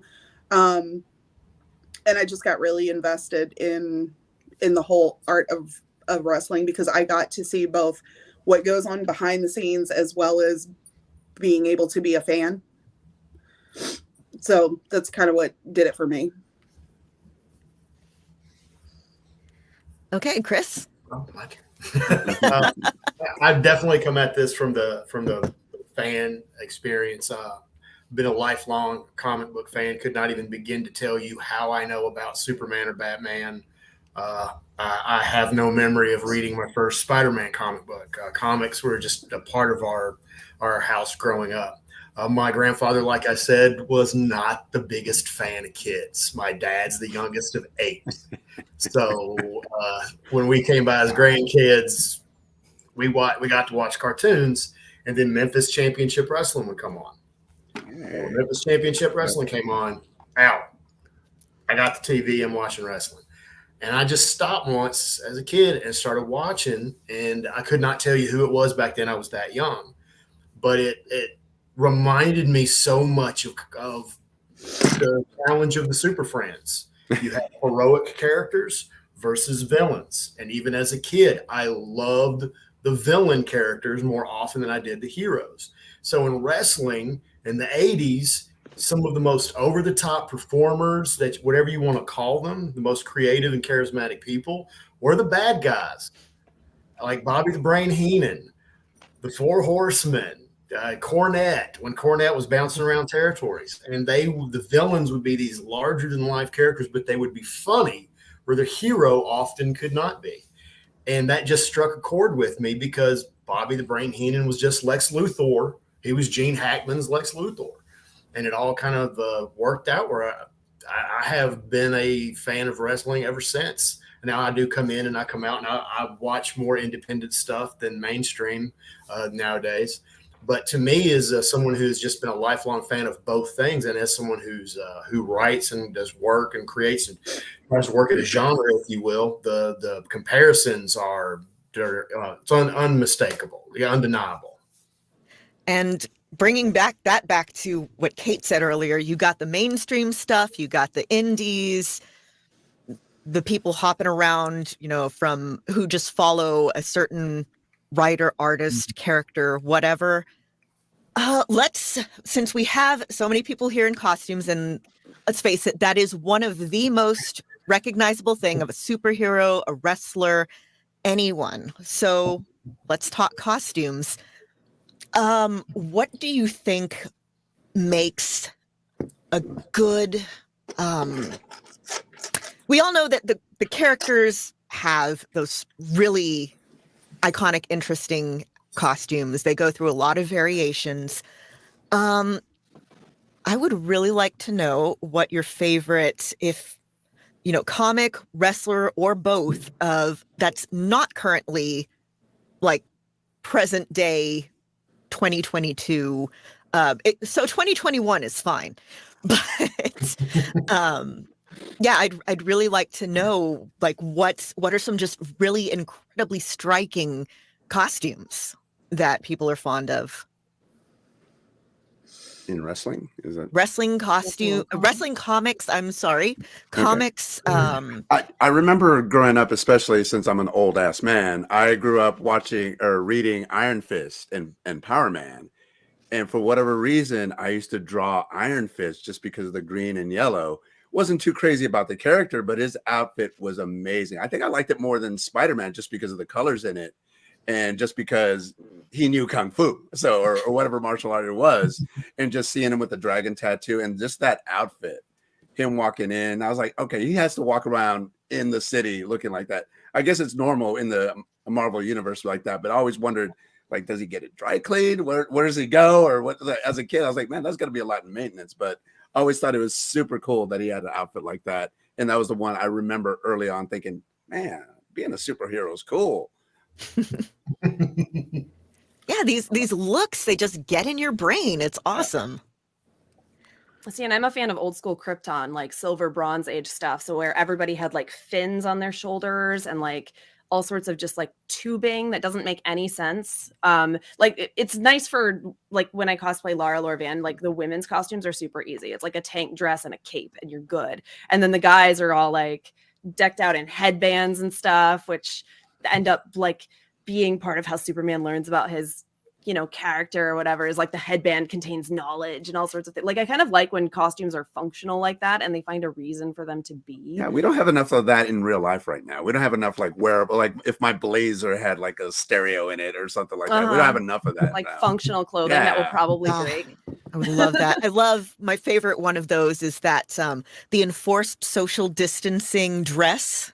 I don't know. It's like peigné from the 1800s or whatever, like Yeah, 18th century peigné. Sorry, 1700s. Yeah, there's those. There's the one that I'm thinking of. It looks like there's like the only thing I can think of is an erector set on the shoulders of the dress, and then if they move it, they just pop out like spikes. It's fantastic. We need those more often.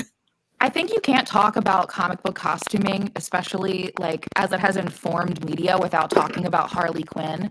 Oh yeah, because Harley Quinn has like literally changed the face of what it means to be a woman in general. Like the way that she has changed over time and the roles that she's played and the ways that she's been represented. I love that Birds of Prey movie. I know a lot of people didn't like it because it was fantastic. I loved it. I don't know why you couldn't like it because it's literally the best. It's the best. Well, no. You got to appreciate a movie that stops everything because somebody asking for a hair tie during a fight. Yes, because that's like the perfect example of, it's like that small example of true female friendship where like we've gone from the women being so simply drawn that their costumes are literally a yellow dress and a red belt compared to this thing to have these like crazy costumes and things that are like the point. A lot of the point of Harley Quinn, I think, in modern non-Harley Quinn centric media is like to be able to look at the crazy stuff that Harley Quinn is willing to wear, quote unquote, / they're willing to put her in. But I think that her like effect on culture is undeniable because now you're seeing like, I mean, half of Hot Topic is Harley Quinn. Like it's changed. It's like the new teenage girlhood. Instead of Limited 2 and these like Bath and Body Works sets, you're getting a little crop jacket that says "Live Free, Die Clown." I would have died for that in high school. If you had handed me a red jacket that said "Live Free, Die Clown" under $40, that's the dream. It's like it's a game changer. It's a game changer. And that wouldn't have happened if that character wasn't so memorable and her color scheme wasn't so significant and impactful, and the way that it represented her sensuality and the way that it represented her silliness, but also represented her as like a clown. Her clown imagery, her classic like Harley Quinn clown is a very Pierrot inspired clown. It's a very classically inspired clown. So it also shows her intelligence / not intelligence, but academic prowess. Like the fact that like, she didn't just rub some face paint on her face. Like, no, she has she's like in full Commedia dell'arte gimmick. And it redefined what feminine is, to be feminine is in comics, that she doesn't need to show everything in order for her to be because you have feminine. this freeing of Harley Quinn, like the liberation of her sexiness, like turning from something that is to be consumed versus something that is almost aggressive about her. She's now a different, I mean, a part of that is how Margot Robbie played it, and also part of how Birds of Prey was filmed by my favorite cinematographer, who also does my favorite comic book to movie adaptation, Josie and the Pussycats, released in 2001, starring Rosario Dawson. I was wondering when that was going to come up. That movie was formative for young Lauren. That was my Harley Quinn when I was 11. Like in 2001, when I was just figuring out my style. Yes, that's a comic book to movie adaptation that a lot of people don't think about. But the clothes in that movie, it changed everything for me. It was like, oh, that's what it means to be a girl. That's what girlhood can look like. And that influence on fashion from these comic book to movie adaptations, even going back now, that's 21 years. Like they changed. I don't know. I think it's hard to deny the impact of that just on the way we dress as a whole. Well, there's Quinn, a lot. How many people have emulated her, right? Like in wrestling, you have Alexa Bliss putting her hair in pigtails. Liv Morgan. Liv Morgan. Yep. Like so, like even multiple everyone. People Pick everyone. Everyone. We've all done it. We've all been a Harley Quinn. That's another thing that it's one of the things that I find so fascinating about costuming in general is the things you can tell about a character from that costume, the way you can track somebody's evolution by what new outfit they're wearing, what new little details are on there. It's not comics, but I just got done watching The Great on Hulu. Oh, yeah. And I basically just want to talk about those costumes forever. But that is neither here nor there. Well, especially when you get into those historical adaptations, and some of this is represented in other media, but like when you get into sumptuary laws and things like that, you can just tell so much about a person by how they look. Unfortunately, in wrestling, some of that is limited because you can only like put so much. You can only do so much with spandex and vinyl, and the things wear off over time, and it's going to get broken or ripped off or like. You don't have the benefit of CGI. Well, yeah. No, You don't. and that's the Oh case. my Or God. you have to think about how they're entering the ring. Like, do they have time to take off a jacket, or like, can you add those kinds of details? Are they going to have time to rip it off before they actually have to get into the ring and stuff like that? Like, you have to think about all of that before you put together whatever it is that you're making. Yeah, how long of a ramp do they have to like actually take this off? Are they going to Extra have to long get tape. into the ring with it? It's a 30-foot train. How do we deal with this? I remember watching Kate, one of your videos on YouTube a while back where y'all were talking about just kind of critiquing wrestling outfits. And one of the ones you did was, I want to say Mantar. Mantar. Mantar, Yeah. yes. Mantar. Thank you. Yeah. Brain's a Love bit on the him. fritz. But that's one of the things. It's like, you got this big bull's head. How are you supposed to work? And it's sort of the same thing as people. Sorry. Kel, I think were you going to say something a bit ago? Oh, you're talking about costumes and stuff like that with comics. And so my favorite comic is like this kind of obscure comic called Lady Mechanica. And we're talking, so that was my introduction to, I found a copy in the Steampunk Museum in Harpers Ferry, West Virginia. Fell in love with it, and I absolutely love her. And that was my whole introduction to the steampunk world, which I absolutely love. But you have this badass female character, but she's always fully clothed. Like, so that was the first time I had seen like a female comic book character still emulate like sexiness and being a total badass, but without being half naked. Like, she wears these huge like Victorian dresses, or, you know, she's got vest on with her hat and like all the accessories and all that kind of stuff. So that's kind of like my favorite thing to see. And I love anything like Victorian and steampunkish. So Talking about, you know, having to adjust gear and costumes for whatever movements and timing. Out of curiosity, what do y'all think the most just impractical, laborious to move in, just comic costume? Like the one that if you were going to try to make it or wear it, you would just think, this is too much. I'm just going to stay in sweatpants. I would say that. Go ahead. Go ahead. No, please. No, Lord Ophidian, I do not want to be mesmerized by your sweat. It doesn't work through the camera, unfortunately. No, please go right ahead. Please go right ahead. Almost all of comic book characters are drawn in a way that is not realistic. Yes. There's a Robert Liefeld. yeah. There's it's almost like like capes and articles of clothing are like, fabric that sticks up off of shoulders. They all defy gravity in ways that you can never truly recreate in a practical fashion if you're going to perform in it. I mean, you can recreate it in cosplay because you aren't touching it constantly. You aren't going to be body slammed or moved or thrown. But especially characters like Spawn. Yeah, who's one of my favorite characters of all time. The cape. Yeah, that much cape. Like the cape itself is a character. It is not a character separate, but it has a life of its own in the way that it moves and the way that it flows. And you could never truly recreate that practically, without some sort of computer, generated graphics. Without like projections like Disney has, and like it's like silk and partially water, and there's LEDs in it, and it's.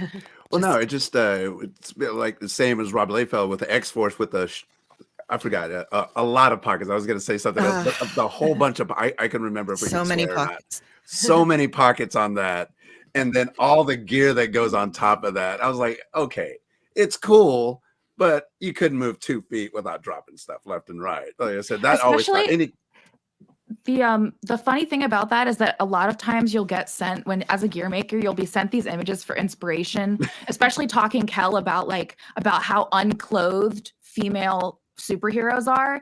And you get sent this image for inspiration and it's like a bustier with no straps. I was going to say anything strapless is just so and you're like, ridiculous what? to me. I mean, you're going to be covered in mesh because I have no idea how to put this on you otherwise. Like it's going to look like a gymnastics uniform and there's not much we can do. We can try, but if you want that, you're going to have a clear elastic cutting into you that has the potential to snap and like all this other, there's a lot of like, structure. I mean, you can't hear this if you're listening to this in just podcast form, but I'm mentioning some like melon readjustment.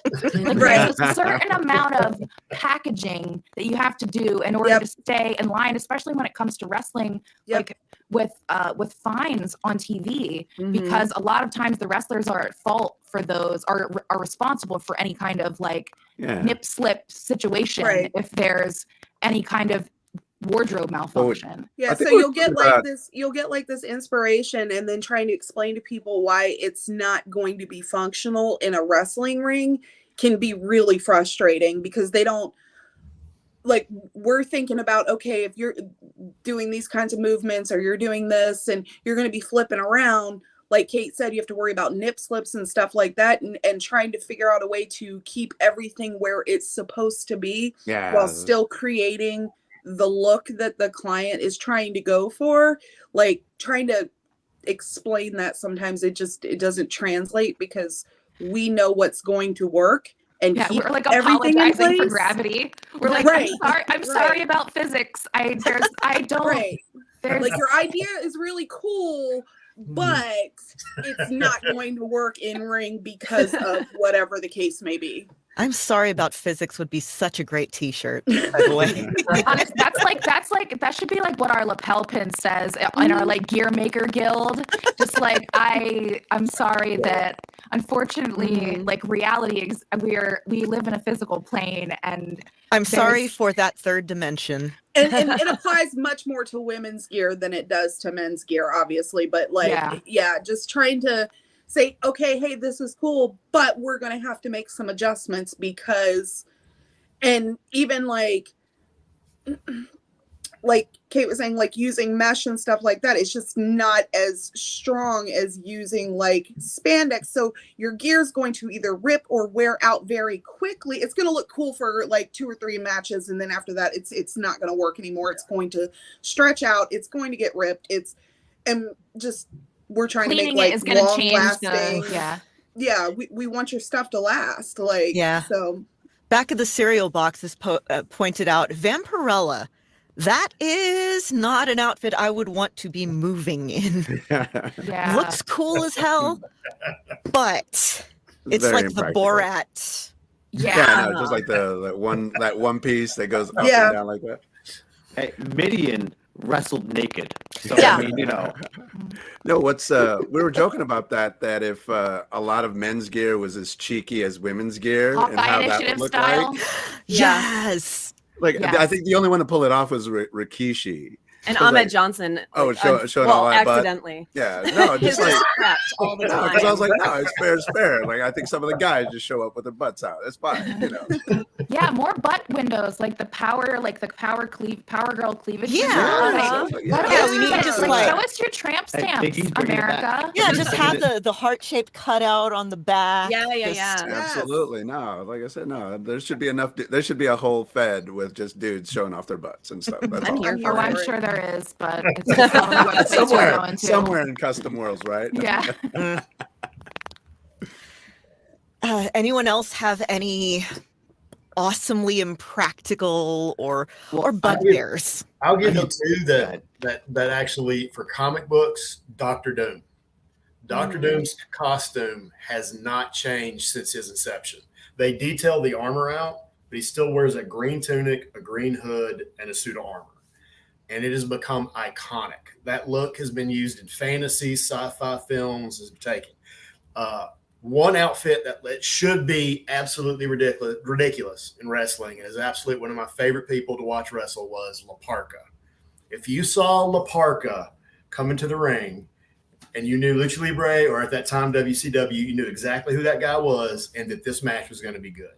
And that suit and that mask are iconic beyond just that wrestler. And I believe someone else is now La Parka wrestling with CML. I don't know if it's CML. Yeah, I think it's CML. Yeah, and original La Parka is now taking LA it Park.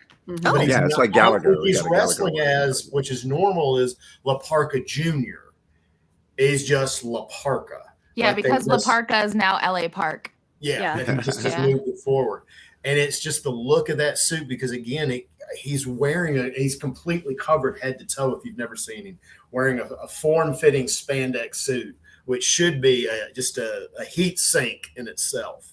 Yes. And he was out there at an advanced age when he made it to I guess you'd say the larger American audience or international audience with WCW, and he was performing at a high level. That he was doing, he had the charisma.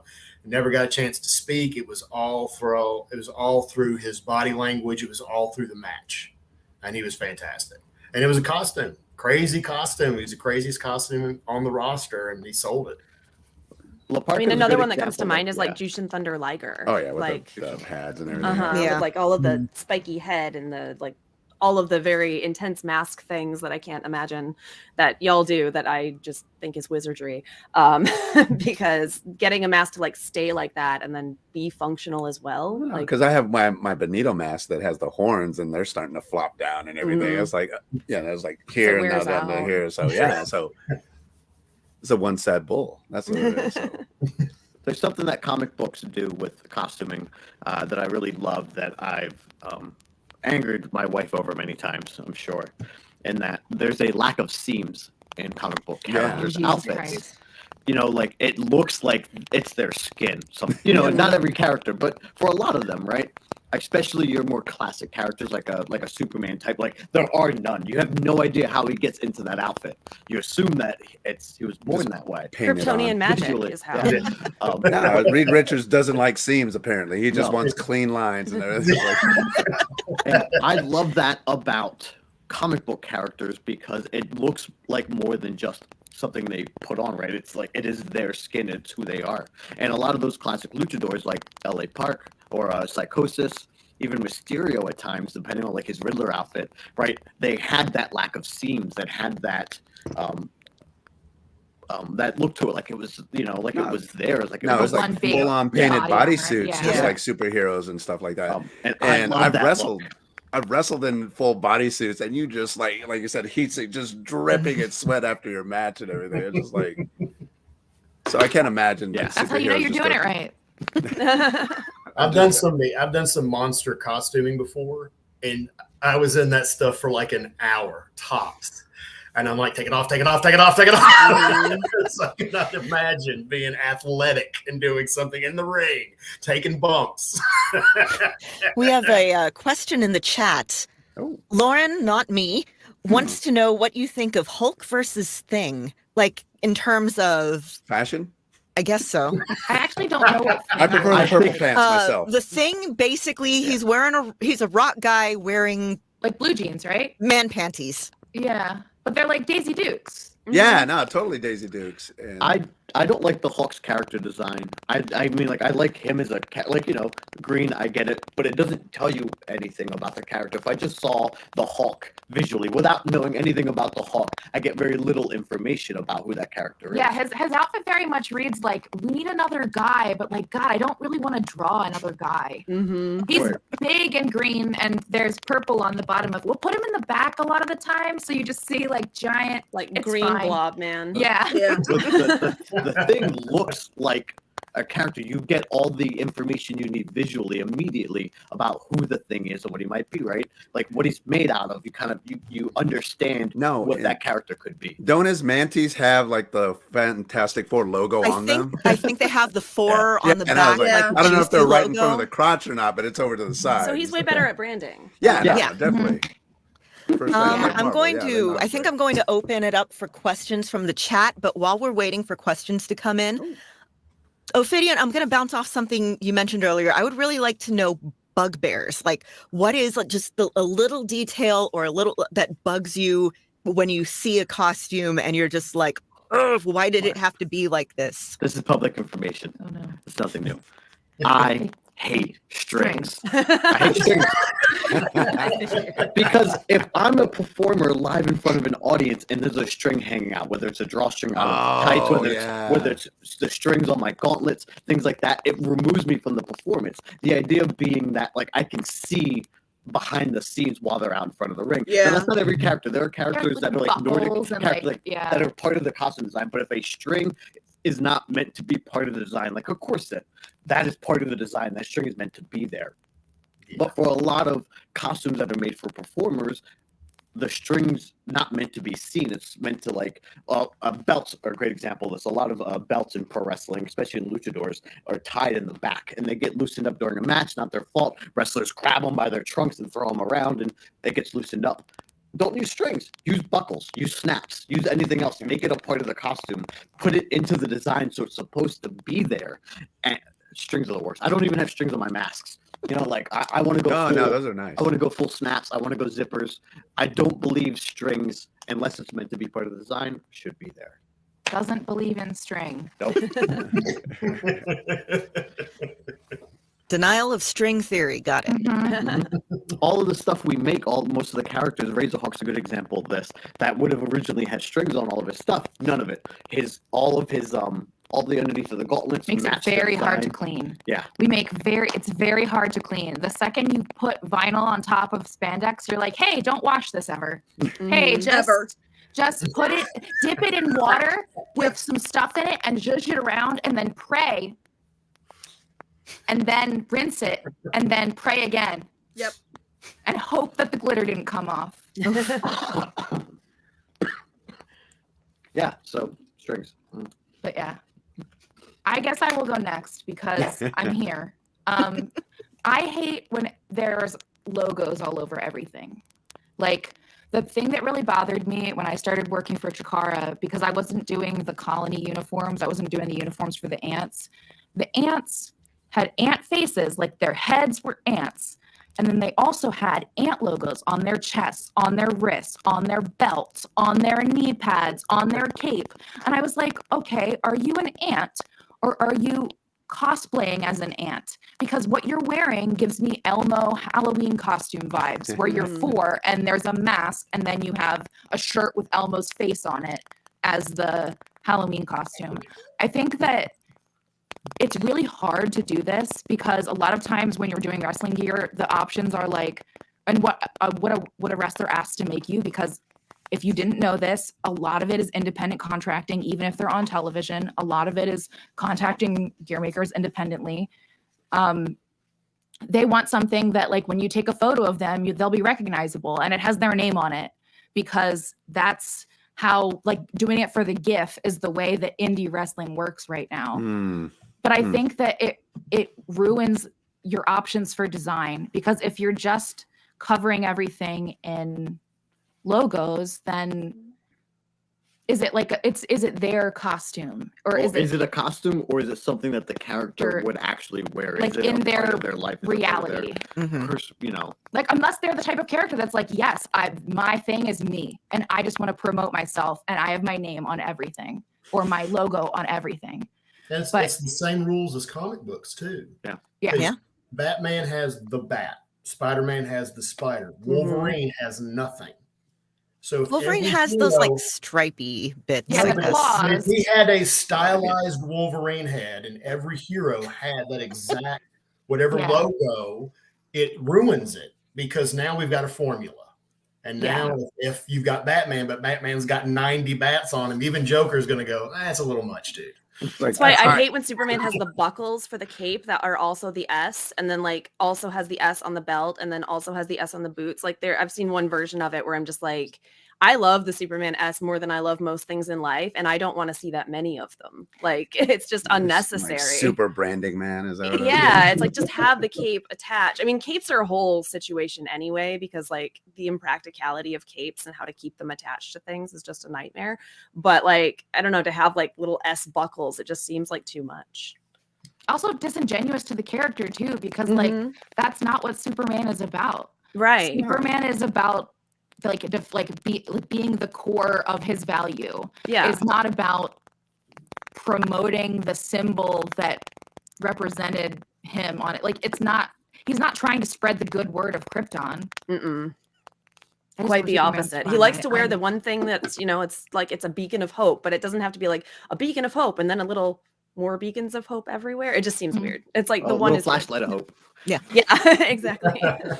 And to kind of piggyback on what Kate said, like, I don't like it when there's a bunch of logos and they're not cohesive. Like, I'll get people who will be like, I want this and this and this and this and this all on my tights. And I'm like, okay, but how does any of this tie together to express your character? It's just like a bunch of stuff, and you're like, is this gear or is this a pump jacket? Looking like Are you a NASCAR. NASCAR driver? Like, what's happening? Right. It starts looking like NASCAR with all these logos and stuff. Yeah. And I've seen many of independent wrestlers. No, I just want to express myself, man. I was like, yeah, but sometimes and less you're not is more. expressing anything. That's fine, but have it tell a story. If it's just a bunch of different stuff and it doesn't look cohesive, like then it just looks like a train wreck. Like it drives me absolutely insane. I think my other biggest pet peeve is if you're gonna have a gear that has like a lot of line work. I say this on my Twitch stream when I'm like streaming making gear. No shit lines. Please make sure like when the lines don't match up, it drives me insane. I have a secret story about that. So another gear maker friend of ours sent me a screenshot of someone he used to make gear for. And there was a seam down the middle of the front of the belt part. Yeah. Like it was like 3 stripes on a belt, like we've done a million times. Like you and I have both made a million of this like striped style waistband. Right. But there was just a seam in the middle of the front, so that the line was completely interrupted down the center front. And it's like, he's just wearing tights, man. Like, right. What? Why? What? He looks like a poorly rendered Minecraft character. What's that like not making the lines finish in a place? Like, hide it in the back, put it in the bottom. Like, there's ways to make it work. We as gear maker. Yeah, like, or if there's like a lot of like color blocking, like it needs to line up, and if it doesn't, then it just looks like your 5-year-old was playing with Legos and put some gear together. Like, I don't know. It's just that drives me insane. Okay, I think last question, because this might take a while unless we get questions in the chat. If you were going to make a costume for yourself, what do you think, like, just the perfect costume?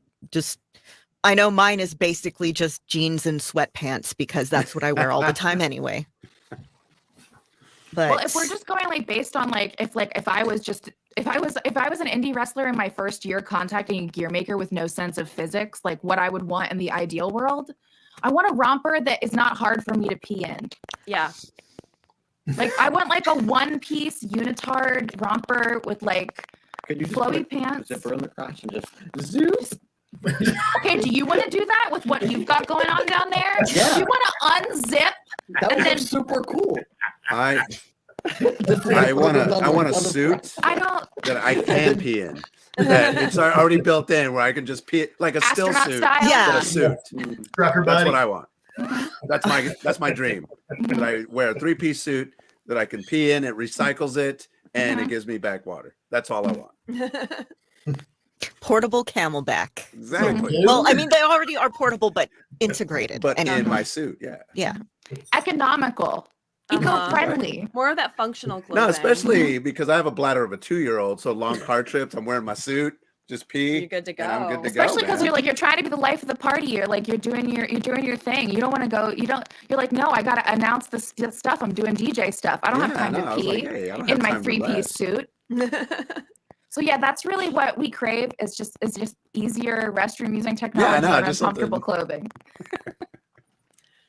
See, I think like because I think practically, there are so many cool character designs and whatnot that would be like, oh, that would be super cool to look like. But then if you have like studs or something on your costume, then they're going to fall off. Like that's something that isn't going to last. So it's like Kate was saying, just like a one-piece unitard situation. And like I want it to be something that covers me enough because I don't want to have to wear like tights and a whole bunch of layers and stuff. Like a one-piece unitard with like maybe I think like pants or something over top so I could like pull the pants down, have crotch snaps like for the peeing situation. Like I don't want it to be a whole half an hour production for me to have to like get out of the costume if I have to quickly, you know what I mean? And then also if you're fighting crime and you need to change real quickly or something like that, like some of the costumes that people wear take a good half hour, 45 minutes to put on and get everything fastened and buckled and tied in and stuff. And it's just that's the most unrealistic part of crime fighting comics as a whole.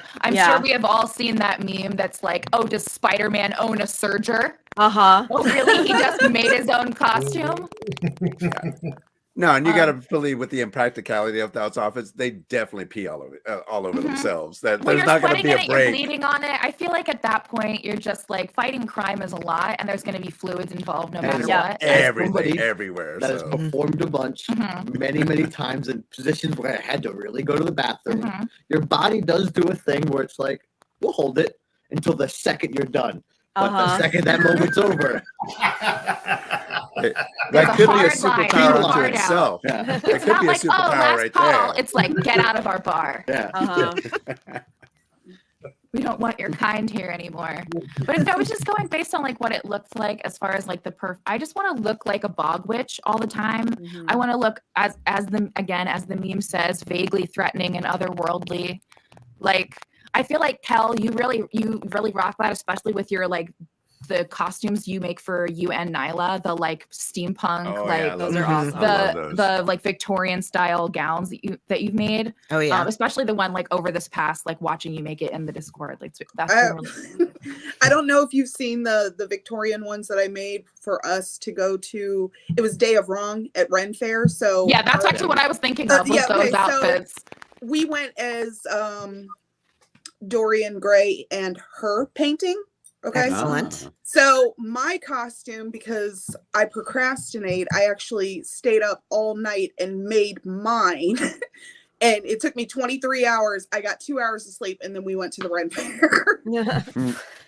But Nyla's, because she was the painting and was like supposed to look degraded, I went through all this work to make this beautiful costume for her to take it and drag it down the street behind the car to deconstruct it. There you go. Yep. Yes. The worst / best part of doing costuming where you have to make it look theatrical like that is distressing, because sometimes it's an item you didn't make and you get to be like, yeah, coat from the thrift store, get wrecked. Time to take a cheese grater to you. And then sometimes it's a thing you have made and you're like, my son. Right. I do not want to send you off into the wilderness. You are but a young man. Yeah. You were just born, and here I have to send you to your death. Yes, I was so heartbroken because we like left it out in the sun. We threw it in water. We dragged it down the street. Like we were rubbing rocks on it to make it. It was, and I had gone through all that work to make this beautiful costume just to mess it up. Well, no, when you make Nyla's gear and you see her have just like a rough and tumble match and you just see the stress test with that's got to be like, oh my God, is it going to hold? Oh, I make her try everything on and go through like a series of movements so I can listen for like pops to see if I was there's wondering like about stress that. on anything. And yeah. No, Did you ever that's something make that you're one? like, okay, is it going to do this? Are they going to handle this move off the top rope or whatever? So I make her do kicks and all kinds of stuff so I can listen if like stitches pop anywhere, so I know where there's stress on the gear and stuff like that. So that's awesome, man.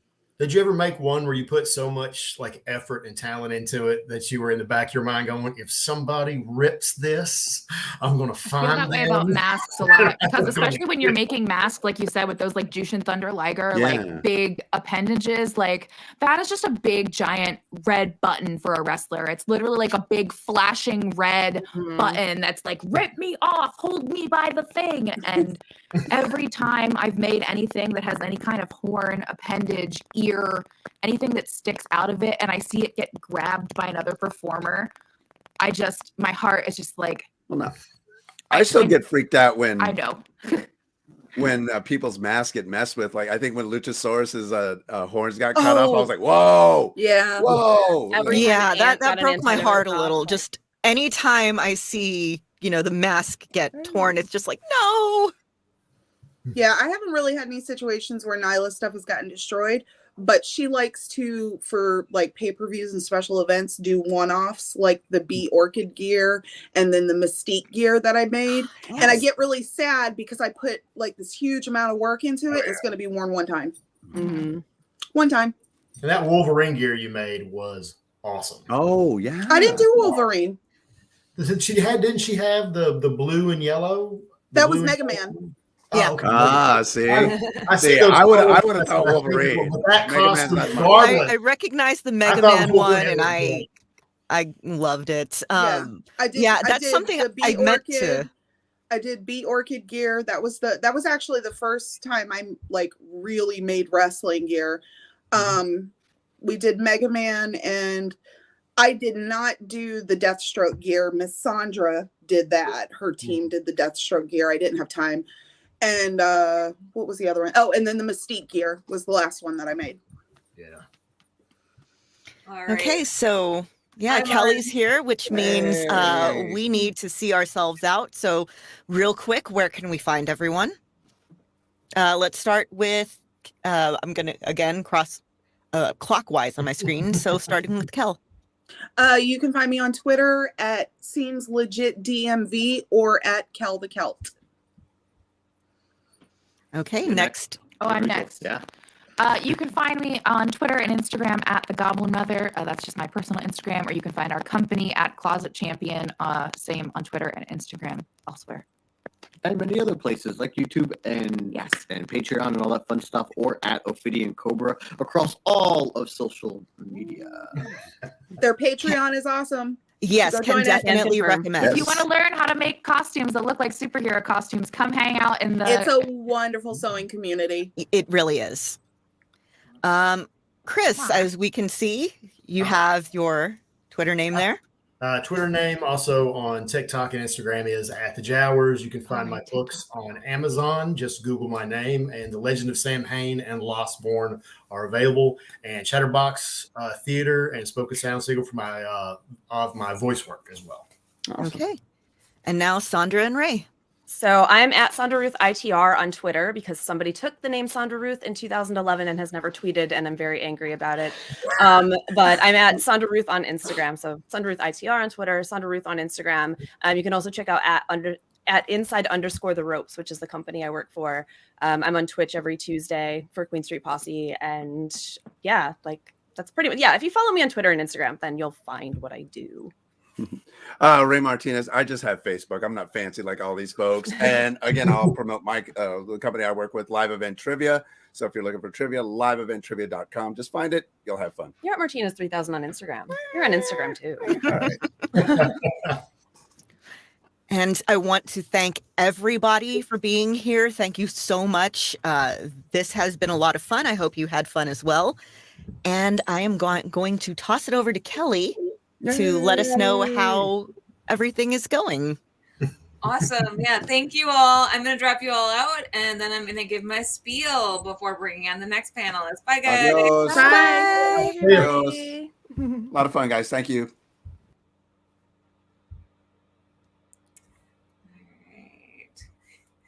All right. Hey, everyone. So last I checked, let me check the chat. I believe we're at 250, and our goal is 1,000. So I'm hoping we can make it above that because we made 1,000 last June. Let's beat that. Let's beat that goal. And I think we can. I definitely think we can. So how can you help us? So we've been hearing stories all weekend about Valerie Perrine, how she's touched so many lives, how her art and her movies, which again are art, have been so important to all of us, have brought so much joy, and how she is struggling with Parkinson's. So you can donate using the link below, https://tinyurl.com/MVFR22. And this is briefly the rules of our giveaway. So every donation, every $10 donation counts as an entry. Or if you share a post, share any of our posts on social media, any social media, and tag it, hashtag Multiverse FunRaiser, counts as an entry. So what do the entries get you in for? So we have 40 prizes.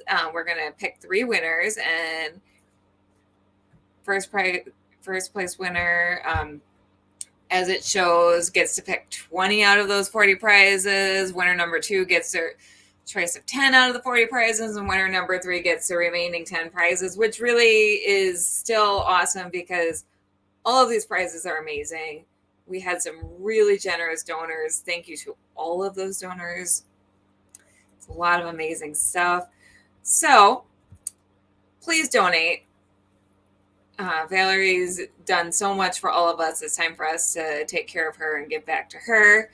And so I have 2 of our panelists waiting right now for B-list boosters. So I'm going to bring on, first of all, my host. Hey there, Ryan. How you doing? Greetings and salutations, young one. I'm doing well. Thanks for having me. This ought to be fun. I brought in my $200, suit for tonight with some DC Trinity love. I got my Batman v Superman pajama pants on here somewhere. You can't see them. There they are. So, sorry, it's a bad angle. But anyway, yeah, no, this is great. It's gonna be fun. Nothing's gonna go wrong. Nothing. We can only go up from here, guys. It's the last panel of the night. You know what? The executives at TMF, the Multiverse FunRaiser, they saved the best for last, Kelly. And I'm proud that you did that. This is a great way to end a Saturday. Am I right? Why would you say nothing's going to go wrong, though? No. We're going to be fine. It's nothing. This is a walk in the park. It's just a walk in the park. At least it's not Jurassic Park, because we all know how that movie ends. So we won't run into any Dilophosaurus's or T-Rexes, anything like that. No. Spielberg won't allow that. Very true. Well, I'm going to drop myself out and bring Clyde in. Cliff is not here yet, but I'll bring him in as soon as he gets here. It's probably still suiting up, I mean, I got my suit on, so suit up. Still suiting up. Who knows? All right, you guys have a fun panel. I will be watching in the wings, and just let me know what you need from me, and I'll be throwing up comments as they come in. Lovely. Thank you so much, Kelly. We do appreciate it. And by the way, you're so money, you don't even know it. Aw, thank you. No problem. Always here to drop a 90s reference in for good measure, I suppose. But yes, ladies and gentlemen, this is the Multiverse FunRaiser. We hope you've been enjoying this week's content. We hope everyone's enjoying all the great panels, all the great guests we've had thus far. So welcome to something known as B-list boosters. Now, joining me, I have the gentleman scholar who's been around for, 600 years. He knows a thing or two because he's lived through a thing or two. Please welcome Clyde Hall. Clyde, how you doing tonight, my man? Hey, thank you. Thanks for having me. Did Kelly say she was throwing up? What did she say? No. She said, I'm going to throw up and I'll get back with you or something. No, I think she was referring to throwing up comments. Okay. Yeah. All right. She was talking about comments, not anything else. Let's not talk about the Corona Miley Cyrus is still going around. No, we don't talk about that on this show. That's for BKM and his problem. Brian K. Morris, take another shot. We mentioned your name. You know what to do, buddy. That's right. Let's see. Yeah, see, they just said putting up comments. That's all. They just put it on screen. It's right there across the screen. It's beautiful. Anyway, our other panelist has finally decided to suit up in his $5,000 suit. Show up for us. By the way, you're muted there, Cliff, just so you know. Yeah, I'm going to stay muted a good bit because I'm still recovering from COVID, and I'm coughing a lot, and I don't want to of course. Never proceedings. Mind. Just wasn't sure if you knew that your mic was somewhat muted, but that's fine. Completely understandable. Cliff is here with us. Thank you so much for being here, Cliff. We do appreciate it. as we go throughout the course of the night. So with B-list boosters, what does that mean exactly? Well, what that means is we're going to be talking about characters that may not be in the most popular of lexicons. We're not going to talk about the Super Loops or the Batmans, the Wonder Womens, the Flashes, so on and so on and so forth. Lex Luthor, Lois Lane, Jimmy Olsen. Do you see a pattern here, Clyde? I There do. might be a pattern, but still, I digress. So we're going to talk about the characters that may not be as popular, but we're going to give them some love. We're going to give them some respect. And you may learn something new tonight, because if we've learned anything about the Multiverse Fundraiser, it's going to be educational. So with that being said, we asked our panelists to come up with 2 to 3 characters that they believe are B-list type characters that they want to educate us about, tell us about, maybe where you can find them, maybe how you could be introduced to certain characters along the way. So we'll put it to you like that. So to kick things off, I'm going to go whoever's on my screen first. So that means Clyde. Who would be the first B-list character that you would like people to be introduced to? What do you got? Actually, I love the obscure. Yes. So I have gone to I have a D list because both of my characters begin with D. And my first character is a Dell superhero. He is called Dracula. Okay. So yeah, I got the second issue when I was a little kid, and at the time I went, "This is really bad. This is kitschy. This is weird. This is just," and yet the concept was really cool. So both of my characters today are concepts that were cool. I think they deserve a shot. I could see them being written. I have actually written one of them for a company and expanded on the original material. So I wanted to go with some things that perhaps nobody had heard of. And both of these also have some interesting backstories with the business. So if you're Dell Comics in 1966, you're the #2 comic book seller in the country, only behind DC, because you have the Disney contract. You're selling a lot of Disney, and you have clout. As far as the market, you have the second biggest share. And because the House of Mouse is on your side, even back in 66, that meant something. We're going to explore just how much it meant here in a second. But it's 1966, and the nation is swept up in Batmania. DC has been bringing back superheroes in their comics in a new silver age of popularity, and their sales are rising. And upstart Marvel has used the same platform to establish a following as well. And almost every other comics company is trying their kind of superhero to find their own superheroes, even if they have to go back to the golden age and bring them back the way that DC did. Because the Batman TV show bucks are huge. Merchandising is, so Dell's not hurting, but they decide, hey, we shouldn't be left out. Let's have superheroes, but we'll do it the Dell Comics way. So, that means that let's spend nothing. Let's spend as little as we possibly can so that if it fails, we don't lose a lot. Well, they had done classic novels like Classics Illustrated profitably. That's not their comic, but they had done stuff like that because Classics Illustrated was making money.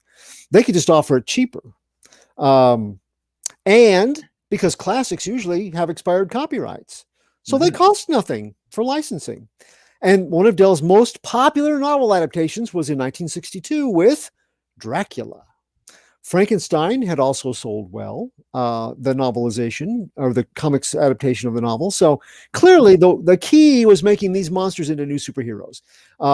And they came in the form of reimagined versions of both. And Universal, of course, they owned the Wolfman moniker, so they just used werewolf. And they took that idea, that name, and they turned him into a super high-tech spy guy, just so that they could grab a few 007 bucks along the way. So Dracula seemed the surest bet as far as of those three, because he may not be Batman, but he's Bat-themed. So issue #1 hits the stands just before Halloween of 66. It's written by DJ Arneson, pencils by Bill Fraccio, inked by Tony Tallarico, and maybe lettered by Tallarico as well. We don't know for sure. Solid enough prose, but no major superstars because journeyman writers and artists cost less. So before we dive into the main characters, a little perspective. Let's look at this cover and see if you notice anything odd about it besides it doesn't have DC or Marvel on it. See if you notice anything odd about that cover. 1966, keep in mind. Bit of the mask, maybe the outfit, maybe the wrong color. Kind of resembles the Phantom or maybe Wildcat or something. True, and I figure they tried to distance themselves as far as making anything that would look too Batman-esque. No cape, no scalloped underarms or anything. But there's something more important. Where's the Comics Code approval stamp? I don't think I see it on this issue. Am I right? You're right. That's because Dell, being Dell, they had witnessed the Kefauver comic book hearings in the 50s and Dr. Frederick Wertham's indictment of the comics medium. And, they were there when the Comics Code Authority was adapted willingly by many publishers, and they all had to do it willingly. And Dell looked at it and went, yeah, no, we'll pass. And they got away with it because they instead decided to self-censor with a pledged appearance. And it just stated the Dell Code eliminates entirely rather than tries to regulate objectionable material. Just out the window. So while that sounds even worse maybe than a Comics Code, it actually worked in Dell's favor because their revenues remained high by taking kind of this high road, and they could, with this assurance, retain material that they felt was reasonable without abiding by the structured and often a very limiting Comics Code prohibition. They were very specific about what they would allow, and Dell didn't want to have to go by that. So, for example, the Authority would likely have had problems with an adaptation of the novel Dracula, and they certainly would have had with this superhero version, because their strictures specified, quote, scenes dealing with or instruments associated with Walking Dead, torture, vampires, vampirism, ghouls, cannibalism, and werewolfism are hereby prohibited. So Dell was not abiding by that, but they had made good their pledge because their Dracula, Frankenstein, and the werewolf, they really did focus away from supernatural things or gothic horror and went with super science. So their Dracula is a modern-day descendant of the infamous Count, and he's inherited the Countship as well. He's a scientist working on a bat-derived healing formula, one which could help patients with brain damage or brain injuries. So despite the superstition surrounding his ancestor, a name the villagers still fear, where he lives, he's going to wipe that away by making medicine to serve mankind. Unfortunately, his test rod is accidentally mixed in with the Count's mineral water and turns him into a bat. Luckily, the serum wears off and he returns to human form. But a neighboring Stalin-like dictator sweeps in and seizes the country, including Castle Dracula. He is Boris Eval, E-V-A-L. And, you can't make up the kind of names they came up with for Dracula bad guys. And he's determined that the castle is the perfect point for launching nuclear rockets, a project that he's enslaved scientists to turn into reality. And the castle is apparently the only place on the globe where you can launch missiles to all cities on the globe from there. So Count Dr. Dracula is invited to join his team, Armageddon, or die. So he feigns cooperation while secretly quaffing more serum so he can escape the prisoner work areas and go snooping around the missile site. The serum, the first time he turned into a bat, he just turned into a bat and it wears off very quickly. So he still has the serum, but, he's mainly a scientist. Well, there are millions of bats in the caverns below Castle Dracula. They were once part of Dracula's test animal reserve. They seem inclined to help him by distracting the guards, which is surprising because Dr. Dracula probably went through a lot of their friends and family making this serum, but they're helpful. He may have control over them. We don't know. But in his bat form, he has heightened brain powers and possibly echolocation abilities. So Boris Eval panics when the combined weight of so many bats threatens to topple his precious and now armed missiles. Not wanting to be at ground zero should a warhead detonate, and figuring the UN is likely headed his way as his troops abandon him, Eval grabs a remote launch device and drives toward a safe spot from which he can launch his armada of nukes, because if he can't rule the world, let's just turn it into a big cinder. Bat-form Dracula flutters in front of his windshield, and Boris is freaked enough to take the fastest way down the mountain roadway right over a cliff. So Dracula finds the remote launcher, which conveniently fell out of the vehicle, and he disarms all the rockets. The second half of the book, Dr. Dracula assesses what's gone before. He no longer needs to take the serum in order to turn into a bat, because apparently the radiation in the serum or the rockets or both have made it permanent now. So he wisely concludes, though, that even with bat form ability and superior senses and brain function, a kid with a BB gun could eliminate him whenever he takes wing. So he's no vampiric powerhouse. That means it's time to hit the castle gym. So in a multiple page workout, which would eventually become the stuff of a 60-second training montage in any 90s movie,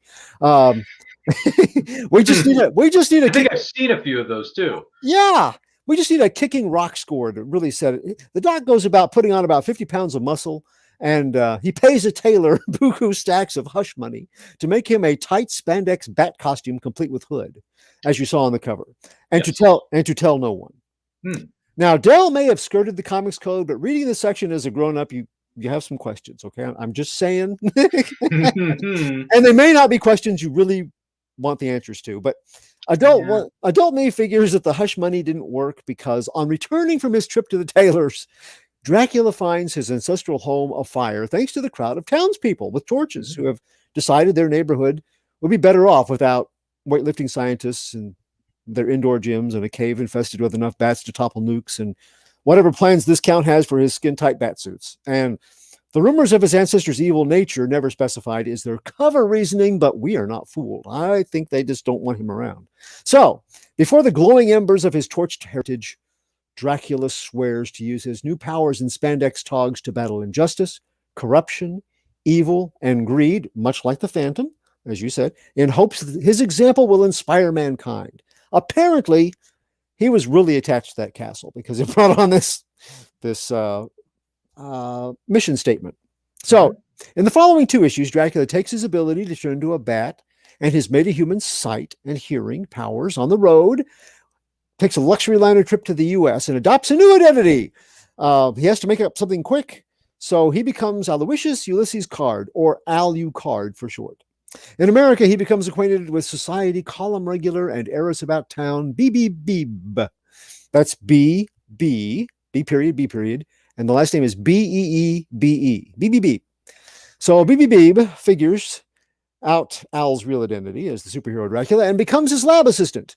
It's not really a bad arrangement because she has access to an abandoned underground government radar installation and bomb shelter on her family's mountain estate. And she allows Dracula its use as his secret hideout and lab. All she asks for in return is to drink the same serum he did and gain similar powers. Actually, in true BB form, she doesn't ask. She just rifles through the lab vials until she finds it and toasts him with it before he can stop her. So the final panel of their final adventure in their 3rd superhero Dracula issue, she officially becomes his crime-fighting partner, Fleeta, derived from the German word for bat, Fledermaus. So why this character deserves a second chance? Monster superheroes are a cool concept. This Dracula is the forerunner of more supernatural versions like Blade or Ghost Rider. He's even more of a beta test for things like Man-Bat and Morbius the Living Vampire without the horror elements. But none of his powers, they're not really that formidable. But it wouldn't take very much to make them so. Like, what if the healing serum accelerated his healing?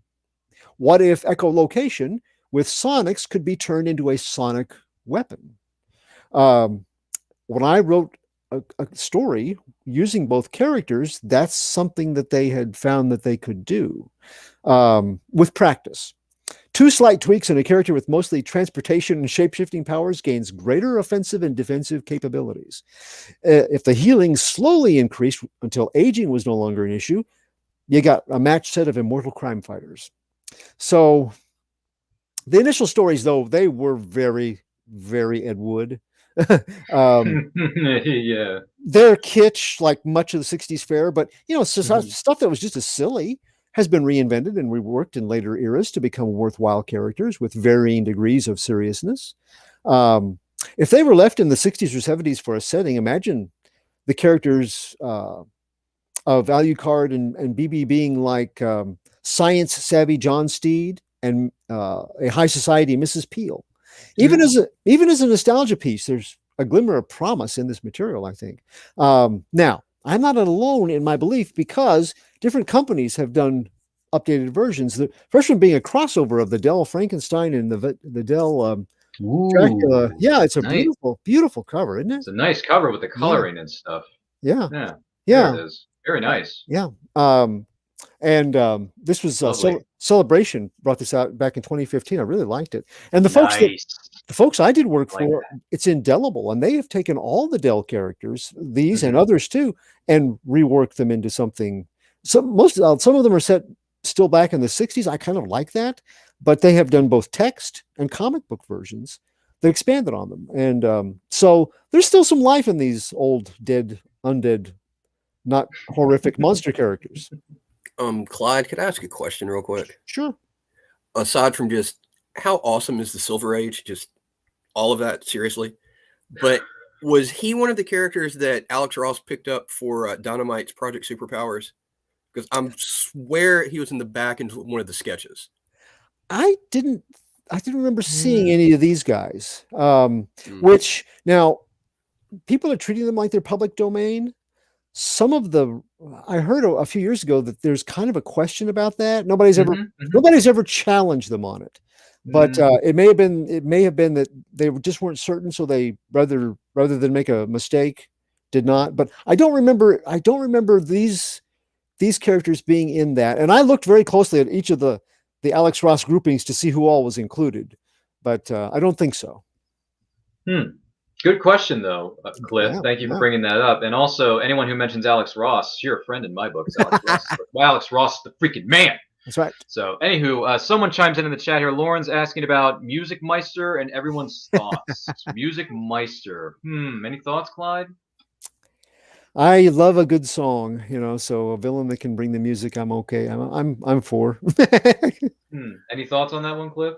I was more of a fan of his until my children discovered the Batman Brave and the Bold episode with him in it. Jeez. And I watched it 200 times.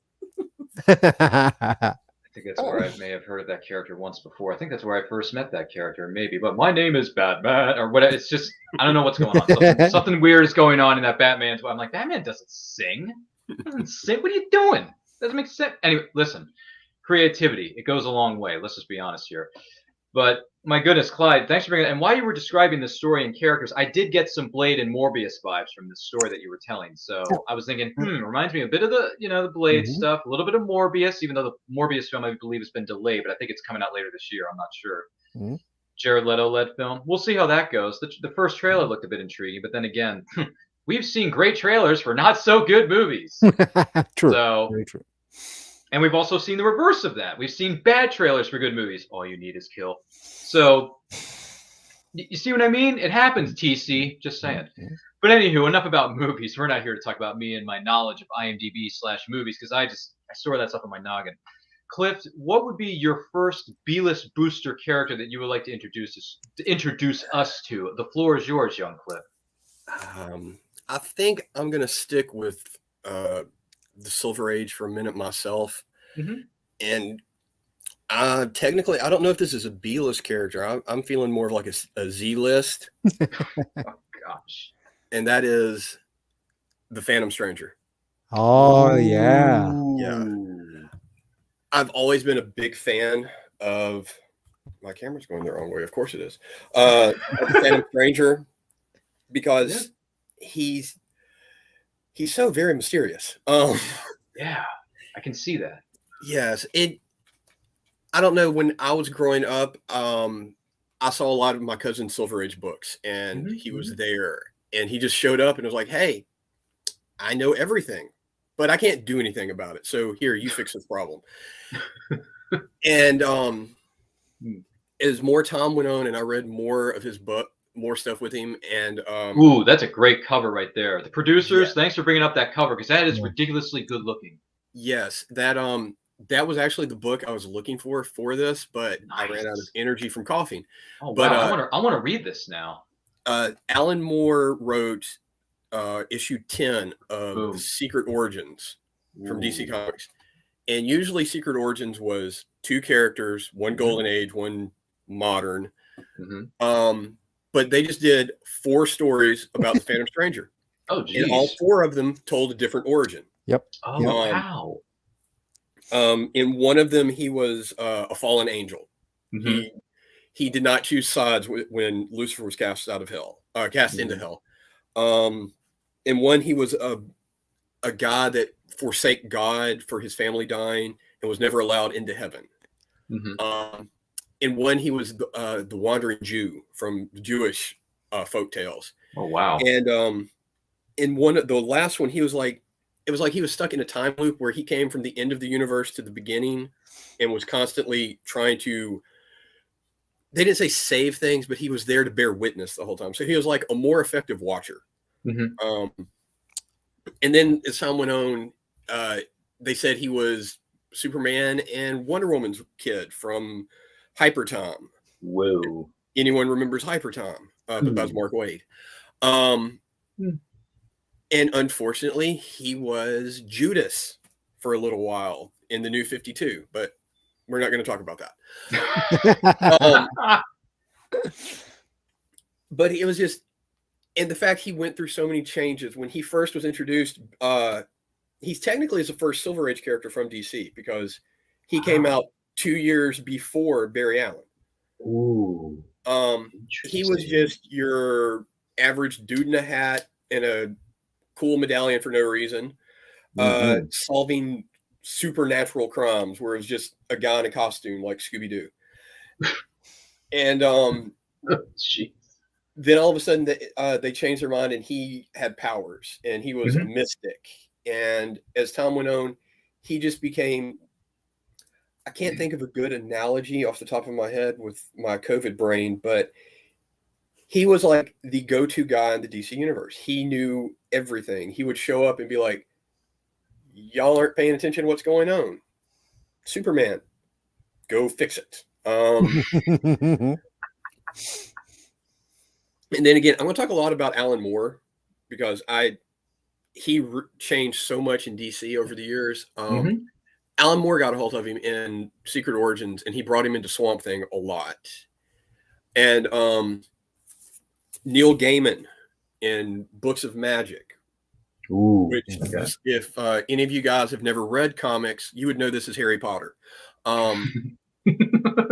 Yeah. Except it predated, didn't it? Yes. Yes. And someone made $1 billion off of it for Time Warner, so they don't say anything about that. Why? Interesting. And he became this, like, on the same level as the Spectre in the DC universe. And the little hints that are always dropped, like, you know, when he was trying to help Swamp Thing save Abby Arcane from hell, he took him through heaven and hell, and it was like he would get to the gates of heaven, and they're like, you know, you're not allowed to come in here, and but they never told you why, so it was always like, what did this dude do? And it was just always so fascinating to me. You had this character that, reading what he does, he could literally rewrite the universe if he wanted to, but by whatever happened to him, he's bound not to do anything besides just watch. And I always was just drawn to the character. And I don't know, I like the Phantom Stranger. Plus, he wears a fedora, so that's cool. Yes, I love fedoras. I wear one myself, and my cosplaying as a certain archaeologist from the 1980s. So I like that fedora that he wears. I also like fedoras a lot. I mean, Humphrey freaking Bogart wore one in almost every freaking movie that he was in. By the way, Bogey, we miss you, buddy. You're awesome. So yes. Yeah, the Phantom Stranger, I'm actually, what was that? Ryan's Indica. Thank you. Yes, my Epic. costume is perhaps epic. And if you want to know more about that, you can find that on my Instagram. Hashtag always promote everyone's projects. So even so, the Phantom Stranger kind of reminds me a bit of Constantine mixed in with Dr. Fate, and also, who's the other character I was thinking of a moment ago? Oh, The Question. Yes. Kind of reminds me of those three characters, kind of a bit of a mix together. Like, let's put these ingredients in this soup and see what comes out. So that's kind of the vibe I'm getting, but I think I've heard the Phantom Stranger across my desk maybe once or twice as I was growing up as a wee lad. I don't know, maybe I'm an adult now. Who knows? I never really grew up. But doesn't anybody? But the Phantom Stranger and a different iteration of Dracula. I wonder how Bela Lugosi and Boris Karloff would feel about this iteration of the character. Well, if they ever come back to life, or, you know, Hey guys, if you're up there and you're hearing us, we want to hear your take on this. Let us know in the chat, ghost-wise. But still, I digress. So, great way to kick things off, gentlemen. I got to be honest. I got to go back and read some of these books because I am intrigued beyond belief. But hey, we're just at the tip of the iceberg for those of you who are watching us. And make sure you're sharing this video with all 600 of your closest friends. They're going to like the way they look after watching the Multiverse Fundraiser this weekend. I guarantee it. So with that being said, I'm going to turn things back over to Mr. Clyde Hall. Clyde, who would be your second B-list booster character that you would like to introduce us to? Who you got? Okay, so I was born the same year that Spider-Man premiered. That's a long time. That is, and it's easy. That's a long time ago. It's easy to remember. But it's all good. You know, so that's good. It's bad though, because when the great Marvel Age of Comics was going and all these great issues, number ones were coming out, I was busy with things like nap time and, you know, having Gerber food. And so I missed out. Now my cousin was a little older, so he's going, look, I have Iron Man #1. And I have Fantastic Four #1. I got Spider-Man #1. And he would let me borrow them, bless his heart, but they weren't mine, and I had to return them. And here I am in the age of, like, you know, Iron Man #50 and Captain Marvel #1 came out with a green and white outfit. It's he's the spaceborne superhero. Well, this looks really good. Oh, they canceled it. Yeah. So, you know, there's not going to be an issue 50 of that. Okay. And then 1974, word comes down that a new comic book company is forming. I have the chance to get in on those #1 issues because they're drawing in talent from everywhere. And it is a comic book company that has come to be known as Atlas Seaboard. Well, the whole story behind Atlas Seaboard is one of revenge. Because basically you've got Martin Goodman running Marvel Comics. Stan Lee was a kid. He gave Stan Lee his job. You know, he and Stan weathered the Wortham hearings and the Kefauver hearings and the Wortham indictments against comic books, and they managed to keep their company afloat by just copying everybody that had something that sold. And when Martin Goodman decided to retire in 1969, Stan Lee had a really good hand on the company. He had his hand on the tiller. They were making money. So it was agreed, at least verbally, that Stan would take over for 5 years until Martin's son Chip got a little older, had a little more experience, and then he would take his father's seat as the head of the company, and Stan would go back to being an editor. Except after 5 years, the people that were their shareholders and the people that were seeing the money that they'd made, they finally started outselling DC in 1972. So they were quite happy with the way things were going under Stan, and they didn't want Chip in charge. So they said, yeah, no, we don't need a Chip. Thanks a lot. Well, Martin and Chip and the entire family, the Goodman family, they were incensed. So they were like, fine, we will do something that out-Marvels Marvel. We will make a company that out-Liebers Lee. We are going to run them out of business. And they started off, they offered rates for their talent 4 to 5 times higher than any other company. Oh yeah, they got some talent coming in to work for them. So they decided to launch big. They put out in the early part of 1975, they came out with Barbarians featuring Ironjaw, Blazing Battle Tales featuring Sergeant Hawk, The Brute, The Cougar, Demon Hunter, The Destructor, Fright, The Grim Ghost, Hands of the Dragon, Ironjaw, Morlock 2001, Phoenix, Planet of Vampires, Police Action, Savage Combat, Tales of Evil, The Scorpion, Target, The Manstalker, Tiger Man, Vicky, Weird Suspense, Western Action, Wolf the Barbarian. And then they had magazines too of Delvinia, gothic romances, movie monsters, thrilling adventure stories, and weird tales of the macabre. So it was my turn. I was going to get number one issues of. I got number one issues of a bunch of these because I knew they would just go up in value. Well, it didn't turn out that way. Most of them reached 4 or 5 issues and then they folded because the rates that they put out for people they could not maintain without a lot of money coming in, and they had distribution problems. They never really thought about Marvel and DC had hacked out a deal with distributors, and they could kind of curb how widespread your books went.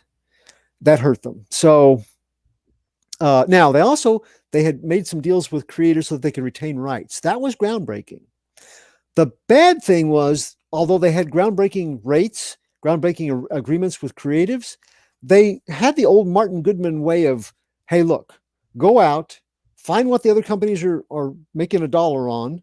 We make something just like it, as close as we can get without being sued.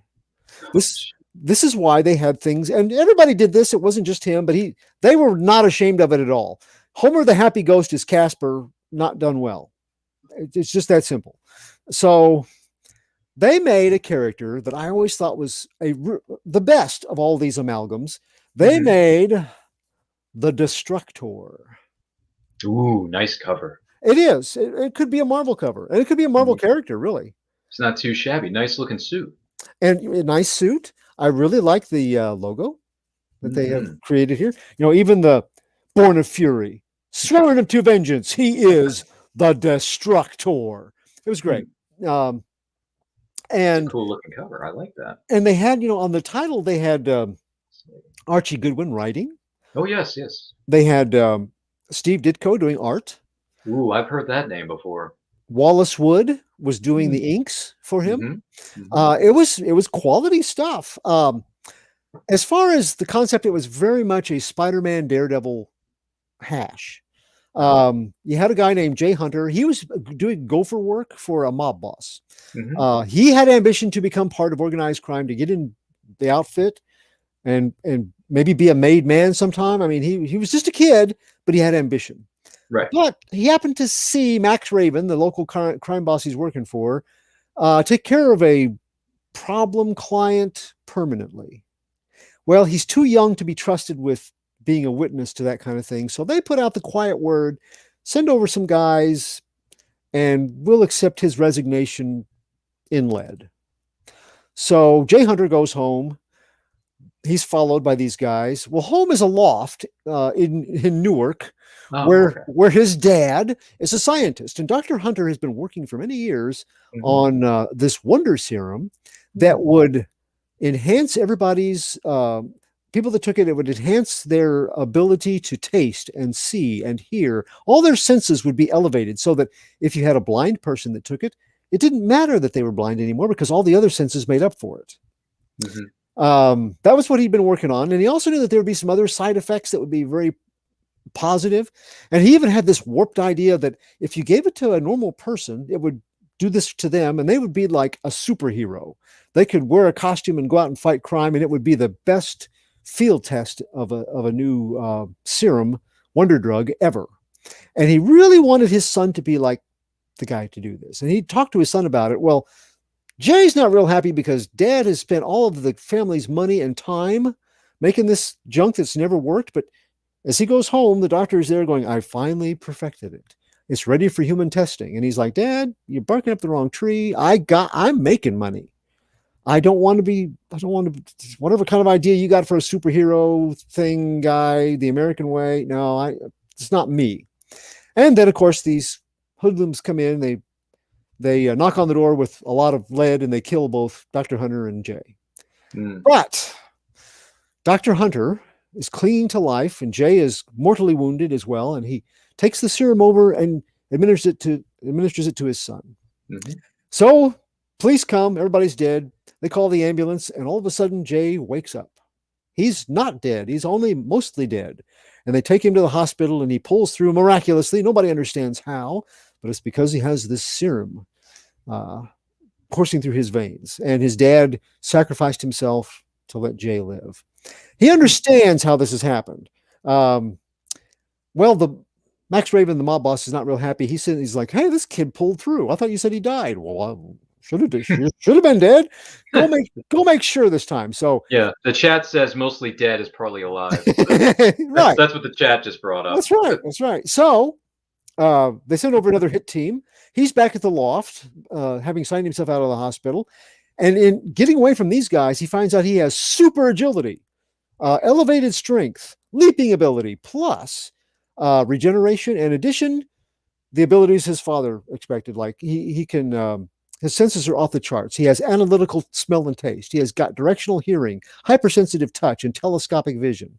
Later on, he would have an energy blast, like a bioelectric thing, perhaps a natural ability. We don't know. But very guilty over the sacrifice of his father. He decides, and he also finds where his father, he didn't just talk about it, he made an outfit in his son's size. The blue and red outfit you saw. So he decides, yes, for Dad, I will do this. So, and he's hung around with these hoods. He knows all of Max Raven's businesses. So he goes warehouse by warehouse, illegal drug den by illegal drug den, and shuts him down. And they start calling him the Destructor because there's nothing left standing when he's finished. So, and he calls Max Raven going, "I'm coming for you. Yeah, it's a matter of time." And so this convinces Max to pony up and hire a guy that is only whispered about, a consummate hitman called Slaymaster. So Slaymaster comes. Slaymaster almost does Jay in, but he gets the better of him, and he becomes his ticket to get a conference with Max. And Max, he's about to reveal, and he's got Max where he wants him. He could kill Max, and he decides it's just not the way his dad wanted him to play it. And then he hears Max's men coming back, and they are not happy because of all the destruction of his crime business. So they kill Max, and then they leave. And while Max is dying, he comes out and shows him who he is, reveals himself.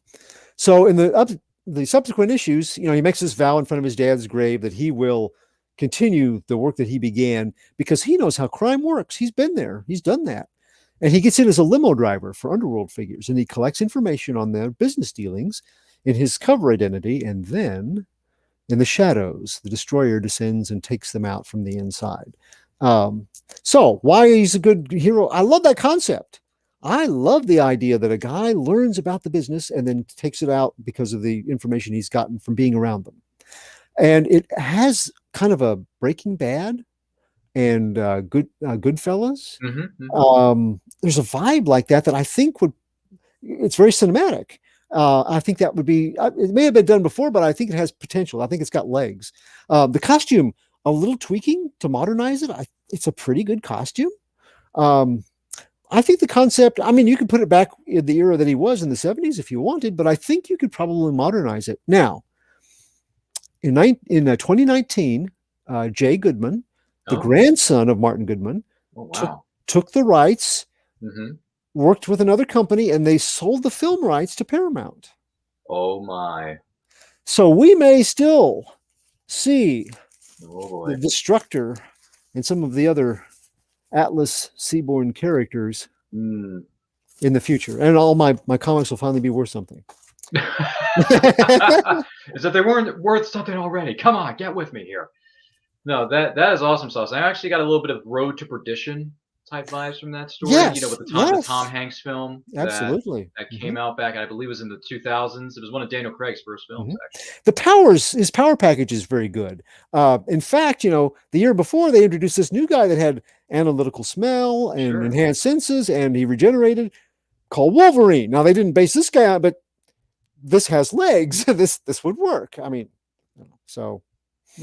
Good point. You mentioned Wolverine. I'm like, wait a minute, Wolverine. I know that guy. He ain't no B-list character. He's like an A+++, made famous by Hugh Jackman. Let's be honest.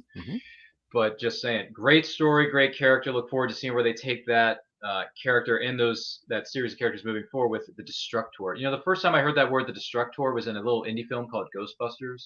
Yeah, where that voice overhead says, "Choose the Destructor." And I'm thinking, that's a bad thing, isn't it? No, I guess the Destructor could be a good guy or a bad person or a good person. Listen, I haven't seen that movie in a hot minute. I may need to sit down and rewatch that 80s film. But anyway, Mr. Cliff, who is the second B-list character that you would like to introduce us to? I'm going with this one because I promised Kelly I would. When you make a promise to that one known as Kelly, you better keep it. Yeah, she's holding mine and my wife's drunk comics episode with her hostage. So, oh, geez. Okay. Well, let's see how this goes. I guess he's still considered B-list. I don't keep up with stuff too much anymore, but Etrigan the Demon. Jack Kirby, I've heard that name before. Glenby Fleming just has a book and a documentary coming about that young gentleman. Oh, by the way, it's coming eventually. I need time to edit. Just Phoenix Sisters cosplay. Okay, referring to that drunk comics episode. Yes. Okay, cool. Yes. Thank you for bringing that up, producers in the back, and thank you, producers, for doing such an excellent job tonight with bringing up the comments and the imagery and all that jazz. We cannot do this without you. Don't worry, your check is in the mail starting on Monday morning at 9 a.m. But even so, Cliff, what is the name of this character again? Etrigan the Demon. Got it. He was created by this Jack Kirby guy who, I may have heard the term.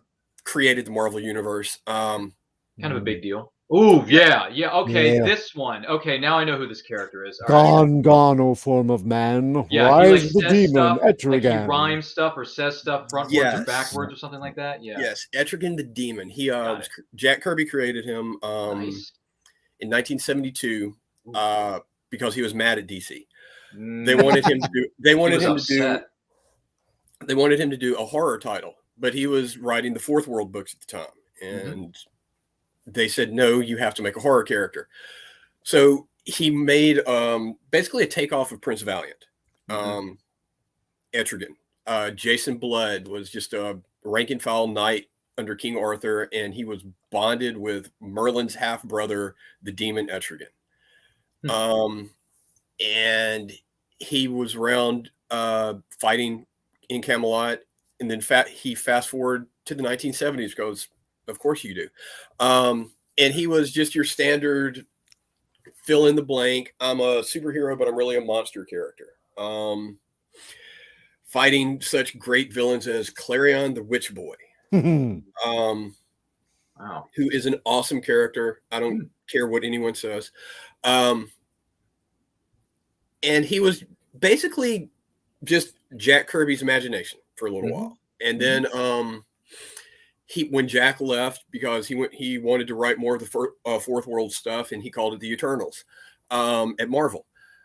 Oh, he's was a Phoenix Sisters cosplay chimes in and says, I think that Jack Kirby kid might be able to make something of himself if he tries hard enough. Or at least his corpse now. Sure. And then Etrigan just kind of floated around DC until, again, Alan Moore brought him into Swamp Thing. And all of a sudden, he became a rhyming demon. And the hierarchy of hell, apparently, if you are a rhymer, you're almost like you're above a general. They don't actually call you like a Duke of Hell for some reason, because I don't think they would let him. But so he had this upgrade in power, and he and Jason Blood became they were fighting each other. They weren't just coexisting any longer. And the rhyming thing was like, it was something different. It was neat. And over the years, it's either handled really, really well, or it's handled really, really bad. Or your name is John Byrne and you ignore it altogether. And I keep going off camera. I'm no good at this professional stuff. It's okay. It comes with practice. Yes. This is an interesting image. Yes, that's Clarion the Witch Boy. Yes. But where's Tickle? Exactly. Yeah, his Tickle, his familiar that was a little cat that turned into a giant werebeast. Willikers, that's a lot. Yeah. And Etrigan is... DC has a love-hate relationship with him. Sometimes he's like at the forefront of everything. It's like, if it says supernatural or something, oh, here's Etrigan, look at him, here. And then at other times, they don't know what to do with him. Like in the mid-90s in his book where he ran for president. I don't know, but it was just this. He was a striking visual. The red cape and the I'm terrible at this camera stuff. And the yellow skin. It was it screamed Jack Kirby. And he never walked upright. He was always hunched, so you never got a feeling of how big he was. But you knew when he got mad, you know, something was fixing to happen. And I don't know, he's just always such a great character. And oh wow, that is a unique cover, I must say. Yeah. Yes, I actually whiz. Very patriotic. That's what they were going for. 4th of July, anybody? I had Oh, it. there it is. They beat me. Look at that patriotic thing. I'm running for president. Vote for me. No, don't. We've done worse. Well, yeah. But yeah, and it's just, I don't know, in something about that love-hate where sometimes he's there and then they like put him in a drawer somewhere, it always made me feel for. It's like, you could do something with this character. You don't have to always just put him in the drawer until you think of something scary. It's not your fault Garth Ennis got a hold of him for 10 years, but he was just a great character. The rhyming thing, outside of Alan Moore, I think James Robinson in Starman, every time he used Etrigan, used the rhyming and the supernatural elements better than pretty much anyone else. Agree. Etrigan's one of those characters that, even though I have every issue of his ongoing when they put one out, he's not a main character. He is a B-list character. He shows up in your book. It's awesome. Make a miniseries with him. Great. Put him as a baby in an episode of Justice League Unlimited and have Jon Stewart have to change his diaper. Yeah. And it's Dear great. heavens. Yeah. It's great. And I love Etrigan, and I mentioned him and Kelly said you have to do it. So now, if you ever get a chance to play him, like with a tabletop role play game or online, I got a chance to play the character a couple times as a non-player character to support the staff. Find out first if it's the rhyming version or not, because that's a heck of a role play challenge.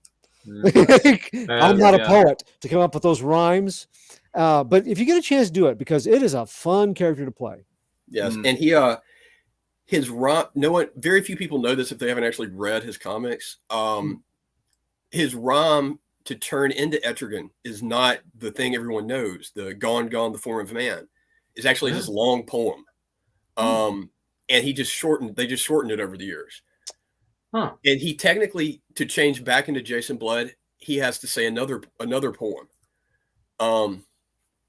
Yes, he has to say, "Be gone, oh Etrigan." It's a bit strange for me. By the way, a comment popped up on the screen a moment ago. Phoenix Sisters Cosplay says, "Thank you, Cliff, for mentioning Etrigan the Demon." So you fulfilled your obligation. I'm sure you're going to get another check in the mail starting next week, 9 a.m. EST. But I hope so too. We could all use some checks with a lot of zeros behind them. Am I right, folks? Get me some. We need some money. Anywho, that's not about that. But I will say this though, Etrigan. I was introduced to him during the JLU animated series. He was on there a couple of times. He chimed in here and there. I believe he was on during a few episodes where Superman was battling Darkseid and all the other stuff that was going on. And then I think also Etrigan has also appeared in some of the DC animated films that have been direct to video, if I'm not mistaken. I think the character is fine, but for me anyway, and listen, this is open to interpretation. That's fine. For me, Etrigan's always kind of a bit of a comic relief character. Like he pops in, does some rhymes, does something crazy, beats somebody up, somebody hits him over the head with something or whatever it is, and then he just walks off. I'm kind of thinking to myself, comic relief, anyone? I don't know. Maybe I'm wrong. Valerie needs money. Yes, she does. And the link to where you can donate is across the bottom of your screen. Links are here. I'm sure the links are going to be up on our social media channels as well as the description of these videos respectively. Hope please feel free to donate. Do yourself a favor, donate, chime yourself into some of our giveaways, because we have 40 freaking prizes to give away. 40 prizes. How many conventions can you walk up to and say, "Yo, I want to participate in your raffle. What do you got?" Yeah, we got like 3 or 4 prizes, but that's about it. No. We go above and beyond here at the Multiverse FunRaiser. We got 40 plus, my friend. Cliff coming in clutch with the demon knowledge, says Wade's World. Wow, that's a play on words of the 1990s if I ever heard one. Exactly. But I dig it. So yeah, Etrigan the Demon. Okay, fair enough. May have to check out some of the comics somewhere down the line. But great characters. I'm intrigued all the way through. I hope that we've, introduced you to some characters you may not have heard of before, maybe learned about them that you may not have gotten the chance to do so. Lots of great prizes, says the one and only Keisha Acup. Now listen, Keisha, you are the strangest, bizarrest person I've ever met in my life, but we love you to pieces for it. So Keisha, you be you, superstar. Just keep doing what you're doing. Sorry, don't mean to go off on a tangent about Keisha, but she's kind of cool. But anywho, look forward to learning about these characters. Maybe they'll get translated into a TV series, maybe a movie series somewhere down the line. We don't know. Oh, look, our lovely producer who's been sitting backstage for 18 hours today with loads of coffee, loads of Red Bull, loads of stuff that gives you wings, loads of sugar, maybe some Dunkin' Donuts, because America runs on Dunkin'. Maybe Kelly does, maybe she doesn't. I don't know. But this has been a great panel. It's been great to be here. I hope we introduced you to some characters. And by the way, go out, check out these comics, support your LCS, local comic shops, get on it.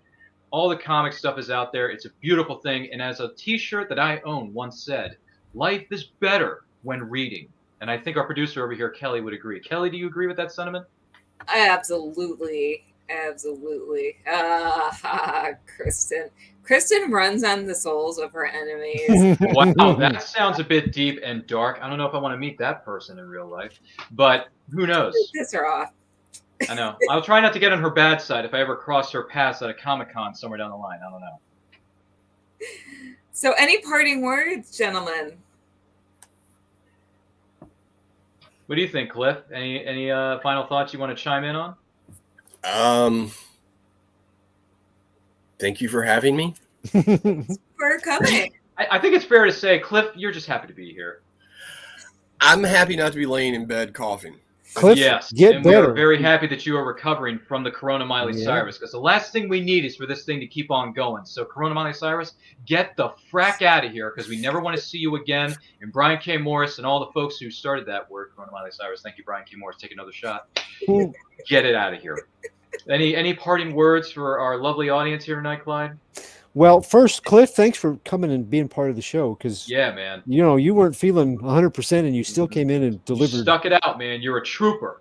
Etrigan, man, and the Phantom Stranger. Yes. My geeky little heart is happy. Thank you so much. That makes me feel good. Thank you.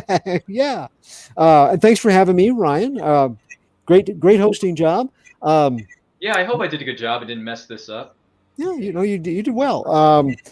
People can find me at Comic Book Spectrum every Thursday night. Brian K. Morris, take a drink. Take another shot, BKM. Brian Rodman and Rodman. Eric Hawkins and I get together and we review comics. And this coming week, I have my comic book review jobs have kind of exploded here in the last week. So I'll be telling people more about that on the show next week. So tune in for that every Thursday night at 5 o'clock Central, 6 p.m.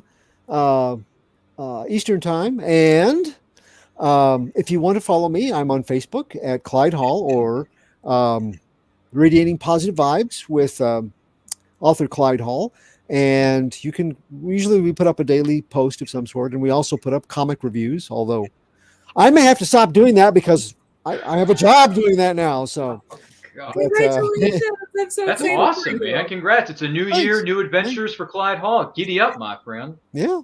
And you can always find some of my written work at Stormgate Press. Pulp Reality 1, 2, and now 3 each of those has my work in it. And you can go, if you go there to www.stormgatepress.com, you'll find all kinds of new pulp goodness. Yay. This young man, Clyde Hall, even though he's been around for 600 years, is such a great storyteller. I kid you not. Cliff, where can the good people of the interwebs find you online and everything you got coming up, Cliff? What do you got? I don't have anything coming up. I'm really boring. But Not with that Fandom Stranger knowledge you dropped on us. I know. I'm just saying. But if you want quality nerd stuff, my wife has her own Facebook page for it, Grayscale Designs,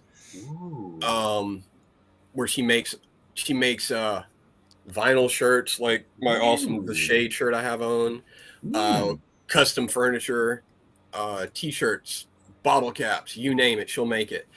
And my daughter has a candle and a soap making website, Bunny's Mixtures. She's also on Facebook. I'm on Facebook sometimes. Kind of like the Phantom Stranger. You appear and then you just disappear. I go on and I hit like a lot, and every once in a while we'll say something that I think is witty, and then I don't post for 6 months.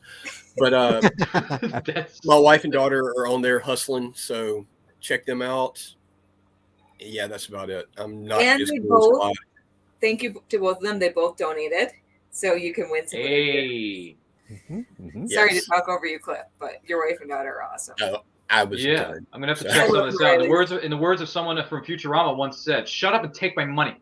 So we'll have to get on that. But thanks for being here, Cliff, and we do hope you make a full recovery very, very soon, because this whole situation is just ridiculous. We need to get it out of here. Am I right, Kelly? I think I am. But anywho, And Cliff, before we go, I'm going to be sending you a message. I have a question about one of your characters, Cliff. So look on Facebook. I'm going to be sending you a message. All right, I will. I may have to send you a message too about some the Phantom Stranger knowledge. I may have to buy some books. Plus that cover that our producers put up on the screen. That is so good. I want to hang that up on my freaking wall. But and I haven't even read an issue yet, but I just want to hang that up on my wall because artwork, just like comics themselves, are awesome-tacular.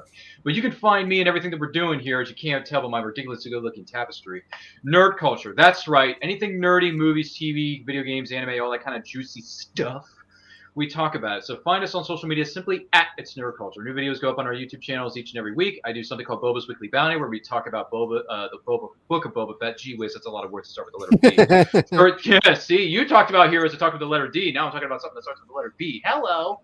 The Book of Boba Fett, Thursday nights, 8 p.m. EST. And then also catch me on, and I quote, Saturdays at 12 p.m. EST. Just did an interview with Candace Comleary, a awesome-tacular artiste and creative personality in her own right. So check it out. Like, comment, share, subscribe. Do all that stuff. And for me, for Clyde, for Cliff, and we'll turn things back over to our producer, Kelly, in just a moment. But before I go, this concludes my broadcast day. And in case we don't see you, good afternoon, good evening, and good night. Back to you, Kelly. All right, I'm going to drop everyone out and give my final spiel of the day. And Keisha says it was a great fundraiser today. That it was. I hope everyone had fun watching. I'm going to give one last plea for money. Make it rain, y'all. So here are our prize rules for our sweepstakes. Take a screenshot, but make sure you're sending in emails to phoenixsiscosplay@gmail.com to show proof of donation and shares. And you can donate down below at https://tinyurl.com/mbfr22. Every $10 donation counts as one entry to win all of these fabulous prizes. And as I mentioned, Grayscale Designs and Bunny's Mixtures entered in to win those prizes, or not entered. They donated prizes. It's been a long day, y'all. And yeah, we have 40 prizes. You will see what the mystery gift is tomorrow. And we'll be talking more about that. But amazing prizes. So thank you to everyone who participated today. Thank you to everyone who showed up to watch. Thank you to our fantastic celebrity guests. This has been so much fun. We will see you all tomorrow.